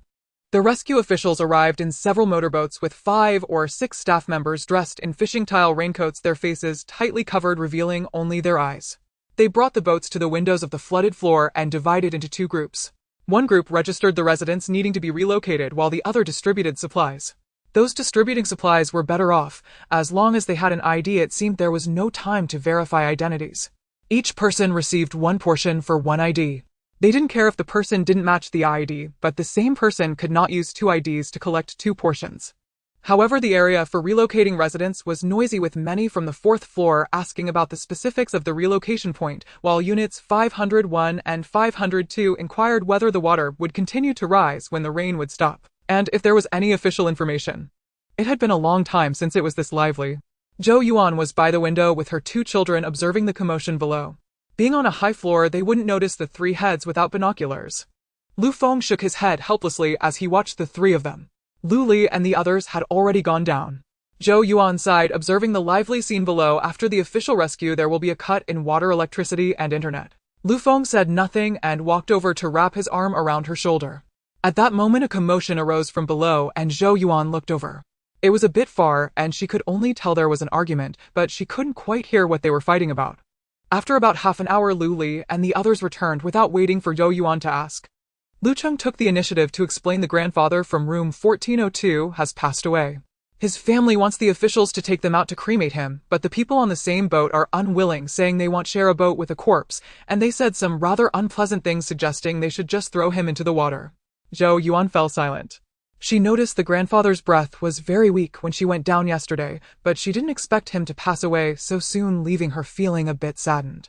However, that family still had some conscience, and thankfully they encountered the official rescue. Otherwise, the body would either have to be left at home to rot or, as that person said, directly thrown into the water. In fact, quite a few people would do just that, as keeping a corpse at home in this weather is truly unbearable. Zhou Yuan recalled the debris left behind after the flood receded in her past life. Logically speaking, such a terrible sanitary environment is most prone to outbreaks of disease. Could that so-called zombie virus be related to these conditions? Zhou Yuan pushed these thoughts aside. She was not a researcher, nor did she understand medicine. Thinking about it was pointless. Then Lu Cheng said that girl from room 601's best friend actually went with the officials to the relocation point, saying she wanted to look for her parents. Zhou Yuan became interested and glanced at Lu Li, asking what about Zhang Weiwei. She didn't leave. Lu Cheng knew his sister-in-law was interested in this. She didn't try to keep her best friend from leaving, not even to send her off. Zhou Yuan exclaimed, oh. Although they hadn't interacted much, she could still sense that Zhang Weiwei cared about her best friend. Was it that they had a falling out while trying to find their own paths? Lu Li looked speechlessly at Zhou Yuan and Lu Cheng, who were whispering to each other while occasionally glancing at him. Pinching the bridge of his nose, he couldn't shake the feeling that he was being targeted. Was Lu Cheng actually appealing to Zhou Yuan? Looking at Lu Feng, he saw him peeling a pomelo for the 2 kids, completely ignoring his wife's actions. How had he never realized his brother was a devoted husband before? Gossip aside, they still needed to discuss serious matters. Their recent trip downstairs wasn't just to collect relief supplies, they primarily wanted to gather information from the officials. As Zhou Yuan and the others knew, this was a global disaster. Their area, being in the central region, was relatively stable, but the northern and mountainous regions were in dire straits, plagued by landslides and mudslides, with various places unable to take care of themselves. Rescue teams prioritized those areas, and according to expert predictions, this disaster would not be short-lived. It would last for a long time. Many of the national reserves would need to be relocated to safer places. Otherwise, even if they rescued people later, it would be difficult to sustain them without food and water. Thus, places like theirs, which were still relatively stable, were pushed to the end of the line. This was also a roundabout way of prioritizing urgent needs over long-term survival. Lu Qing added from the side, I slipped a pack of cigarettes to that staff member and got an important piece of information. He said the nation has a large base where many high-ranking leaders and some important technical research personnel are gradually being relocated. He mentioned that his uncle was an expert at the City Research Institute, so he knew some news. Zhou Yuan nodded. This didn't surprise her. The base she was in was called a base, but it was essentially just a refuge or refugee camp set up by the province. In reality, there were only 4 real bases in the country located in the southeast, southwest, northeast, and northwest, all at considerable distances from where they were. Therefore, in her past life, she had no capital to reach such a distant base. As for whether the large base Lu Qing mentioned was one of them, she wasn't sure. However, she recalled that those 4 bases in her past life were not established this early, or perhaps it was just her ignorance. This news was merely for reference, it didn't have much significance for their family.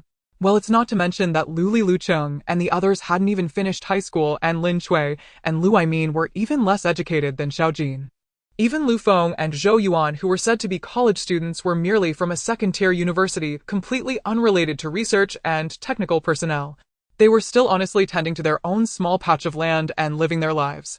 The official rescue had come, but there was no news this time. Following that, the battered power system finally broke down, and naturally the internet was also cut off. This was the real beginning of panic. Humans are social animals. In her past life, Zhou Yuan had faced a food shortage even when there was electricity and communication, yet she always felt that the situation wasn't that serious.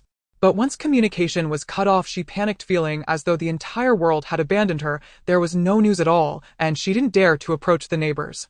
This was also why she later decided to follow the large group to the base. Her inner strength was insufficient. She didn't dare to take the 2 kids alone, feeling that places with people were somewhat safer. In reality, in the apocalypse, places with people were often the most dangerous. This time, thanks to prior preparations and having her family around, the solar generator was running smoothly, so the power outage didn't affect them at all. The only regret was that they couldn't check the gossip in the group. They also planned to start stocking up on supplies. They intended to first visit a few jade markets, because regardless of whether they were stocking up on fuel vehicles or even animals later, they needed to upgrade their space first, otherwise it would be awkward if they couldn't fit everything. They were still keeping a low profile, so they felt that just the 3 of them should go. Zhou Yuan was a must, and fortunately her build was similar to Lu Cheng's. Along with Lu Feng and Lu Ming, the others would stay home to plan routes for the other places. Especially for fuel, the locations were quite scattered, and they needed to find a safe route that didn't take a detour. The offline map Zhou Yuan had obtained earlier would come in handy. The jade markets were not close to each other, but to avoid drawing attention, they decided to use a rubber boat to paddle to an uninhabited area before switching to a speedboat. To avoid being seen, the 3 fully armed set off with the rubber boat before dawn. They thought they wouldn't encounter anyone so early, but just as they released the rubber boat from the 4th floor window, they spotted another rubber boat approaching not far away. Lu Ming, realizing the situation, quickly leaned in and said, "It's from room 1402. Zhou Yuan and Lu Feng understood. They had just finished handling their grandfather's funeral and had returned. Sure enough, they saw the male figure holding an urn. They couldn't help but wonder how they had managed to obtain a rubber boat after the crematorium had likely been destroyed. It seemed that this family had some capabilities, as their rubber boat was filled to the brim with supplies. The family of 3 was startled upon seeing them. The daughter, who looked visibly haggard, forced a smile and asked, "Hello, are you preparing to go out?" Zhou Yuan and Lu Feng were at a loss for words, while Lu Ming steeled himself to respond yes. The 3 of them chose not to engage further and directly boarded their rubber boat. Since the water only reached the 3rd floor, there was still some distance from the 4th floor window. Lu Ming went down first to secure the rubber boat, then Lu Feng followed, reflexively carrying Zhou Yuan down. Zhou Yuan was unaware that anything was amiss. As the 3 paddled away in their rubber boat, Wang Jilan watched their figures thoughtfully. The male figure beside her asked, "What's wrong?" "I feel like those 3 people, aside from the strong one, the other 2 are not the same as the ones we saw earlier," Wang Jilan said uncertainly. The woman beside her replied with confusion. They were covered up so tightly that even their hair couldn't be seen. "We have hardly seen them before. How can you have that feeling based on their similar builds?" Wang Jilan did not answer. The last one to come down was carried down. Even if that man was frail, he wouldn't need to be carried, would he? Unless it was a man carrying another man. Wang Jilan shivered at the thought. She was not inclined towards that kind of fantasy and couldn't imagine it, but it was none of their business. She simply told her parents, "The people from the 35th floor are not to be trifled with, though we should avoid them." Both Wang's father and mother nodded in agreement. They were not lacking in experience, otherwise they wouldn't have raised a daughter like Wang Jilan. Zhou Yuan was completely unaware that because of that embrace they had revealed themselves. They switched to a speedboat midway and headed straight for a few jade markets. The markets were not in the same location, but scattered in different directions. They had already prepared a route map at home, but due to flooding the roads were submerged and the signs were barely visible. If it were Zhou Yuan alone, she wouldn't be able to tell east from west. Fortunately, Lu Feng had a good sense of direction, and having lived in the city for so many years, he was fairly familiar with the general directions, although it still took a considerable effort to locate the place. Their first stop was a bustling jade city from before the apocalypse. Looking at the vast expanse of water that seemed to stretch endlessly, Zhou Yuan asked unsteadily, "Brother Lu, are you sure this is the right place?" Lu Feng checked the map and nodded, saying, "I'm sure this is the right place." Zhou Yuan felt disappointed realizing they had made a fruitless trip. Lu Feng reassured her, "Didn't we stock up on diving equipment? How about I go down and take a look?" Zhou Yuan shook her head without thinking, saying, "How much can you find on your own? Plus there are still 2 other places, there's no need for you to take the risk." Lu Ming was just a tool, or whatever they decided he would follow. Lu Feng thought the same way. It wasn't that he was afraid of danger, it was just unnecessary to waste time diving alone to retrieve something. With that, the 3 of them decided not to waste any more time and continued to the next location. Upon arriving at another mineral and gemstone market, they were relieved to see some buildings peeking above the water surface, ensuring they wouldn't return empty-handed. They parked the speedboat next to the nearest building and peered through the windows. The interior was already flooded, or the windows on this level were intact, but they couldn't tell which floor it was. Lu Ming directly grabbed a hammer and smashed the window. It was a large hammer from the toolbox, and Zhou Yuan thought Lu Ming was quite suited to wield it as a weapon. The 3 of them climbed inside and started working. The jade in this market was not the type that had been processed into bracelets, necklaces, or ornaments, but rather whole uncarved stones, the so-called raw stones. Zhou Yuan possessed spiritual energy, but stones did not emit any spiritual fluctuations. She did not have X-ray vision, so she couldn't tell if there was jade inside the raw stones. They were not there to gamble on stones, their city C did not produce jade, so the market was not large. True stone gambling enthusiasts would go directly to the source. Here it was mostly amateurs entertaining themselves, so one shouldn't expect the quality of the raw stones to be too high. However, there was still a chance they could get lucky and find a hidden gem.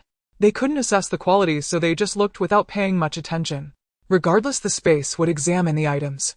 Zhou Yuan directly collected the larger stones, while Lu Feng and Lu Ming found bags to store the smaller ones. This floor was entirely above the water, filled with raw stones. They didn't care about the lower floors and moved on to another building.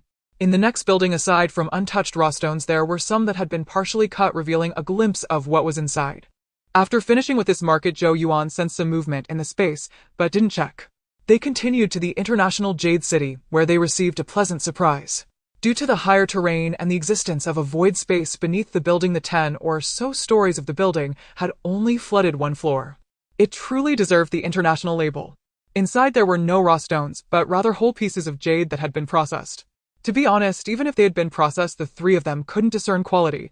This was their knowledge blind spot. However, Zhou Yuan found them beautiful, crystal clear. Regardless of their value, she decided to collect them, and as they moved higher up, the quality of the jade seemed to increase, looking more and more exquisite. Eventually, they even found some that had been carved into finished products. These were incomparable to the finished products found in malls or gold shops. Even if they were ignorant, they knew these were many times more valuable.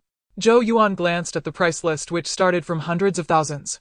She recalled the half-person high ornament that had upgraded her space last time. It must have cost at least so she looked up at the last 2 floors, estimating that this time she would truly make a fortune. However, she knew that upgrading the space would become increasingly difficult later on, so she couldn't hold out too much hope, but she definitely wouldn't be disappointed. They finished collecting from the last 2 floors as quickly as possible. From the initial excitement to later feeling as if they were looking at ordinary stones, the emotional journey inside was something people who had not experienced it would not understand. Once they had collected enough, they took a break to eat a portion of the meal that Lin Chui had prepared and stored in a lunchbox. Thanks to the preservation functionality of the storage room, it tasted just like it had just been made. The 3 of them were satisfied after eating. One of them even opened a bottle of ice-cold soda, which was a perfect relief for their parched throats. Lu Ming finally understood why Lu Cheng always said that following his sister-in-law meant enjoying delicious food, as following Li Ge and Feng Ge certainly didn't come with such perks. Finally, the 3 of them did a final sweep as night fell. It was still unsafe outside, especially now that the electricity was off and darkness loomed everywhere, making it the perfect setting for crime.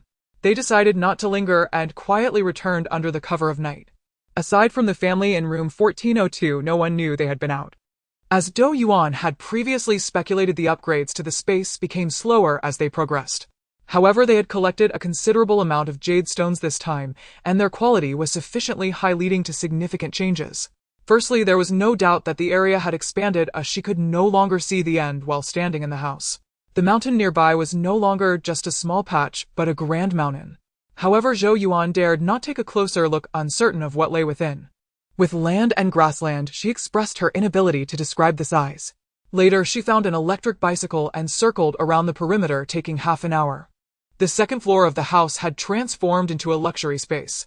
The household appliances were all set up, but there was no furniture. This was not a problem as they had stockpiled plenty of home goods during their last visit to the mall. However, the layout of this second floor was somewhat odd. It was a large open space, with no separate rooms, only a bathroom but no kitchen. She decided to take out the amusement facilities she had previously stocked for the two kids and set up a 100-square-meter playground, giving herself a mental pat on the back. Regarding the storage room, its area remained unchanged, but the ceiling height had increased. The shelves Zhou Yuan had previously placed inside, originally 3 tiers, had automatically transformed into 4 tiers. As for the pond, its area had expanded, but the other side remained unseen. The spring size remained unchanged, but its duration had extended to 12 hours, and the energy seemed more abundant. Moreover, her mental power truly seemed connected to the space upgrades. Previously, she categorized her mental abilities into 2 types. One was the perception of others' existence and locations, which she tentatively referred to as mental detection. The other was the ability to see the emotional color lines of others, which she considered mental resonance. Now she appeared to have gained an additional ability. It seemed she could move objects at will. Previously, she used her consciousness to move things within the space, but now she could also do it outside. Was this a form of telekinesis? Furthermore, the range of her mental detection had increased. Where it was previously about 10 meters, it was now approximately 20 meters, allowing her to sense the pair on the 16th floor from within her home. Her mental resonance had also become stronger as she could now completely sense the mild defenses of people like Lu Li and Lu Qing without obstruction. Regarding telekinesis, she had just begun to grasp it. She couldn't control it yet. At most, she could take things out of the space and place them directly where she wanted. However, moving something in the external world was still beyond her capabilities. This ability seemed to stem from the space upgrade, but the strength of her control still required her to train her mental power. What was this called? The master leads you to the door, but the cultivation depends on the individual. As for others witnessing her telekinetic control, they did not think too much of it, assuming it was merely a change brought about by the space upgrade, thus saving Zhou Yuan the trouble of explanation. Upon knowing the size of Zhou Yuan's space, everyone finally felt relieved. Lu Cheng began to fixate on his car, and it didn't matter to anyone else the order of priority. They could first stockpile cars or fuel. Thus, after a day's rest, Zhou Yuan set off again, this time with Lu Cheng and Lu Li. Originally, it should. However, neither Lu Feng nor Lu Li felt at ease with the 3 of them. Lu Cheng was too talkative and unreliable. Lu Ming was rather dull, and if it weren't for the space being with Zhou Yuan, they wouldn't have let her go out. The 3 of them descended at the 4th floor before dawn. The water level had risen slightly. This time Zhou Yuan jumped down with the help of Lu Li's arm. Only then did she remember that last time Lu Feng had carried her down, which seemed off, and she had also been seen by room 1402. But it didn't matter much, she often had to go out and couldn't avoid being seen. Just like this time, anyone who saw her would know that she was the one who appeared out of nowhere, which wasn't a significant issue. Lu Cheng, being a car enthusiast, not only knew about such a secret luxury car show, but also had thoroughly researched the location, which was not far away. They quickly found it, and upon entering, Zhou Yuan was astonished that these were indeed luxury cars. Such cars were great, but during the apocalypse with zombies roaming freely, roads flooded, and some areas damaged by landslides, Such cars were great, but during the apocalypse with zombies roaming freely, roads flooded, and some areas damaged by landslides, these cars were practically useless. If they were to stockpile vehicles, they needed to focus on high-clearance off-road vehicles. Lu Cheng was aware of this too. He was admiring the cars, but showed no intention of letting Zhou Yuan collect any, merely sighing a couple of times before leading them up a level. The next level was not filled with sports cars, but rather RVs of various brands that were far superior to the one they had previously stockpiled. Lu Li narrowed his eyes, realizing that if he had known Lu Cheng had such a hobby, he wouldn't have wasted money on that RV that required modifications. It wasn't that he was stingy. The few RVs in the showroom were all modified and used the best materials, including bulletproof glass and explosion-proof tires. Now Zhou Yuan didn't need anyone to call her, as she immediately began collecting. Although some of these RVs didn't have high clearance, they were comfortable. Even if they didn't drive on the road, setting one up as a temporary shelter while they camped outside would be incredibly enjoyable. Moreover, there were several off-road RVs as well. After finishing her collection, they continued upward with Lu Cheng leading the way. Suddenly, he shouted excitedly, and Luli felt a sense of déjà vu, as if he had brought along a mischievous child. Zhou Yuan, however, quickened her pace and saw Lu Cheng circling around the central vehicle. It was an off-road vehicle that looked so good it made her hesitate to touch it, indicating it must be an excellent car. Initially indifferent to these cars, Luli ran over to that vehicle excitedly and examined it closely, exclaiming, "Is this the Knight 15?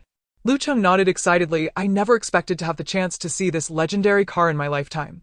Zhou Yuan blinked. The name Knight 15 sounded strange. Luli explained the Knight 15 is a Canadian SUV ranking just below the Reaper and the Caber Shield. Zhou Yuan was even more confused as Lu Cheng interjected, "This is an armored vehicle. Its bulletproof and off-road capabilities are absolutely beast level." He couldn't help but touch it and continued, "In the country to buy this car, one must have a net worth of over 5. Now Zhou Yuan understood. It was incredibly expensive, but also worth it. Luli added, "Yeah, an average person can't afford it. It consumes up to 58 liters per 100 kilometers. Zhou Yuan's hand, which was about to reach out, immediately retracted. This beast certainly guzzles fuel. Its appetite was no ordinary one. Although she didn't know much about cars, she understood a bit about fuel consumption from her own vehicle, like their family's 7-seater SUV, which was 2.0T, had a fuel consumption of 11 liters per 100 kilometers. She already thought that was excessively wasteful, but this vehicle consumed more than 5 times that. Seeing this, Luli smiled. "Let's take it. It will be useful when we need it." Zhou Yuan had merely retracted her hand reflexively. She still intended to collect it. However, she generally wouldn't dare drive it out. Instead, she needed to collect a few nearby vehicles, as anything that could be parked next to this one would also be a rare find, and they were all off-roaders sufficient for their travels. Upon seeing Zhou Yuan collect all the cars, Lu Cheng was extremely excited. When he noticed the food and drinks Zhou Yuan brought out, he was even more thrilled. After finishing their meal, the three of them strolled around and discovered that the showroom storage room contained plenty of car parts and tires, which was an unexpected delight. All of them had skills in modifying vehicles, so with these original tires and parts, they wouldn't have to worry about their cars breaking down. After leaving the auto show just past noon, with time still on their side, the three decided to head over to the nearby gas station to try their luck, for it would be pointless to have acquired several vehicles without fuel. They had already marked the gas station's location on the map, making it easy to find. However, upon arrival, they discovered that it had completely flooded, which posed a bit of a problem. But Zhou Yuan was not willing to give up. She donned her diving suit and equipment. Luli expressed his concern, saying, "Sister-in-law, why not just let it be? We can wait until the flood recedes, there will be other opportunities." Zhou Yuan shook her head. "Once the flood recedes, everyone will realize they need fuel for their vehicles, and it will become difficult. Don't worry, it shouldn't be too deep. I'll go down to check. If I can gather some, I will. If not, I'll come back up." Luli understood that this was indeed the case. They were essentially seizing a rare opportunity to act before others realized it. It was just that they had no space. If they went down, they would also need to figure out a way to bring things back up, which would be time-consuming and labor-intensive. Suddenly it struck them that this group of men was merely bluffing. In fact, they were relying on Zhou Yuan, which was quite a helpless situation. Lu Cheng stood by powerless, only able to tug at the tether in his hand, saying, "Sister-in-law, be careful. If there's any danger, just pull the rope and we will pull you back up." Luli frowned and said, "Sister-in-law, take another set of equipment out. I'll go down with you." Yes, let Liga go down with you." Lu Cheng quickly nodded. If anything happened to Zhou Yuan, he would have to go see Feng Ge. Oh, not just Feng Ge, but also Aunt Cui and Uncle Min. In recent days, he had come to realize that his sister-in-law was the darling of the family to be protected at all costs. Zhou Yuan thought about it and agreed. They were unaware of what awaited them below, and having 2 people would be much safer. The 2 of them put on their equipment and secured the tether around their waists before entering the water. The weather was warm and the water felt pleasantly warm, akin to soaking in a hot spring, so they plunged right in. Zhou Yuan had never learned to swim before, but when Xiaojin was 6, she enrolled him in swimming lessons, and while registering him, she also signed up for an adult class herself. As he continued with his training, she accompanied him and ended up learning to swim. Otherwise, she wouldn't have dared to take risks for fuel. It was a joke. If one couldn't swim, how could they think about free diving? That would be asking for death. They had stopped the boat directly above the gas station, and after diving down about 4 or 5 meters, they could see the fuel pump.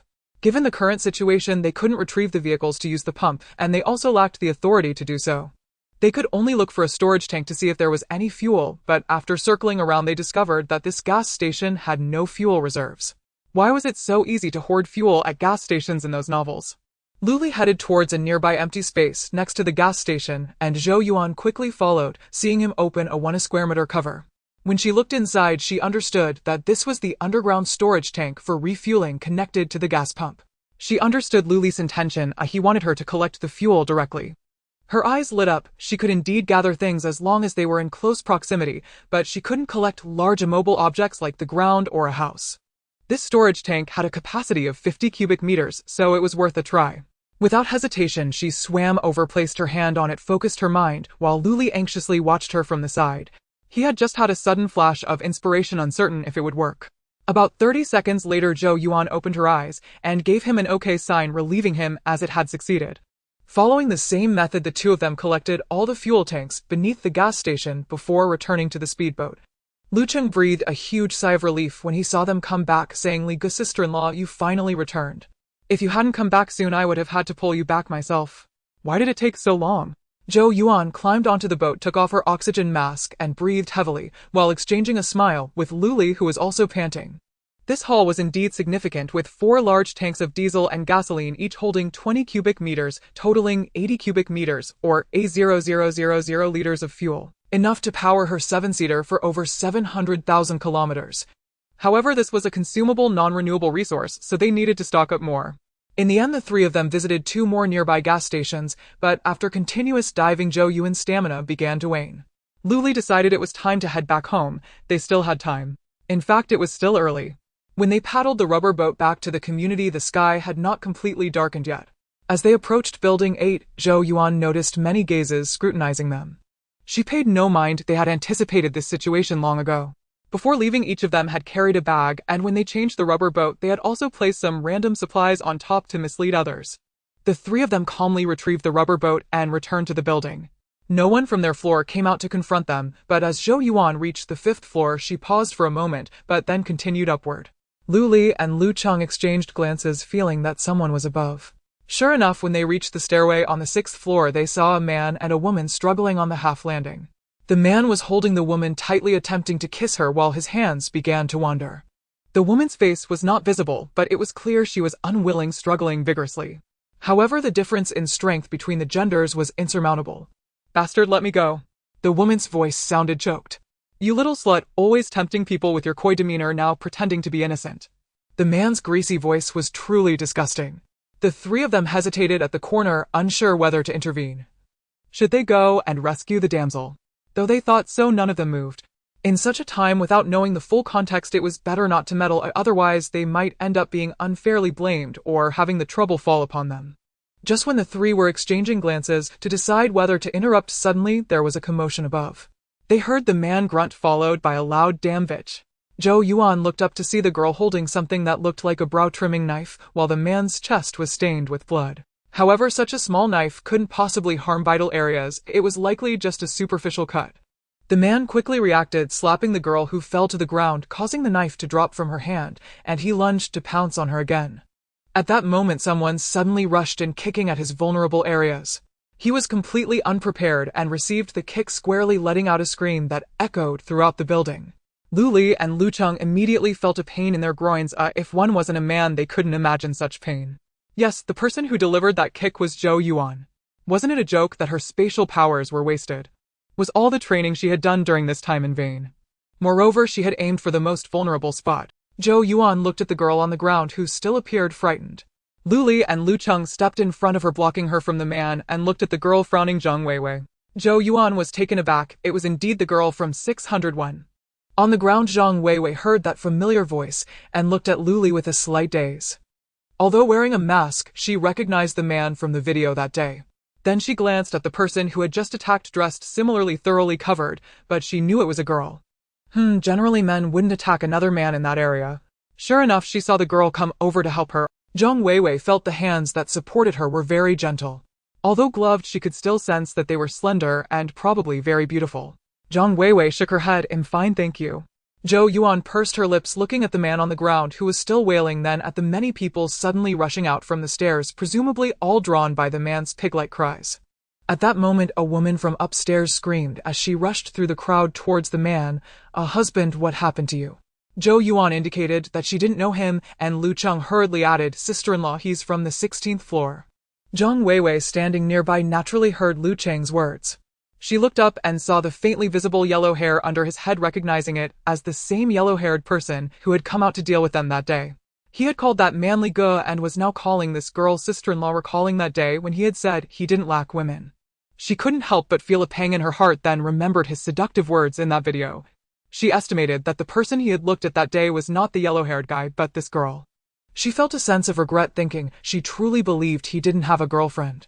After all, he looked to be in his 30s, he probably had kids by now, right? Although she was also forced into this situation regardless, she felt like she was committing social suicide by trying to seduce him in front of his wife. While Zhang Weiwei was still self-condemning, the woman supporting the man started to retaliate. Who kicked my husband? Zhou Yuan lightly scoffed. Husband? Have you two gotten married? Calling him husband, does he even want to marry you? You. Those words hit the woman's sore spot. What does it matter if we are married or not? Zhou Yuan sneered. It doesn't concern me, but if he can't control that little bit of meat downstairs and keeps looking for someone to marry, I wouldn't mind helping you manage him. Lu Li and Lu Cheng silently looked to the sky. A Lu Feng brother Feng help their sister-in-law is a bit fierce. The woman was momentarily speechless. She understood the situation was because her husband had done something again, but she never thought it was her husband's fault. Men, who doesn't love that sort of thing? Isn't it normal?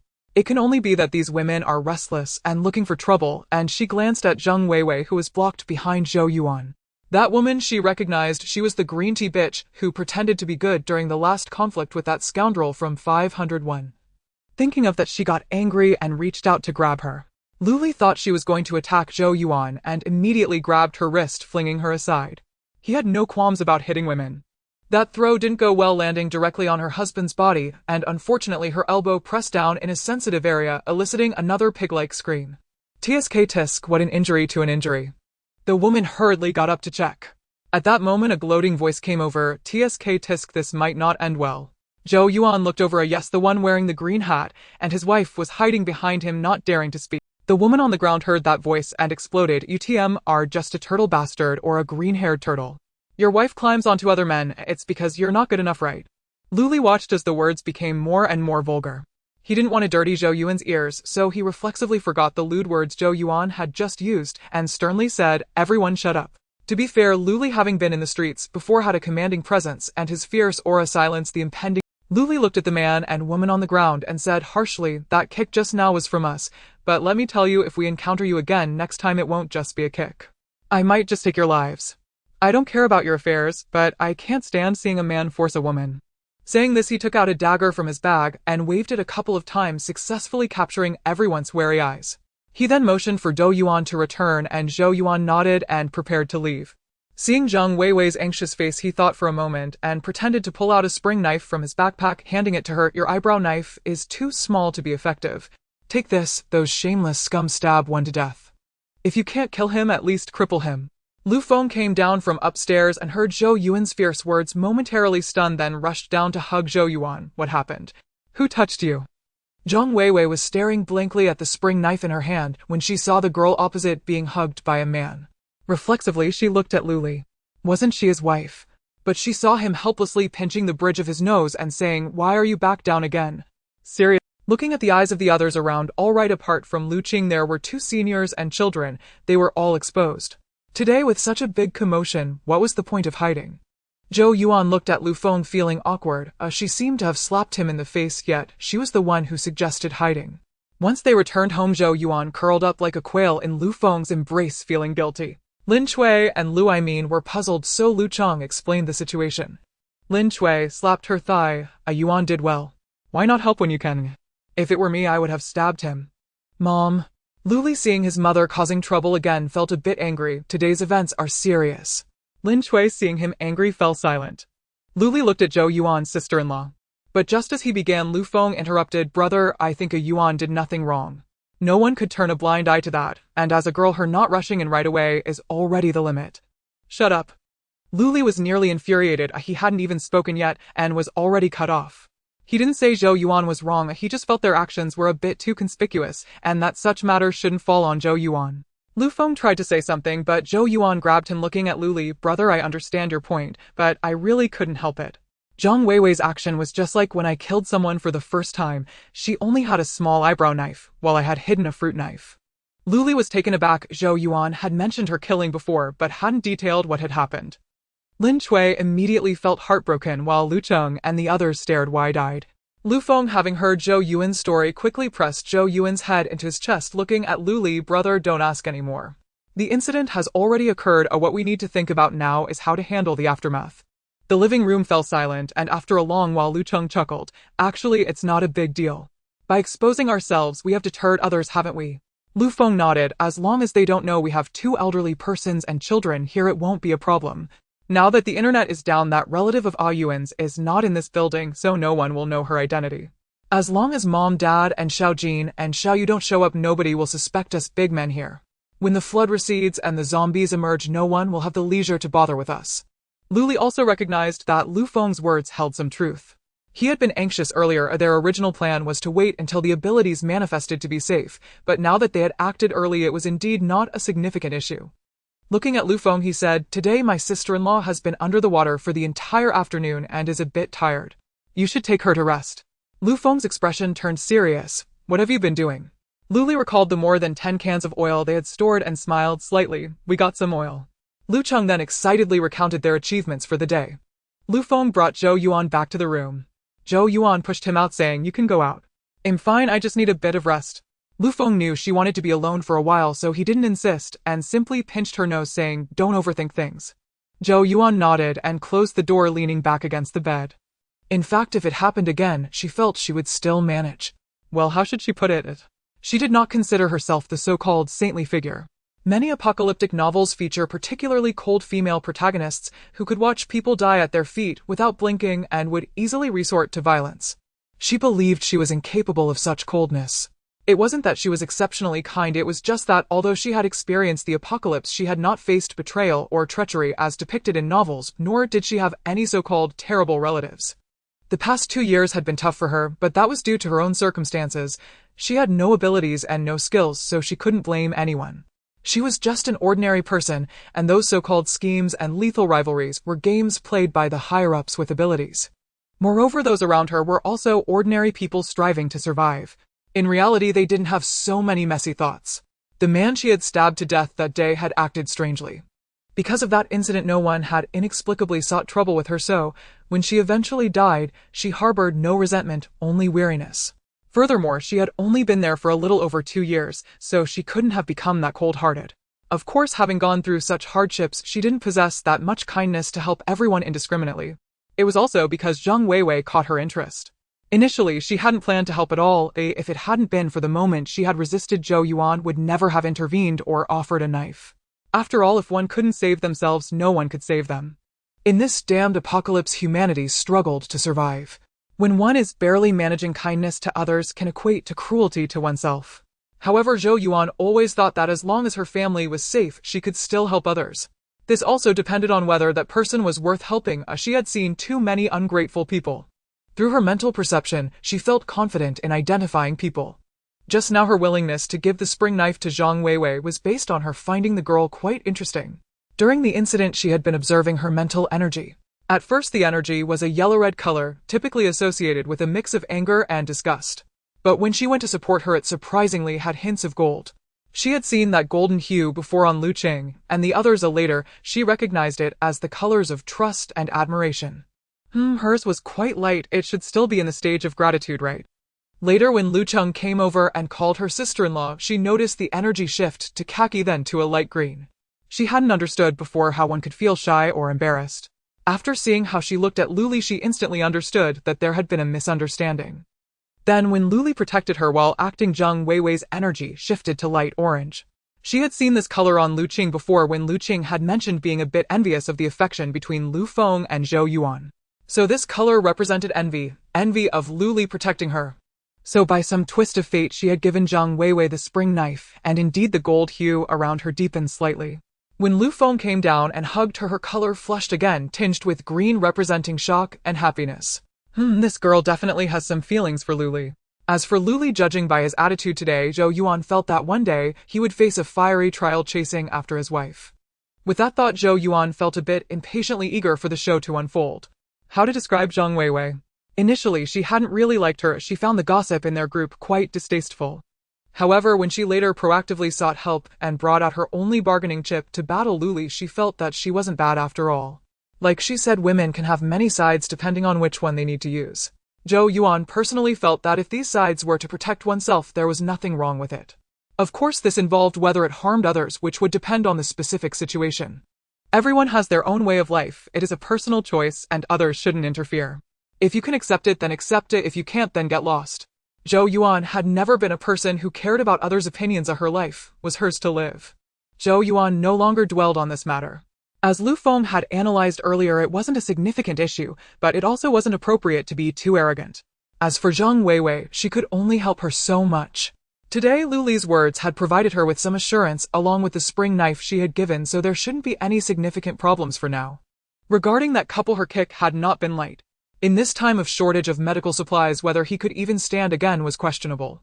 Considering that guy's cowardly demeanor, he probably wouldn't dare to cause trouble again, he could only bully lone girls. As for the woman, Zhang Weiwei should be able to handle it. She had spent the whole day outside, especially exhausting herself in the afternoon while retrieving that oil tank underwater. The tank was not small, and coupled with the water pressure, it had drained her physically and mentally. Now she was too tired to continue and collapsed onto the bed to sleep. Lu Feng had come to check on her, but upon seeing she was really fine and fast asleep, he felt relieved. Seeing Lu Feng return, Lu Li's expression relaxed significantly. He felt a bit apologetic, saying, Feng, today I didn't understand the situation, so it isn't fair to blame my sister-in-law. Lu Feng smiled and shook his head. Brother, it's fine. Yuan won't mind. If she did, she would have confronted you on the spot. She isn't the type to suppress herself. Lin Chui nodded from the side. Yes, Yuan is straightforward. She speaks her mind, so if she has something on her mind, I can spot it immediately. This was her insight from spending so much time with Yuan. She and Lu had always known Zhou Yuan to be someone who says what she thinks, not one to play tricks or act two-faced. They both really liked her personality. Everyone shared a knowing smile. Next, they continued to gather supplies according to their plan. The village where Lu and the others bought livestock was almost completely flooded, and the villagers should have relocated on their own, but many livestock could not be taken away entirely. Most animals can swim, so they circled around the area and found quite a few on the nearby mountain, albeit all emaciated. However, Zhou Yuan and the others did not mind. Then they headed to the wholesale market, but the harvest was meager as most of the low-rise buildings were nearly submerged. They then followed Zhou Yuan's lead to raid various office buildings. Initially, Lu Li and the others did not think there would be anything worthwhile in the office buildings, but they were too naive. There were indeed plenty of good items to be found. For instance, they discovered temperature-regulating clothing in a research company, which was not available in the market. Wearing it made them feel considerably more comfortable in the sweltering heat, as the weather was already hot, and even though the rain cooled it down a bit, it was still hot. With the double heat combined, only those who experienced it would know the discomfort. During this time, Zhou Yuan visibly lost weight. She didn't mind, as she had felt that the weight gained after giving birth to Xiaoyu would never come off, but now it finally was making her quite happy. However, this made Lin Chui very distressed, yet she couldn't stop her from going out, so she could only find ways to make her delicious food. Many people started going out as well, as food was beginning to run low. The food from the last official rescue was hardly sufficient, and since City C was an inland city, very few families had stockpiled inflatable boats and other water transportation tools. However, one should not underestimate the wisdom of the working class. Dismantling the door boards at home could serve as a makeshift boat. Those with baby bathtubs could also put them to use, and some even sat inside barrels. In any case, one could see a variety of makeshift transportation tools on the water. However, as more people ventured out, some unpleasant incidents occurred. Some, too lazy to search for supplies themselves, resorted to robbery on the roads leading into the neighborhood. Movement was already inconvenient on the water, and amidst the chaos, many fell into the water. Those who could swim were fine, but those who couldn't had only one fate: death. Therefore, one could occasionally see a bloated corpse floating in the water. At first, people screamed upon seeing it, but later everyone became calm. When they saw a body drifting by, they would even use their paddles to nudge it away, otherwise crashing into the already unstable boat would capsize it. As the robberies increased, people began to form groups when going out to find supplies. First, more people meant that those robbing would think twice, and second, having more people could help gather more supplies. That morning, someone knocked on their outer door. Lu Cheng obediently went to check, while Lu Ming remained at his post as a door guard. Zhou Yuan thought to herself that she had already been exposed. She could roughly gauge the situation outside from her room, but nothing compared to witnessing the excitement in person, so she followed Lu Cheng. Lu Feng hurriedly followed her, and Lu Li frowned, but had no choice but to follow. Finally, only Lin Chui and the two children remained staring wide-eyed at Lu Qing, unable to face anyone. The person knocking outside was still the same Chen Ge from last time, accompanied by a few others. Zhang Weiwei was also present, but she stood at the back seemingly not willingly there. The woman from the third floor whose husband had moved from room 402 to room 602 looked anxious. Lu Cheng chuckled. Chengu, what brings you here again? Looking at the group who had come out, Chengu appeared somewhat embarrassed. He said, well, little brother, our supplies at home are running low, so we thought to band together in this building to go out and find some resources, and wanted to ask if you would like to join us. No wonder he looked so awkward. Zhou Yuan felt embarrassed for him. They had been out searching for supplies every day and had only rested for the past 2 days. Did they really need to team up with them? Shouldn't it be them seeking to team up with them? A bit convoluted, and they spoke so pompously, truly shameless. Seeing the group remain silent, just watching him with interest, Chengu felt even more awkward. At that moment, the woman from the third floor stepped forward and pushed Chengu aside, saying, what do you mean by teaming up? We just want to borrow your inflatable boat for a bit. Tisk, that was even more shameless. Yet she had the audacity to act as if lending it was a favor to them. Lu Cheng scoffed. Andy, who are you? Do I know you? Why should I lend it to you? The ant pointed at Lu Cheng through the gap in the iron door, saying, you little yellow-haired boy, speak more politely. We are neighbors. You go out every day looking for supplies, enjoying good food and drink, yet when it comes to helping your neighbors you don't even offer support. Now you refuse to lend us a boat. Doesn't that prick your conscience? Without a second thought, Lu Cheng took out the spring knife from his pocket and slashed at her finger. He was joking. He had mixed with the likes of Li Gu on the streets, and no one dared to point their finger at him like that. The ant let out a shriek as she saw one of her fingers severed, blood splattering everywhere, even splattering Chengu's face beside her. Zhou Yuan felt a wave of darkness before her eyes as a hand blocked her view. Without a doubt it was Lu Feng's. She helplessly pulled his hand away. She had seen enough of such small scuffles in the apocalypse. Don't mention just a finger, even if an arm fell in front of her she could calmly eat her bread, assuming there was bread. What is a conscience? Sorry, I don't have one. Lu Cheng continued to grin though his eyes were cold. Moreover, I despise it when others point their fingers at me, so I couldn't hold back. Truly sorry. The ant squatted on the ground wailing in pain while the others instinctively moved away a bit. However, the woman from room 702 did not move. Instead, she stepped forward and knelt at the door, startling Lu Cheng. What are you doing? If hard means nothing, then let's try soft. The woman choked. Little brother, please, my Chen has a fever, and we have run out of fever medicine at home. I need to go out to find some. I beg you to lend us the boat. We will return it once we're done. Zhou Yuan stood up straight. Her child didn't have any during this time in her previous life. Lu Feng held her hand, signaling her not to rush. Luli was aware of the situation. This woman had once given Xiaoyu food in a dream, and he was unsure of what to do. He looked at Luli, who stepped down and opened the iron door. When the others saw the door opening, they all took a step back, leaving only the woman at the entrance pleading. Luli ignored her and directly addressed Chengu. Are you the leader here? Chengu instinctively swallowed hard and nodded. All right then, he'll deal with you. The inflatable boat can be lent to you without needing it returned in a hurry, but... Luli looked at the eager expressions of the crowd and said sternly, I want a share of whatever supplies you find as rent. Any objections? No objections, no objections. Chengu nodded. Anyone who disagrees can refrain from participating. The woman from room 702 quickly added, we have no objections, thank you all. Some people appeared displeased, but upon hearing Chengu's words they dared not voice any objections. With such high water outside, it was impossible to go out without a boat. Zhou Yuan pretended to go inside and took out the rubber boat while Luli was talking, then Lu Feng handed it to Chengu. After thinking for a moment, he chose to remain silent. He initially wanted to remind them that they had lent it out for the sake of the woman who had just begged them on her knees, but he felt that saying it might lead to other complications. They had already helped by lending out the rubber boat, and if the child could not endure, there was nothing they could do. Although they had fever medicine on hand, they really could not give it, as doing so would lead to endless trouble.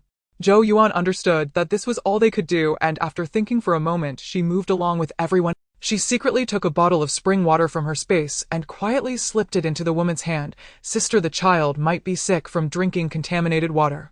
My water is clean, you can give him a little. She called her sister because in her past life she knew that although the woman had a child the same age as Xiaoyu, she was actually a bit older, having given birth after much difficulty at the age of 35. The woman was taken aback and looked at Zhou Yuan, her sincere gaze conveying gratitude. Thank you. Lu Feng shook his head helplessly at Zhou Yuan, who shrugged. She had done all she could, and the rest was up to fate.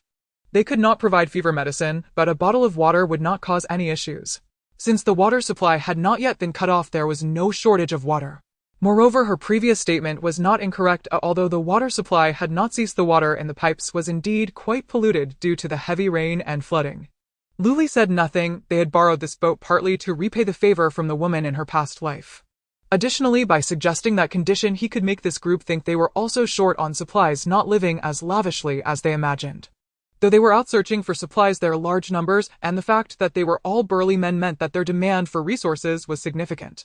It was not about a lack of resources, but rather about fairness, which would prevent them from constantly watching over them. From then on, Zhou Yuan and the others did not venture out again while the rubber boat remained with Shengge. Initially, they would obediently send up a portion of supplies. Later, they began to claim that supplies were hard to find and started to act unreasonably, providing only a little at times, or even refusing altogether. In the first couple of instances, Zhou Yuan and the others did not mind. They weren't lacking that little bit, but they felt they should not indulge them. So one day, when they prepared to retrieve their owed supplies, Luli went down directly, pulled out the supplies they had found, and mocked, "It seems you no longer need this rubber boat." He took back the rubber boat without any pressure. The woman must have found medicine, or Zhou Yuan's bottle of water had worked out anyway. It was said that the child was better. Zhou Yuan let out a sigh of relief and completely set her mind at ease, so Luli took back the boat without stress. Zhou Yuan emerged from her space with a rabbit in hand and ran over to Lin Cui. "Mom, look at this rabbit. Doesn't it seem a bit plump? Is it pregnant?" This rabbit was initially bought by Lu Aimin and the others from the market. The seller claimed it was a male and a female, but they did not believe it. After Xiaojin and Xiaoyu played with it until it was worn out, they had tossed it into Zhou Yuan's space. Just a few days ago, they had increased their livestock significantly. When she went to put them in their designated area, she spotted this pair of rabbits in the corner and felt that one of them seemed to have a noticeably larger belly, so she hurriedly took it out. Lin Cui was washing vegetables in the kitchen and quickly wiped her hands to check the rabbit's belly. Although she had never raised rabbits, she had raised pigs and cows, and she had also kept a native dog. She could still tell if a mammal was pregnant. After feeling it seriously, she nodded. It should be. Zhou Yuan was delighted. They say rabbits have strong reproductive abilities, and it's true. It seems the seller wasn't lying. At this moment, Xiaojin ran over and grabbed the rabbit Zhou Yuan was holding. "Mom, you're pulling on the rabbit's fur. It's crying in pain." Zhou Yuan thought Xiaojin was worried about the rabbit, so she smiled and patted his head. "All right, Mommy knows. How about I apologize to it?" Then she saw Xiaojin gently hold the rabbit and say, "Little rabbit, Mommy has apologized to you, will you?" Then he looked up at Zhou Yuan. "Mommy, the little rabbit, says it forgives you." Zhou Yuan nodded, repeatedly preparing to turn around to do something else. Suddenly she felt something was off and looked at Xiaojin, who was quietly saying something to the rabbit, his serious expression not resembling that of someone talking to himself. Xiaojin was already over 9 years old, past the age of talking to animals as if they were family. She frowned and checked the calendar. It was already mid to late November, and the heavy rain had stopped for over half a month. The water supply at home had also been cut off. The water level was slowly starting to recede, but it was very slow. From her memory, it took almost 2 months for the flood to completely recede after the heavy rain stopped. When the flood receded to calf level, the zombie virus broke out. In about half a month, zombies would start appearing. Was this when the supernatural abilities would manifest? After all, the zombie virus has an incubation period. The appearance of zombies indicates that the virus has been in the body for some time. The problem was that no one had noticed. The same goes for supernatural abilities. When people discover their powers, those abilities have long since emerged. At first, the energy of the abilities is very small, almost negligible, so no one feels it. Zhou Yuan thought for a moment and walked over to Xiaojin. "Xiaojin, what were you saying to the rabbit?" Lu Jin happily replied, "Mom, the little rabbit is a female. It just told me it has little babies." Zhou Yuan was startled. Did Xiaojin just hear what she was talking about with her mother-in-law? She was a bit unsure. "Xiaojin, can you understand what the rabbit is saying?" Lu Jin nodded. "Yes, I just heard it cry in pain, so I came over. When the little rabbit first arrived, I couldn't understand it." Zhou Yuan thought for a moment and said, "Let's go, Mommy will take you to the secret base." Some time ago, she had taken the 2 kids to the space and told them that it was the family's secret base, which they must not reveal to others, mainly to fool Xiaoyu. At this moment, Xiaoyu, having heard about the secret base, ran over to act cute. "Mommy, I want to go to the secret base too." Zhou Yuan had no choice. Ever since they had visited the space, Xiaoyu had developed a fondness for it, wanting to go in every few days. The temperature in the space was suitable, there was plenty of room to move around, and there were small animals. Zhou Yuan had even built a small amusement park for them on the 2nd floor, and sensible Xiaojin also enjoyed staying in there. Zhou Yuan had to take both of them inside. As soon as Xiaoyu entered, she started running around wildly. Zhou Yuan led Xiaojin toward the breeding area and then heard a loud cow mooing. Zhou Yuan looked at Xiaojin. "Do you know what the cow is saying?" Then they heard Xiaoyu catching chickens in the vegetable garden, startling the free-range chickens, which clucked loudly. Xiao Jin's eyes lit up. Mom, I can hear the chickens talking. They say little Doding is back and I won't get eggs for the next 2 days. Zhou Yuan. It was confirmed as she mentioned that every time Xiaoyu came in the chickens would stop laying eggs for 2 days. Was it really because he scared them? Then she looked at Lu Jin. It seemed his ability was to communicate with animals. However, his energy was still weak, so for now he could only hear the sounds of small animals. This ability was not very useful at first, but it seemed that later on as plants and animals began to mutate, he could command these mutated animals once his power strengthened, which would be quite impressive. Lu Jin's eyes sparkled. Mom, is this my ability? Zhou Yuan nodded, crouching down to stroke his head, asking, yes, Xiao Jin's ability is to communicate with animals. Right now your power is still very weak, so you can probably only hear some small animals. Once your ability grows stronger, not only will you understand what animals say, but you will also be able to command them. Lu Jin was filled with excitement. Mom, I love this ability. Zhou Yuan was also pleased that he was not disappointed. Then Lu Jin cautiously asked, Mom, can I raise a dog now? I can communicate with it so I can take good care of it. I won't let it mess around or bite things. Zhou Yuan. A long time ago Xiao Jin expressed a desire to raise a dog, but Zhou Yuan thought raising a pet dog was like raising a child. She was already exhausted managing 2 kids, and adding a dog would be like making things harder for herself. So she firmly refused, saying he was too young to handle many things, let alone raise a dog. She couldn't have imagined how strongly he felt about having one. Looking at Lu Jin's hopeful eyes, she could only nod. Mom, we'll discuss this with Dad later. Right now the water is rising outside, and we don't know where we can find a dog. Lu Jin lowered his head, but he quickly cheered up again. It's fine as long as Mom agrees. If we encounter a dog later, we can raise it then. After saying that, he ran off to play with his brother, catching chickens and picking up eggs. After an hour of playing in the space with the 2 kids, they reluctantly came out only to see several men who had just finished exercising sitting on the sofa drinking water. They had gotten used to the sudden appearance of the 3. Zhou Yuan couldn't stand their nonchalance and burst out with explosive news. Xiao Jin has developed an ability. You guys are falling behind. Lu Feng's first reaction was to spray water. Lu Cheng, sitting next to him, quickly ran away. Lu Feng really needed to change this habit. Ignoring him, Lu Feng ran over to Zhou Yuan, saying, wife, your husband is capable, you know. If you don't believe me, we can test it. Zhou Yuan felt her face heating up and kicked Lu Feng. Hey, it's fine to kick someone else, but don't use it on your husband. This is your happiness. Zhou Yuan replied, and upon hearing that, she delivered a flurry of kicks. Just because her hands lacked strength didn't mean her legs did, they still hurt quite a bit. As Lu Feng dodged, he also countered with moves. This was the focus of their training in recent times. Earlier they had practiced strength on sandbags, but now they were sparring in pairs.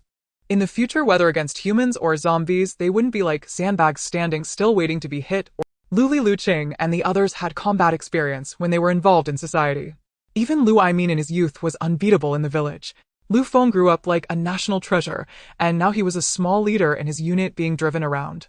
The distance from the office building to the entrance was a bike ride, and he was busy every day with no time or energy to exercise. During this time, he was the one who suffered the most, so he sought some sense of superiority from Zhou Yuan. The others, including the 2 elders Lin Cui, watched them spar and understood that Lu Feng was just playing with Zhou Yuan while also training. Lu Jin brought his brother over to their grandparents. Lu Li remembered Zhou Yuan saying that Xiao Jin had developed an ability and quietly asked him. When Zhou Yuan finally stopped panting, Lu Cheng and the others had already asked for details.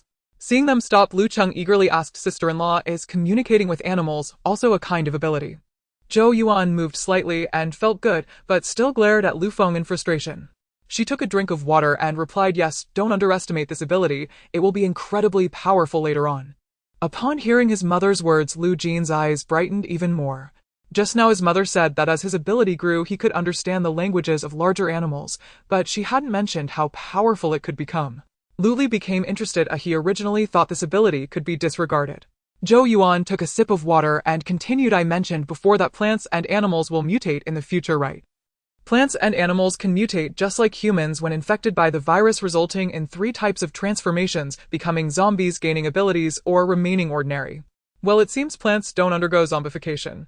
The others nodded, but still didn't understand Zhou Yuan's point. Zhou Yuan looked at the group of single-minded men, speechless. Just think about it.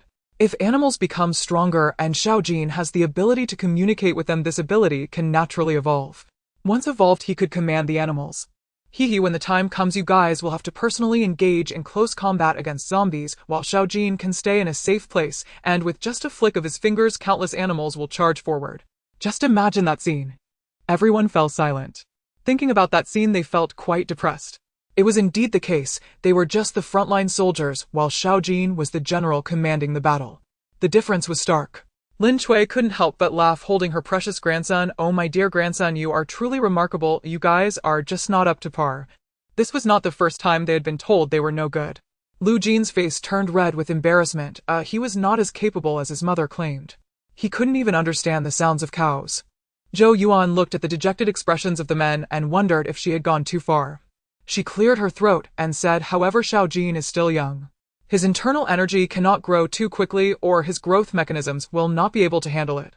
So to reach the level I mentioned, it will still take time." Lu Feng cast a resentful glance at Zhou Yuan, determined to show her tonight just how capable he was. Zhou Yuan shivered slightly, beginning to think that maybe she should sleep in the space tonight.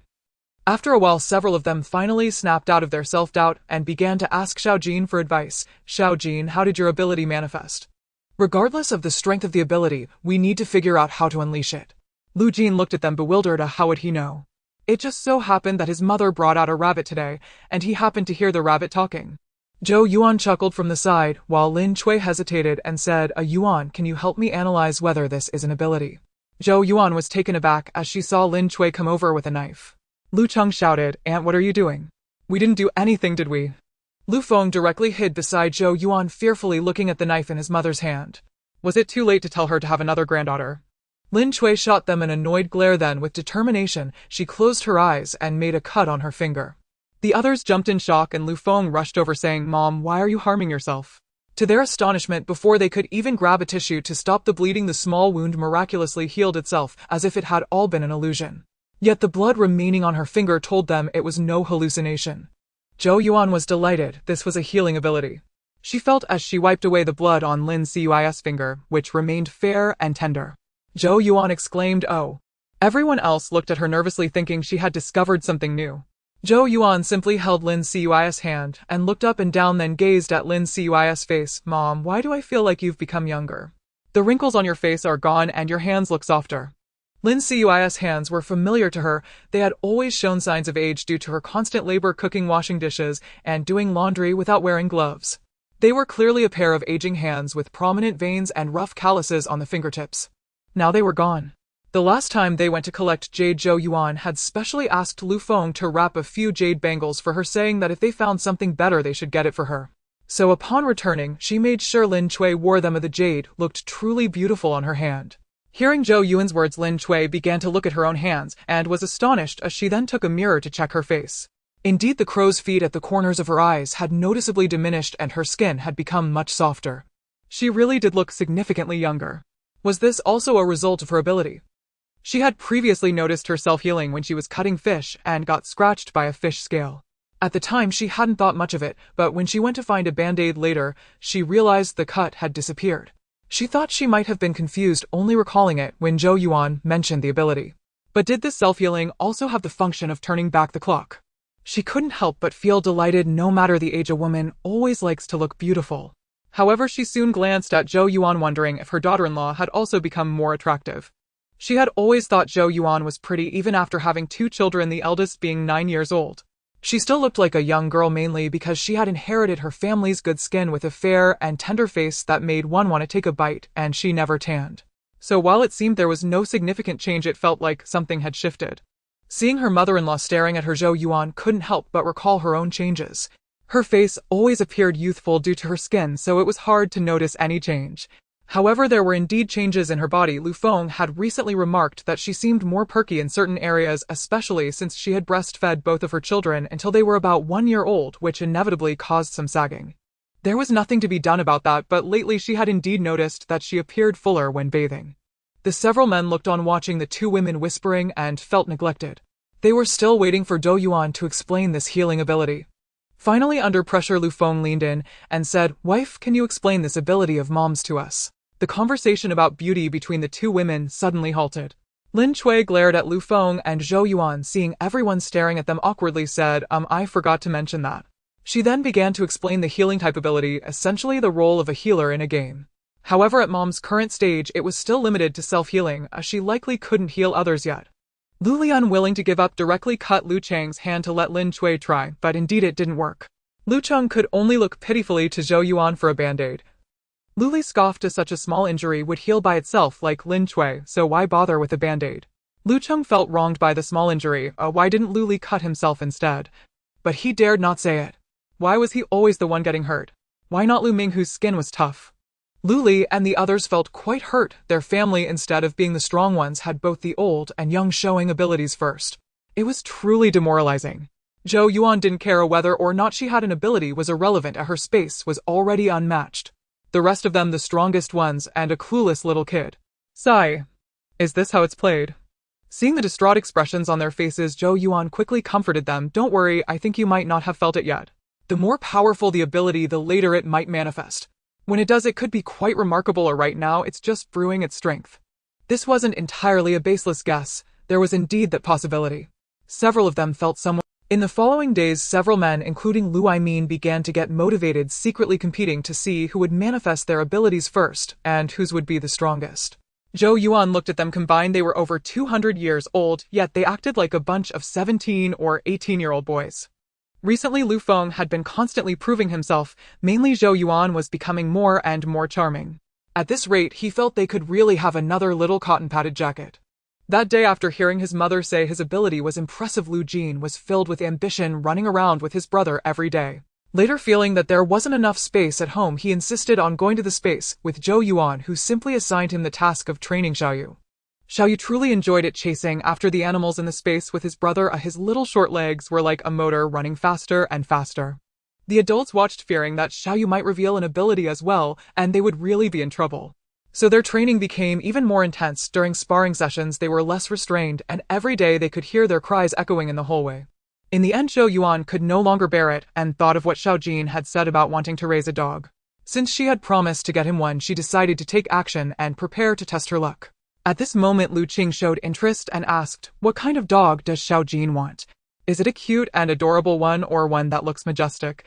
Lu Jin tilted her head and thought for a moment before saying, "One that looks majestic, like the kind next to that police officer." The group exchanged glances, as such dogs were specially trained for specific tasks and they had no access to them. Where would they get one? Lu Jin noticed that the adults had fallen silent and quickly said, "I know where to find one." Zhou Yuan was taken aback, asking, "How do you know?" Lu Jin excitedly replied, "Mom, didn't you send me to that summer camp last year?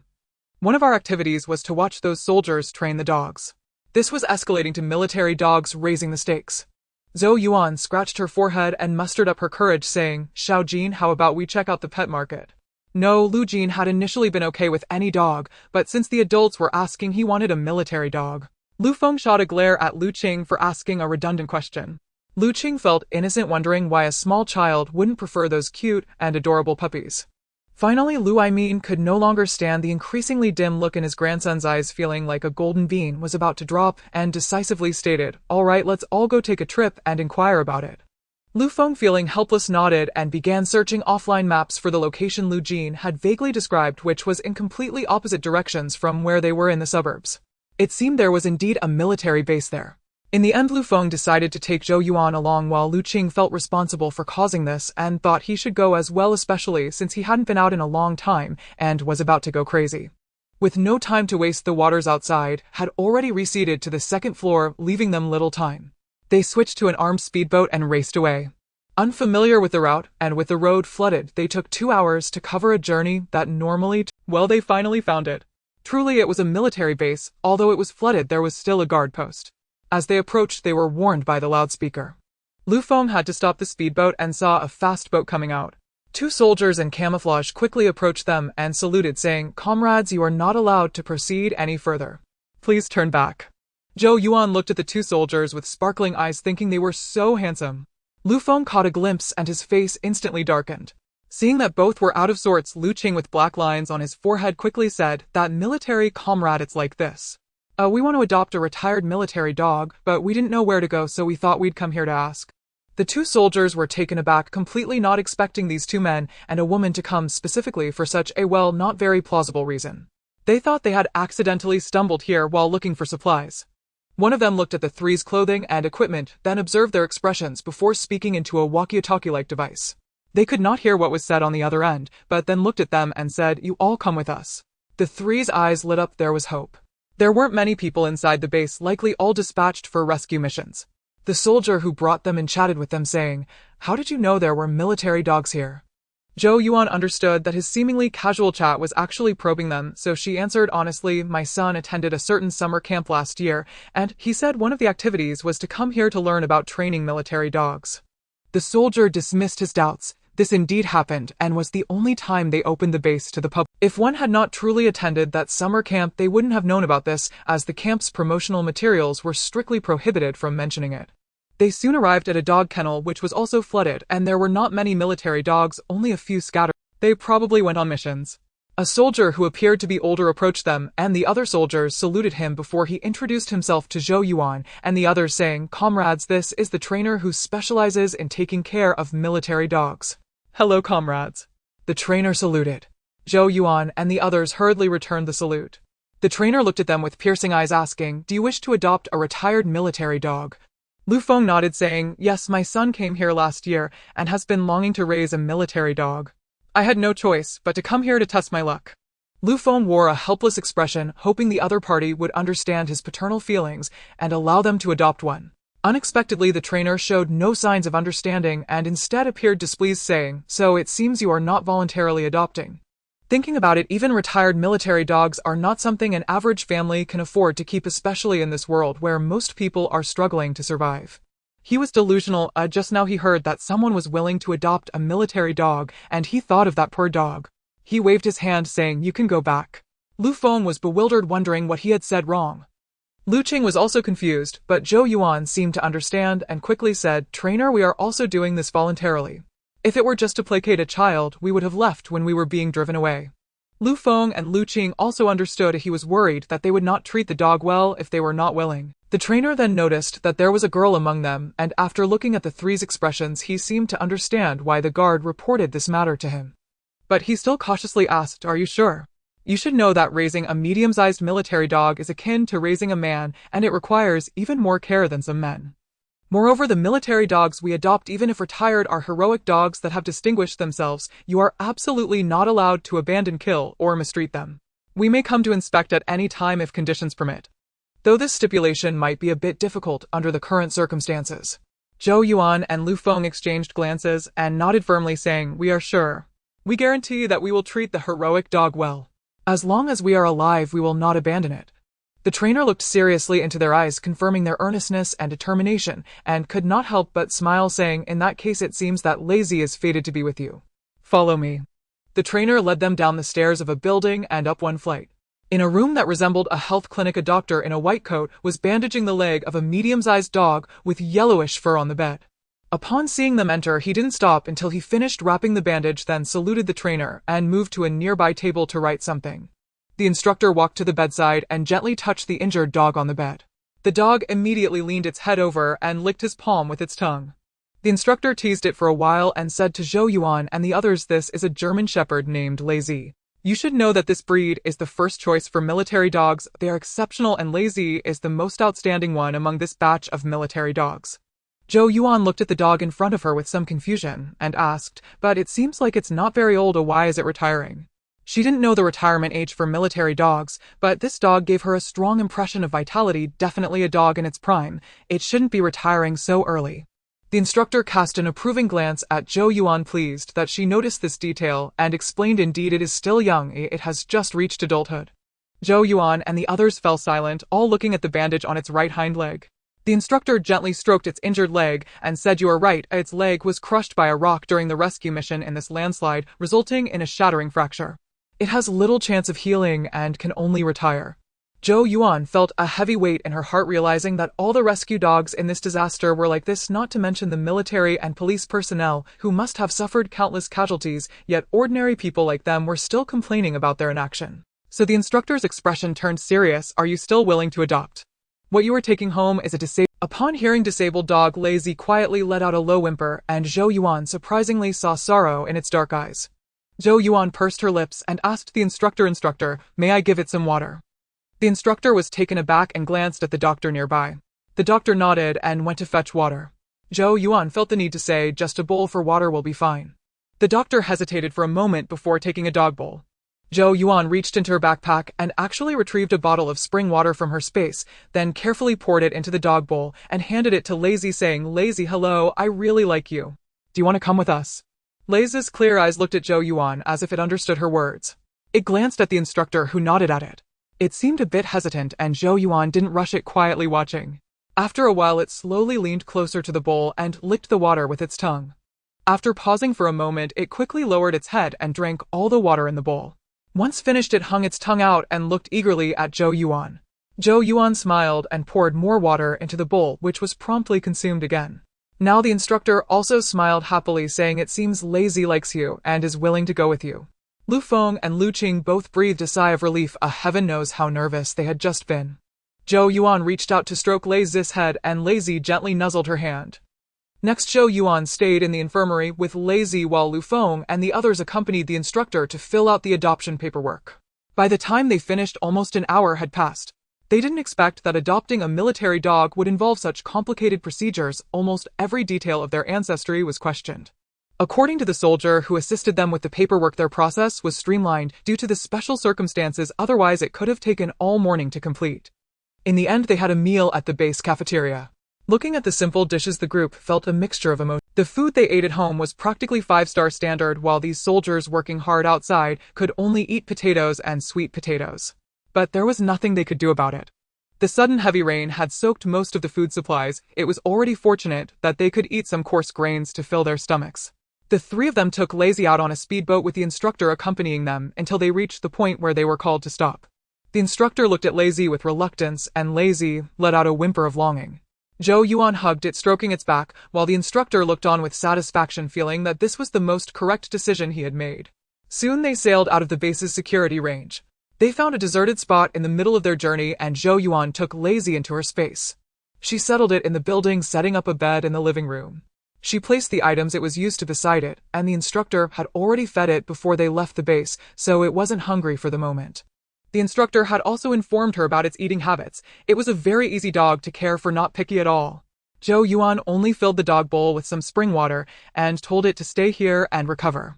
Lazy was wary of the sudden change in environment, but it felt that this gentle owner would not harm it, so it also seemed to understand Zhou Yuan's words. Its intelligent eyes told her that it knew. Zhou Yuan stroked its head once more and then quickly stepped out. She now entered and exited the space at the same spot and could not move around within it, so Lu Feng and Lu Qing controlled the speedboat to remain still, otherwise Zhou Yuan would fall into the water as soon as she emerged. After Zhou Yuan exited, the others circled around and unexpectedly discovered a coal factory area filled with smokeless coal and various types of carbon. A lot of it had been soaked, but what was exposed above had also been previously soaked. However, some parts were still intact. Zhou Yuan collected everything that floated on the water, knowing they could dry it out later. They also found a production and processing factory for vegetables, meat, poultry, eggs, and milk, most of which were vacuum-packed and could be salvaged even after being soaked. Those searching for supplies were all flocking to the large supermarkets, not realizing that exploring the suburbs was the real source. In the end, they returned fully loaded, and Lu Qing finally understood why Lu Qing and the others were reluctant to go back after their first outing. It was truly exhilarating. Especially since Zhou Yuan kept feeding him various snacks to replenish his energy, he felt he could work tirelessly. Finally, they entered a store to rest and eat something. After a whole afternoon of hard work, they had not dared to eat too much at the base for lunch, and they were all still a bit hungry. Zhou Yuan didn't forget to go into her space to feed Lazy, giving it a processed pig leg that had just been collected. Without hesitation, Lazy began to chew on it. It hadn't eaten such a feast in a long time. Its owner was truly wonderful, providing not only refreshing spring water to drink, but also a large pig leg to gnaw on. Earlier it had felt unfortunate, but now it suddenly felt as if it had turned misfortune into a blessing. Seeing its satisfied and joyful expression, Zhou Yuan couldn't help but give its head another gentle rub. In fact, she really liked dogs, as she just found them too troublesome before. She felt that raising a dog would be similar to raising Xiaojin and Xiaoyu, just without the need to teach them to read and write. Just as they were about to head home, Lu Qing went to relieve himself and accidentally bumped into something. Hearing a thud, Zhou Yuan and Lu Feng hurried over to see a large pit in the floor of a nearby room, and Lu Qing was sitting at the bottom, looking bewildered, rubbing his bottom, as if he had just realized what had happened.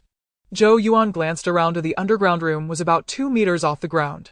Fortunately, Lu Qing landed on his backside, otherwise his legs would have been broken. Lu Feng laughed from above. "What did you do?" Lu Qing was bewildered himself, he had no idea. Zhou Yuan looked around. This shop had been empty when they entered, there was nothing inside. They had been too exhausted earlier to think much of it, but now it felt off. The shop's decor did not seem like it had been vacant, why was there nothing inside? Now there was such a high secret room here, and the basement surprisingly wasn't flooded, after all they had entered from a flooded area. There were clear water stains on the ground indicating that there had been water here before, but Lu Qing was only covered in dust, not mud. Lu Qing dusted off his hands and recalled this detail, looking at Zhou Yuan and the others. There might be something down here. Lu Feng and Zhou Yuan nodded as well. It was hidden so meticulously, it must be something valuable. The three of them were a bit excited. Zhou Yuan quickly retrieved a retractable ladder from her space, and the two of them went down. Aside from the area where Lu Qing had fallen, which had some light from above, the rest of the space was pitch dark. Zhou Yuan grabbed a strong flashlight, giving one to each person, and shone it around, but it was surprisingly empty.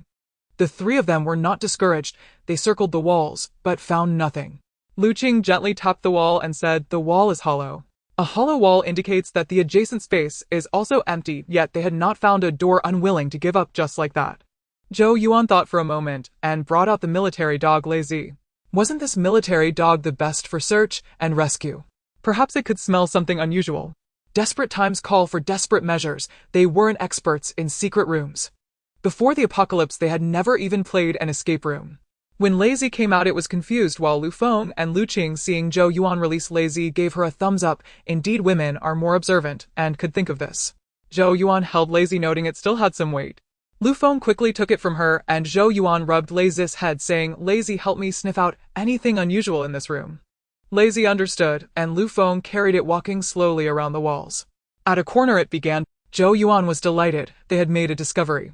She approached and felt a seam pressing down hard. A rumbling sound followed. Lu Qing was startled and jumped up. He had just fallen due to a loud noise above. Fortunately, it wasn't the ground opening below, but rather a wall splitting open. Zhou Yuan placed Lazy back into her space, and the three of them entered with flashlights, stunned by what they saw inside. A room full of military supplies. There were common military tools like shovels, pickaxes, cutting shears, hand axes, night lamps, signal lights, military tents, sleeping bags, binoculars, and night vision goggles. Everything one could ask for. Most importantly, there were bulletproof vests. This was an incredible surprise. They wondered if this might be a stash from a military base, as it was indeed not far from one. But now they couldn't be picky. One must seize the opportunity when it arises. How could they not be moved by so many good things?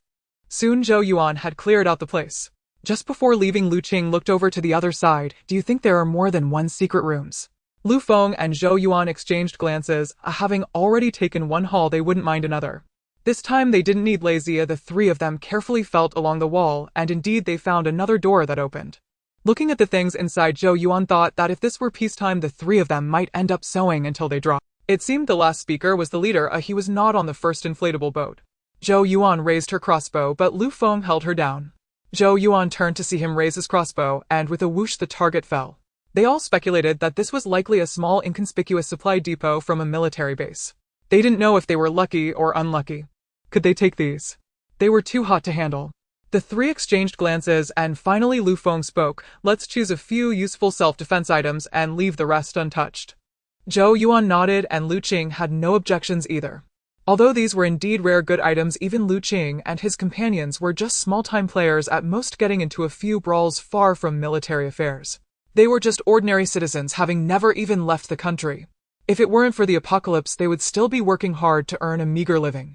If they emptied this weapons depot, they would surely end up on a blacklist, and with a little investigation, they would definitely be traced back to them. They had just left quite detailed information inside. These items could not be taken. The earlier military supplies were just tools without lethality. If discovered, they might not pursue it in this period. However, if this batch of lethal weapons went missing, it would not be a small matter. It would pose a risk, and the base could not ignore it. They did not dare to challenge the state. Even in this period, they still believed in the power of the country, knowing it just needed time. Moreover, they had no intention of building their own base. They just wanted to survive as a family until the end of the apocalypse. But that did not prevent them from selecting a few self-defense weapons. After all, they did not intend to return all the military supplies. Surely taking a few should not attract too much attention from the authorities. In the end, the three chose a few compact pistols and 2 submachine guns. The big sniper rifle was tempting, but they wouldn't know how to use it if they brought it back. What a waste. They also took a box of grenades and several boxes of matching ammunition. Additionally, they grabbed a couple of military knives and crossbows, then closed the door again, not daring to explore any other rooms, and quickly left. On the very night they left, the place was reopened and several helicopters landed on the rooftop of the building. When they saw an empty military supply warehouse, they gasped. Finally, they noticed that aside from a small weapons depot with some firearms and ammunition taken, there were no signs of anything else being disturbed. The leader finally sighed in relief. However, he still went back to the base to investigate the recent individuals who had been here. He learned that 3 people had come to take Lazy and went to see instructor Lao Su.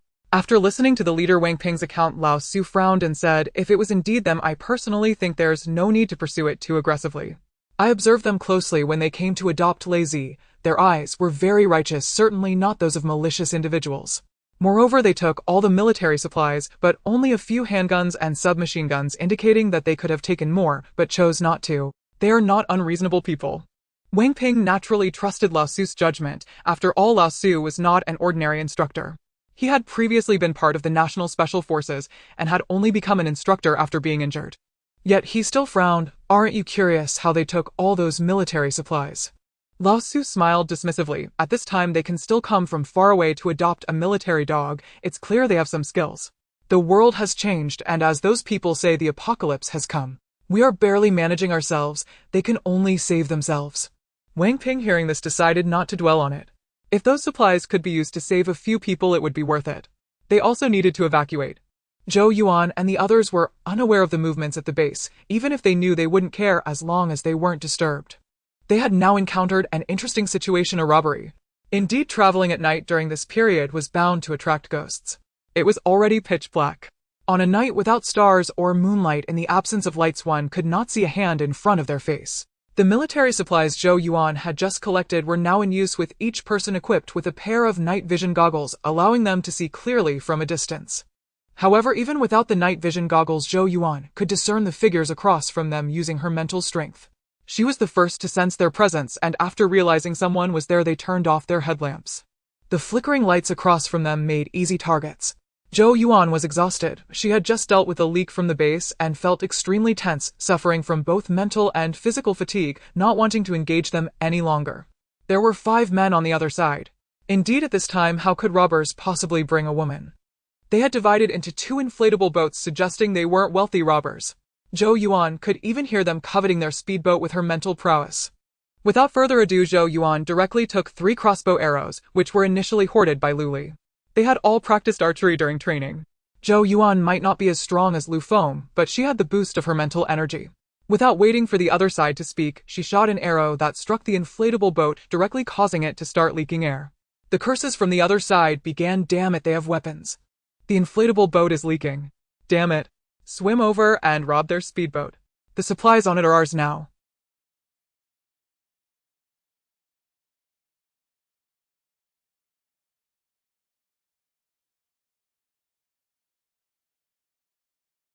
"Boss!" The men on the other side shouted in panic. "Damn it, it'll kill you all." Another inflatable boat charged over. "Feng's sister-in-law, you deal with the front, and I'll handle the ones underwater," Lu Qing whispered. Zhou Yuan nodded and handed him a bone-cutting knife, which was suitable for close combat. While Zhou Yuan equipped Lu Qing with a weapon, Lu Feng had already taken care of 2 men on the distant inflatable boat. The remaining 2 were in the water. One had already swum over to them, and the other, sensing something was off, was turning to flee. Lu Feng didn't move, and Zhou Yuan didn't either.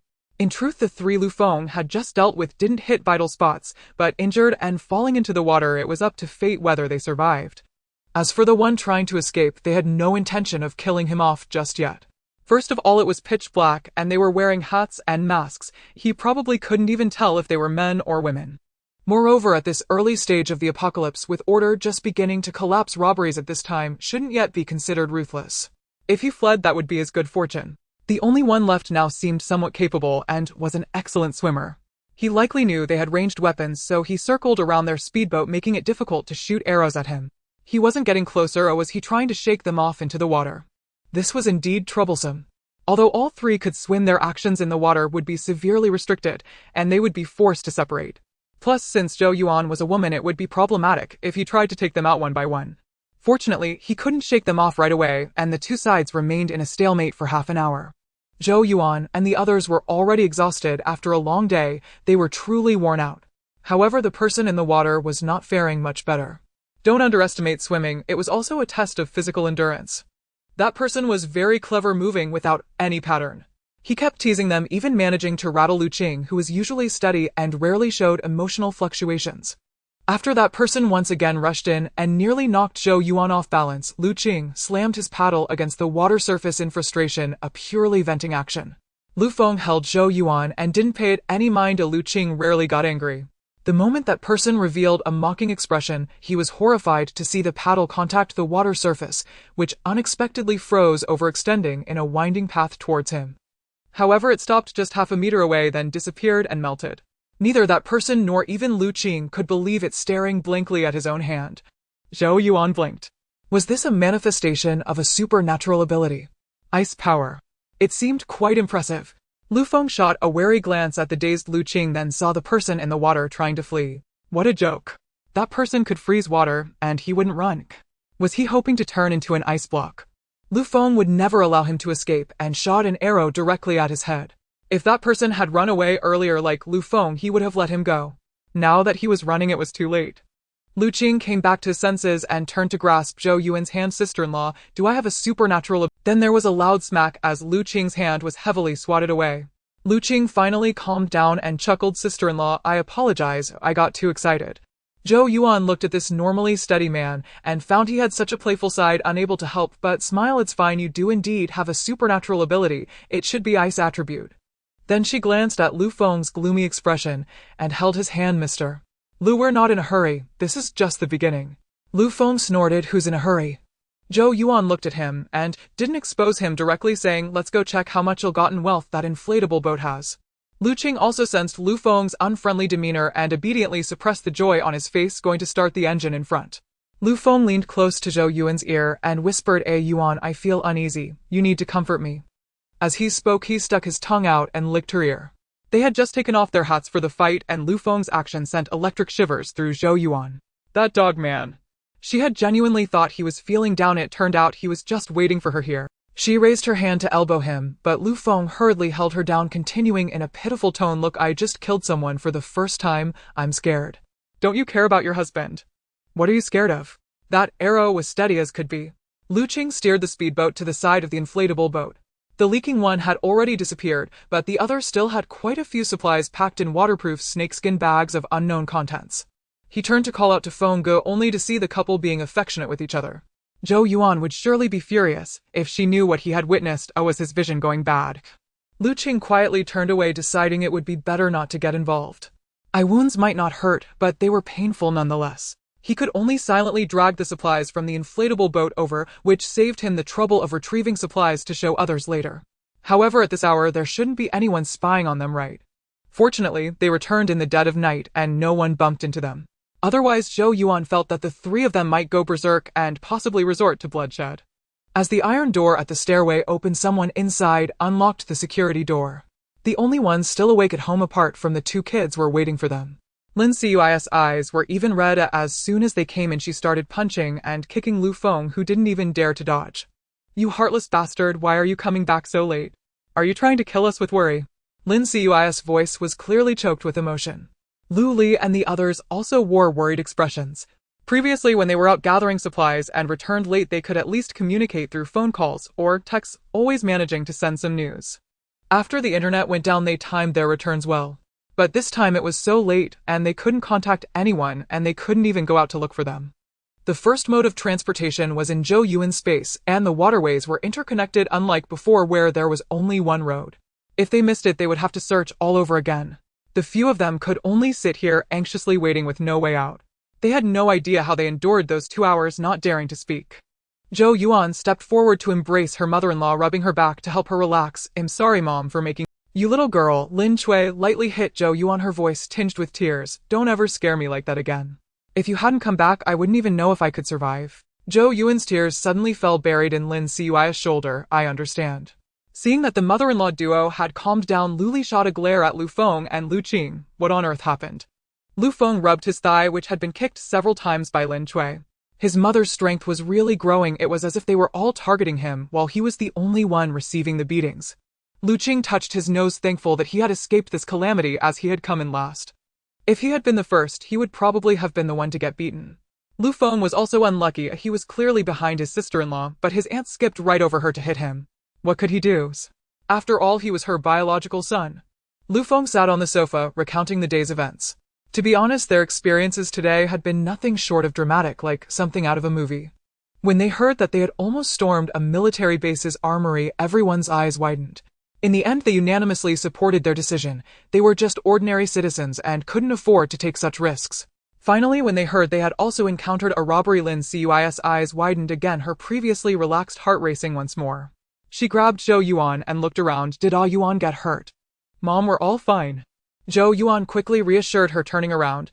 Look, not even a drop of blood was spilled, though Lu Good did go on a rampage today. Apart from the arrow that Zhou Yuan had shot, which pierced an enemy's rubber boat, everything else was handled by Lu Feng. Hearing this, Lu Qing felt even guiltier. He had done nothing at all. By the end, Lu Feng brought up the incident of Lu Qing triggering his powers, and after saying that, he hurried to Zhou Yuan's side to seek comfort. Then Lu Qing faced the unabashed disdain of the other for having done nothing but triggering his powers. Where did he get the face for that? Lu Qing felt very innocent, okay. However, Lin Cui got interested and shot a glance at the other four. Don't mind them, they're just jealous. Why don't you show your aunt how your ice powers work? The other four fell into a sulk. Fine. They were indeed jealous. However, they were also curious about what the ice powers were like, all staring intently at Lu Qing. Now it was Lu Qing's turn to feel dejected. His previous display was just a subconscious reaction out of anger. He didn't even know how he turned water into ice. On the way back, he had tried and his hand hurt from the effort, but no ice appeared. Seeing the eager gazes of everyone, Lu Qing stammered, I don't know how to do it. Everyone. Lu Qing wanted to seek help from Zhou Yuan, only to find that she had already been taken away by Lu Feng. She was no longer in the living room. Lu Feng stated what a joke. He was not interested in his pathetic ice powers. He was only interested in his wife. Then the others watched as Lu Qing repeatedly waved his hands at the air. And then nothing happened, and not even a breeze, let alone ice. Finally, Lin Cui covered her mouth and let out a huge yawn. I can't take it anymore. I am tired. I'm going to sleep. Lu Qing was speechless. Wasn't it you who said you wanted to watch? The others also looked at Lu Qing with a blank expression before heading home to their respective families. Lu Qing had never felt so frustrated. The next day, Zhou Yuan yawned as she came out of the bedroom, thinking about that dog of a man Lu Feng, who, after a tiring day, still had the energy to mess with her. Seeing Lu Qing sitting in the living room with a similarly overindulged cough, sleep-deprived look, she was startled. What happened to you? Lu Qing looked at Zhou Yuan with a somewhat dispirited expression. Sister-in-law, please help me, or I might get bullied to death by them. Zhou Yuan blinked, confused about what he meant. After hearing Lu Qing, she couldn't help but laugh. It was her first time seeing someone with powers, but not knowing how to use them. She thought for a moment, she also didn't know how to use them, but she couldn't back down. Recalling the events from yesterday, first there was the emotion of anger, and then the medium was the paste and water. Right, water. Did he need water to turn it into ice?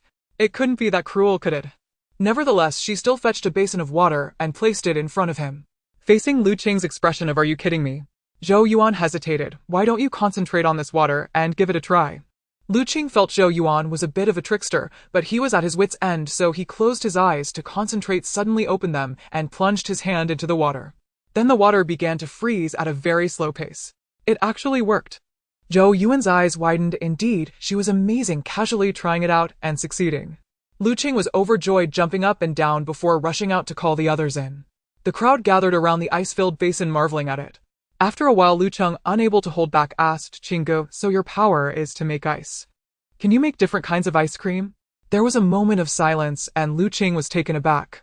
His power depended on water to manifest. Did that mean when fighting zombies he would first have to douse them with a basin of water before freezing and shattering them? Just thinking about that scene made him want to cry without tears. The others burst into laughter, and Lu Qing turned to Zhou Yuan for help, feeling that he might as well have no power. Zhou Yuan scratched her head, as she hadn't seen how other ice powers worked either. But in the novels, ice powers weren't this useless. And they were pretty impressive too. How did others manage it? Water. Zhou Yuan's eyes lit up, clearing her throat. What if this is just because your energy is low right now? Just like Xiaojin and Mom, think about it. There's also water in the air, and both humans and zombies have water components in their blood, right? If you could condense all that moisture, wouldn't you be very powerful? Zhou Yuan was seriously rambling, and then she noticed that the others were all pondering, thinking she made a good point. Lu Qing's eyes also brightened. Yes, it must be because his energy was still weak, so he needed a lot of water. In the future, he could use the water molecules in the air to freeze them into ice blades and ice knives, saving him the trouble of weapons. She always managed to fool people, and Zhou Yuan let out a sigh of relief, feeling the weight of responsibility on her shoulders. The thought of others coming to her for guidance when they activated their abilities sent a shiver down her spine. She was just a novice herself. She decided to take out the tablet loaded with numerous apocalyptic novels to share with them later, letting them study and ponder on their own, so they wouldn't bother her anymore. At that moment, Lu Jin timidly asked, "Mom, where's my dog?" Zhou Yuan slapped her forehead, realizing she had forgotten Lei Zi, and began glaring at Lu Feng, who was looking up at the sky sheepishly. Zhou Yuan entered the space to find Lei Zi looking at her with a resentful expression. Ungrateful master abandoning him here without a care. Zhou Yuan chuckled, "Shall I take you to eat something delicious?" Then she carried Lei Zi out of the space, and as soon as he emerged, he saw several unfamiliar eyes staring at him. Instinctively, he wanted to stand up in defense and let out a fierce growl, startling everyone. As expected of a military dog, the aura in that moment was quite intimidating. Lu Jin's eyes lit up as he looked at Lei Zi, eager to reach out and touch him, but Lu Feng hurriedly grabbed him, saying, "Little Jin, let Mom introduce you to Lei Zi first." Lu Jin pouted unwillingly, saying, "Dad, even though I can't understand dog language, yet I can feel that he means no harm, just giving a warning." He directly stood in front of Lei Zi and said, "Is your name Lei Zi?" "Hello, I'm Lu Jin. Can I play with you?" Lei Zi looked at this human cub in front of him, sensing a familiar aura akin to that of his master. For some reason, he felt an unusual closeness to this cub. He tilted his head and glanced at Zhou Yuan, seeing her smile without giving any instructions, so he decided to follow his instincts. He extended his right paw, and Lu Jin happily grasped it, jumping up and down. "Mom and Dad, look. He wants to be friends with me." Zhou Yuan smiled knowingly. Although Lei Zi was still a young dog, he must have undergone rigorous training as a military dog, leading to a significant wariness of strangers. As a qualified military dog, while he assisted in rescuing humans, it didn't mean he would accept everyone. He was merely accustomed to obeying the commands of his handler. Yesterday, when Zhou Yuan had brought him out from the secret room to help them find the switch, Lu Feng wanted to carry him, but it took Zhou Yuan a long time to convince him to agree, albeit reluctantly. It was likely due to Lu Feng carrying her scent, as he initially glared at Lu Qing before eventually ignoring. Now that he was willing to shake hands with Lu Jin, it indicated his acceptance of him, just as when she offered him water, he initially licked only because he was instructed, but later recognized her after sensing the energy of the water. Well, it seemed he acknowledged her water, while with Lu Jin it was a recognition of the person. Then Zhou Yuan introduced Lei Zi to the other family members. Even if he didn't need to accept them, he had to know that they were family and didn't need to be on guard all the time. As expected, his attitude towards the others was similar to that towards Lu Qing. He merely lifted his gaze, indicating he recognized the person, prompting everyone to wonder if he had a bias against people. It wasn't until he reached Xiaoyu that Lei Zi moved his head, even leaning forward to lick Xiaoyu's little face. Zhou Yuan was taken aback. She didn't have time to react before Lei Zi had finished. Xiaoyu giggled and hugged Lei Zi's head, exclaiming, "Haha, that tickles if the dog likes me." Everyone exchanged glances. Logically, it should have been Lu Jin who had the ability to communicate with animals that the dog liked more. However, it seemed closer to Xiaoyu reaching out to him, giving off the feeling of a partner fighting side by side, while with Xiaoyu it was more protective. Lu Jin didn't understand much. He thought Lei Zi also liked his little brother, which made him very happy as it meant he and Lei Zi could protect his brother together. Zhou Yuan also didn't understand, thinking that perhaps Xiaoyu carried her scent too, making him more inclined towards her. Why worry so much? As long as it was a good thing, that was enough. Liu looked at the bandage on Lei Zi's hind leg and tilted his head, asking, "Mom, is the dog injured?" Zhou Yuan nodded, then turned to Lin Chui, saying, "Mom, could you help change Lei Zi's bandages and check if your healing ability has improved?" Lin Chui hurriedly agreed, and Zhou Yuan moved Lei Zi's bed from the space to a corner of the living room, then handed the medicine provided by the military base's doctor to Lin Chui. Lin Chui took the two children to change Lei Zi's bandages, and Lu Jin was heard asking, "Grandma, will Lei Zi's leg be able to stand again?" Before Lin Chui could respond, Lu Feng chimed in, "Don't worry, once Grandma's ability upgrades, she will definitely make Lei Zi stand again." Lin Chui paused, realizing how supportive her eldest son was. He truly had faith in her, even though she hadn't grasped her abilities yet. However, looking at her eldest grandson's expectant eyes, she had to muster up courage and replied, "Haha, don't worry. Grandma will definitely make Lei Zi stand. At that time, let your dad kill a few more zombies with crystal cores for Grandma to use. Come on. Mutual harm." Lu Feng stiffened while others chuckled quietly. Lin Chui ignored her youngest son's complaint. After applying the medicine, she pondered for a moment about the method Zhou Yuan had taught her for using her abilities, silently feeling a unique energy within her body and then focusing it into her hands. After a long while, she really saw a strand of green energy similar to spider silk gather at her fingertips and move towards Lei Zis' leg, causing him to emit a sound of comfort. Everyone turned to look astonished to see the wounds on Lei Zis' leg slowly healing, but within a minute that green thread broke. Lin Chui plopped down on the ground and Zhou Yuan quickly handed her a cup of water, allowing her to recover. Even though she was somewhat exhausted, she joyfully said, "I've found the feeling. Grandma is amazing. Grandma is awesome." The two children were always the most supportive. Everyone else was also very happy. Lin Cui's ability was a necessity for them. Even though they had stockpiled medicines, none of them understood medicine, and many couldn't even use it. A Lin Cui's ability to heal directly without needing their medicines was invaluable. Lazy also happily licked the palm of Lin Cui's hand, and she joyfully patted his head. She still needed to properly wrap his bandages. Although she had seen the wounds healing, her current abilities were limited, only healing the surface, while the deeper wounds were not fully healed. Not to mention the shattered bones, which needed to be stabilized. In the future, treating him daily would also help enhance her abilities. As December officially began, the water level gradually receded. By mid-December, the water had lowered to the calves, hardly affecting travel. Over the past few months, everyone had grown accustomed to the high temperatures. People started to venture out on the streets, many believing that the disaster was nearing its end.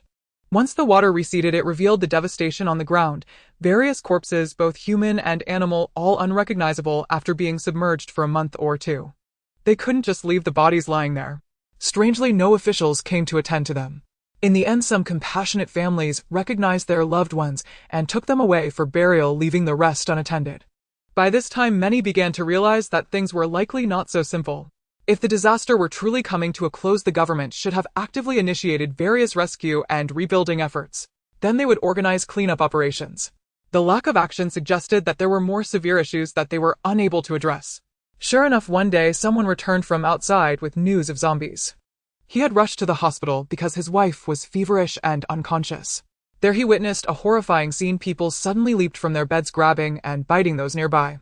They bit with blood and flesh in their mouths, unsatisfied, and lunged at others. Their appearance was nearly indistinguishable from the zombies in movies, though their faces were not as terrifying. He couldn't even attend to his wife, who was slumped in a waiting chair, and fled. Almost instantly after he shared this news, everyone scattered, rushing into their respective buildings. They quickly removed the outermost layers of clothing, and those with disinfectant sprayed it all over themselves. This was not the first time Huagua had encountered such a viral infection. They understood the terror of viruses, let alone the zombie virus. They had only heard of in television shows and novels. They reacted immediately. However, what they did not know was that this virus was not one that could be avoided by mere non-contact, nor could it be eradicated with typical disinfectants. It was insidious. All they could do was wait.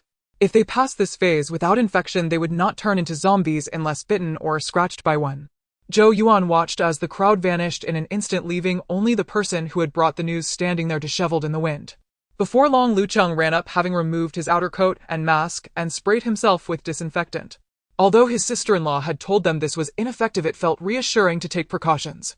He took a sip of water and said, "That person did indeed come back from the People's Hospital, and his account matches closely with what my sister-in-law said." A couple of days earlier, Zhou Yuan had already warned them to get their vaccinations, knowing that the zombies would appear in these days. As soon as that person appeared, he sent Lu Cheng down to gather information. Lu Cheng had also discovered his ability, which was wind manipulation. At the moment, he only felt faster. Previously, Zhou Yuan thought he had enhanced speed, but later realized he was simply running fast. Due to the wind, he couldn't yet control it, and wind blades were still a distant prospect. Just as he was about to speak, he saw two pitch-black figures enter from outside. Zhou Yuan felt embarrassed. These two were Lu Feng and Lu Li, whose abilities were fire and lightning respectively. Both were quite formidable. The issue was that they lacked control, often causing themselves harm. Once they nearly burned down the house. One of them had hair that never fell flat, spiky like a hedgehog. Finally, Lin Chui could no longer watch, and fearing they might harm others, sent them to the rooftop to practice. It was spacious there with few flammable items, allowing the two brothers to cause each other harm. As long as they didn't die, it was fine. It also provided her with practice opportunities for her abilities. Such was the nature of a caring mother. As for Lu Aimin, he was on the balcony struggling with the soil that Lin Chui was using for planting. So far, he could only create pits in the soil to facilitate Lin Cui's planting of seeds, but Lin Chui complained that his pits were uneven. Meanwhile, Zhou Yuan was increasingly troubled by the metallic figure in the corner of the living room. Lu Ming's ability was metallic manipulation, but at present he could only cover himself with metal, unable to control it. He would occasionally manage to cover himself, but it wouldn't last long, resembling a chameleon. In any case, no one could look down on anyone else. So far aside from Xiaoyu, everyone had developed. Even Zhou Yuan had acquired one, not spatial or mental powers, but a water ability which so far seemed rather redundant. When it first appeared, Lu Cheng mocked her, saying she could team up with Lu Qing. She would douse a zombie with water, and then Lu Qing would freeze it, with Lu Cheng being chased by ice blades created by Lu Qing. Lu Qing remarked that he was unable to find anyone to test the effects he had trained for, and since Lu Cheng was willing to sacrifice himself, how could he not help him? In the end, Lu Cheng returned with various small injuries, having once again become Lin Cui's test subject. Life was tough for him, but he remained silent. After all, he had provoked her, and Zhou Yuan hadn't even made a move to make him dance. Zhou Yuan's mental abilities had also increased. Previously, she had mental detection, telepathy, and telekinesis, and now she had gained mental interference. This was a pleasant surprise. They hadn't collected any jade stones recently, and logically her abilities shouldn't have increased without upgrading her space. She could only rely on her own practice to deepen those three abilities, but practicing couldn't increase the variety. One day, while organizing space materials, she discovered a rough stone from the mineral market that hadn't been absorbed by the space. It was likely that a protective layer outside had prevented automatic absorption, leaving it behind. Later, she found a cutting machine and cut all the unabsorbed rough stones, which upgraded her space. Haha, who can understand this feeling? It's like when you desperately need money, thinking you've spent it all, then suddenly finding a bank card in an old piece of clothing with a considerable amount on it. The changes in the space were minor. The duration of the spring water increased to 16 hours, and the energy contained in the water was stronger. Speaking of this water, there was another big surprise. One time, Zhou Yuan sent the two kids and Lazy to the space to play, and the two little troublemakers actually took Lazy to the pond to bathe, unaware that Lazy's leg injury hadn't fully healed, and he shouldn't be in the water. But the two kids didn't know that. By the time Zhou Yuan went in, Lazy had already been soaking for over half an hour. She hurried to pull him out, but he was unwilling to come. Zhou Yuan was puzzled. When he finally came up, she checked his leg and found no signs of inflammation. Moreover, Lazy seemed comfortable, suggesting the water might be beneficial for his wounds. She then showed this to Lin Cui, who treated him daily and was aware of his condition. Lin Cui was surprised and said there were signs of healing in the bones. Zhou Yuan was shocked, realizing she had been wasting a resource. She had always thought the water in the pond was useless for drinking, merely a decorative water source, but it seemed its healing properties required soaking. Immediately, she arranged for everyone at home to take baths, and after that others gradually began to exhibit abilities as well. Only Xiaoyu was left. That child knew nothing, just enjoying cartoons and laughing with her brother, and whether or not she had abilities seemed irrelevant. It was uncertain if she would feel frustrated as she grew up, but it didn't matter. With so many people protecting her, seeing her happy made them happy too. Zhou Yuan's fourth mental ability had emerged: mental interference. She could control another's thoughts and consciousness within a certain range, such as making them dance, spin, or bow their heads. The higher the difficulty, the greater the requirement for mental strength. After she once made Lu Cheng dance, everyone realized she possessed such an ability, placing her among the most untouchable individuals without exception. As everyone finished tidying up and returned to the sofa, Zhou Yuan couldn't help but laugh at Lu Li's hedgehog-like hair. Little Yu, curious, reached out to touch it, watching as he pressed his hair down only for it to spring back up immediately. With a grin, she said, "Uncle, your hair looks like a hedgehog." Little Yu also wanted it. Zhou Yuan coughed lightly and couldn't help but say, "Elder brother, I think I have some styling spray stored up. Do you need it?" Lu Li shot her a glance and muttered, "No need." Zhou Yuan touched her nose and began discussing serious matters. "The zombie has already appeared. We need to act quickly." "What do you mean, huh?" Lu Li asked, confused. Abilities need to be applied in real combat to be effectively utilized. Only through constant use can they be improved. Otherwise, they are just showy techniques. Moreover, Zhou Yuan believed that the delay in rescue here likely indicated that zombies had already appeared in other places, and the government must have realized the seriousness of the situation and was probably in the process of establishing official bases. After all, her 2 years in her past life were spent circling around the base in H province, and she had no idea what was happening outside. The others straightened up, and Lu Cheng anxiously asked, "What should we do?" "My ability can only be used to run." Speaking of this, he felt quite embarrassed, especially since he had previously mocked Lu Qing, whose ability, even at its rudimentary stage, could create ice for everyone to cool off, while he couldn't even run an errand. Would he just run away whenever he saw a zombie? That was too cowardly. Zhou Yuan said seriously, so we need to go out and take action. Lu Feng frowned. Are you saying we should go out to kill zombies? Exactly, Zhou Yuan nodded. The current zombies are still at the beginner level, moving slowly like walking corpses, completely relying on sound and smell to determine their direction. Their movements are sluggish, making them perfect for us to practice on. Luli said solemnly. All right then, we will set off shortly. But what about Mom and the two kids? Lu Amin's eyes widened. What do you look down on me? Luli rolled his eyes, wondering if he was really that old. Seeing his expression, Lu Aimin knew what he was holding back and stood up ready to explode. Lin Chui tried to hold him back. She had noticed that since his health improved, his temper had also been getting worse. Zhou Yuan said softly, besides the two kids, I will put them in storage. Everyone else must go. Luli hesitated for a moment. It was fine for his dad to go, but could his mom, who was good at killing fish and chickens, really handle killing zombies? He looked at Lu Feng. However, Lu Feng said, I think everyone should go. As a Yuan said, the current zombies are a very low level. Basically, as long as you dare to kill, they are just standing there waiting for you. Whether or not we kill later doesn't matter, but we must overcome this psychological hurdle. Killing or not is one thing, whether one dares to kill is another. Zhou Yuan nodded. That's exactly it. Especially for Mom, she must break through this psychological barrier from the start, otherwise, if the zombies' movements speed up later, there won't be any opportunity for her to adapt. Lin Chui felt a bit nervous, but after hearing their words, she firmly said, I can do it. I will treat them like chickens. It's just that their necks are a bit thicker and their faces are a bit scarier. Luli thought for a moment and agreed. They couldn't just stay cooped up in this house forever. Sooner or later, they would have to go out. If they saw zombies and only knew how to scream, would they just stand there waiting for them to commit suicide? Moreover, it wasn't just Lin Chui. Besides Zhou Yuan, no one here had truly killed a zombie with a knife. Although they seemed eager and excited now, she hoped they wouldn't turn into a bunch of cowards scared out of their wits. Without further ado, Zhou Yuan arranged for the two kids and Lazy to be stored away, as they didn't know how long they would be out. To avoid forgetting later, she prepared their food and instructed Xiao Jin that he could just heat it up. Finally, everyone was fully armed. In a situation where their combat capabilities were hard to assess, they still had to take precautions, and fortunately, they had cleared out the military supply depot last time. Inside there were lightweight stab-resistant outfits. She wasn't sure what the official name was, but according to the description, it was waterproof, windproof, scratch-resistant, and bulletproof, officially produced, and absolutely top-notch. Wearing the newly released temperature-regulating clothing from a tech company underneath, this stab-resistant outfit felt great. After putting on a mask and a baseball cap, she looked perfect. Next were the weapons. They had previously stockpiled a batch of weapons. Additionally, some military tools found in the military supplies seemed usable as weapons. For example, Lu Ming immediately set his sights on a hand axe, which was just the right length and type for him. Lin Chui took the butcher's knife she had bought when collecting pork in the village, as she was accustomed to using it. Lu Li and Lu Feng picked different knives, such as tang knives and military knives, which she couldn't even name. As long as they felt comfortable handling them, that was sufficient.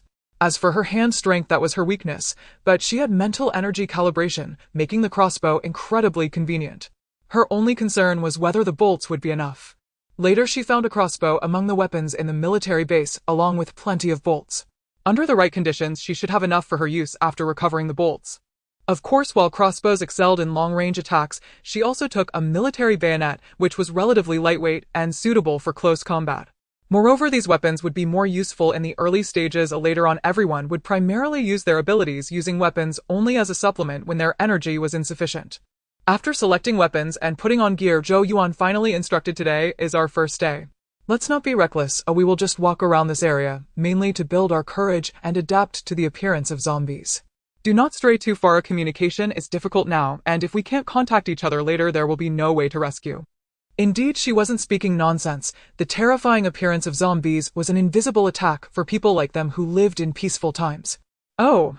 Speaking of communication, Zhou Yuan suddenly remembered that there seemed to be walkie-talkies among the military supplies, but as they were about to depart, the walkie-talkies needed to be tuned to a frequency.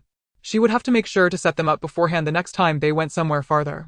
Right, we shouldn't spread out too much, especially someone should always be near the two elders. Lu Li added, and Lu Cheng and the others nodded in understanding. Lu Feng would definitely stick with Zhou Yuan. Lu Aimin wanted to say that he wasn't old and could take care of himself, but without proof he remembered the pit that Lin Chui looked down upon and decided to keep quiet.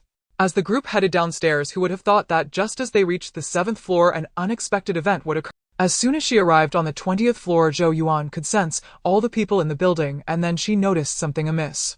After her spiritual power had increased, her first mental probe was clear.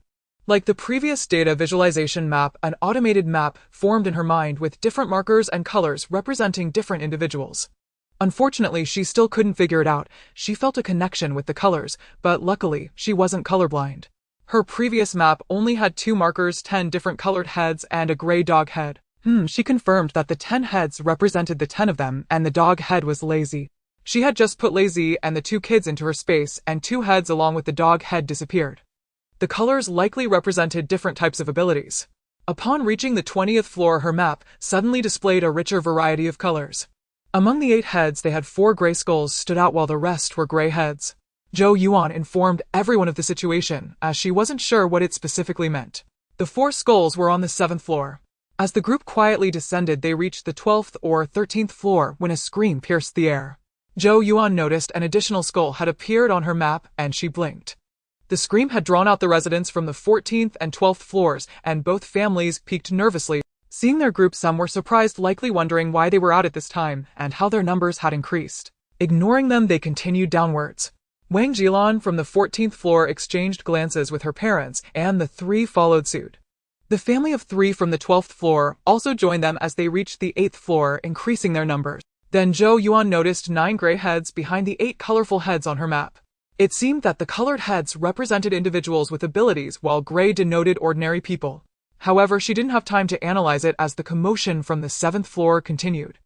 Then she saw the woman she had given a bottle of water to burst out with a child in her arms, followed closely by her husband.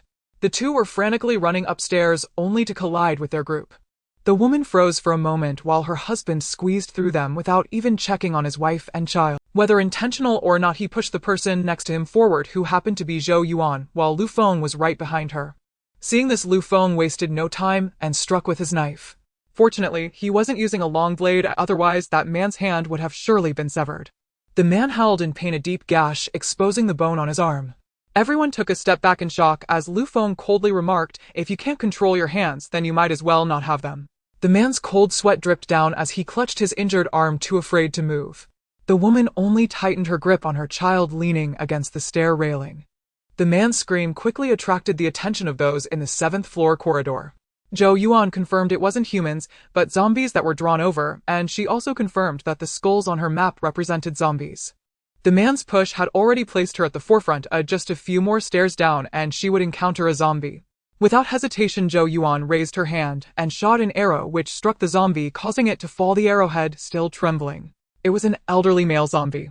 Zhou Yuan recalled that there were 4 elderly residents on the 7th floor. 2 were solitary, while the other 2 had taken in the woman from the 3rd floor. The 2 elderly people seemed to be the man's parents. Seeing Zhou Yuan dispatch the zombie with a single motion, the man grew even more panicked, not daring to lift his head. Zhou Yuan didn't dwell on it further as 3 more zombies appeared, 2 women, 1 young, and 1 old plus. Then she heard the child in the woman's arms exclaim, "Grandpa and Grandma." The woman hurriedly covered the child's mouth, whispering, "Chin Chin, be good, they are no longer Grandpa and Grandma." Zhou Yuan knew that the 2 elderly people behind were from Unit 702, while the ones she had killed earlier were one of the 2 solitary elderly persons from 701. And this woman was the one whose son had died on the 3rd floor. They had previously speculated that this woman was killed by someone surnamed Gao, but they weren't sure if their changes in the past had altered fate or if their guess was wrong. Without further thought, she released several more arrows, all hitting their targets.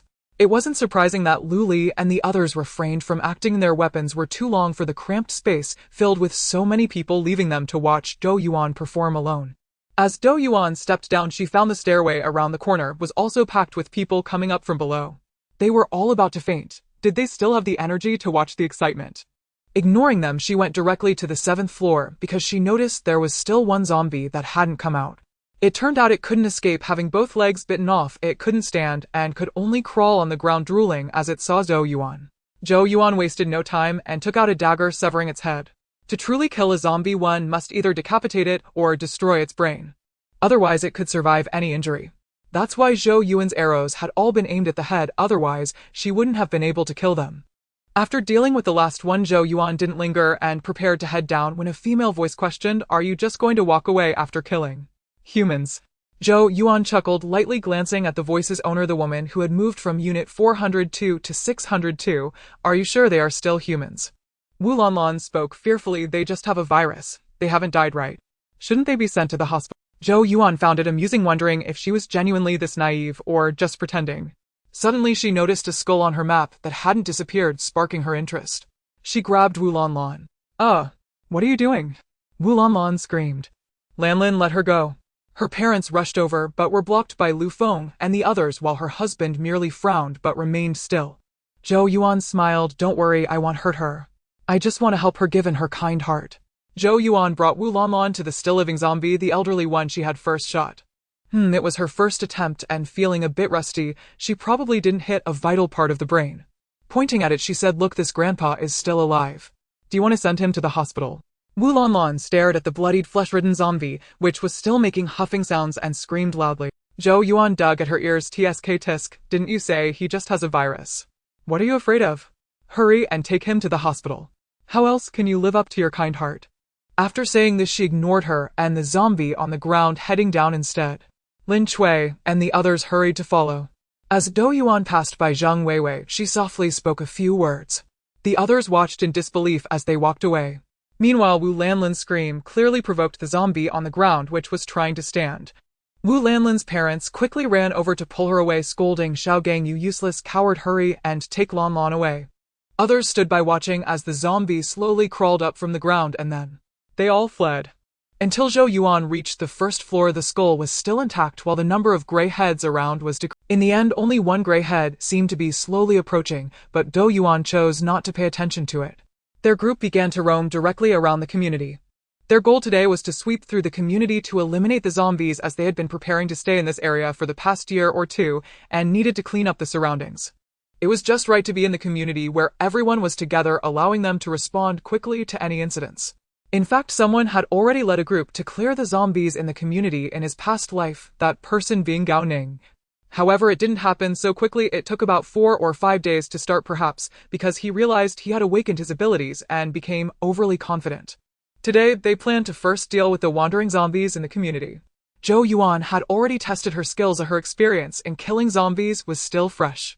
In the end, she took Lin Chui and Lu Aimin with her, while the others were left to find their own way, advised to use their abilities, if necessary, and to drink the water she had prepared if they couldn't hold on. Lu Feng initially didn't intend to go, but realizing that his combat power was no match for Zhou Yuan's, he decided against it.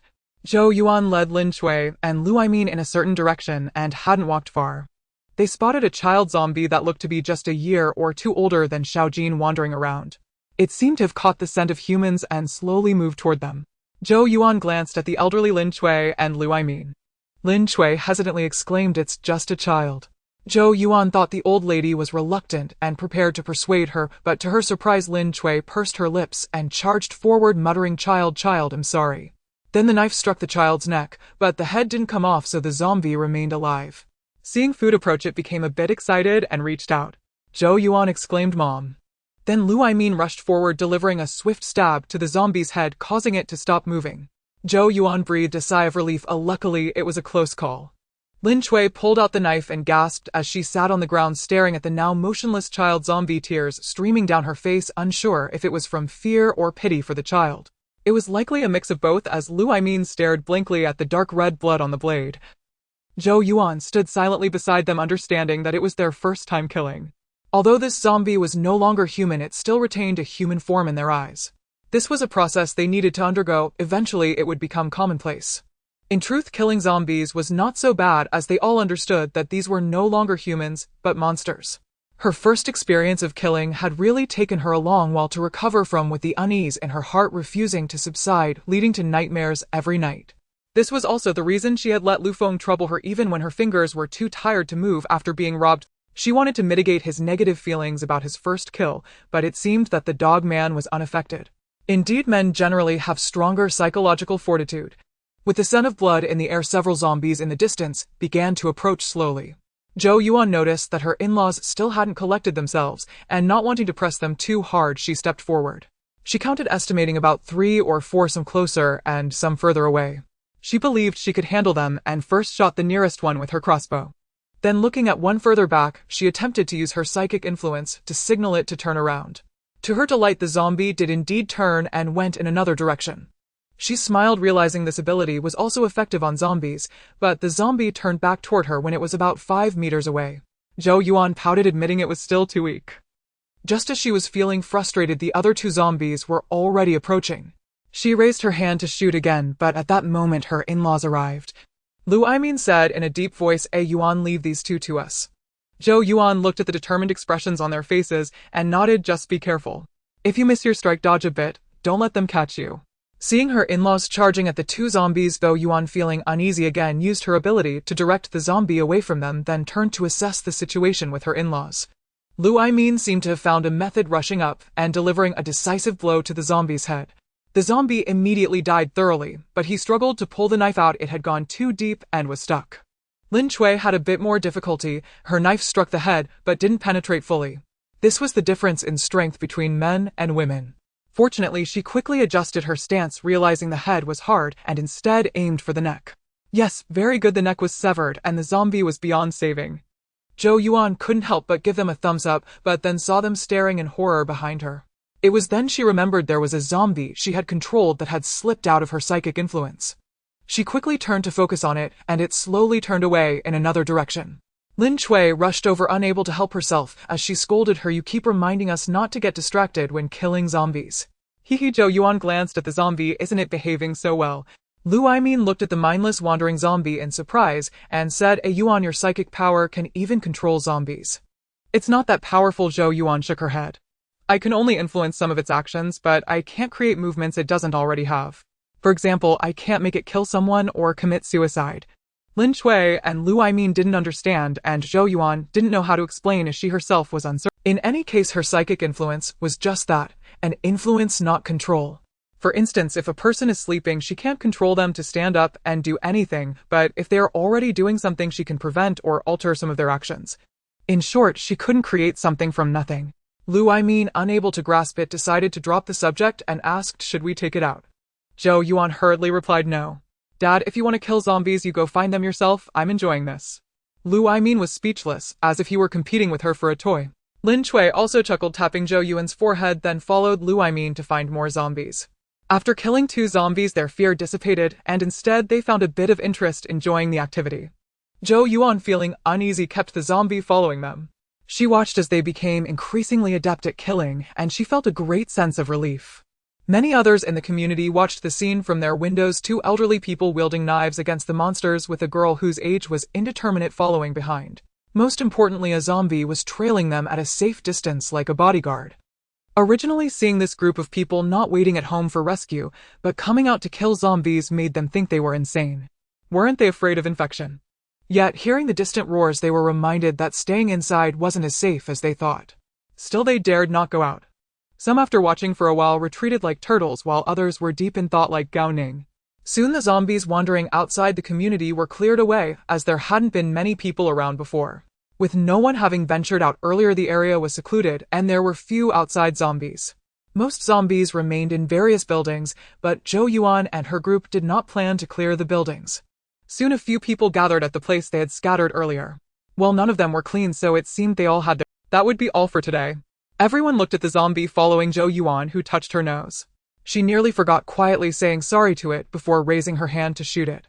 If this zombie had any thoughts, it would likely die with its eyes open, feeling betrayed after playing with it for so long. They moved the bodies on the ground together, and then Lu Feng discreetly set a fire. Well, at least he didn't. In such hot weather, leaving these corpses to rot here not only created a foul smell, but also risked attracting swarms of mosquitoes, which would be undesirable. Once the bodies were finished burning, the group prepared to head back home when they heard a voice from the second floor of Building 9, calling out, "Hey, brave one, please hold on." The group froze in place. Brave one. Calling them. Zhou Yuan's mouth twitched as she looked up at the men, saying, "They are calling you." Luli looked over and saw a young man in his 20s whose complexion appeared quite good, suggesting he hadn't been lacking food or clothing during the floods. "What's the matter?" Luli asked impatiently. The young man hurriedly replied, "You're amazing. Aren't you afraid of getting infected?" Luli glanced at Zhou Yuan, who nodded. This was something everyone would find out sooner or later, so there was no need for secrecy. To be honest, she didn't plan to clear the zombies in each building. Although many zombies had food stored at home, she found it unappealing and didn't want to attract trouble. This had happened in a previous life when Gao Ning organized a group to sweep the buildings, naturally seizing the supplies in those zombie homes, which caused discontent among the residents of the same building. Eventually Gao Ning had to resort to force.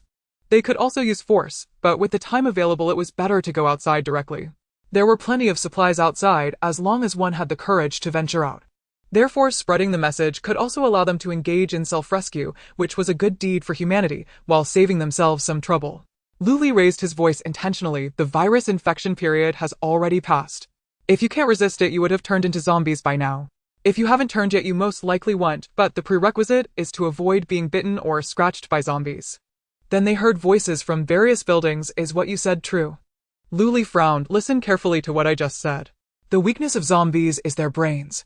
To completely kill them, you must destroy their brains or cut off their heads. A voice questioned, how can you prove what you said is true? Lu Cheng laughed heartily. Are you joking? Just telling you is enough. Oh, why should I prove it? Who are you to tell me what to believe? If you don't want to believe it, then fine. Zhou Yuan and the others were speechless and decided to stop talking and prepare to leave. Suddenly a voice shouted, a woman's voice, hey, you can't leave. You need to help us clear the zombies in the At this point Zhou Yuan and the others were truly speechless. What kind of idiots were these? Each one more bizarre than the last. They couldn't be bothered to argue and simply walked away. After working hard all day, they needed to go home and eat. The reason they didn't mention abilities was that it was quite complex and would require lengthy explanations. If later the abilities didn't appear, they would be accused of misleading others. If they did appear, would they have to act as consultants? Upon entering Building 8, Zhou Yuan found that the skull was gone, causing her to smile. Passing by the 16th floor, she noticed only a green head inside. Huh.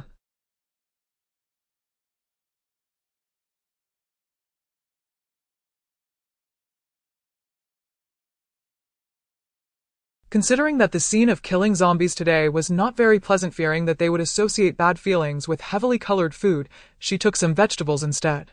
Everyone was tired and had no complaints, they just got on with it. After Zhou Yuan finished eating, she looked at the 11 colorful heads on the map, feeling puzzled as to why the one on the 16th floor was also green. She had always thought that others were gray and her family was green, but it seemed that was not how the distinction. After analyzing, Zhou Yuan realized that they were different from others in that they were ability users while others were ordinary people. But that didn't seem right. Xiao Yu didn't have any abilities. Could it be? At that moment, Liu noticed his mother staring at him and immediately smiled sweetly. Oh, that made Zhou Yuan rush over to hug him, rubbing his head. How could her child be so adorable? Seeing the interaction between the mother and son, everyone laughed. Lu Cheng remarked, Xiao Yu is getting cuter and cuter. Zhou Yuan was taken aback. That's true. Recently she had noticed that her affection for Xiao Yu was increasing. How should she put it? She had always been a rather strict mother, never indulging her children. Otherwise there wouldn't have been so many conflicts with her in-laws. But lately she realized that she had begun to indulge Xiao Yu in many of his actions. For instance, last time when they put Lazy into the pond to bathe, she had shifted the blame onto Xiao Jin. Whenever Xiao Yu blinked at her, she even forgot to criticize him. Something felt off. Just now Lu Cheng also said that Xiao Yu was getting cuter. It seemed Xiao Yu hadn't lacked the ability to awaken abilities, but rather everyone just hadn't noticed it. This ability seemed to be akin to a charm, making others inexplicably like him and want to be close. It was likely that Lazy liked him because of his ability. That makes sense why on her map her family was all green. She couldn't help but ruffle Xiao Ya's hair. The little guy probably didn't even know it, and at such a young age, he was the most precious, which easily led to overlooking. If it weren't for this map of hers, they might have remained in the dark for a long time. Suddenly she thought of the green one on the 16th floor. Had they also awakened an ability? Was there another person in their family? She hadn't paid attention to that family before, as she didn't want to waste her mental energy on people who were irrelevant. She remembered that in her previous life, there was only one ability user in their community, Gao Ning. How could there be another one now? Was it connected to her butterfly effect?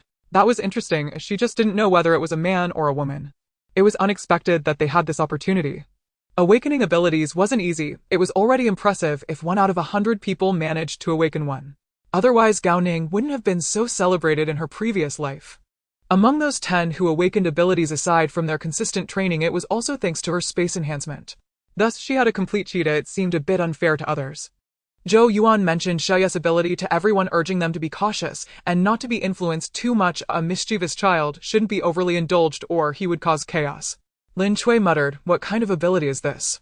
Xiao Yu probably had it since birth, right? Zhou Yuan was dizzy.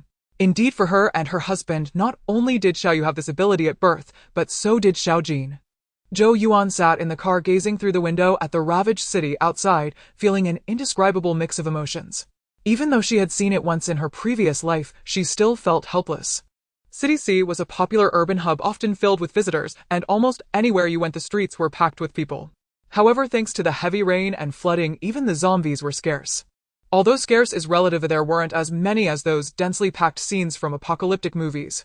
Nevertheless, after the flood receded, many people had already exhausted their supplies, and quite a few ventured out in search of resources.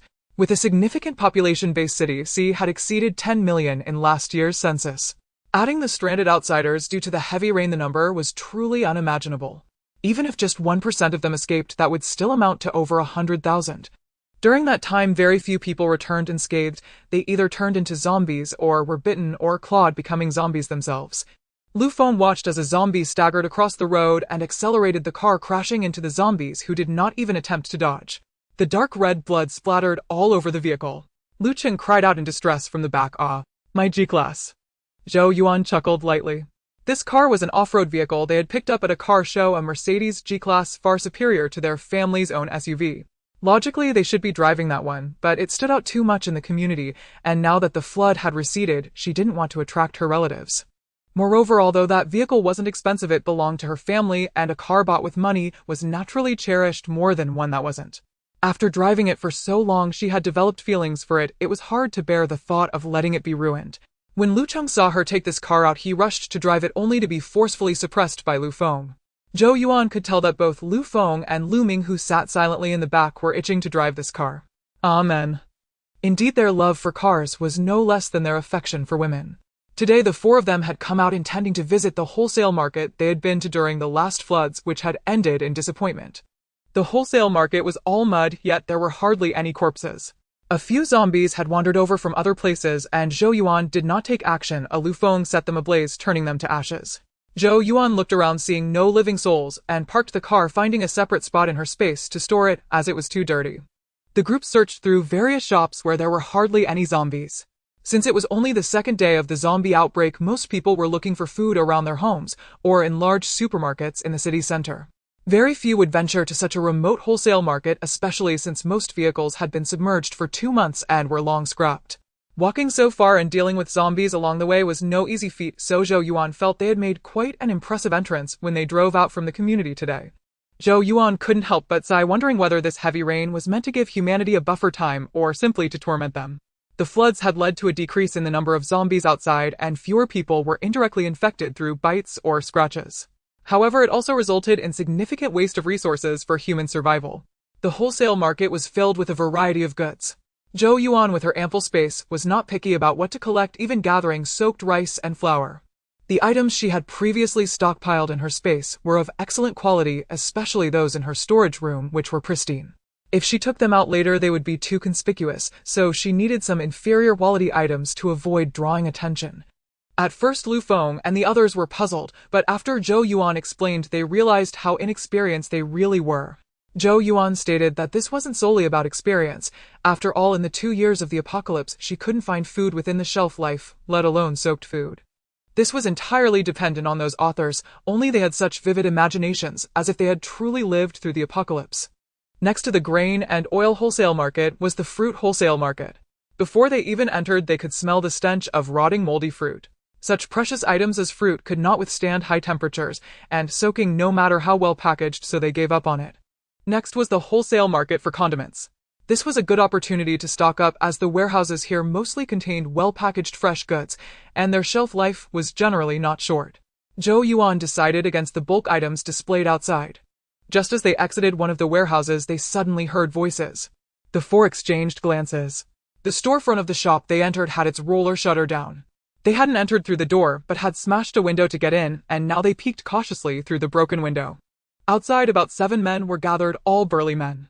Among them, 3 had abilities, and the leader, sporting a buzz cut, bore a deep scar on his face, cursing as he walked. "Damn it.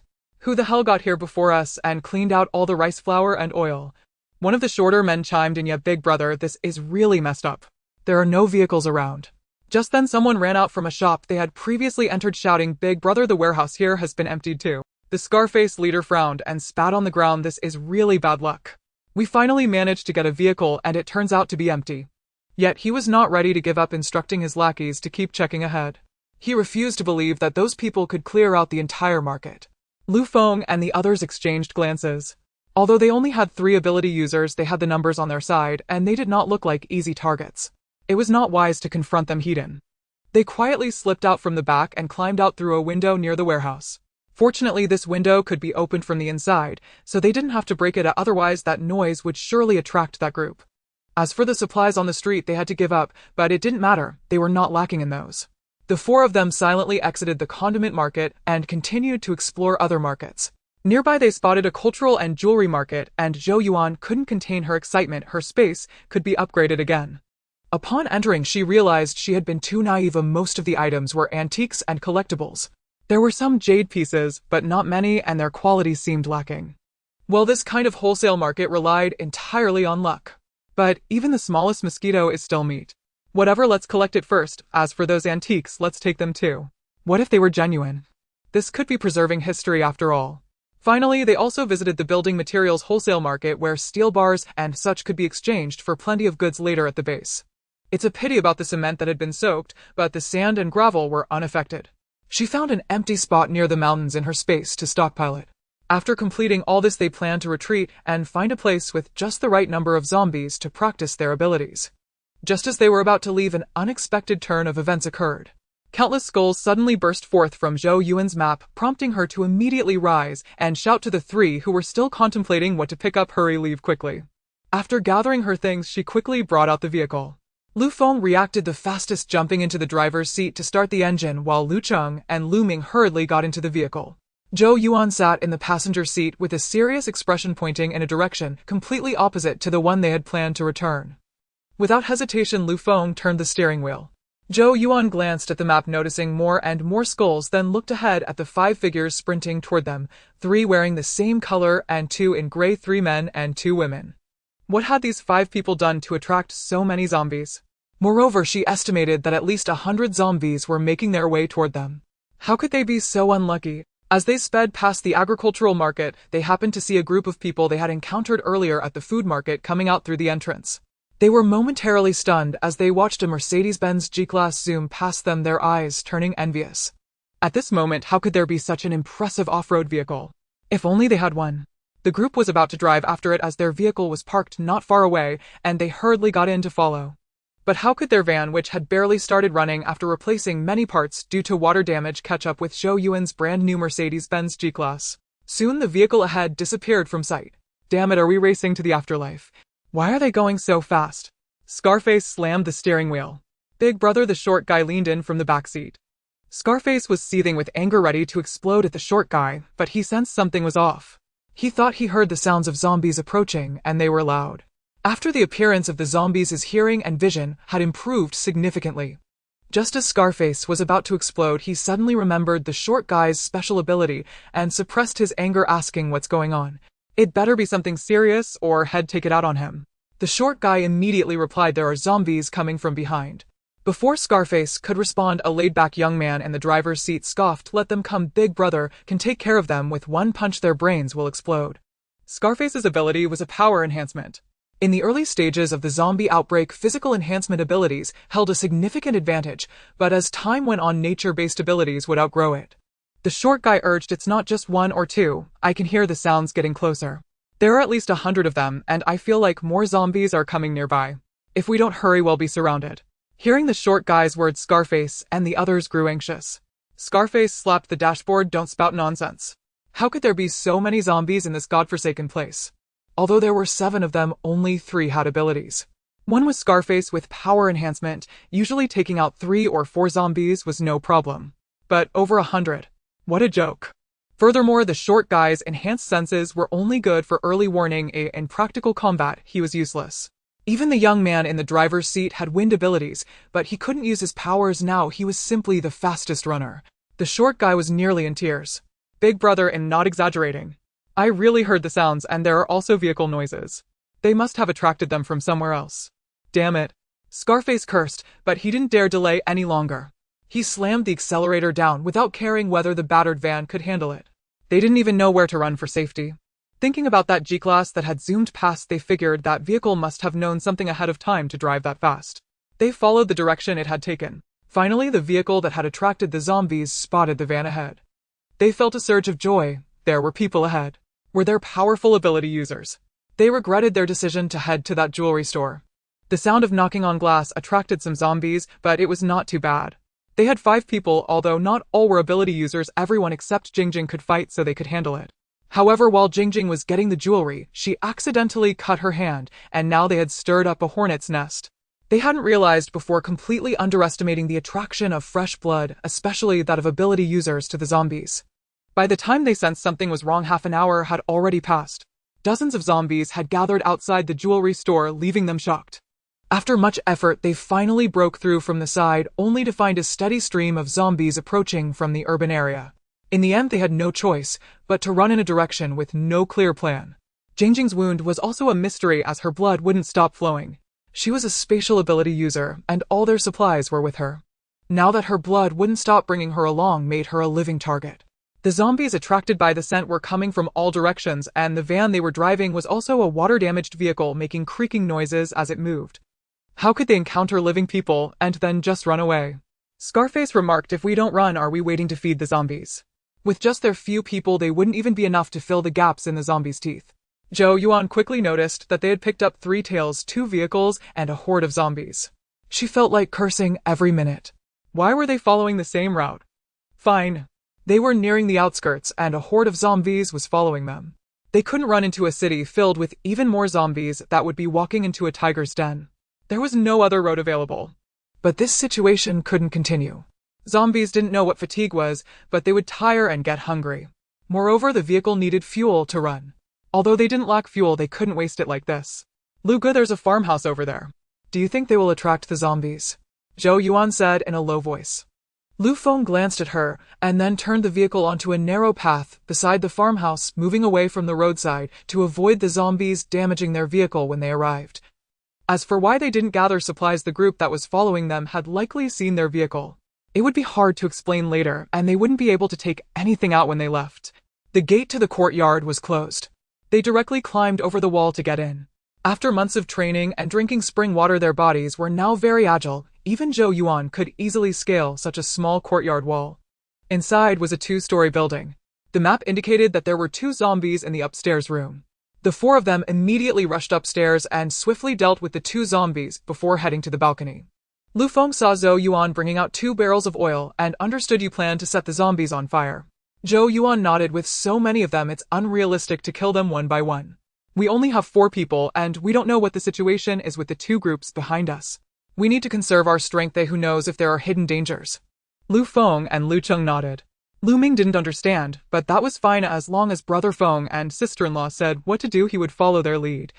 The scar-faced man in the van was still cursing while the others inside were dizzy from the bumpy ride, but no one dared to utter a word.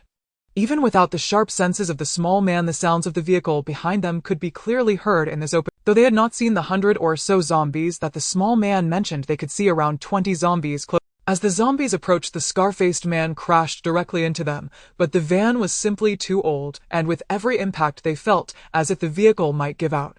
Moreover, the scar-faced man realized a terrible fact: they were running low on fuel. Yet there was nothing they could do. They could only drive forward as far as possible, leaving their fate to chance. At that moment, he noticed that the vehicle ahead had stopped beside a farmhouse, and the people inside were casually watching them from the balcony. It wasn't that Zhou Yuan and the others were showing off, it was simply that the area was so small that they had nowhere to escape. With the vehicle parked there, they had already been spotted, leaving no need for them to hide. Frowning, the scar-faced man wondered why they had stopped. Could it be that they lived there? His intuition told him that following them might lead to a way out. With that thought, he unhesitatingly turned the vehicle onto a side road and parked behind a large vehicle, which he had been eyeing hungrily just moments ago. 7 people got out of the vehicle, some still confused, asking why they had stopped. The scar-faced man glared at them. "If you want to run, go ahead, I won't stop you." The others fell silent instantly. They were just ordinary people, and how could their legs outrun zombies? "Brothers, can we please take shelter inside?" The scar-faced man smiled at the apparent leader above. Lu Feng coldly replied, "You figure out how to get in. This isn't our place, and we don't have keys to the door. If you hadn't been tailing us, you wouldn't have to be so passive and waste my fuel." The young man with wind powers suddenly flared up. What the hell is your attitude? The scar-faced man slapped him on the back of the head. Speak nicely. He had just observed that there were indeed no footprints at the door, but a series of tracks near the corner of the wall indicating that they had also climbed over. The others also pondered this issue, and the young man fell silent. Eventually they climbed over the wall like a stack of pancakes and without a word went up to the second floor where they saw two zombies with their skulls cleaved, very neatly done, but they couldn't tell what weapon had caused it, and it seemed they were not holding any weapons. The scar-faced man composed himself, pulled out a crumpled pack of double happiness cigarettes from his pocket, painfully took out 4 sticks and walked over to the 4 people on the balcony. Hee brothers wanna smoke. Lu Feng didn't smoke and Lu Cheng and Lu Ming did, but first, they didn't think highly of double happiness. Wasn't Huazi at home better? With their sister-in-law nearby, they wouldn't smoke. Their cravings weren't strong, and they usually avoided smoking around the elderly and the 2 children, as secondhand smoke is harmful. Thus all 3 merely glanced at it and ignored him. The scar-faced man felt awkward. The young man was about to argue back. Their boss had the best cigarettes before the apocalypse, which was Huazi, and this pack had been scavenged just 2 days ago. He had only taken it out because he was tempted and had generously offered 4 sticks, yet these people were unappreciative. The scar-faced man shot him a glare, and the young man dared not move. The small man also shrank back, and even their boss appeared hesitant, so it was better not to provoke bad luck. As for the other 4 ordinary people, they exchanged glances, wishing they could disappear. The scar-faced man awkwardly put the cigarettes away, saying to himself, "You all don't smoke. Not smoking is good. Not smoking is good." Just as he was about to say something more, he suddenly heard a small man in the middle say, "They're coming." This small man was Zhou Yuan. In fact, she was not short. At 1.65 meters, she should be considered tall among women, but standing among these men made her appear diminutive. Even the shortest Lu Cheng was 178, while Lu Ming stood at 185. Upon hearing her voice, the scar-faced man and the others realized there was a woman among them. It was just that all 4 of them were dressed similarly in black clothes, black pants, black hats, and black masks. Indeed, their loose-fitting clothes made it impossible to distinguish between genders. As soon as Zhou Yuan finished speaking, Lu Feng and the others looked back at the road they had come from, and sure enough, they saw a swaying off-road vehicle approaching with a group of zombies staggering behind it about 100 meters away. Zhou Yuan looked at the dense skulls on the map and felt a wave of fear creeping in. Naturally, the scar-faced men noticed it too and instinctively wanted to flee, only to realize they were the ones who had come here to escape. The scar-faced man rubbed his hands together, saying, "Brothers, with so many zombies, aren't we trapped here?" Lu Cheng blew on his yellow hair, glancing sideways. "Do you know? If you don't run forward, why did you come up here?" They were hoping to just breeze past without being noticed. Running away would have been better, and now asking this question is just pointless.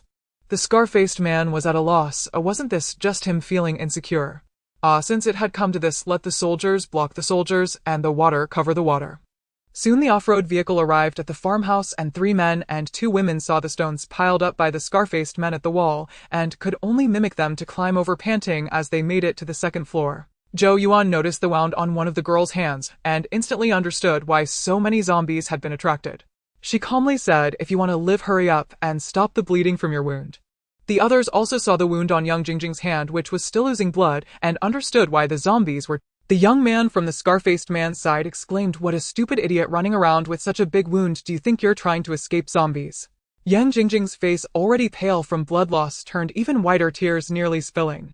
A nearby voice said gently, "It's not that I can't stop the bleeding, it's just that I don't know how to." He seemed to be the leader among them. Zhou Yuan couldn't be bothered to manage it now. The zombies had already arrived, howling outside the courtyard wall, and the iron gate was banging loudly. Lu Feng exchanged glances with Zhou Yuan and asked the 5 who had just arrived, "Did you close the door downstairs?"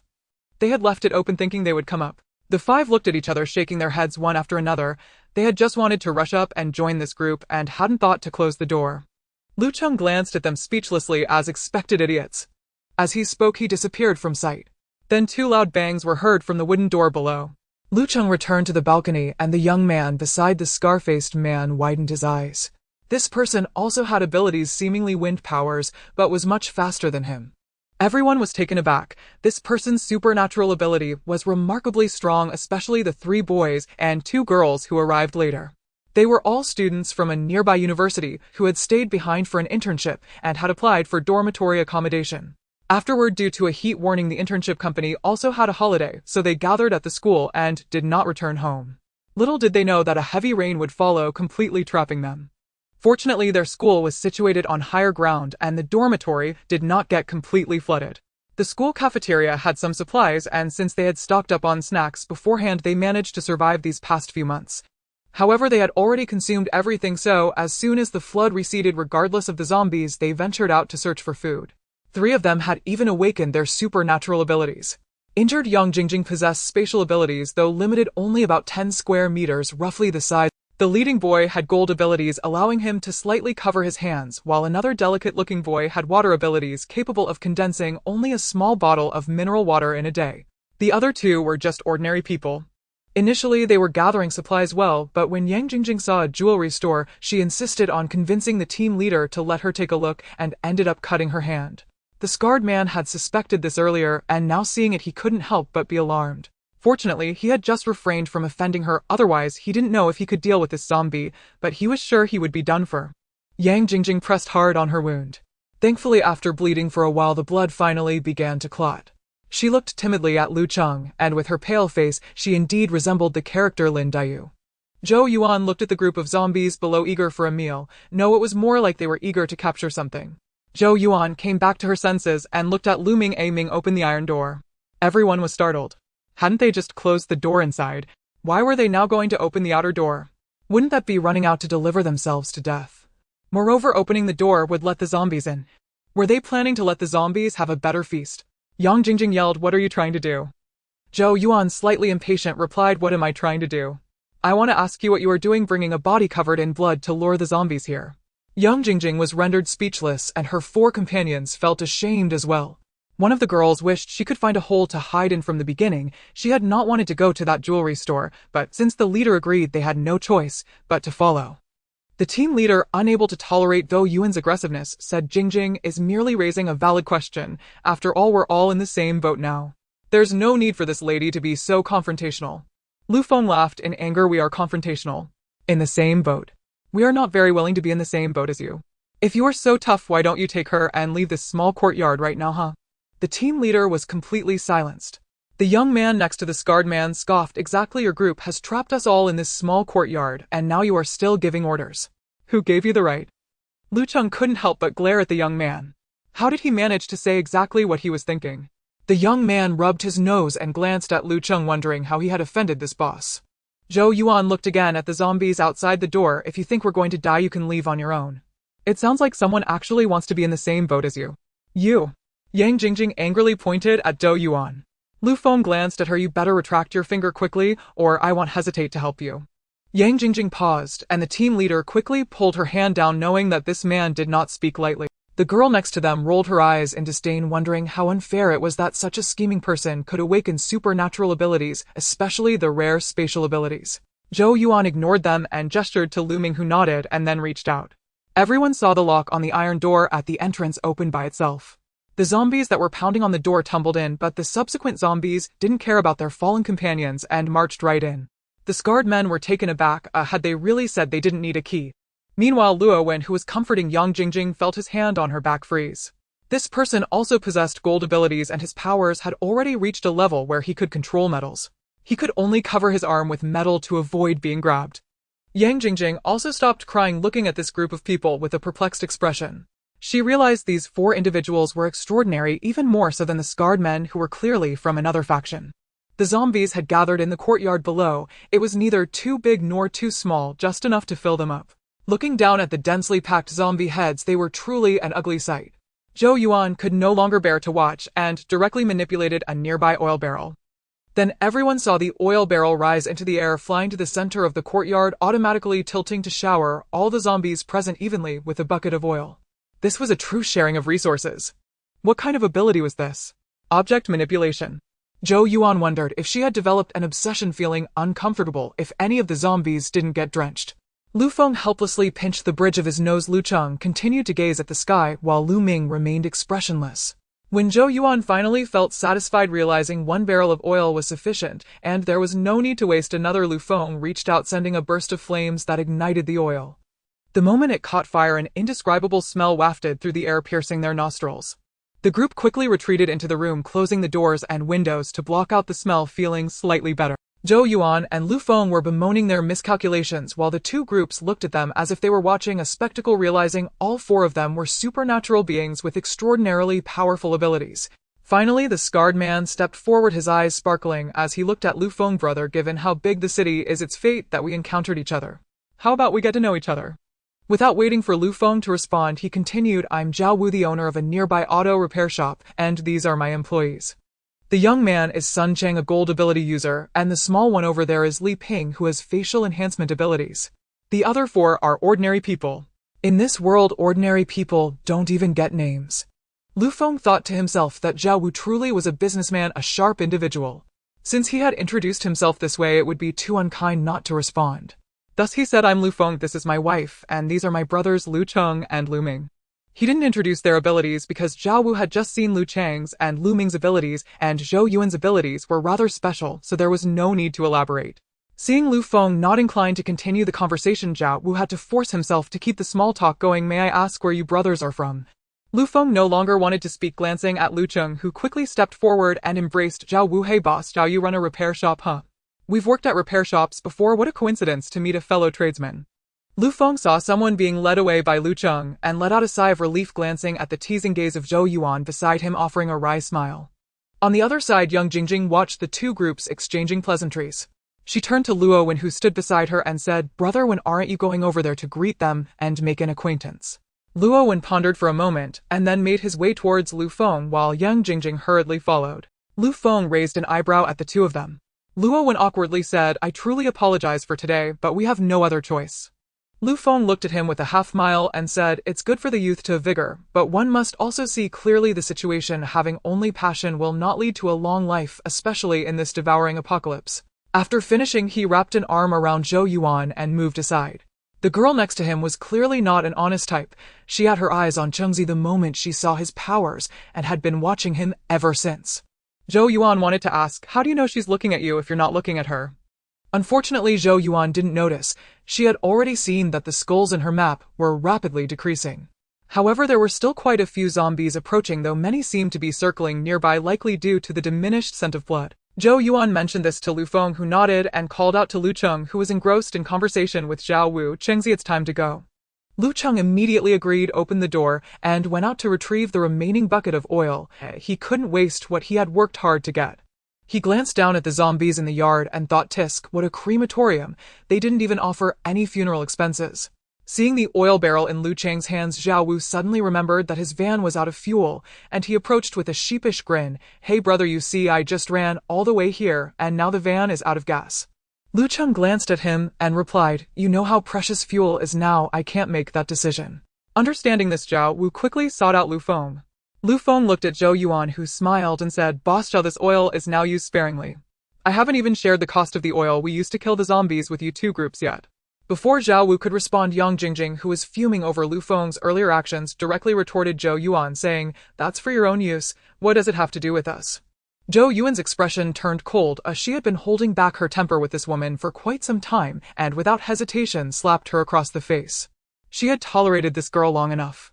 At this time they should have been well-fed and ready to go hunt zombies, yet they were forced into this corner, and she had already spent a bucket of oil on them. It was enough to not have caused trouble. Did this girl think she was a Hello Kitty? Yang Jingjing screamed, and Luo Wen glared angrily at Zhou Yuan. Zhou Yuan sensed the movement of zombies around and glared back fiercely, saying, you better make your little girlfriend shut up, otherwise, if more zombies come over I won't hesitate to throw you both to feed them. Startled, Luo Wen quickly covered young Jingjing's mouth, and her voice immediately turned into muffled whimpers. Zhou Yuan nodded in satisfaction and turned back to Zhao Wu, saying, what do you say, boss Zhao? Hearing Zhou Yuan's words, Zhao Wu suddenly snapped back to reality. Oh. Zhou Yuan rolled her eyes and asked, so shall we take our leave? Sure. Zhao Wu reflexively stepped aside, but then realized something was off. The oil was about to slip away, and he hurriedly followed up. Hey wait, Madame Lu, can we trade for some supplies instead? Zhou Yuan and the others didn't stop continuing forward. Did they look like they were short on supplies? Upon reaching the entrance, looking at the pool of red and black liquid in the yard, she had no courage to step over it, and instead went around the wall to climb over. The people following her were all taken aback. This woman is clearly a fighter. If Zhou Yuan knew, she would laugh at them. What spatial hearing? Zhao Wu, not caring about his shock, hurriedly stepped on Sun Chong's shoulder to climb over. Hey beautiful, could you help me out? My van is out of gas and won't move. Whatever you need I can trade for it as long as I have it. Zhao Wu blocked them from getting into the car. Zhou Yuan raised an eyebrow and said, I want jade, do you have any? Jade. Zhao Wu was taken aback. Why do you want such useless things at a time like this? Zhou Yuan replied with a half smile. What does it matter to you? If you have it, trade it, if not, step aside. Zhao Wu frowned and Sun Chang interjected, Boss, why are you keeping things that are useless? Zhou Yuan was surprised there really was some. The reason she mentioned jade was that she indeed needed it, and secondly, she knew they wouldn't hoard such useless items hoping they would back off. Who knew she would stumble upon something unexpected? Finally, Zhao Wu sighed, feeling somewhat deflated, and said, Well, sister, since you seem younger than me, I'll call you sister. I do have some jade. Before the apocalypse, I was a jade collector. Most of my savings have gone into that, but I assure you the jade in my collection is definitely authentic. At this moment, Sun Chang chimed in, Hey sis, this is true. Our boss has really collected a lot of jade, and he traveled far to X province and Y province to bring it back almost every year. Zhou Yuan raised an eyebrow, pleasantly surprised. She had been thinking about where to find more jade. Sea City doesn't produce jade, and the few places that do are the market that was flooded last time. Given the current situation, they couldn't possibly go to X province or Y province to find it. I want to see the goods. Zhou Yuan thought for a moment, glancing at the time. It was already 2 in the afternoon, and there was still time. If the goods are satisfactory, I'll trade for whatever you need as long as I have it. Sure, no problem. Zhao Wu laughed heartily. The jade is at my place, my store and house are in Y district. Should I take you there? Zhou Yuan had Lu Cheng hand over the bucket of oil to Zhao Wu. This bucket contained 10 liters, which was enough to drive their old van for 100 kilometers. Sun Chang eagerly accepted it, and he and Li Ping poured the oil into the tank. At last they wouldn't have to walk back. The group prepared to get into their respective vehicles when Luo Wen approached again with Yang Jingjing, saying, I also want to trade supplies for some gasoline. They were originally looking for a car on the road, and there wasn't much fuel left in it either. After running all this way, it had started to show the red light. No trades. Zhou Yuan lazily shot a glance at him and directly opened the passenger door. Then she saw Yang Jingjing looking at Lu Feng with tears in her eyes, saying, Brother Lu, I know I spoke incorrectly just now, but I was just too scared. Besides, my sister is much older than me, so please don't hold it against me. Lu Feng hadn't spoken yet when Lu Cheng exaggeratedly rubbed his arms and looked at Luo Wen, saying, Hey little brother, do you enjoy this kind of vibe? Aren't you getting goosebumps? Yang Jingjing's expression stiffened, and then she looked at Lu Feng with a hint of grievance, while Luo Wen found Yang Jingjing's way of speaking a bit odd, but she had always spoken like this, so what was the problem? Zhou Yuan remarked that her younger brother had seen too little. How could he not feel such shallow tea talk? She directly leaned back, closed her eyes, and rested. Before the apocalypse, she often educated Lu Feng about the knowledge of White Lotus and green tea bitches. He shouldn't have returned it to her yet, right? What if he dared to return it to her? Seeing Zhou Yuan's disinterest in intervening, Lu Feng rubbed his nose, feeling a headache, and looked at Yang Jingjing, saying, It's so obvious that you're trying to elevate yourself and put me down. Little sister, this level of manipulation can only fool your little brother here, so stop acting in front of me. Haha. Zhao Wu laughed beside them. I say, Lu brother, you are being too harsh on the fairer sex. However, regarding my temperament, although I usually am quite easygoing, I prefer straightforwardness. This little girl's insinuations are simply unbearable. Yang Jingjing was furious, feeling wronged by these coarse men who didn't understand charm. She was willing to lower herself to accommodate them, yet they still found her displeasing. She looked at Luo Wen, who gazed back at her with pity, understanding her better than the others. The other girl on the side wore a satisfied expression as this green tea bitch finally got her comeuppance. It seemed she had been able to manipulate those inexperienced boys easily. Luo Wen cleared his throat and said, Brother Lu, I know we spoke inappropriately just now, but we really need... Lu Feng didn't even want to respond and directly walked to the driver's seat on the other side of the car, saying, Qingzi Amin, get in the car. Lu Ming got in the car without a word, while Lu Cheng patted Luo Wen on the shoulder with a smirk, saying, Take my advice, stay away from this little green tea by your side, or you might find yourself in deep trouble one day. They, including the sister-in-law, actually didn't dislike green tea, but they couldn't stand green tea bitches who didn't know how to read the room. A typical example would be Zhang Weiwei. Previously, they thought of her as green tea, but she was the smart kind. Tea can sometimes be a weapon depending on how you use it. When go I, don't listen to their nonsense. Yang Jingjing panicked a bit. Her current support was Luo Wen, and if he grew tired of her it would be disastrous. Luo Wen didn't know what he felt inside, but seeing Yang Jingjing's pitiful expression made him feel pity, and he couldn't help but hold her hand. The girl beside them rolled her eyes. It wasn't good for two people who hadn't defined their relationship to be so. As for the other two boys, the one wearing glasses was still thinking about how powerful their abilities were while the other showed clear impatience, but didn't want to get involved. It wasn't until the two cars left the small road and got onto the main road that the other girl couldn't help but interrupt Luo Wen and Yang Jingjing, saying, "Luo Wen, now is not the time for romance. How are we getting back?" Luo Wen looked embarrassed and Yang Jingjing's earlier frustration erupted at once. "Zhou Xiuya, what nonsense are you spouting? I know you have always looked down on me, but enough. Your tea talk can only fool boys like Luo Wen, so stop saying it in front of me." "What did I just say? Isn't your pulling and tugging just flirting?" The girl named Zhou Xiuya interrupted her. That group had indeed opened her eyes. Every time Yang Jingjing hinted at her indirectly, she had no idea how to counter it, but now she felt enlightened. The impatient boy beside her looked at Zhou Xiuya in surprise and said, "What Zhou Xiuya is asking is what I want to know too. How far can we go with the fuel in the car? How are we getting back? This place is remote, and they couldn't find another vehicle, but they had just driven nearly an hour from the gem store to here, almost at full speed. So they knew it was at least 50 to 60 kilometers back, and just thinking about walking back made their scalps tingle. Plus there were plenty of zombies blocking the road, which was nothing short of life-threatening."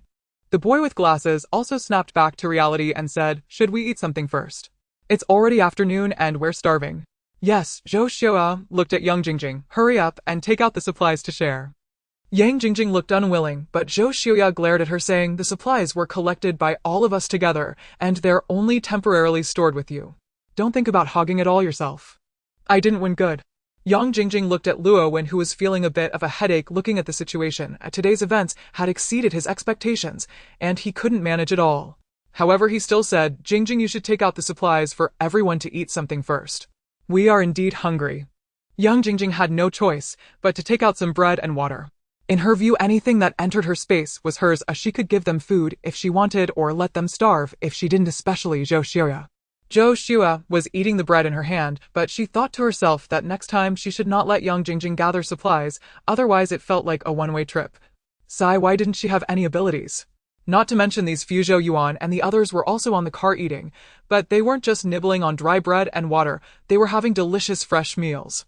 Lu Cheng and Lu Ming looked at the front seat where Zhou Yuan was feeding Lu Feng spoonfuls of food, and Lu Cheng felt a pang of jealousy, quickly shoveling some food into his mouth and saying, "Brother Feng, why don't I drive so you can eat?" Lu Feng shot him a glare, ignoring him. He was enjoying the rare tenderness from his wife. How could he give that up? Zhou Yuan smiled, and since he had performed well today, she decided to serve him this once. Lu Cheng felt depressed and leaned back in his seat, choosing not to see. Lu Ming quietly turned away to eat. It wasn't suitable to eat dog food while eating, or it would really be too much. The van in front brought them to a villa area and then stopped outside a villa. Zhou Yuan and the others got out of the car and looked at the three-story villa, exclaiming that it was indeed impressive. This villa must not be cheap. Zhao Wu understood the look in their eyes and chuckled. The auto repair business is quite profitable. As they followed him inside, the first floor was in disarray. Zhao Wu awkwardly said, "It got flooded before, and I haven't had a chance to clean up yet. Let's head straight to the second floor." Upon reaching the second floor, Zhao Wu led them into a room, and Zhou Yuan was genuinely astonished. She had thought his collection would only consist of 3 or 4 pieces, and since it was a collection, she assumed it should be worth at least 1 million. She never expected an entire room.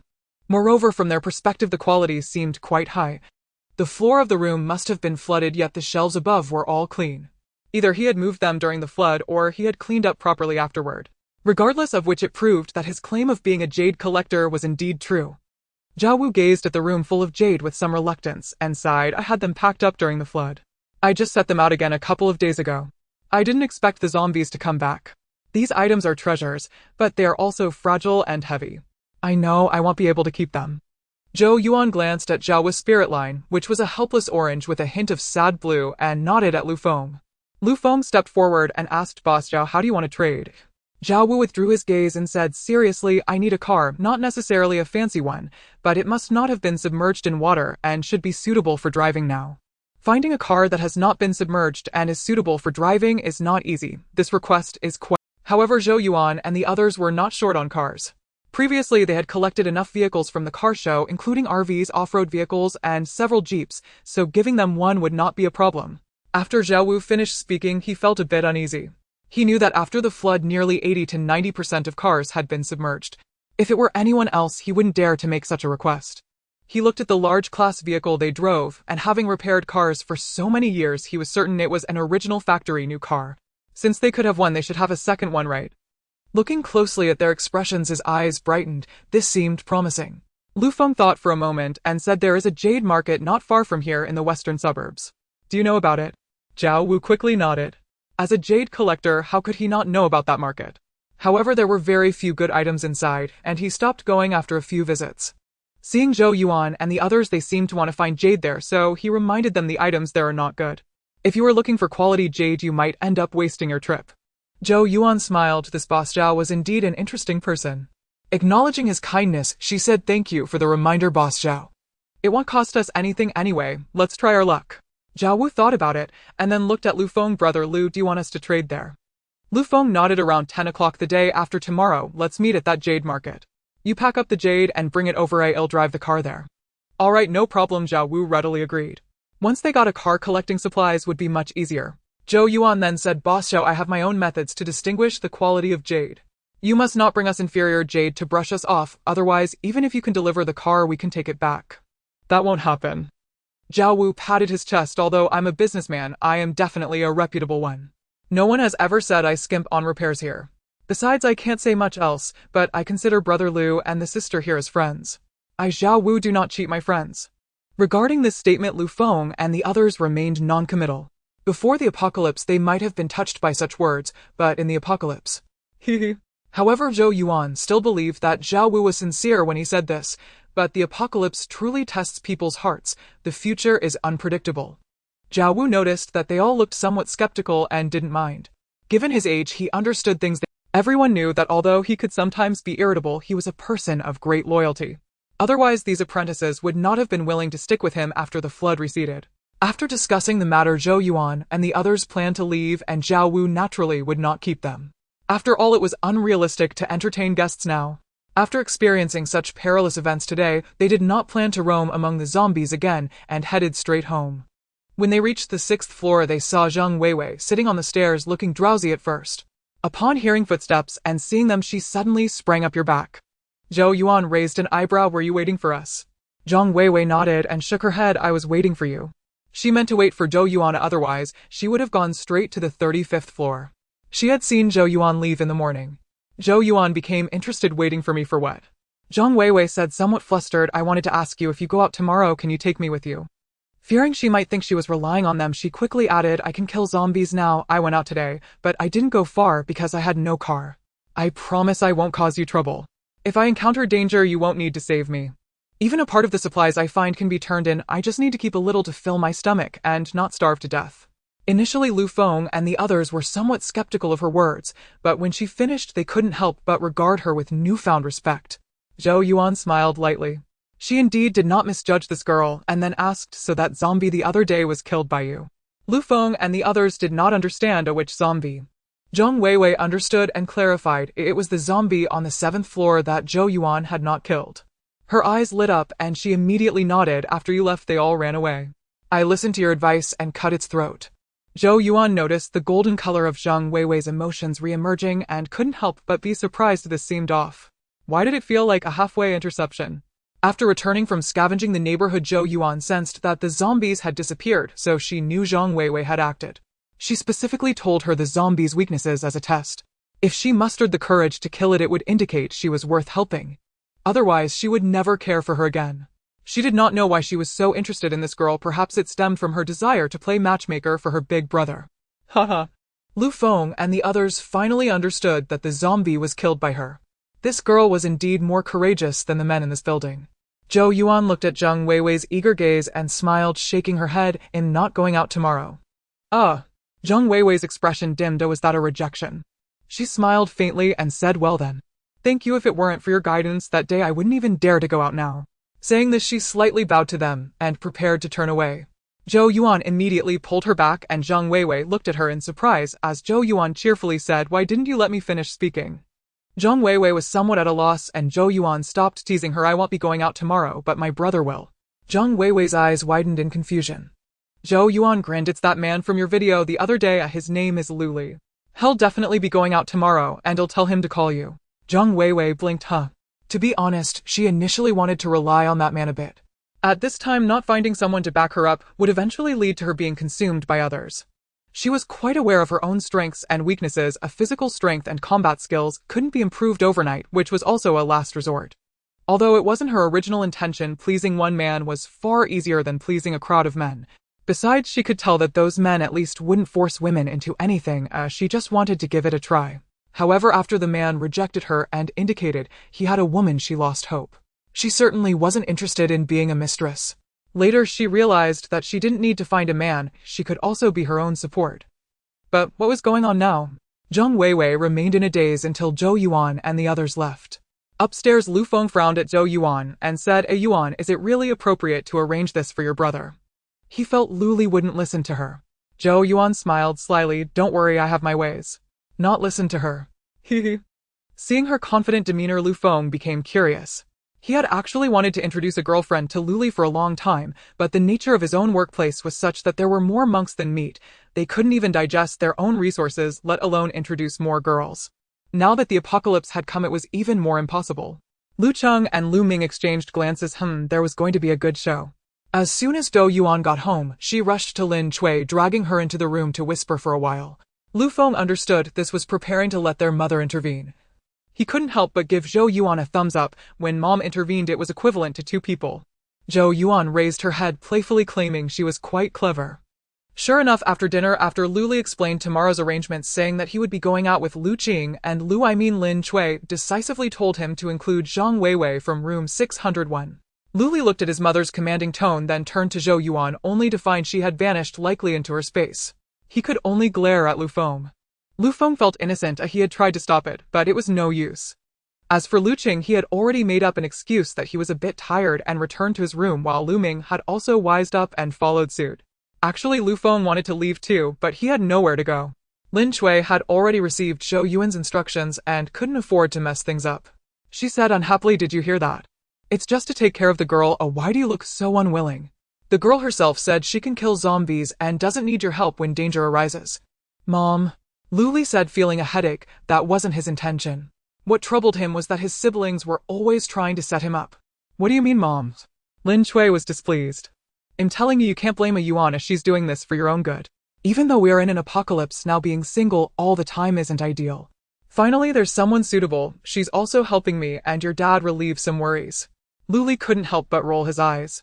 He felt his siblings had a penchant for mischief, desperately pointing at Lu Qing. Qing, aren't you single too? Lu Qing, who had been enjoying the drama from the sidelines, was caught off guard by Luli dragging him into the conversation. He should have followed Lu Cheng when they ran. That was a miscalculation. Lin Cui glanced at Lu Qing and said, Qing, it's not that Auntie is biased. It's just that your brother is getting a bit old. If this continues, I worry he might end up alone. You three are still young, and when good opportunities arise, I'll have your sister-in-law introduce you. This time, let's not compete. Zhou Yuan yawned in her space. Was her elder brother scolding her? It couldn't be right.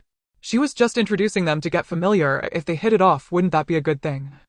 Upon hearing this, Lu Qing quickly stated his position. Auntie, we're not in a hurry, ha. I'll go rest now, you all continue. With that, he dashed off like the wind. This drama was not interesting, so he might as well practice his ability. Luli was speechless, and Lin Cui sighed. Oh, Ollie, it's not that I'm pressuring you. It's just that you're almost 40. Look at your brother. Xiaoyu is already 3 years old. You're all alone, and your mom and dad feel uneasy about it. Luli felt goosebumps all over again. Here we go again. Every time his mom couldn't convince him, she would start playing the pity card. Seeing him still being so resistant, Lin Cui continued, this girl your siblings said has decent character and is very suitable for you. If you both hit it off, there wouldn't be any conflict between sisters-in-law, and our family would be complete. Luli was completely dumbfounded, so he had to find a wife that met his siblings' approval, or it wouldn't be complete. Lu Feng hurriedly intervened. Hey mom, you're not creating animosity for a Yuan here. Lin Cui realized that this line of reasoning seemed incorrect and was suddenly at a loss for words. Lu could only chime in, speaking earnestly. Ollie, neither a Yuan nor your mom is pressuring you. They just think that girl is nice, and didn't you have a bit of chemistry before? Tomorrow is a great opportunity to get to know her better and help her out. It's a simple matter. Isn't it tough for her too? What chemistry? Which of you saw that we had any chemistry? And why should I help someone just because they are having a hard time? That's none of my business. Luli wanted to flatly refuse, but seeing the expectant gazes of the two elders across from him, his words turned in his mouth and were swallowed back down. He could only say begrudgingly, I understand. Lin Chui and the others instantly sighed in relief and went back to their room to exercise. Only Lu Feng and Luli were left. Luli caught Lu Feng, who was trying to escape. Haha, little brother on a train. Can't catch your wife, but you can't catch me either. With that he dragged Lu Feng to the rooftop, and Lu Feng was in tears. A wife, you need to comfort my wounded soul well tonight. Then when Zhou Yuan came out of the space, she saw Lu Feng with a head of hair sticking out like a hedgehog. She reflexively wanted to return to the space, but Lu Feng grabbed her as soon as she emerged. Some debts will be paid eventually. Let's see who the heavens will spare. Before leaving, Luli was handed a military dagger by Zhou Yuan to give to Weiwei. This was the same type she used herself, suitable for girls. Weiwei's spring knife was too small, making it cumbersome to deal with zombies. As for the crossbow, it required practice, or else it would be a waste of arrows. Luli looked at Zhou Yuan with a half smile, and Zhou Yuan returned a pleasing smile, making a gesture of pleading. After he closed the door, he couldn't help but pout, thinking that he would eventually have to thank her. Luli wasn't trying to be slick, since he had promised he would certainly follow through. When he reached the 6th floor, he prepared to go to room 601. Just as they arrived at the stairwell, Zhang Weiwei ran out carrying a backpack, dressed in a long-sleeve sports outfit and wearing a disposable mask. It seemed she had been waiting there the whole time. Remembering that Lu Feng said she had also been waiting at the stairwell for them yesterday, his heart softened. He handed her the military dagger, saying, my sister-in-law asked me to give this to you, saying your spring knife is still too small. Zhang Weiwei gratefully accepted it and hurriedly thanked him. Luli shook his head, finally unable to resist, saying, if there are too many zombies later, don't come out. If you can't handle it, don't try to be brave, just run quickly. Though surprised at how agreeable this man was today, Zhang Weiwei nodded vigorously, determined not to hold any. Lu Qing stroked his chin with interest, realizing that his sister-in-law's judgment was indeed sharp. Lu Aimin also looked pleased, feeling that his eldest son had finally come to his senses. Then he looked at Zhang Weiwei and nodded, saying, hello, young lady. I am this kid's father, you can call me Uncle. Zhang Weiwei quickly bowed, saying, hello, Uncle Lu, I am Zhang Weiwei. Sorry for causing you trouble. Lu Aimin laughed heartily, not trouble at all. Lu Qing also introduced himself, and seeing Lu Qing smiling, Zhang Weiwei felt that this family was very easy to get along with. Without further ado, the four of them walked down. Yesterday, Zhou Yuan and the others had parked their vehicle in the underground garage. When they arrived at the garage, they saw a few people gathered around their large G discussing something. It's true, I saw them drive this car out from the window yesterday, said a woman's voice. It really is a car that hasn't been waterlogged. Where did they get it? Do you think they have other cars that haven't been waterlogged? They should get one for us, it would make finding supplies easier in the future, said a shameless man. Wow, quite a boast. Lu Qing chuckled from the side. Just as they were marveling at the large G, they suddenly heard a voice from behind and quickly became alert. Luli squinted. They were not from his building, and he didn't recognize any of them, but there was no need to. The group looked at Luli without speaking, but one man noticed Zhang Weiwei behind Luli and said contemptuously, oh, isn't this Zhang from Building 8? Weren't you saying yesterday that you would never sell your body? How come today you couldn't resist? And you brought 3 with you. It seems yesterday you thought we didn't have enough people. He finished speaking and exchanged glances with another man. Zhang Weiwei's face turned pale. When she had gone out to kill zombies and find supplies yesterday, she had encountered 2 men who had teased her, saying that if she followed them and served them well, she could enjoy a good life without having to go out and kill zombies. One of those men was here, and the other was also present. Luli's eyes narrowed, and he unleashed a bolt of lightning, instantly frying the man who had spoken. This was not the same level of strength he had displayed when sparring with Lu Feng last night. This move also intimidated the others nearby. They looked at Luli with apprehension.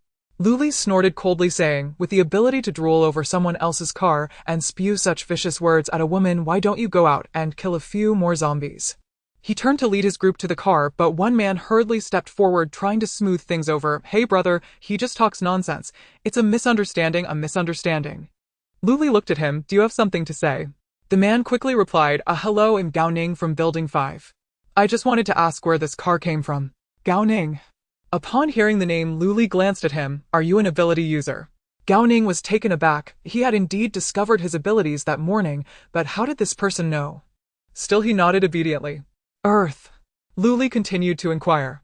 Gao Ning nodded again, taking a step back, wondering if this person could see the type of others' abilities. Luli certainly would not tell him that it was not he who noticed, but Zhou Yuan, who had seen it in a past life. Having made the connection, Luli didn't mind. He didn't seem arrogant. He guessed it was specific to certain individuals.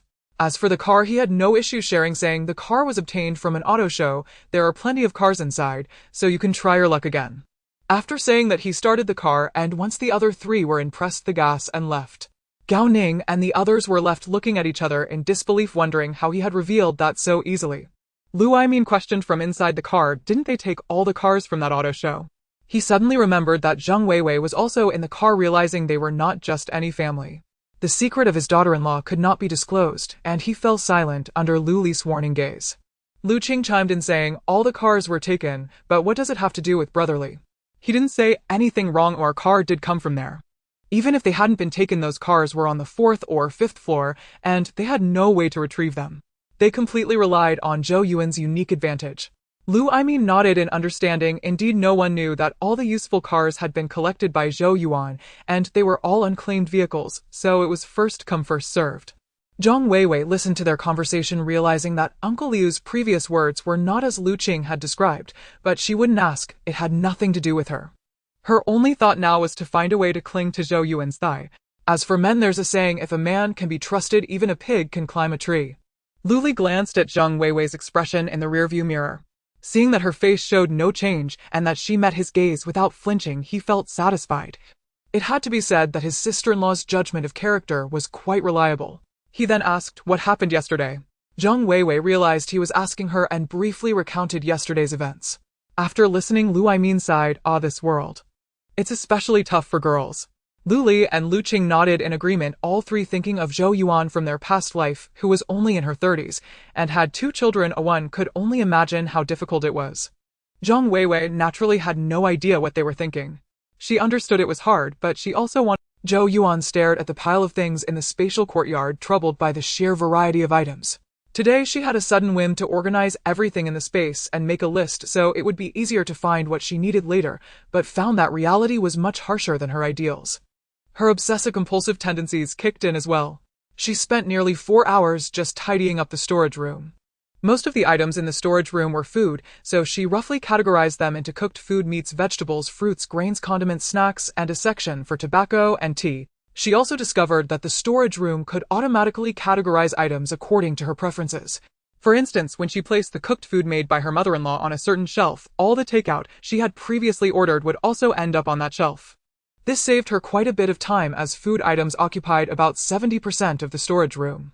Next came the medications that required attention to expiration dates, along with food-related containers, cling film, disposable utensils, her skincare products, toothpaste, shampoo, and body wash, and a small umbrella and a warm baby. Clothes also needed proper storage, as they could easily deteriorate if left for too long. And there were some baby items she couldn't remember where she had gathered them from, but she had to keep them for her older brother. Looking at the neatly organized items in the storage room, she felt exhausted but satisfied. In the future, when she brought in more items, the storage room would automatically place them where they belonged. Of course, she used her consciousness to organize in the space. First, she couldn't physically move many of the items due to her limited strength, and second, why waste such a good opportunity to hone her mental power? Next was the pile outside, which could no longer be described as a stack. It was practically a small mountain. Fortunately, many of the items were large, such as the water towers. She had previously stored 4 of them, and when the water supply was cut off, she moved 2 water tanks from the pond to the rooftop to provide water for 2 families, which was just right for improving their health. There were 2 left in the space, along with a generator, solar panels, batteries, outdoor supplies like tents, and additionally there were various carbon gas and portable stoves. The military supplies she had collected last time were stored separately along with weapons, and she felt she could hold a car exhibition. Lastly, she allocated a separate area for building materials. It wasn't until evening that she managed to organize the items from this little mountain into rough categories. She discarded some items that should have been placed in the storage room. When she collected them earlier, she had been in a rush, so she only stored some fresh fruits, while items that did not require immediate refrigeration were placed haphazardly. She had sown seeds in all the arable land in her space, planting everything from potatoes, pumpkins, sweet potatoes, and tomatoes, to radishes, cabbages, leafy greens, cilantro, scallions, and garlic. She planted anything she had seeds for, as for whether they would grow.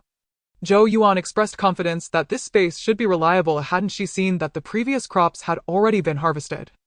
On the other side of the mountain, she had planted young fruit trees, strawberries, cherry tomatoes, dragon fruit, apple trees, pear trees, and orange trees.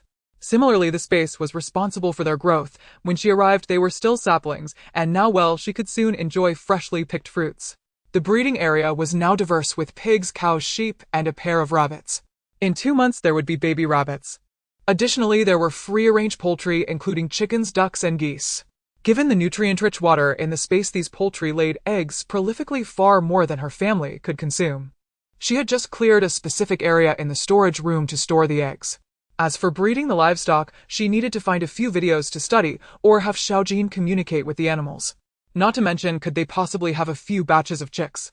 Standing on the second floor of the building overlooking the expanse, she couldn't help but feel joy. It was all the foundation for their survival in the apocalypse. As she exited the space, Lu Feng was anxiously scratching his head, unsure how to bring her out. Sigh. This was indeed a problem. Inside the space, she couldn't hear any sounds from the outside, so basically anyone outside had no way to contact her once she entered. That's why she had only stayed in there for a short while before, as she wouldn't spend too much time inside. This was also why she lost track of time during today's tidying up. Luli and the others returned and used the intercom to notify Zhou Yuan to come down to collect items. Yesterday when they went out, Lu Qing had already adjusted the intercom, and one must say military supplies are really top-notch. This intercom can receive signals within a range of 40 kilometers, and in flat, unobstructed areas, 50 kilometers is not a dream. You bitch pretending to be pure and harmless in front of my husband, fighting back desperately, and now that he's gone you turn around and hook up with another man. Aren't you afraid he'll climb into your bed at night? As Zhou Yuan just arrived at the parking lot, she heard a piercing female voice. She recognized it as the woman from the couple on the 16th floor. Next came Zhang Weiwei's angry voice. You're talking nonsense. What does it matter to me if he died? He couldn't control his lower body, and he deserved to die for it. Died. That man died. Yes, she sensed that there was only one person's aura left on the 16th floor last time. Moreover, he was an ability user. Zhou Yuan looked at the woman's back and noticed she was indeed a green-skinned person, greenwood type ability. Did her wings emit the ability? Because that kick killed her husband. That can't be possible, right? Zhou Yuan clicked her tongue and leaned closer to Lu Feng. Lu Go, if that kick exploded, would he die? Lu Feng's lips twitched. There is a risk of pain leading to shock or even death. Zhou Yuan stroked her chin. He didn't lose consciousness that day. And if she truly kicked him to death, wouldn't that woman come to trouble them? Lu Cheng and Lu Ming involuntarily took a step back. Lu Feng rubbed her head. Don't think about it. Zhang Weiwei should know what's going on. Zhou Yuan nodded and approached as the argument continued. Zhang Weiwei sneered. That place was injured, but still thought it could keep messing around, really thinking of itself as a gifted genius. You. The woman was so furious that she was about to rush over and grab Zhang Weiwei's hair. Zhang Weiwei was no longer the weak and easily bullied girl she once was as she pulled out the military dagger that Zhou Yuan had given her, which still had dark red blood on it, clearly zombie blood. The woman halted in her tracks, then looked at the man standing diagonally behind her and said sweetly, Ninga, look at this woman. Just as Zhou Yuan was about to speak, who would have thought that a woman next to this man slapped the woman? You just accused Zhang Weiwei of seducing others, yet I see you coming to seduce my husband before your man's body is even cold. You're not a good person either. The woman from the 16th floor could not accept the slap and immediately got into a fight with the other woman. Tsk tisk, what a grand spectacle! Zhou Yuan watched with great interest from the side. Enough. Stop this at once. The man angrily pulled both women and threw them to the ground. His wife was furious and threw a fit. You Gao Ning actually hit me for another woman. Just because you have an ability doesn't make you special. After saying that, she stood up and began punching and kicking Gao Ning. Gao Ning. Zhou Yuan took a serious look at the man. It was indeed Gao Ning from her previous life, who had once had eyes on the top of his head, but now his eyes seemed quite normal, appearing somewhat more pleasing. Slap. Gao Ning, unable to endure any longer, delivered a sharp slap, saying, if you continue to cause trouble here, I will throw you out to feed the zombies. His wife let out a howl and was about to continue, but upon seeing Gao Ning's icy gaze, she became frightened, tears streaming down her face, while the woman on the 16th floor shot her a provocative glance. The scene finally quieted down, and Luli, feeling overwhelmed, looked at the scene before him and addressed Gao Ning. So you are Gao Ning. May I ask what brings you here? Is it to see a show? Gao Ning's face stiffened. He had come to inquire about something from Luli, but he never expected these two women to follow him and cause such a scene, bringing shame upon him. Clearing his throat awkwardly, he said, Bro, we went to the station you mentioned today, but there aren't any usable vehicles left inside. Luli shrugged. Oh, then that means someone else got there first. Gao Ning paused. He certainly knew that the vehicles had likely been taken by someone else, but he felt that Luli and his group couldn't have only taken one vehicle. He was thinking of ways to see if he could obtain one from them. Without waiting for him to speak, Luli directly chased them away, saying, if there's nothing else, we need to move our stuff. Gao Ning then noticed Zhou Yuan and her group standing not far behind them, 8 people in total, 6 men and 2 women. Their formidable presence was overwhelming, and with Lu Li possessing such powerful lightning abilities, Gao Ning, who had just manifested earth abilities, knew he couldn't contend with them and merely nodded as a greeting, preparing to leave. At that moment his wife suddenly exclaimed, "You are Zhou Yuan." Zhou Yuan frowned fiercely at her as she didn't recognize this woman. How did she know her name? Could it be that she was a classmate from middle or high school? That would be too surreal. Lu Feng instinctively pulled Zhou Yuan behind him. The woman glanced at Lu Feng and then laughed. You must be her husband. My cousin sent me a photo of you too. I have a good memory, so I remembered. Oh heavens, let lightning strike her. Zhou Yuan could never have imagined that this woman was someone's cousin and that she was Gao Ning's wife. Could this world really be so small? Still lost in thought, she heard the woman say something even more shocking. "You have 2 kids, right? Why didn't you bring them along to play? I'll play with your sister." Almost as soon as she uttered those words, a bolt of lightning, a burst of fire, a gust of wind, and a block of ice all crashed down on her. The woman let out a scream, collapsing to the ground unconscious. Gao Ning and the woman from the 16th floor were about to flee, but Lu Cheng and Lu Ming had already blocked their escape route while Lu Li and Lu Feng closed in on them. Cold sweat broke out on Gao Ning's forehead as he sat down on the ground in panic, saying, everyone, it has nothing to do with me. I didn't hear anything." The woman from the 16th floor immediately knelt on the ground, kowtowing, "Please don't kill me. I have abilities. I'm more useful than Zhang Weiwei." As she spoke, she opened her hands, and a green sprout appeared out of thin air. Looking at everyone's expressions, she declared, "I can help you grow vegetables. I am very useful." It turned out to be what abilities. Zhou Yuan fell silent. In the apocalypse, this type of ability was indeed very useful. Unfortunately, they had already crossed their bottom line. They didn't care about themselves, but the 2 children absolutely could not be exposed until they had enough capability to protect them. Gao Ning stared at the cold expressions on their faces, knowing that they were likely to fall here today. At this moment, he truly wished he could strangle that woman. She was more trouble than she was worth, but he couldn't just sit back and wait. He was Earth-type, and in this cement and plastic terrain, he had no advantage. He looked at Zhou Yuan, who was being protected behind him, hiding his expression. He knelt down like the woman next to him, his head facing Zhou Yuan, saying, "Please everyone, we really didn't hear anything, we won't say a word." Without waiting for a reaction, he took a running start and dashed between Lu Feng and Lu Li, rushing to Zhou Yuan and directly wrapping his arms around her neck. "A Yuan!" Lu Feng shouted, ready to rush forward. "Stop. Back off, or I'll strangle her." Gao Ning yelled, his eyes filled with madness and triumph. Lu Li grabbed Lu Feng, sternly saying, "What do you want?" Gao Ning replied coldly, "Let us go and give the car keys to that woman." They had just returned to the car, must contain the supplies they gathered today. With so many people coming to move, it wouldn't be a small amount, and with that he would have the supplies in the car. Then he could find another place to settle down. Sea City was so big that he didn't believe they could still find him. Little did he know Zhou Yuan alone was enough to move the supplies. The other 3 were merely there to scout the area. Who would have thought they would witness such a drama? Zhou Yuan couldn't help but smile. They saw her as a soft persimmon and decided to squeeze her. Upon hearing Zhou Yuan laugh, Gao Ning felt an inexplicable sense of panic. "What are you laughing at? If you laugh again, I'll take care of you. Why don't you try it?" Zhou Yuan retorted disdainfully. "A Yuan." Lu Feng called out disapprovingly, though he knew she had a way to escape and was aware that this man wouldn't dare to harm her before achieving his goal. But he was still afraid of what could happen. Seeing Lu Feng's reaction, Gao Ning became more composed. This man was so anxious that he felt he had leverage. He shouted to the woman still kneeling on the ground, "Wang Yan, what are you waiting for? Go get the keys to the car." Wang Yan took a while to react, standing up. "Where are the keys?" Lu Li glanced at her and handed over the keys. Wang Yan timidly ran to the car and opened the door while Gao Ning pulled Zhou Yuan towards the car, and Zhou Yuan cooperated exceptionally well. Little did they know at this moment Gao Ning suddenly felt a gust of wind sweep past him, then a sharp pain in his neck, and after that there was nothing. Wang Yan screamed in shock as Gao Ning's head fell right at her feet, causing her to sit on the ground and scoot back over a meter. Everyone turned to see the person behind Gao Ning. It was Zhang Weiwei. Her hand gripping the dagger was turning pale from exertion. Just moments ago Gao Ning had completely focused on the men in front of him and had not noticed Zhang Weiwei's movements. No one knew when she had circled behind him. Everyone else was focused intently on Zhou Yuan. Perhaps only Zhou Yuan, having seen the gray dots movement on the map, was able to subtly cooperate with Gao Ning. When Zhang Weiwei made her move, she lowered her head at just the right moment. Fortunately, Gao Ning was using his hands to strangle her neck instead of a blade, or else she would have suffered some minor injuries.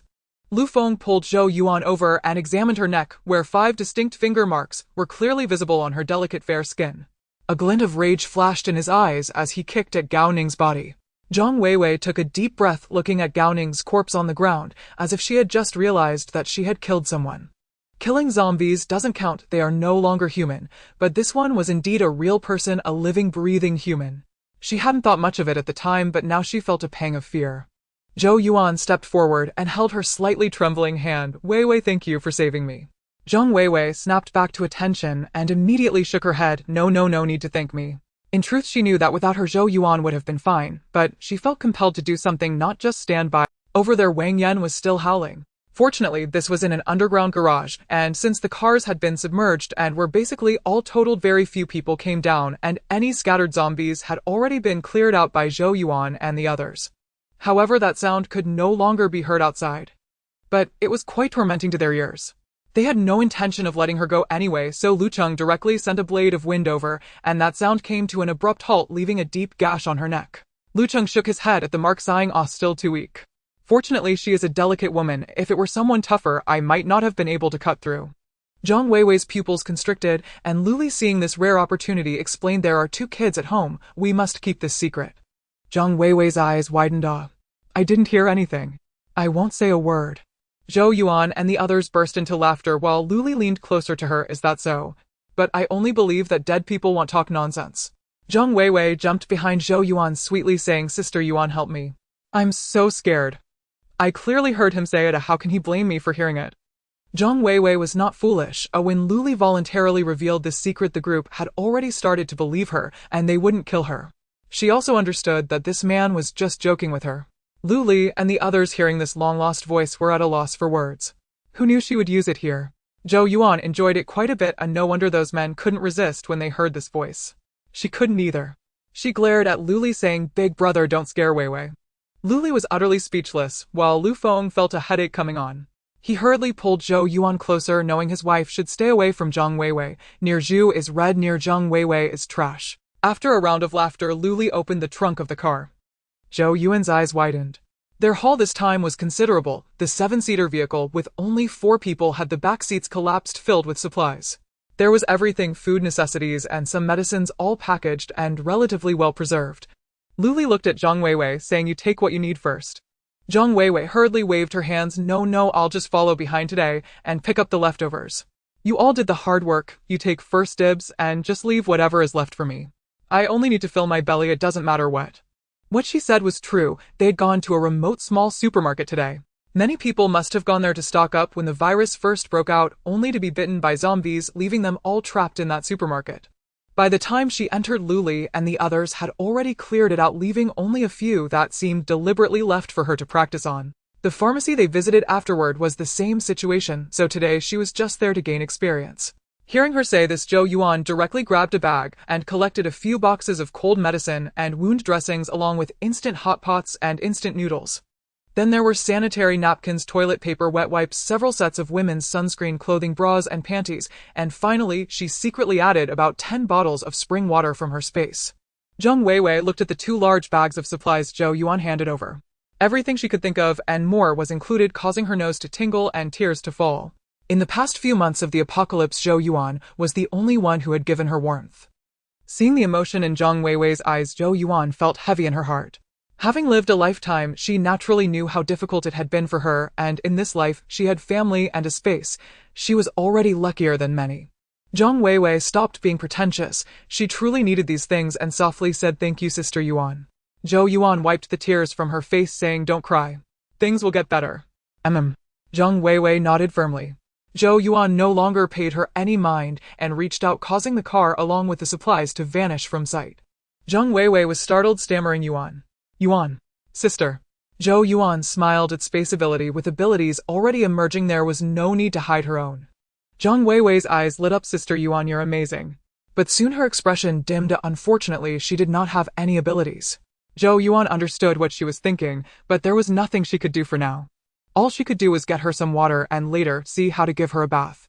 The group began preparing to head back when suddenly a muffled groan sounded. Everyone was startled and looked towards the source of the sound. It was that certain cousin. She had surprisingly not died even after enduring several attacks. Should they say she was lucky or unlucky? Just when she was about to die, she woke up.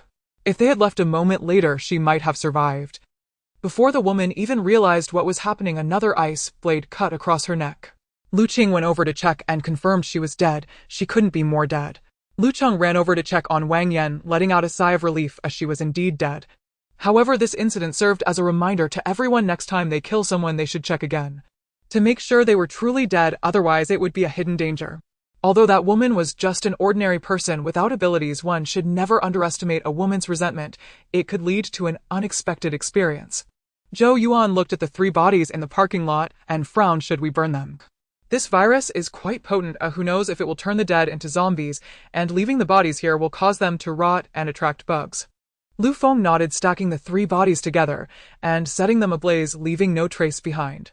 They saved on funeral expenses, but no one was there to help them collect the bodies.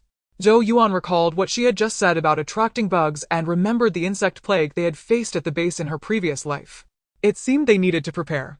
Those bugs were not only larger than before the apocalypse, but their numbers had also increased, and they carried a virus. Getting bitten was no joke, and most importantly, they were super disgusting. There was also that tornado they encountered on the road that took Xiaoyu away. She had encountered it while heading to the base, which was in another city in H province. C City was south and north from each other, and the place where the tornado occurred was about 400 to 500 kilometers from C City. It was unclear if it had affected this area or if a tornado had appeared here as well. Zhou Yuan began to worry a little. This house was built by her unit's brother unit, and the quality was excellent. It was said that it could withstand an 8.0 magnitude earthquake, but she wondered how it would fare against a tornado. Sister Yuan, do you think these jade stones are real? Zhang Weiwei asked, holding a crystal-clear jade. Sister Zhou Yuan glanced at it and shook her head. I don't understand. Zhang Weiwei put it on her wrist and compared it, then looked at Zhou Yuan's hand beside her enviously, saying, Sister Yuan, your skin is so fair. It looks so good. So envious. Zhou Yuan also took a jade bracelet and put it on her hand. Hearing this, she carefully looked at her own hand, which indeed appeared fair and tender. Her skin had always been decent, but after all, she was in her 30s. Although she frequently wore gloves while doing housework and used a lot of skincare products, it was inevitable that her skin would still be a bit rough. It seemed that ever since she started washing her face with water from the pond in her space, both her hands and face had begun to improve. While thinking about this, Zhang Weiwei touched her face and exclaimed, Sister, really, your skin is so tender. It's as smooth as a baby's skin. What skincare products do you use? Next time when I have the chance to stock up on supplies, I'll go look for some. Zhou Yuan smiled. I just use basic lotion, and I don't stick to any specific brand. Zhang Weiwei was a bit disappointed. She touched her own face and felt a bit sad, wondering why she felt older than Zhou Yuan. Water supply had already stopped, but she had stocked up on a lot of water during the heavy rain, so although it wasn't much, she could still manage her washing. She had always been a skincare enthusiast, so she had quite a few skincare products at home, all from well-known brands. How could her skin still be worse than someone who has 2 children? Zhou Yuan looked at Zhang Weiwei, sighing with amusement, realizing that she was still a young girl who, no matter the time, was very concerned about her appearance. However, she couldn't say that. After all, she couldn't mention that the water from her space could improve skin quality. Instead, she pondered and carefully said, Weiwei, I heard City X is planning to build a base. Are you planning to go there?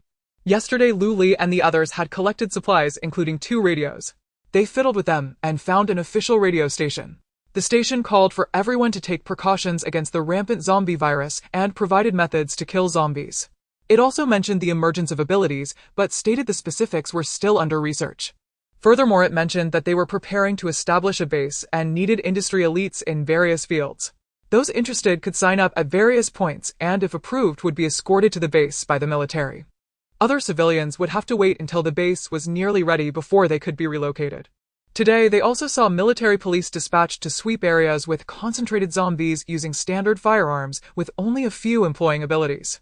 Zhang Weiwei was taken aback, then cautiously looked at Zhou Yuan. Sister Yuan, what about you? Are you planning to go? Zhou Yuan shook her head. We don't have such plans for now. The base isn't guaranteed to be completely safe in the beginning. We plan to stay in the community for a while and see how it goes later. Zhang Weiwei fell silent and after a long time said, Sister Yuan, can I follow you? She understood her own abilities. Before the apocalypse, she was just an ordinary language teacher with no specific skills. And with the initial establishment of the base, the first thing to recover would be people's livelihoods, while education might be a distant matter. Isn't there a saying? When the granaries are full, one knows etiquette. When food and clothing become issues, how can there be time to care about? Zhou Yuan smiled. Are you sure?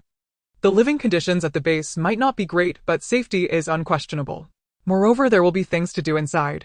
You don't necessarily have to go out and fight zombies. If you follow us, we will definitely be running from zombies. In the future, we might even have to sleep rough, and as a girl without abilities, are you sure you want to endure such hardships? Zhang Weiwei thought for a moment, then nodded with unwavering determination. I'm sure. As long as you guys don't mind, I'm not afraid. Zhou Yuan looked at her seriously. What about your parents? Your relatives? Are you going to ignore them? Zhang Weiwei lowered her head. I'm an orphan raised in an orphanage. Life there wasn't easy, and I haven't gone back since I went to university. I don't have anyone I'm attached to. Zhou Yuan was taken aback and stammered, Weiwei, I'm sorry, I didn't know. Zhang Weiwei smiled and shook her head. It's fine, sister. If I were to feel sad, I would have long gotten over it. If it weren't for the apocalypse, I could actually live quite well on my own. Relying on others is not as good as relying on oneself. I've always known that. Zhou Yuan shook her head. While that saying is not wrong, if you can find someone you can rely on, it's still good to rely on them. After all, no matter how strong one is, they are not a machine and will get tired. Zhang Weiwei's eyes brightened. Then I will certainly find someone I can rely on in the future. I will rely on him, and he can rely on me. Luli watched the two girls playing with those jade ornaments, chatting happily. He nudged Lu Feng. It seems like my sister-in-law really likes Zhang Weiwei. Lu Feng also just happened to look back from that side, realizing that since getting married and having children, she had less contact with her previous girlfriends. Eventually, she had completely lost touch with them and rarely went out to dine or shop with friends. Every day apart from work, she was busy with the two kids. All her colleagues were young girls and they couldn't connect with her at all. He hadn't seen her get so close to a girl in a long time. Clearly, during their dating days, she was the kind of girl who would chat with her girlfriends late into the night and could spend the whole day without getting tired while shopping. He suddenly felt that what Lin Chui said that day made a lot of sense. If Zhang Weiwei became a Yuan sister-in-law, it would indeed be a win-win situation, and their family would be complete. Luli inexplicably observed his younger brother's gaze shift from concern for his sister-in-law to anticipation for him. What was he planning to do? Lu Feng placed his arm around Luli's shoulder. Bro, I checked it out, and I think that Zhang Weiwei is pretty good. You should consider it. Luli punched him. Are you itching for a fight? Lu Feng quickly dodged and moved closer again, saying, although she is younger than both me and a Yuan, we don't mind. Luli's hand began to gather lightning as Lu Feng hurriedly ran away. He was just kidding. He had finally managed to tame his hair today, and he still had to meet Boss Zhao. His image was very important. A few people were wandering around the jade market, having come today for a meeting with Zhao Wu. Everyone was present, even the two children and Lazy were taken out from the space bag. A commotion of vehicle sounds accompanied by Zhao Wu's loud voice. Drive steadily, or if you shake those jade stones to pieces, it'll skin you alive. Big brother, this isn't my fault. This car is about to fall apart, Sun Chang said helplessly. He felt like he would fall apart too. Hearing the noise, everyone poked their heads out from various shops. Zhao Wu got out of the car and was startled to see so many people around. He then spotted Zhou Yuan and his wife and finally relaxed. Lu Feng greeted him, Boss Zhao. Zhao Wu looked around at the others with a hint of displeasure. He had only brought Li Ping and Sun Chang. Was it a bit of a miscalculation? Lu Feng chuckled. Don't worry, they are all our family. After trading with you today, we plan to go hunt some zombies, so everyone came along. Hunt zombies. Zhao Wu swallowed hard. Why did they speak about hunting zombies as if it were a game? Lu Feng casually said, having abilities means we need to practice more, otherwise like a machine, if not used for a long time it will rust. Zhao Wu pondered this and was suddenly shocked. Their family was all practicing abilities, so they were all able users. This was a bit unsettling. Upon closer inspection, there were 9 people, including 2 elderly and 2 women. Wasn't it said that abilities were rare? Previously, their shop had about 30 people, and having 3 ability users was already remarkable in the area. Did they all possess abilities now? Could it be that their family's feng shui was good? Should he ask where they lived and quietly move there? Li Ping and Sun Chang were equally astonished. Did they all have abilities, and were they as powerful as displayed that day? And all of them were family. Seemingly sensing his confusion, Zhou Yuan smiled and explained, well, my husband has quite a few brothers. It was true, just 3 were half-siblings. Zhao Wu suddenly understood why ancient times emphasized having many children. No longer dwelling on this, he began searching for his vehicle and spotted a brand new Wrangler parked not far away. His eyes lit up with excitement, and he hurried over as if meeting an old lover, inspecting it joyfully while Li Ping and Sun Chang circled around. Zhao Wu laughed heartily. Brother Lu, you are truly generous. I feel like I can't even show off my jade stones now. It's just a matter of mutual needs. Lu Feng knew that jade stones were worth less than a piece of bread in this era. However, for a Yuan space, they were treasures. It was just a vehicle, and they had already taken the worst one aside from the two they had before. Those held a different sentiment. Upon seeing the car, Zhao Wu naturally didn't dare to act haughty and quickly opened the trunk of the van. The van seats had all been removed, and the jade stones were securely separated by foam boards packaged tightly. For Zhou Yuan, the condition of the jade wasn't important, as it would all be absorbed by the space anyway. Seeing Zhou Yuan staring at the jade stones, Zhao Wu hurriedly said, "Sister, don't worry. I packed these very tightly. We drove slowly all the way here, and they absolutely haven't been damaged. If you're not at ease, you can check them one by one. If they are broken, can Boss Zhao compensate?" Zhou Yuan raised an eyebrow. Zhao Wu scratched his head. "Well, all my stock is here. But I know a few people with similar interests. If you need anything, I can help you contact them if they're still around. If they've turned into zombies, then I can't help it. This could work." Zhou Yuan thought for a moment, then "Please help contact Boss Zhao and see what they want to trade, but we no longer have this vehicle." Of course they had vehicles, but they couldn't take out more, otherwise it would be hard to explain. Zhao Wu understood, as he had felt uneasy about needing a vehicle before. "But how do we contact you?" Zhao Wu looked uncertainly at Lu Feng. Lu Feng exchanged glances with Lu Li and then wrote down their community address for him. "We live here." Zhao Wu hurriedly took it. Jiasen City, not far away. After memorizing the building number, he tore it up and tossed it aside. Then he called Li Ping and Sun Chang to help move the jade stones onto Zhou Yuan's vehicle. Zhou Yuan stopped him. "Boss Zhao, we can handle it ourselves later. You two can drive back first." Zhao Wu was still thinking of being polite, but Lu Feng coldly remarked, "Why did Boss Zhao only bring 2 people today? Weren't there still 4 ordinary people that day?" Zhao Wu waved his hand. "Don't mention it. Those lazy ones saying they were ordinary people, not only were they of no help, but also caused trouble. Just leave them at home to guard it." Lu Cheng came over and said, "Boss Zhao, are you sure they are guarding the house?" Zhao Wu nodded halfway, but suddenly froze looking at Lu Cheng. "What do you mean, brother?" Lu Cheng shrugged. "Boss Zhao's house must have quite a stock of supplies, right?" Zhao Wu's expression changed instantly, and Li Ping and Sun Chang's faces also changed dramatically. They had been brothers for so long, could it really be? Lu Feng patted Zhao Wu's back. "You should hurry back and take a look. Maybe we are just overthinking it." Zhao Wu didn't hesitate and took the two directly to the car, greeting Lu Feng and speeding away. Zhou Yuan watched their car drive away, frowning as she looked at Lu Feng. "How did you come to such a conclusion?" Lu Feng hadn't spoken yet. Lu Qing chimed in, "Sister-in-law, that day I and brother Feng noticed those 4 people. When Boss Zhao introduced them, he directly overlooked them. Generally, any man would feel uneasy about that, and this unease naturally leads to thoughts. Just now Boss Zhao said they wanted to stay at home voluntarily. It's a reasonable assumption." Zhou Yuan recalled and indeed felt a bit guilty. She hadn't paid attention to those 4 at all. They seemed like invisible people. She was face blind to those she didn't focus on. However, thinking about it, she could understand. As fellow humans, why should you have a better life than me? Jealousy isn't exclusive to women. Now it had just begun, and some ordinary people could still feel indignant.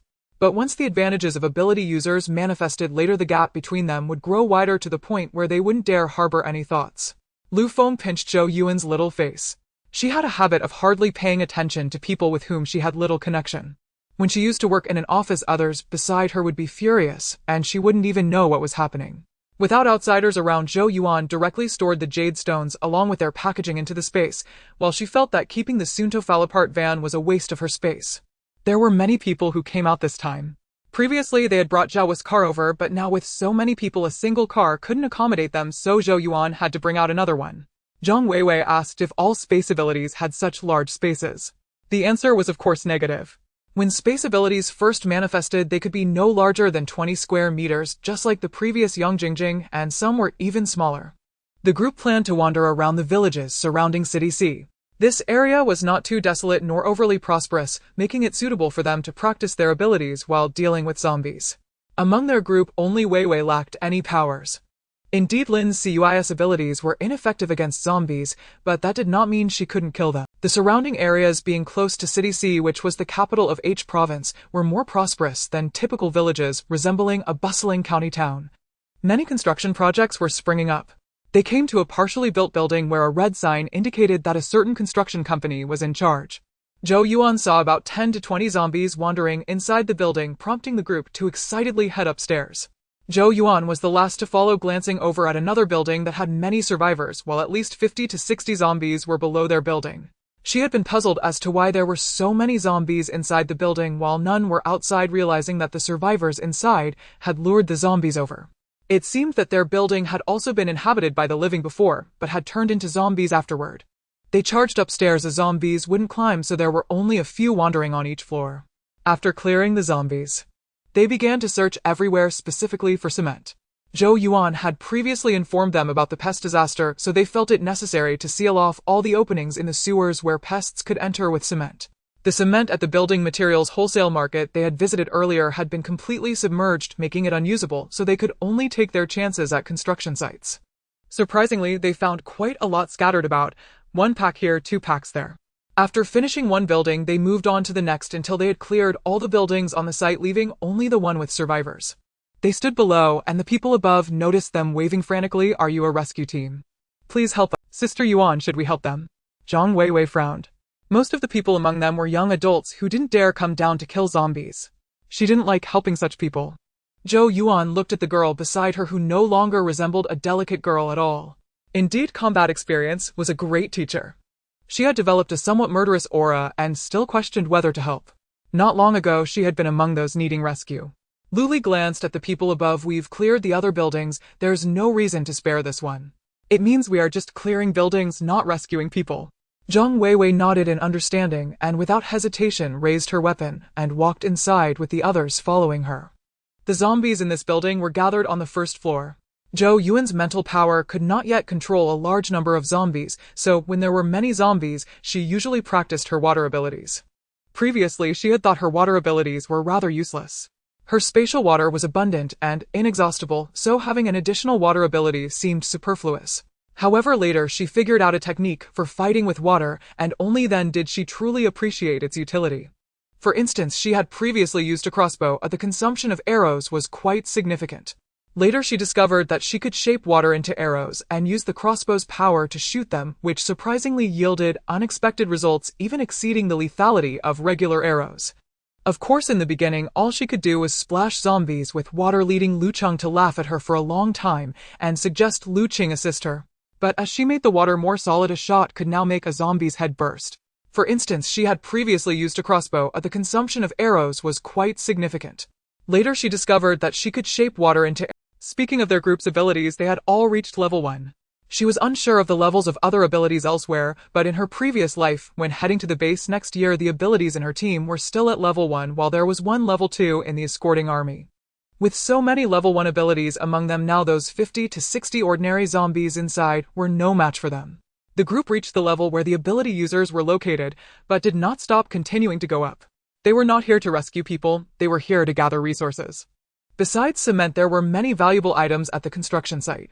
Sand, gravel, sealing agents, and waterproof materials might seem useless now, but they would be extremely valuable for future infrastructure, even though they did not plan to build a base. However, exchanging resources with the authorities would also be beneficial. The survivors on the 7th floor huddled together, trembling. They witnessed the group's ruthless efficiency in killing zombies, feeling that they were even scarier than the zombies themselves. Some daring individuals approached the door to peek through the crack, then exclaimed, "Hey." They went straight up. Then someone quietly opened the door and saw that the zombies downstairs had been dealt with. They looked up and hurriedly ran downstairs, followed closely by others. Lu Cheng saw this from above and clicked his tongue. Tisk, these people really lack manners. Not even a word of thanks. Lu Cheng scoffed, "I hope they leave quickly, otherwise they might cling to us later." Zhou Yuan couldn't help but glare at Lu Cheng. "How come I didn't realize you had a knack for jinxing things?" "What do you mean, huh?" Lu Cheng was puzzled. Lu Cheng patted his shoulder, signaling him to look out the window. Lu Cheng glanced over, and indeed that group of people had returned. Zhou Yuan looked at the red dots gathering at the door, estimating about 50 to 60 of them.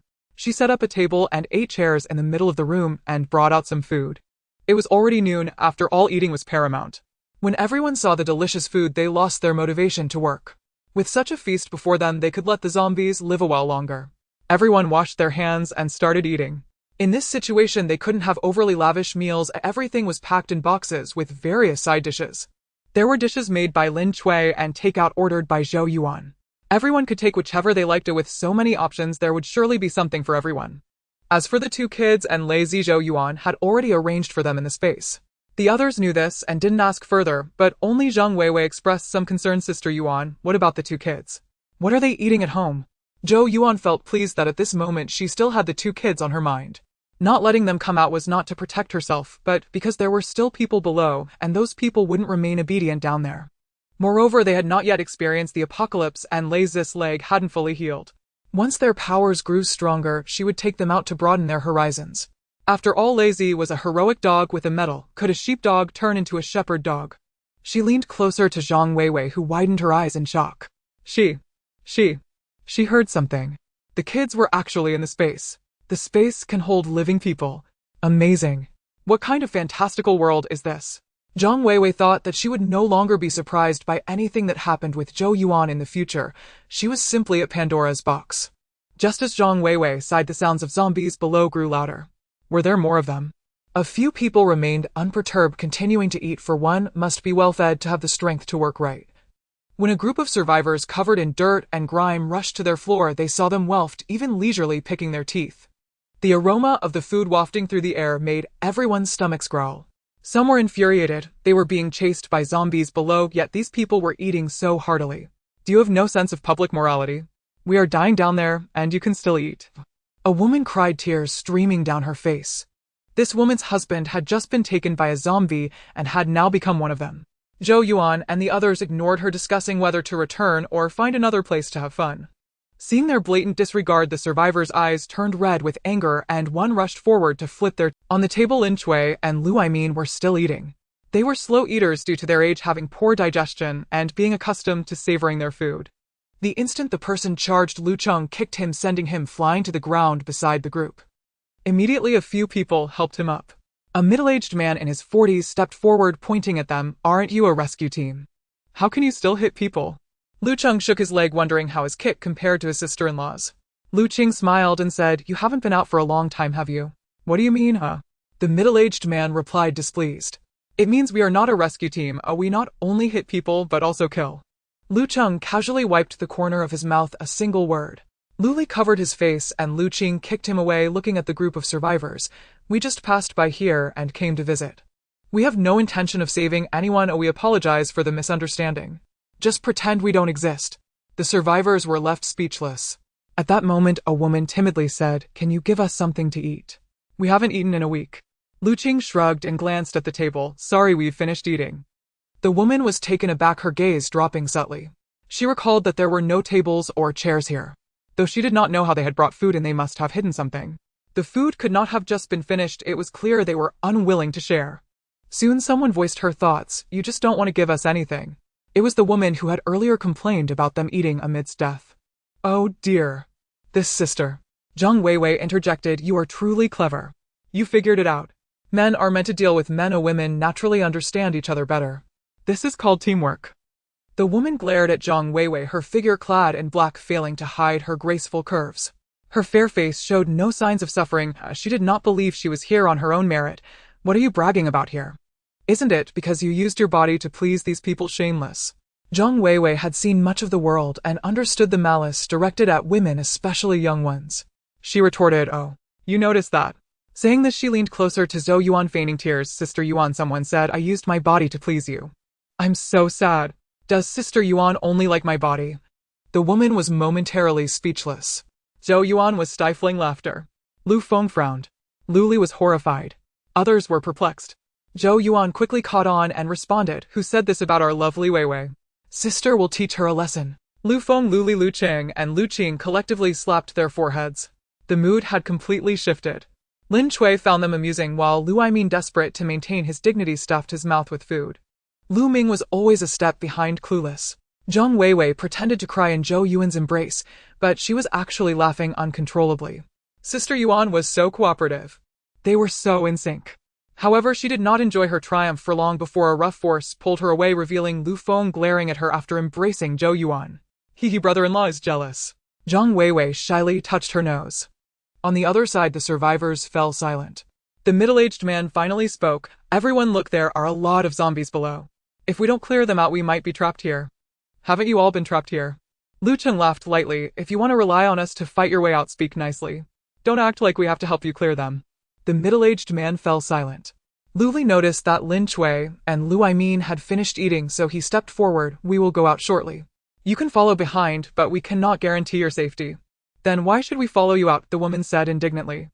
Tisk tisk, Lu Cheng couldn't help but interject, sister, what my brotherly said was that you can follow behind, but it doesn't mean you have to. Whether to follow or not is your choice. The survivors exchanged glances, many taking a step back, seemingly planning to wait until the zombies were cleared before they ventured out. Lu Cheng and the others simply wanted to laugh. Just now the sister-in-law mentioned that they didn't know what kind of zombie nest they had disturbed outside, attracting all the nearby zombies. Now there were over 100 downstairs. The zombies were all gathered on the first floor, some had even made it to the second. Those zombies couldn't climb stairs, they could stack on top of each other. When the front ones fell, the ones behind would step up or crawl over, albeit slowly. Inside the building they couldn't burn it down like last time, so they had to fight their way out. It was impossible to clear them. These people had just seen them clearing the building and assumed it was easy. However, they were too lazy to remind them. If someone had politely thanked them when they were saved or had spoken properly earlier, they would not have minded giving a reminder. Now, however, taking them out would be troublesome. They might as well rely on themselves. Yet there were still a few people wanting to follow them, so they naturally split into two groups. The middle-aged man and the woman who initially asked them for food were in the group following them. Determined to get to work, Zhou Yuan waved her hand, and the tables and chairs along with the packaging boxes on top vanished into thin air. The survivors across were stunned. Oh, is this magic? Zhou Yuan had no intention of explaining to them. Looking at the increasing number of red dots on the map, she turned to them. What did you do when you went out just now? The middle-aged man stammered, we just went out and saw a large truck parked next to the garbage recycling station, and there were keys on it ready to drive it away. Who knew that inside the truck? The woman who had questioned earlier suddenly began to cry. Her husband had gone to open the truck door and was then captured. The zombie was too terrifying, which is why she didn't want to follow them to her death. Zhou Yuan and the others understood that it was likely during the recent flood the authorities had cleaned up the corpses on the streets, but with no place to send them, they were taken to various garbage disposal sites where the bodies had transformed into zombies. But wasn't there a truck with only 40 or 50 zombies at most? However, it seemed this group of people became anxious and ran away upon seeing the truck full of zombies, not knowing where the other zombies had come from. Zhou Yuan guessed that there were likely many zombies inside the recycling station as well, and the scent of the living must have provoked them, causing the door to burst open and the zombies to rush out. The 9 of them began to walk downstairs, closely followed by a group of people, while another group hesitated and stopped on the 4th floor. Zhou Yuan saw that some zombies had already climbed to the 2nd floor and began to form a formation on the 3rd floor. Since Lin Chui and Zhang Weiwei were not suitable for combat and Lu Amin's earth ability was of no use in this concrete building, they were surrounded in the middle. However, this did not mean they were without combat power. They all had weapons, keeping an eye out for any stray zombies to assist the others. Lu Li and Lu Feng were at the front. Their abilities could clear a path, quickly opening a gap in no time. Lu Qing and Lu Cheng each blocked the zombies coming from either side, their wind blades and ice blades slicing through the zombies' throats in a straight line. Meanwhile, Lu Ming and Zhou Yuan brought up the rear, taking down the zombies that pursued them one by one. After returning last time, Lu Ming had asked Zhou Yuan for several boxes of those impact drill bits, which he reinforced with his abilities to use as weapons, piercing through a zombie's skull with each throw, and he could control them to fly back for reuse. Zhou Yuan used her water abilities and mental interference in tandem, one directly exploding heads while the other redirected in times of urgency. The group behind them watched as they systematically killed the zombies, their cooperation seamless, each ability showcasing its prowess, leaving everyone greatly shocked. Yet they did not dare to let their guard down, closely following behind, and some even picked up wooden sticks or iron bars for self-defense. Even if they were too afraid to kill, having something to bolster their courage was better than nothing. Everything was going smoothly until they quickly reached the entrance. Suddenly, Zhou Yuan shot out a water arrow, exploding a zombie's head when Zhang Weiwei screamed, "Sister Yuan, be careful." Then Zhou Yuan was unexpectedly pushed forward directly into the path of a rushing zombie, its hand reaching toward her face, which was only covered by a mask. Her pupils constricted as she urgently used her mental power, halting that hand just a millimeter from her face. She was then pulled back, and everyone was drenched in cold sweat from this horrifying scene, especially Lu Feng. Upon hearing Zhang Weiwei's scream, he wished he could fly over, but being at the front of the group, he couldn't get through. Seeing Zhou Yuan pulled back, he finally breathed a sigh of relief, as he hadn't dared to breathe just moments before. The group dared not delay any longer, desperately rushing out. Upon bursting through the door, Lu Ming immediately closed and locked the large iron gate behind them, trapping most of the zombies inside. The group upstairs panicked. Why haven't they cleared them out? Why are they locking them inside? Zhou Yuan and the others naturally didn't answer. Outside there were only a few scattered zombies left posing no real threat. While they went to clear them out, Zhou Yuan released 2 vehicles, and the people following were both surprised and amazed that the vehicles had appeared out of nowhere and excited that they might be able to ride along.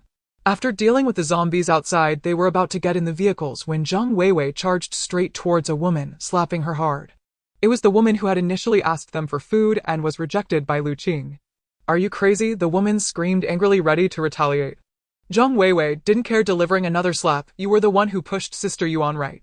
The woman froze, her guilt evident as she stammered, Don't slander me." "Which of your eyes saw that?" "I saw it with both my eyes." "I'll kill you, ungrateful woman. We brought you out, and you repay us with malice." Zhang Weiwei continued to slap her several times, cursing, "How thick-skinned can you be? My hand is hurting now."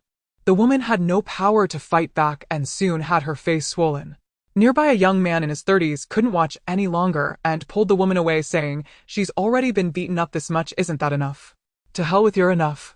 Lu Cheng kicked at the young man. "How about I throw you in front of the zombies and let you have a taste of it?" The young man covered his injured leg, not daring to utter a word. The middle-aged man coughed, "But this young lady seems fine, right?" Lu Feng snorted coldly, holding Zhou Yuan close, feeling somewhat fearful. "Sister Yuan is fine. That's because she has the ability, but it doesn't mean that someone else is without fault." "What? What do you want?" The woman spoke with a lisp, upset that they hadn't given her any food, claiming they saved her, but they had ignored her, and it was her own good fortune that allowed her to escape. All their supplies were with this woman. If they killed her, they could see what it's like to be hungry. "How about that?" Lu Li and the others exchanged glances. They had just been fighting on the periphery and hadn't seen what had happened, thinking Zhou Yuan had just been careless. It turned out someone had pushed her. Lin Cui was also furious, her eyes red. She had previously felt guilty for not giving them food, but now knew the kids were right. Giving things away was one thing, but fearing it would only feed a bunch of ingrates. Lu Ming stepped forward, grabbing the woman and tossing her over the iron gate. They couldn't see, but only heard a loud bang followed by the woman's terrified screams, and then the sounds of zombies feeding. Other survivors, including those upstairs who were cursing, looked on in horror at the scene. Were they demons? They ignored the reactions of these people and directly got into their vehicles to leave. The survivors watched helplessly as their vehicle drove away, not daring to utter a word. It wasn't until the vehicle was far out of sight that someone exclaimed, "Damn, did they just leave us here? How inhumane." As Zhou Yuan and the others drove past the recycling station, they saw the large garbage truck, as she had guessed. The gate of the recycling station had been opened, but no zombies had come out. Now the zombie virus could control even dead bodies. A small recycling station could spawn so many zombies. What would be the situation like at those funeral homes that specifically dealt with corpses? As Zhou Yuan entered the space, she saw 2 children and a dog trapped inside a room on the first floor of the building. Through the window, she noticed Lu Jin waving frantically, while Lazy barked wildly. Lu Yu was asleep, though her face clearly showed traces of tears. Zhou Yuan hurried over, asking, "What happened?" Lu Jin quickly replied, "Mom, we don't know either. This morning you brought something in from outside, and then the space suddenly started shaking. The 3 of us were sucked into this room, and no matter how we tried, we couldn't get out." Xiao Yu got so scared that she cried. Zhou Yuan was taken aback. She had forgotten about this. The novel mentioned that when the space upgrades, the owner would be ejected, and until the upgrade was complete, one couldn't enter the space. Previously, when she collected jade stones, she had waited a long time before entering, and she hadn't put Xiao Jin and the others inside, so she hadn't realized this issue. Fortunately, the space had only concentrated them in a relatively safe place without ejecting them, but it had still frightened the 2 children quite a bit. Luckily, Lazy was there to keep them company. It could communicate with Xiao Jin, which helped alleviate some of her fear. Now Xiao Jin's abilities had also improved, allowing her to communicate with Lazy without barriers. Upon hearing her mother's voice, Xiao Yu woke up and immediately jumped into Zhou Yuan's arms, exclaiming, "Mom, I was so scared. Everything outside was moving." Zhou Yuan gently hugged both children and patted the dog, then took them outside to explain the situation. Lin Cui and Lu Aimin quickly took their precious grandchildren and the dog to get them something to eat. Zhou Yuan returned to the space to observe the changes. She had to admit that the batch of jade artifacts collected by Zhao Wu was indeed highly valuable. At the back of the building, a large storage room had reappeared, while the pile of supplies she had previously stacked there had been neatly organized and categorized, resembling a fully automated warehouse. It was far more sophisticated than the chaotic arrangement she had managed before. The first floor of the building remained unchanged, but the playground on the second floor now had a lot more equipment. Previously, she had only placed a movable slide, a small sand pit, and a ball pit along with some miscellaneous toys surrounded by a fence. Now it had transformed into a perfectly designed playground akin to a miniature version of the large indoor amusement parks she had taken the children to, where tickets cost hundreds. Well, the space might be limited, but that didn't hinder its full functionality. There were areas for intellectual games and role-playing. The storage area appeared unchanged, yet she felt something was different, giving it an infinitely spacious feel. Zhou Yuan stared in astonishment at the rows of shelves in the planting area.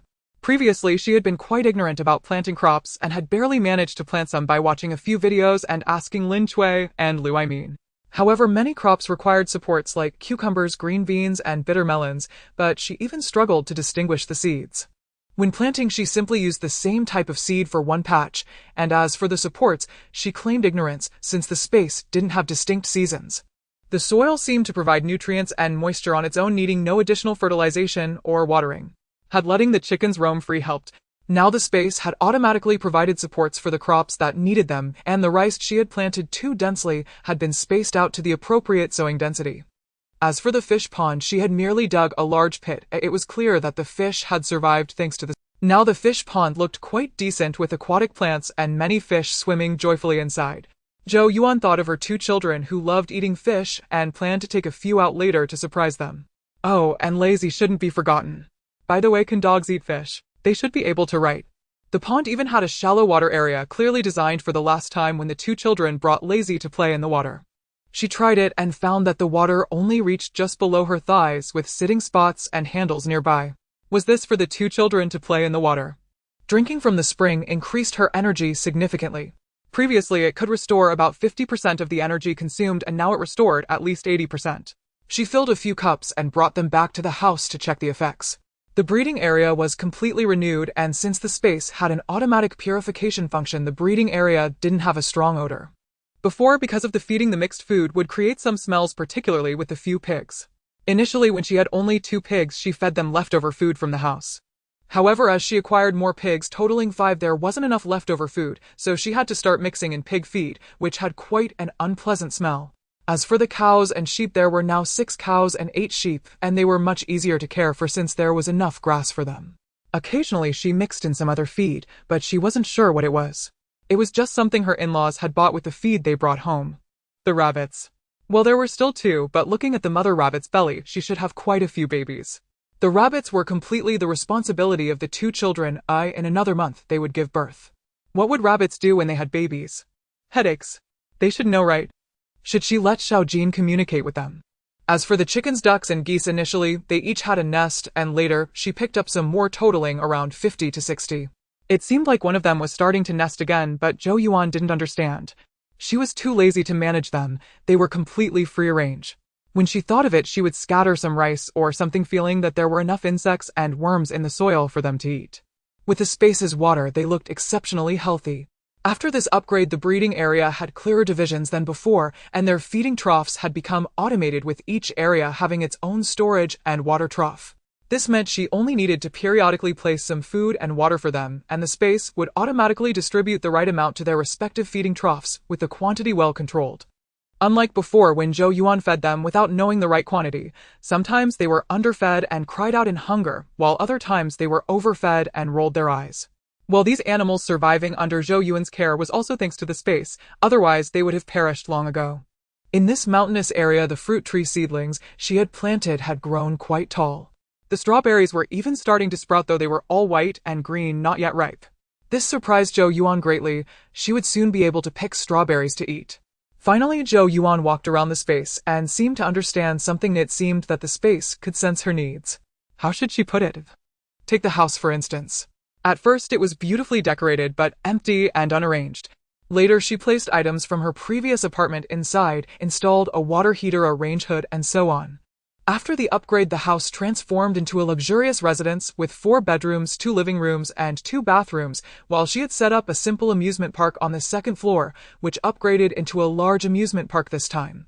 The storage room and the warehouse she had arranged outside were classified during her last visit, and this time she was given an intelligent warehouse where the storage room could also categorize items automatically.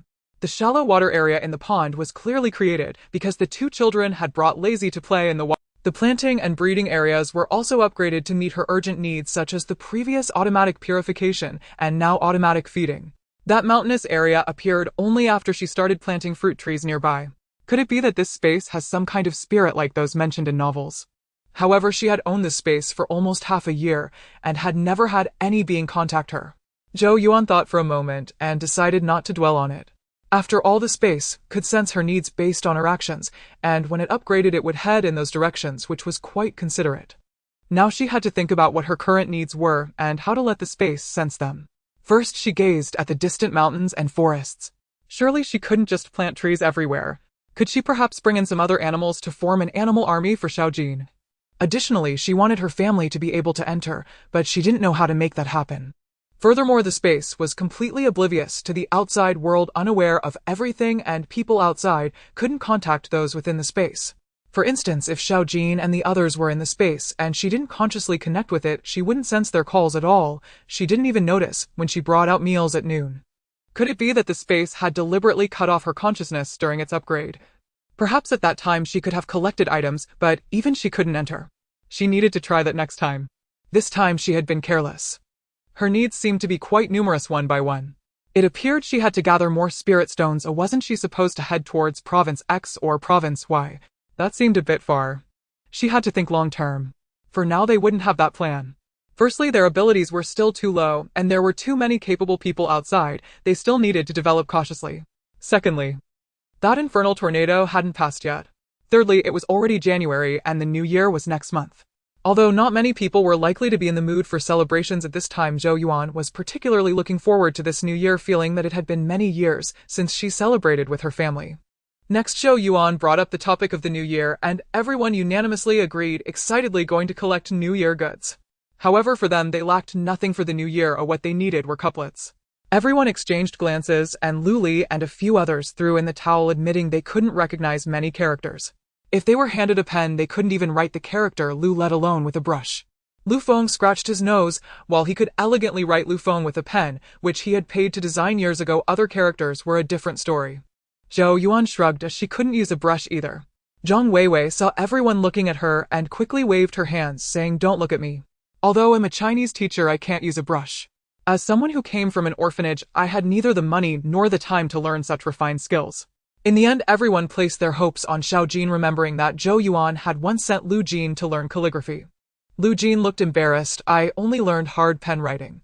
Oh no. A couplet had everyone in the family stumped. Would they still be able to find one at the mall now? If they had it, it would have long been sold outright. Lu Cheng stubbornly asked sister-in-law, "We've searched so many supermarkets, and there are no couplets." Zhou Yuan nodded firmly, "None." As if joking, the space was fully automated. She didn't need to lift a finger to find anything. With just a sweep of her consciousness, she could sense what she was looking for. The last time they searched the mall was back in September. How could they have searched for items used during the new year then? Zhang Weiwei pondered and said, "I know someone in our building who can write in brush script. It's that girl on the 12th floor. Her middle school and the elementary school where I teach are in the same complex, so we take the same route home. Sometimes we chat a bit, and I know she's learning calligraphy. Apparently her works have even participated in art exhibitions." Zhou Yuan and the others fell silent. They didn't want to cause trouble just for a couplet. Zhang Weiwei understood their expression and waved her hands, saying, "Don't misunderstand. What I mean is I can take the lead on this. They previously helped me, and I originally wanted to bring something to repay that kindness. This is a good excuse." That works. Everyone's eyes lit up this way. It was less of a direct connection to them. Although everyone in the building already knew Zhang Weiwei was with them, if she brought something to trade, who would know she was specifically going to exchange for couplets? They would only marvel at how considerate Zhang Weiwei was. Having decided this, Zhou Yuan was about to fetch something for Zhang Weiwei when she quickly stopped her. "Hey sister Yuan, I have things at home. Besides, this is my own matter. How can I take your things?" Zhou Yuan disagreed, "But the things you're exchanging are what we need." Zhang Weiwei firmly insisted she wouldn't accept it. This was a debt she owed herself, and she couldn't take advantage of Sister Yuan and the others. Zhou Yuan thought she likely had enough supplies and didn't press the issue. After all, she had moved to the 34th floor now. If she needed anything, she could come up to them anytime. After Zhang Weiwei returned from the Spirit Stone Market, Zhou Yuan had let her move up. The 6th floor was too far for them to help with anything. As for why they didn't stay on the 35th floor, it was simply that there were no available rooms. It was originally a 2-unit layout. Lu Cheng and the others' unit was a 3-bedroom 2-living room layout with no extra rooms. They couldn't very well let a girl live with them, even though they all knew each other well. It would still be inconvenient. Zhou Yuan's family, on the other hand, had many people and many things. They had no choice but to reside on the 34th floor, and Lu Li and the others moved the door at the top of the stairs to the 34th floor, which provided some security. Additionally, they redirected a pipe from the water tower upstairs to the 3rd floor. Zhou Yuan subtly hinted to her to take more baths. Although Zhang Weiwei didn't quite understand why. She also didn't know why they wouldn't lack water, but she knew not to ask. Besides, she enjoyed bathing, and having water now meant she could bathe every day. Zhang Weiwei was a girl who understood boundaries. She wouldn't come to them unless necessary and would first contact them through the intercom if she needed anything. As she was a primary school teacher, Zhou Yuan quickly handed over Xiao Jin's studies to her. Every day she would send Xiao Jin to study with her for an hour, and Zhang Weiwei expressed that she was just a language teacher. She didn't know math or English. However, she couldn't refuse the task assigned by Sister Yuan.